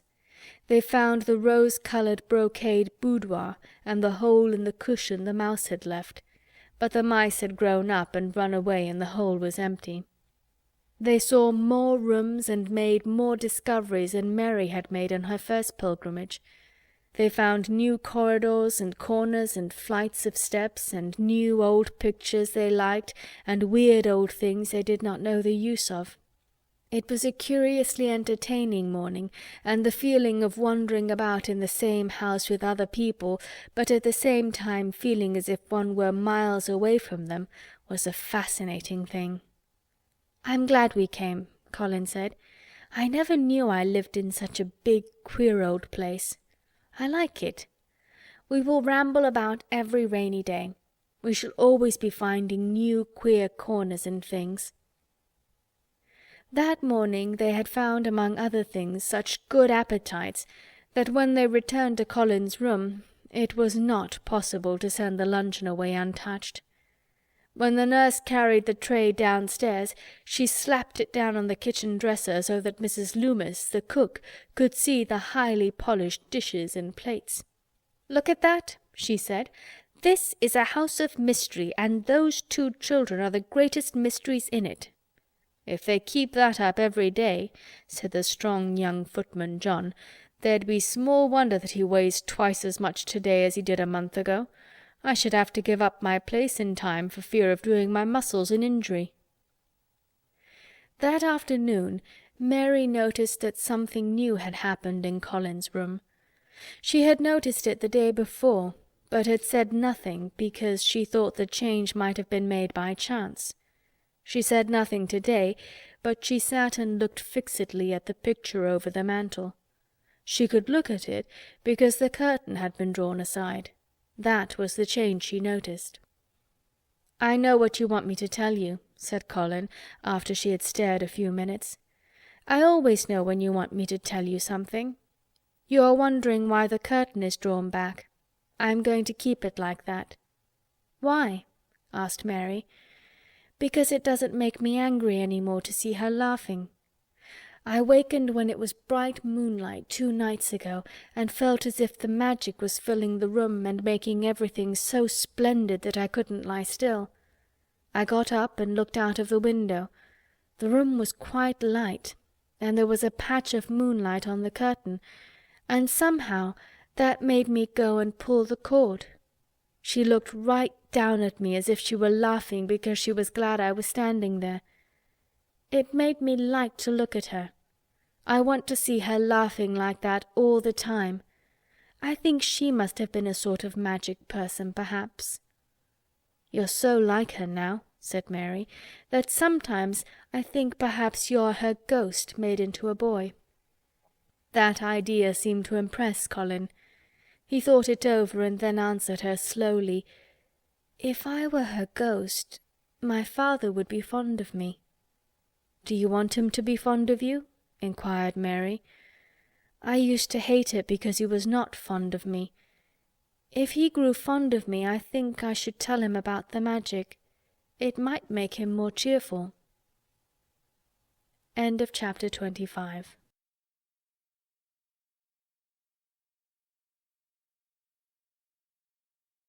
The Secret Garden by Frances Hodgson Burnett.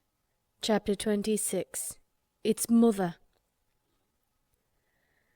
Their belief in the magic was an abiding thing. After the morning's incantations, Colin sometimes gave them magic lectures.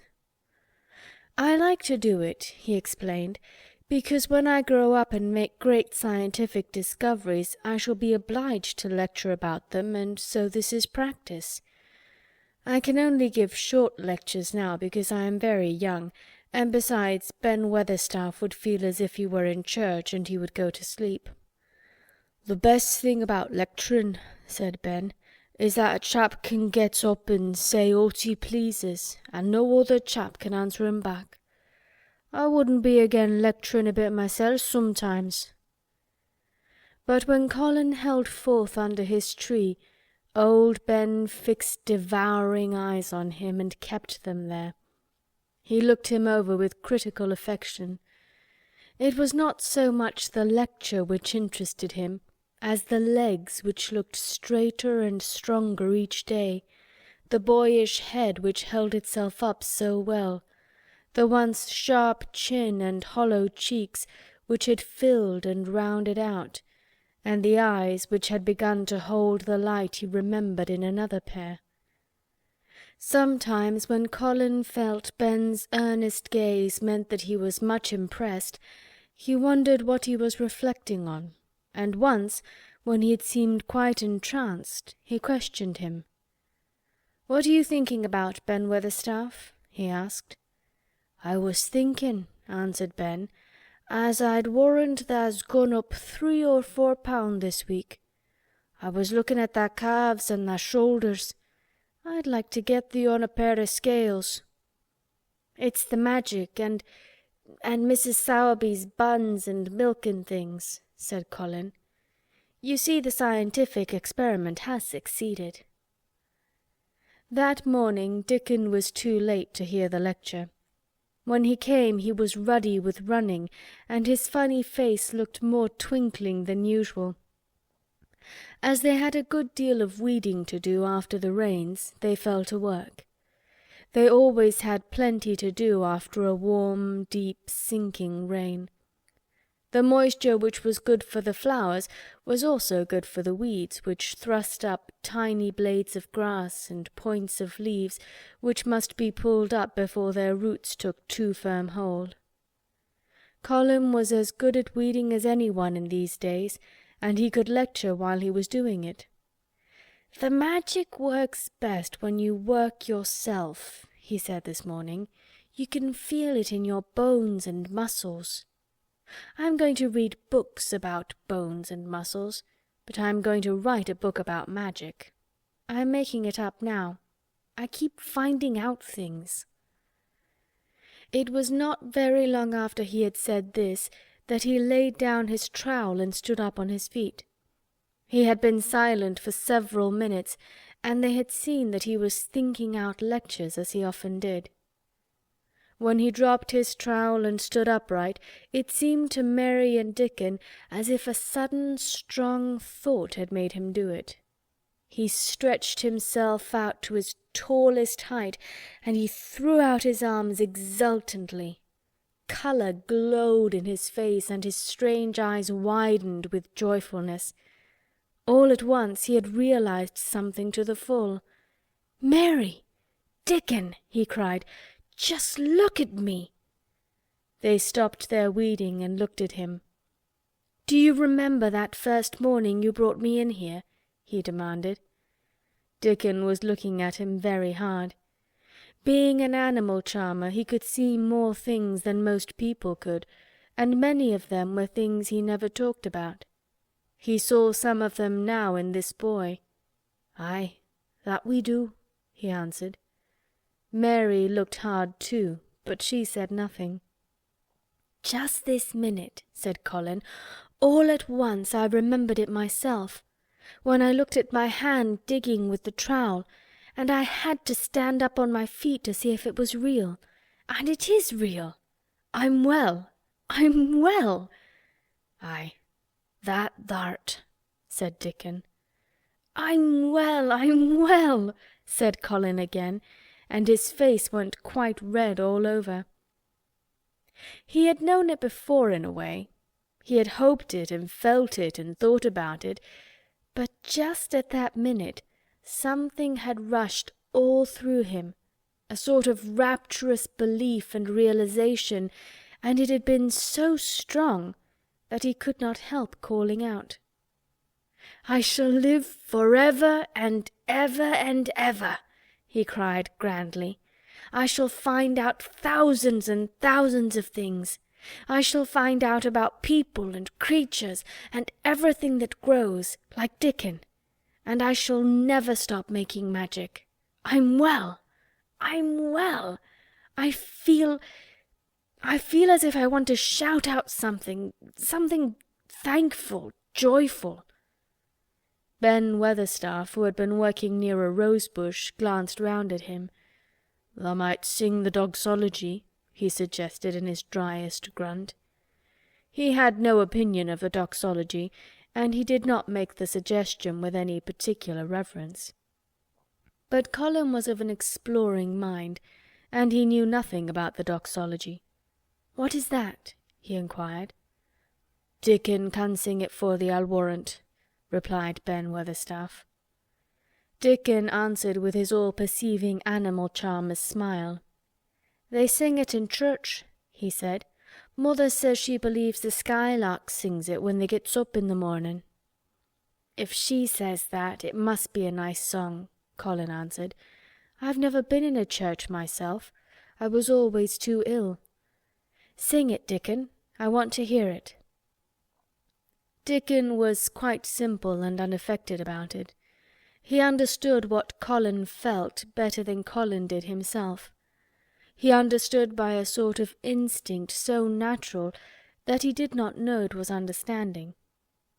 He pulled off his cap and looked round, still smiling.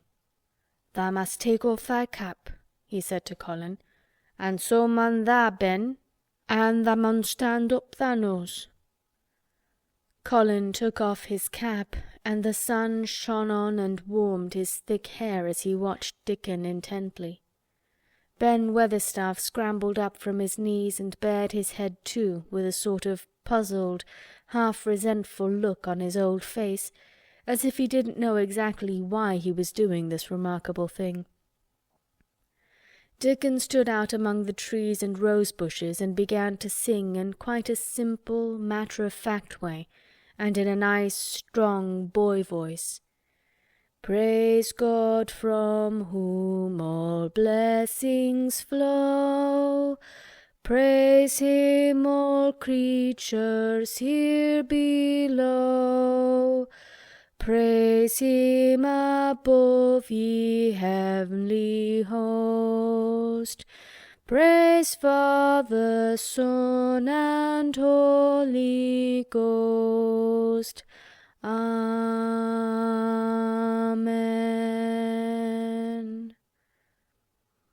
When he had finished, Ben Weatherstaff was standing quite still, with his jaws set obstinately, but with a disturbed look in his eyes fixed on Colin. Colin's face was thoughtful and appreciative. "It is a very nice song," he said. "I like it. Perhaps it means just what I mean when I want to shout out that I am thankful to the magic." He stopped and thought in a puzzled way. "Perhaps they're both the same thing. How can we know the exact names of everything?" "Sing it again, Dickon. Let us try, Mary. I want to sing it too. It's my song. How does it begin? Praise God from whom all blessings flow?" And they sang it again, and Mary and Colin lifted their voices as musically as they could, and Dickon swelled quite loud and beautiful, and at the second line Ben Weatherstaff raspingly cleared his throat, and at the third line he joined in with such vigour that it seemed almost savage. And when the Amen came to an end, Mary observed that the very same thing had happened to him which had happened when he found out that Colin was not a cripple. His chin was twitching, and he was staring and winking, and his leathery old cheeks were wet. "I never seed no sense in the doxology afore," he said hoarsely, "but I may change my mind in time. I should say tha'd gone up £5 this week, Mester Colin. 5 on 'em." Colin was looking across the garden at something attracting his attention, and his expression had become a startled one. "Who is coming in here?" he said quickly. "Who is it?" The door in the ivied wall had been pushed gently open, and a woman had entered. She had come in with the last line of their song, and she had stood still listening and looking at them. With the ivy behind her, the sunlight drifting through the trees and dappling her long blue cloak, and her nice fresh face smiling across the greenery, she was rather like a softly coloured illustration in one of Colin's books. She had wonderful affectionate eyes which seemed to take everything in, all of them, even Ben Weatherstaff and the creatures, and every flower that was in bloom. Unexpectedly as she had appeared, not one of them felt that she was an intruder at all. Dickon's eyes lighted like lamps. "It's Mother, that's who it is!" he cried, and went across the grass at a run. Colin began to move toward her too, and Mary went with him. They both felt their pulses beat faster. "It's Mother," Dickon said again when they met halfway. "I knowed thou wanted to see her, and I told her where the door was hid." Colin held out his hand with a sort of flushed royal shyness, but his eyes quite devoured her face. "Even when I was ill I wanted to see you," he said. "You and Dickon and the secret garden. I'd never wanted to see anyone or anything before." The sight of his uplifted face brought about a sudden change in her own. She flushed, and the corners of her mouth shook, and a mist seemed to sweep over her eyes. "Eh, dear lad," she broke out tremulously. "Eh, dear lad," as if she had not known she were going to say it. She did not say "Mester Colin," but just "dear lad," quite suddenly. She might have said it to Dickon in the same way if she had seen something in his face which touched her. Colin liked it. "Are you surprised because I am so well?" he asked. She put her hand on his shoulder and smiled the mist out of her eyes. "Aye, that I am," she said. "But thou'rt so like thy mother, that made my heart jump." "Do you think," said Colin a little awkwardly, "that will make my father like me?" "Aye, for sure, dear lad," she answered, and she gave his shoulder a soft, quick pat. "And he mun come home. He mun come home." "Susan Sowerby," said Ben Weatherstaff, getting close to her, "look at the lad's legs, wilt tha? They was like drumsticks in stocking 2 months ago, and I heard folk tell as they was bandy and knock-kneed both at the same time. Look at 'em now." Susan Sowerby laughed a comfortable laugh. "They're going to be fine, strong lads' legs in a bit," she said. "Let him go on playing and working in the garden, and eating hearty and drinking plenty o' good sweet milk, and they'll not be a finer pair o' Yorkshire. Thank God for it." She put both hands on Mistress Mary's shoulders and looked her little face over in a motherly fashion. "And thee too," she said. "Thou'rt grown near as hearty as our Lisbeth Ellen. I'll warrant thou'rt like thy mother too. Our Martha told me as Mrs. Medlock heard she was a pretty woman. Thou'lt be like a blush rose when thou grows up, my little lass, bless thee." She did not mention that when Martha came home on her day out and described the plain sallow child, she had said that she had no confidence whatever in what Mrs. Medlock had heard. "It doesn't stand to reason that a pretty woman could be the mother of such a foul little lass," she had added obstinately. Mary had not had time to pay much attention to her changing face. She had only known that she looked different, and seemed to have a great deal more hair, and that it was growing very fast. But remembering her pleasure in looking at the Mem Sahib in the past, she was glad to hear that she might some day look like her. Susan Sowerby went round their garden with them, and was told the whole story of it, and shown every bush and tree which had come alive.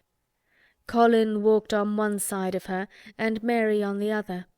Each of them kept looking up at her comfortable, rosy face, secretly curious about the delightful feeling she gave them. A sort of warm, supported feeling. It seemed as if she understood them as Dickon understood his creatures. She stooped over the flowers and talked about them as if they were children. Soot followed her, and once or twice cawed at her and flew upon her shoulder as if it were Dickon's. When they told her about the robin and the first flight of the young ones, she laughed a motherly little mellow laugh in her throat.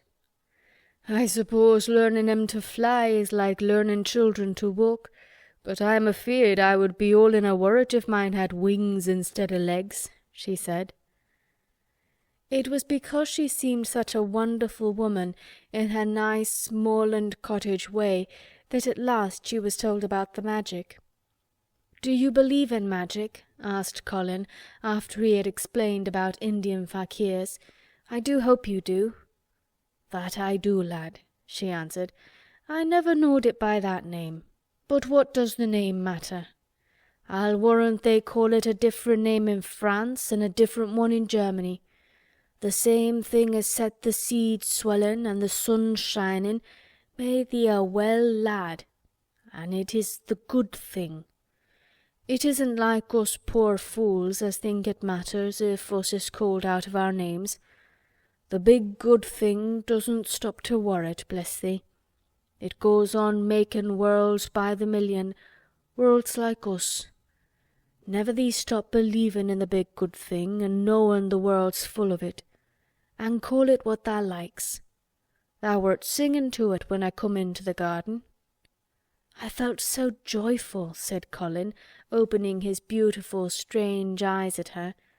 "Suddenly I felt how different I was, how strong my arms and legs were, you know, and how I could dig and stand, and I jumped up and wanted to shout out something to anything that would listen." "The magic listened when thou sung the doxology. It would ha' listened to anything tha'd sung. It was the joy that mattered. Eh, lad, lad, what's names to the joy maker?" And she gave his shoulders a quick soft pat again. She had packed a basket which held a regular feast this morning, and when the hungry hour came and Dickon brought it out from its hiding-place, she sat down with them under their tree and watched them devour their food, laughing and quite gloating over their appetites. She was full of fun and made them laugh at all sorts of odd things. She told them stories in broad Yorkshire and taught them new words. She laughed as if she could not help it when they told her of the increasing difficulty there was in pretending that Colin was still a fretful invalid. "You see, we can't help laughing nearly all the time when we're together," explained Colin. "And it doesn't sound ill at all. We try to choke it back, but it will burst out, and that sounds worse than ever." "There's one thing that comes into my mind so often," said Mary, "and I can scarcely ever hold in when I think of it suddenly. I keep thinking suppose Colin's face should get to look like a full moon. It isn't like one yet, but it gets a tiny bit fatter every day. And suppose one morning it should look like one, what should we do?" "Bless our soul, I can see tha's a good bit of play-acting to do," said Susan Sowerby. "But thou won't have to keep it up much longer. Mr. Craven'll come home." "Do you think he will?" asked Colin. "Why?" Susan Sowerby chuckled softly. "I suppose it'd nigh break thy heart if he found out before thou told him in thy own way," she said. "Tha's laid awake nights planning it." "I couldn't bear anyone else to tell him," said Colin. "I think about different ways every day. I think now I just want to run into his room." "That'd be a fine start for him," said Susan Sowerby. "I'd like to see his face, lad. I would that. He mun come back. That he mun." One of the things they talked of was the visit they were to make to her cottage. They planned it all. They were to drive over the moor and lunch out of doors among the heather. They would see all the 12 children and Dickon's garden, and would not come back until they were tired. Susan Sowerby got up at last to return to the house and Mrs. Medlock. It was time for Colin to be wheeled back also. But before he got into his chair he stood quite close to Susan, and fixed his eyes on her with a kind of bewildered adoration, and he suddenly caught hold of the fold of her blue cloak and held it fast. "You're just what I wanted," he said. "I wish you were my mother as well as Dickon's." All at once Susan Sowerby bent down and drew him with her warm arms close against the bosom under her blue cloak, as if he had been Dickon's brother. The quick mist swept over her eyes. "Eh, dear lad," she said, "thy own mother's in this here very garden, I do believe. She couldna keep out of it." Thy father mun come back to thee. He mun. End of chapter 26.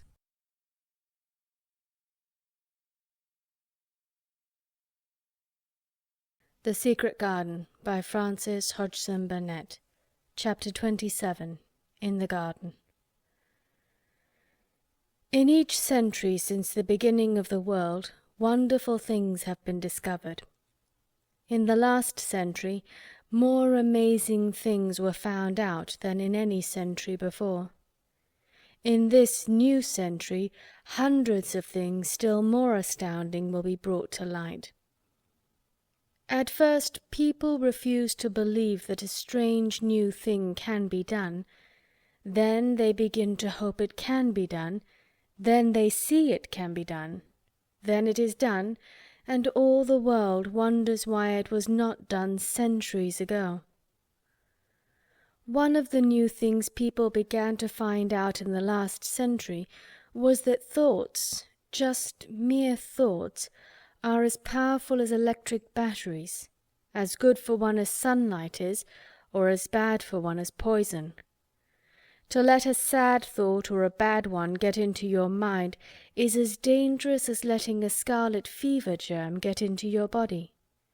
If you let it stay there after it has got in, you may never get over it as long as you live. So long as Mistress Mary's mind was full of disagreeable things about her dislikes and sour opinions of people, and her determination not to be pleased by or interested in anything, she was a yellow-faced, sickly, bored, and wretched child. Circumstances, however, were very kind to her, though she was not at all aware of it. They began to push her about for her own good. When her mind gradually filled itself with robins and moorland cottages crowded with children, with queer crabbed old gardeners and common little Yorkshire housemaids, with springtime and with secret gardens coming alive day by day, and also with a moor-boy and his creatures, there was no room left for the disagreeable thoughts which affected her liver and her digestion and made her yellow and tired. So long as Colin shut himself up in his room and thought only of his fears and weakness and his detestation of people who looked at him, and reflected hourly on humps and early death, he was a hysterical, half-crazy little hypochondriac who knew nothing of the sunshine and the spring, and also did not know that he could get well and could stand upon his feet if he tried to do it. When new beautiful thoughts began to push out the old hideous ones, life began to come back to him. His blood ran healthily through his veins, and strength poured into him like a flood. His scientific experiment was quite practical and simple, and there was nothing weird about it at all. Much more surprising things can happen to anyone who, when a disagreeable or discouraged thought comes into his mind, just has the sense to remember in time and push it out by putting in an agreeable, determinedly courageous one. Two things cannot be in one place. Where you tend a rose, my lad, a thistle cannot grow. While the secret garden was coming alive, and two children were coming alive with it, there was a man wandering about certain far-away beautiful places in the Norwegian fjords and the valleys and mountains of Switzerland, and he was a man who for 10 years had kept his mind filled with dark and heart-broken thinking. He had not been courageous. He had never tried to put any other thoughts in the place of the dark ones. He had wandered by blue lakes and thought them. He had lain on mountain sides with sheets of deep blue gentians blooming all about him, and flower breaths filling all the air, and he had thought them. A terrible sorrow had fallen upon him when he had been happy, and he had let his soul fill itself with blackness, and had refused obstinately to allow any rift of light to pierce through. He had forgotten and deserted his home and his duties. When he travelled about, darkness so brooded over him that the sight of him was a wrong done to other people, because it was as if he poisoned the air about him with gloom. Most strangers thought he must be either half mad or a man with some hidden crime on his soul. He was a tall man with a drawn face and crooked shoulders, and the name he always entered on hotel registers was Archibald Craven, Misselthwaite Manor, Yorkshire, England. He had travelled far and wide since the day he saw Mistress Mary in his study and told her that she might have her bit of earth. He had been in the most beautiful places in Europe, though he had remained nowhere more than a few days. He had chosen the quietest and remotest spots. He had been on the tops of mountains whose heads were in the clouds, and had looked down on other mountains when the sun rose and touched them with such light as made it seem as if the world were just being born. But the light had never seemed to touch himself, until one day when he realized that for the first time in 10 years a strange thing had happened. He was in a wonderful valley in the Austrian Tyrol, and he had been walking alone through such beauty as might have lifted any man's soul out of shadow. He had walked a long way, and it had not lifted his. But at last he had felt tired, and had thrown himself down to rest on a carpet of moss by a stream. It was a clear little stream which ran quite merrily along on its narrow way through the luscious, damp greenness. Sometimes it made a sound rather like very low laughter as it bubbled over and round stones. He saw birds come and dip their heads to drink in it, and then flick their wings and fly away. It seemed a thing alive, and yet its tiny voice made the stillness seem deeper. The valley was very, very still. As he sat gazing into the clear running of the water, Archibald Craven gradually felt his mind and body both grow quiet as the valley itself. He wondered if he were going to sleep, but he was not. He sat and gazed at the sunlit water, and his eyes began to see things growing at its edge. There was one lovely mass of blue forget-me-nots growing so close to the stream that its leaves were wet, and at these he found himself looking as he remembered he had looked at such things years ago. He was actually thinking tenderly how lovely it was, and what wonders of blue its hundreds of little blossoms were. He did not know that just that simple thought was slowly filling his mind, filling and filling it until other things were softly pushed aside. It was as if a sweet, clear spring had begun to rise in a stagnant pool, and had risen and risen until at last it swept the dark water away. But of course he did not think of this himself. He only knew that the valley seemed to grow quieter and quieter as he sat and stared at the bright, delicate blueness.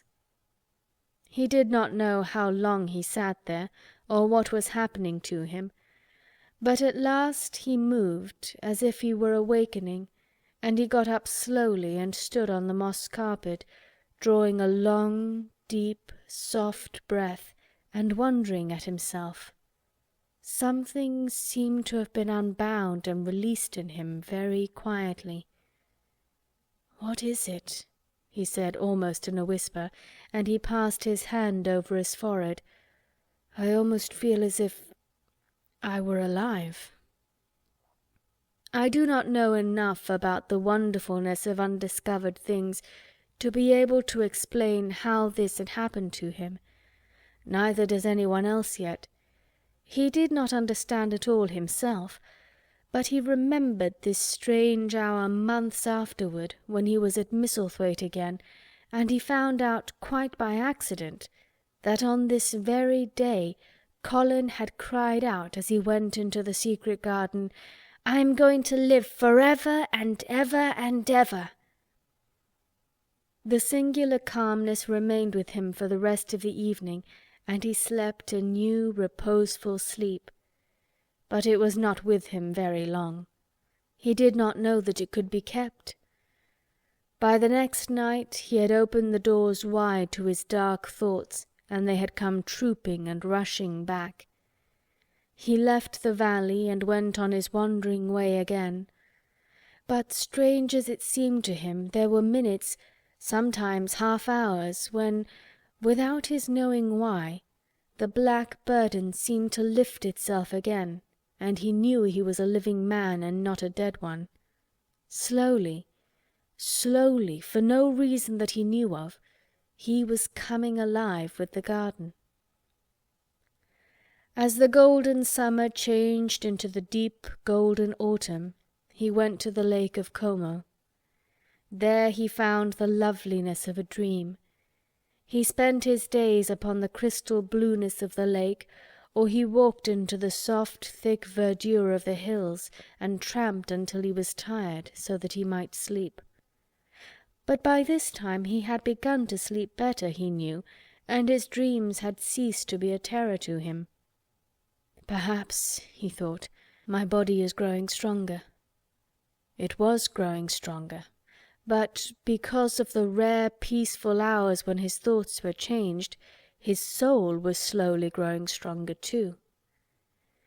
He began to think of Misselthwaite, and wonder if he should not go home. Now and then he wondered vaguely about his boy, and asked himself what he should feel when he went and stood by the carved four-posted bed again, and looked down at the sharply chiselled ivory-white face while it slept, and the black lashes rimmed so startlingly the close-shut eyes. He shrank from it. One marvel of a day he had walked so far that when he returned the moon was high and full, and all the world was purple shadow and silver. The stillness of lake and shore and wood was so wonderful that he did not go into the villa he lived in. He walked down to a little bowered terrace at the water's edge, and sat upon a seat, and breathed in all the heavenly scents of the night. He felt the strange calmness stealing over him, and it grew deeper and deeper until he fell asleep. He did not know when he fell asleep and when he began to dream. His dream was so real that he did not feel as if he were dreaming. He remembered afterward how intensely wide awake and alert he had thought he was. He thought that as he sat and breathed in the scent of the late roses, and listened to the lapping of the water at his feet, he heard a voice calling. It was sweet and clear and happy and far away. It seemed very far, but he heard it as distinctly as if it had been at his very side. "Archie! Archie! Archie!" it said, and then again, sweeter and clearer than before. "Archie! Archie!" He thought he sprang to his feet, not even startled. It was such a real voice, and it seemed so natural that he should hear it. "Lilias! Lilias!" he answered. "Lilias, where are you?" "In the garden," it came back like a sound from a golden flute. "In the garden." And then the dream ended. But he did not awaken. He slept soundly and sweetly all through the lovely night. When he did awake at last, it was brilliant morning, and a servant was standing staring at him. He was an Italian servant, and was accustomed, as all the servants of the villa were, to accepting without question any strange thing his foreign master might do. No one ever knew when he would go out or come in, or where he would choose to sleep, or if he would roam about the garden or lie in the boat on the lake all night. The man held a salver with some letters on it, and he waited quietly until Mr. Craven took them. When he had gone away, Mr. Craven sat a few moments holding them in his hand and looking at the lake. His strange calm was still upon him, and something more, a lightness as if the cruel thing which had been done had not happened as he thought, as if something had changed. He was remembering the dream, the real, real dream. "In the garden," he said, wondering at himself. "In the garden. But the door is locked, and the key is buried deep." When he glanced at the letters a few minutes later, he saw that the one lying at the top of the rest was an English letter, and came from Yorkshire. It was directed in a plain woman's hand, but it was not a hand he knew. He opened it, scarcely thinking of the writer, but the first words attracted his attention at once. "Dear Sir, I am Susan Sowerby that made bold to speak to you once on the moor. It was about Miss Mary I spoke. I will make bold to speak again. Please, sir, I would come home if I was you. I think you would be glad to come, and if you will excuse me, sir, I think your lady would ask you to come if she was here. Your obedient servant, Susan Sowerby." Mr. Craven read the letter twice before he put it back in its envelope. He kept thinking about the dream. "I will go back to Misselthwaite," he said. "Yes, I'll go at once." And he went through the garden to the villa and ordered Pitcher to prepare for his return to England. End of chapter 27, part 1.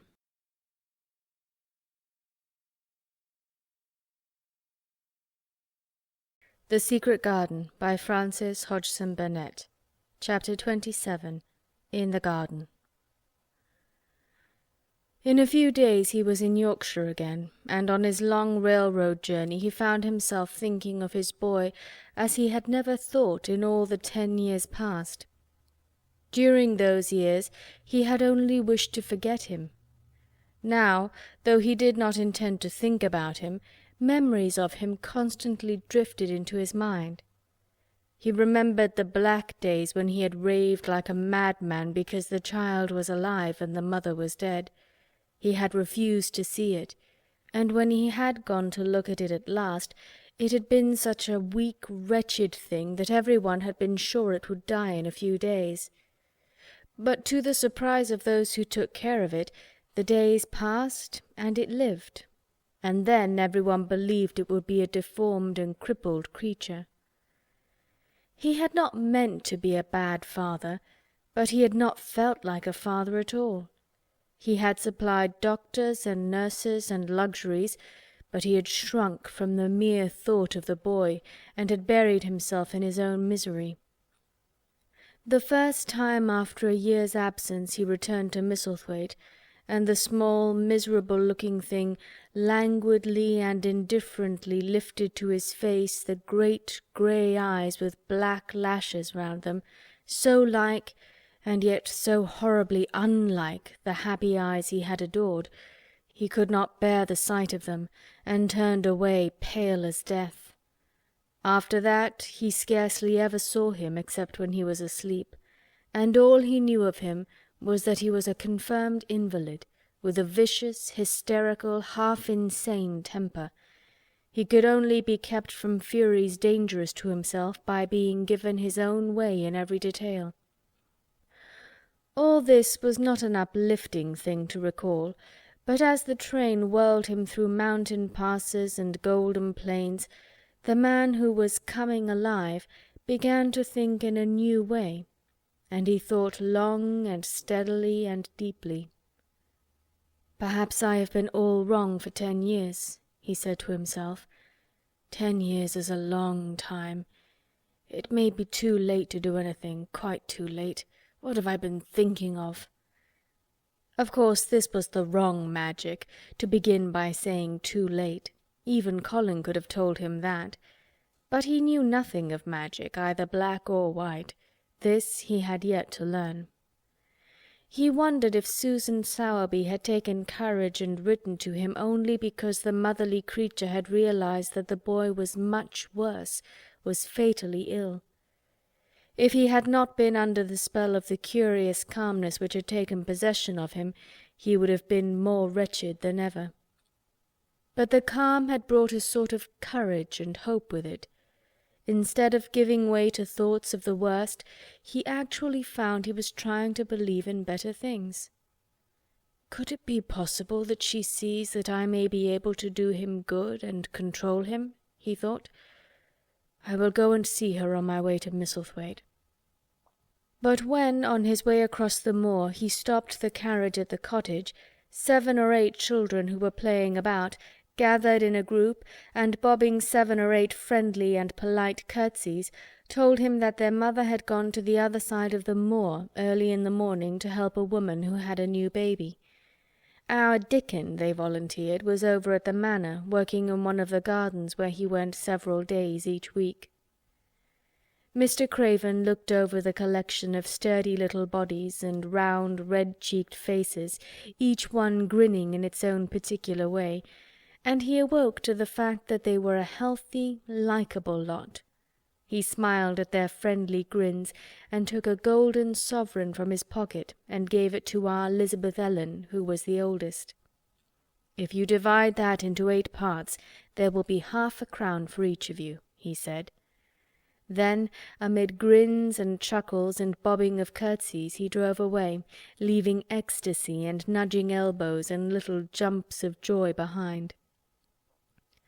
The drive across the wonderfulness of the moor was a soothing thing. Why did it seem to give him a sense of home-coming which he had been sure he could never feel again? That sense of the beauty of land and sky and purple bloom of distance, and a warming of the heart at drawing nearer to the great old house which had held those of his blood for 600 years. How he had driven away from it the last time, shuddering to think of its closed rooms, and the boy lying in the 4-posted bed with the brocaded hangings. Was it possible that perhaps he might find him changed a little for the better, and that he might overcome his shrinking from him? How real that dream had been! How wonderful and clear the voice which called back to him, "In the garden! In the garden!" "I will try to find the key," he said. "I will try to open the door. I must, though I don't know why." When he arrived at the Manor, the servants who received him with the usual ceremony noticed that he looked better, and that he did not go to the remote rooms where he usually lived attended by Pitcher. He went into the library and sent for Mrs. Medlock. She came to him somewhat excited and curious and flustered. "How is Master Colin, Medlock?" he inquired. "Well, sir," Mrs. Medlock answered, he's different, in a manner of speaking." "Worse?" he suggested. Mrs. Medlock really was flushed. "Well, you see, sir," she tried to explain, "neither Dr. Craven nor the nurse nor me can exactly make him out." "Why is that?" "To tell the truth, sir, Master Colin might be better and he might be changing for the worse. His appetite, sir, is past understanding, and his ways—" "Has he become more peculiar?" her master asked, knitting his brows anxiously. "That's it, sir. He's growing very peculiar, when you compare him with what he used to be. He used to eat nothing, and then suddenly he began to eat something enormous, and then he stopped again all at once, and the meals were sent back just as they used to be. You never knew, sir, perhaps, that out of doors he never would let himself be taken. The things we've gone through to get him to go out in his chair would leave a body trembling like a leaf. He'd throw himself into such a state that Dr. Craven said he couldn't be responsible for forcing him. Well, sir, just without warning, not long after one of his worst tantrums, he suddenly insisted on being taken out every day by Miss Mary and Susan Sowerby's boy Dickon that could push his chair. He took a fancy to both Miss Mary and Dickon brought his tame animals, and if you'll credit it, sir, out of doors he will stay from morning until night." "How does he look?" was the next question. "If he took his food natural, sir, you'd think he was putting on flesh, but we're afraid it may be a sort of bloat. He laughs sometimes in a queer way when he's alone with Miss Mary. He never used to laugh at all. Dr. Craven is coming to see you at once, if you'll allow him. He never was as puzzled in his life." "Where is Master Colin now?" Mr. Craven asked. "In the garden, sir. He's always in the garden, though not a human creature is allowed to go near, for fear they'll look at him." Mr. Craven scarcely heard her last words. "In the garden," he said, and after he had sent Mrs. Medlock away, he stood and repeated it again and again. "In the garden." He had to make an effort to bring himself back to the place he was standing in, and when he felt he was on earth again, he turned and went out of the room. He took his way, as Mary had done, through the door in the shrubbery and among the laurels and the fountain beds. The fountain was playing now, and was encircled by beds of brilliant autumn flowers. He crossed the lawn and turned into the long walk by the ivied walls. He did not walk quickly, but slowly, and his eyes were on the path. He felt as if he were being drawn back to the place he had so long forsaken, and he did not know why. As he drew near to it, his step became still more slow. He knew where the door was, even though the ivy hung thick over it, but he did not know exactly where it lay, that buried key. So he stopped and stood still, looking about him, and almost the moment after he had paused, he started and listened, asking himself if he were walking in a dream. The ivy hung thick over the door, the key was buried under the shrubs, no human being had passed that portal for 10 lonely years, and yet inside the garden there were sounds. They were the sounds of running, scuffling feet, seeming to chase round and round under the trees. They were strange sounds of lowered, suppressed voices, exclamations, and smothered, joyous cries. It seemed actually like the laughter of young things, the uncontrollable laughter of children who were trying not to be heard, but who in a moment or so, as their excitement mounted, would burst forth. What in heaven's name was he dreaming of? What in heaven's name did he hear? Was he losing his reason and thinking he heard things which were not for human ears? Was it that the far clear voice had meant? And then the moment came, the uncontrollable moment when the sounds forgot to hush themselves. The feet ran faster and faster. They were nearing the garden door. There was quick, strong, young breathing, and a wild outbreak of laughing shouts which could not be contained, and the door in the wall was flung wide open, the sheet of ivy swinging back, and a boy burst through it at full speed, and without seeing the outsider, dashed almost into his arms.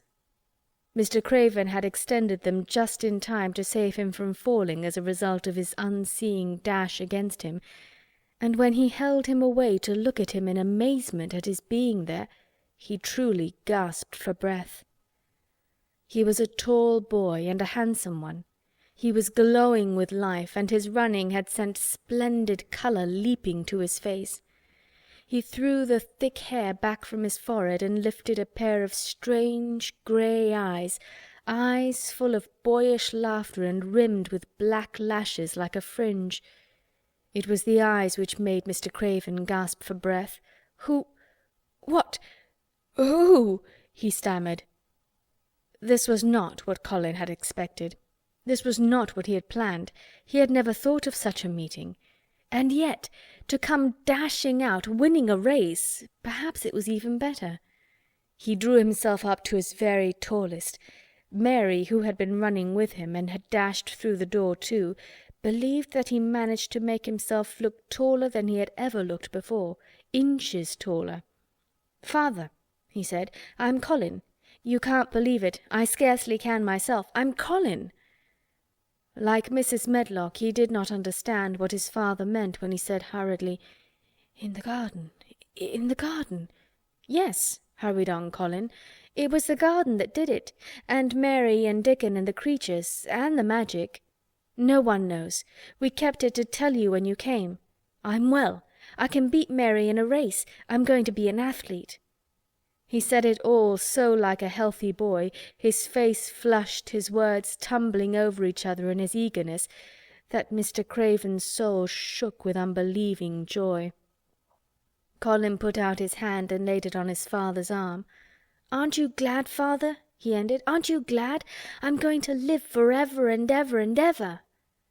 Mr. Craven put his hands on both the boy's shoulders and held him still. He knew he dared not even try to speak for a moment. "Take me into the garden, my boy," he said at last, "and tell me all about it." And so they led him in.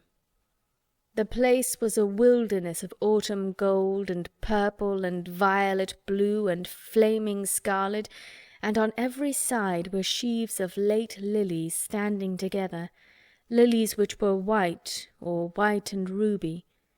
He remembered well, when the first of them had been planted, that just at this season of the year their late glories should reveal themselves. Late roses climbed and hung and clustered, and the sunshine, deepening the hue of the yellowing trees, made one feel that one stood in an embowered temple of gold. The newcomer stood silent, just as the children had done when they came into its greyness. He looked round and round. "I thought it would be dead," he said. "Mary thought so at first," said Colin, "but it came alive." Then they sat down under their tree, all but Colin, who wanted to stand while he told the story.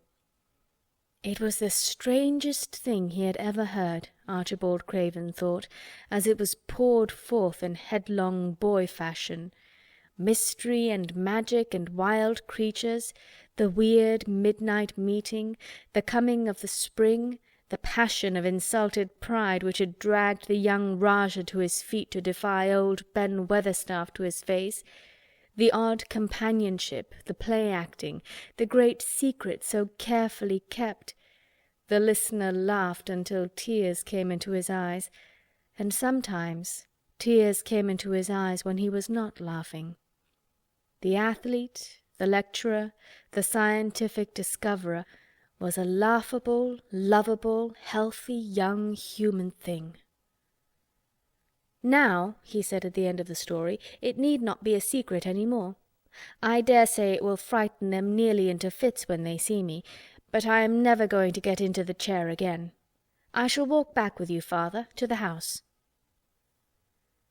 Ben Weatherstaff's duties rarely took him away from the gardens, but on this occasion he made an excuse to carry some vegetables to the kitchen, and being invited into the servants' hall by Mrs. Medlock to drink a glass of beer, he was on the spot, as he had hoped to be, when the most dramatic event Misselthwaite Manor had seen during the present generation actually took place. One of the windows looking upon the courtyard gave also a glimpse of the lawn. Mrs. Medlock, knowing Ben had come from the gardens, hoped that he might have caught sight of his master, and even by chance of his meeting with Master Colin. "Did you see either of them, Weatherstaff?" she asked.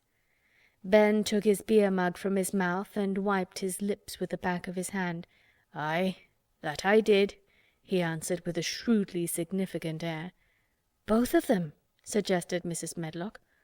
"Both of 'em," returned Ben Weatherstaff. "Thank you kindly, ma'am. I could sup up another mug of it." "Together?" said Mrs. Medlock, hastily overfilling his beer-mug in her excitement. "Together, ma'am," and Ben gulped down half of his new mug at one gulp. "Where was Master Colin? How did he look? What did they say to each other?" "I didna hear that," said Ben, "along only being on the step-ladder looking over the wall. But I'll tell thee this. There's been things going on outside as you house people knows nowt about. And what thou'll find out soon." And it was not 2 minutes before he swallowed the last of his beer and waved his mug solemnly toward the window which took in through the shrubbery a piece of the lawn. "Look there," he said, "if tha's curious. Look what's comin' across the grass." When Mrs. Medlock looked, she threw up her hands and gave a little shriek, and every man and woman servant within hearing bolted across the servants' hall and stood looking through the window with their eyes almost starting out of their heads. Across the lawn came the master of Misselthwaite, and he looked as many of them had never seen him, and by his side, with his head up in the air and his eyes full of laughter, walked as strongly and steadily as any boy in Yorkshire, Master Colin. End of chapter 27. End of The Secret Garden by Frances Hodgson Burnett.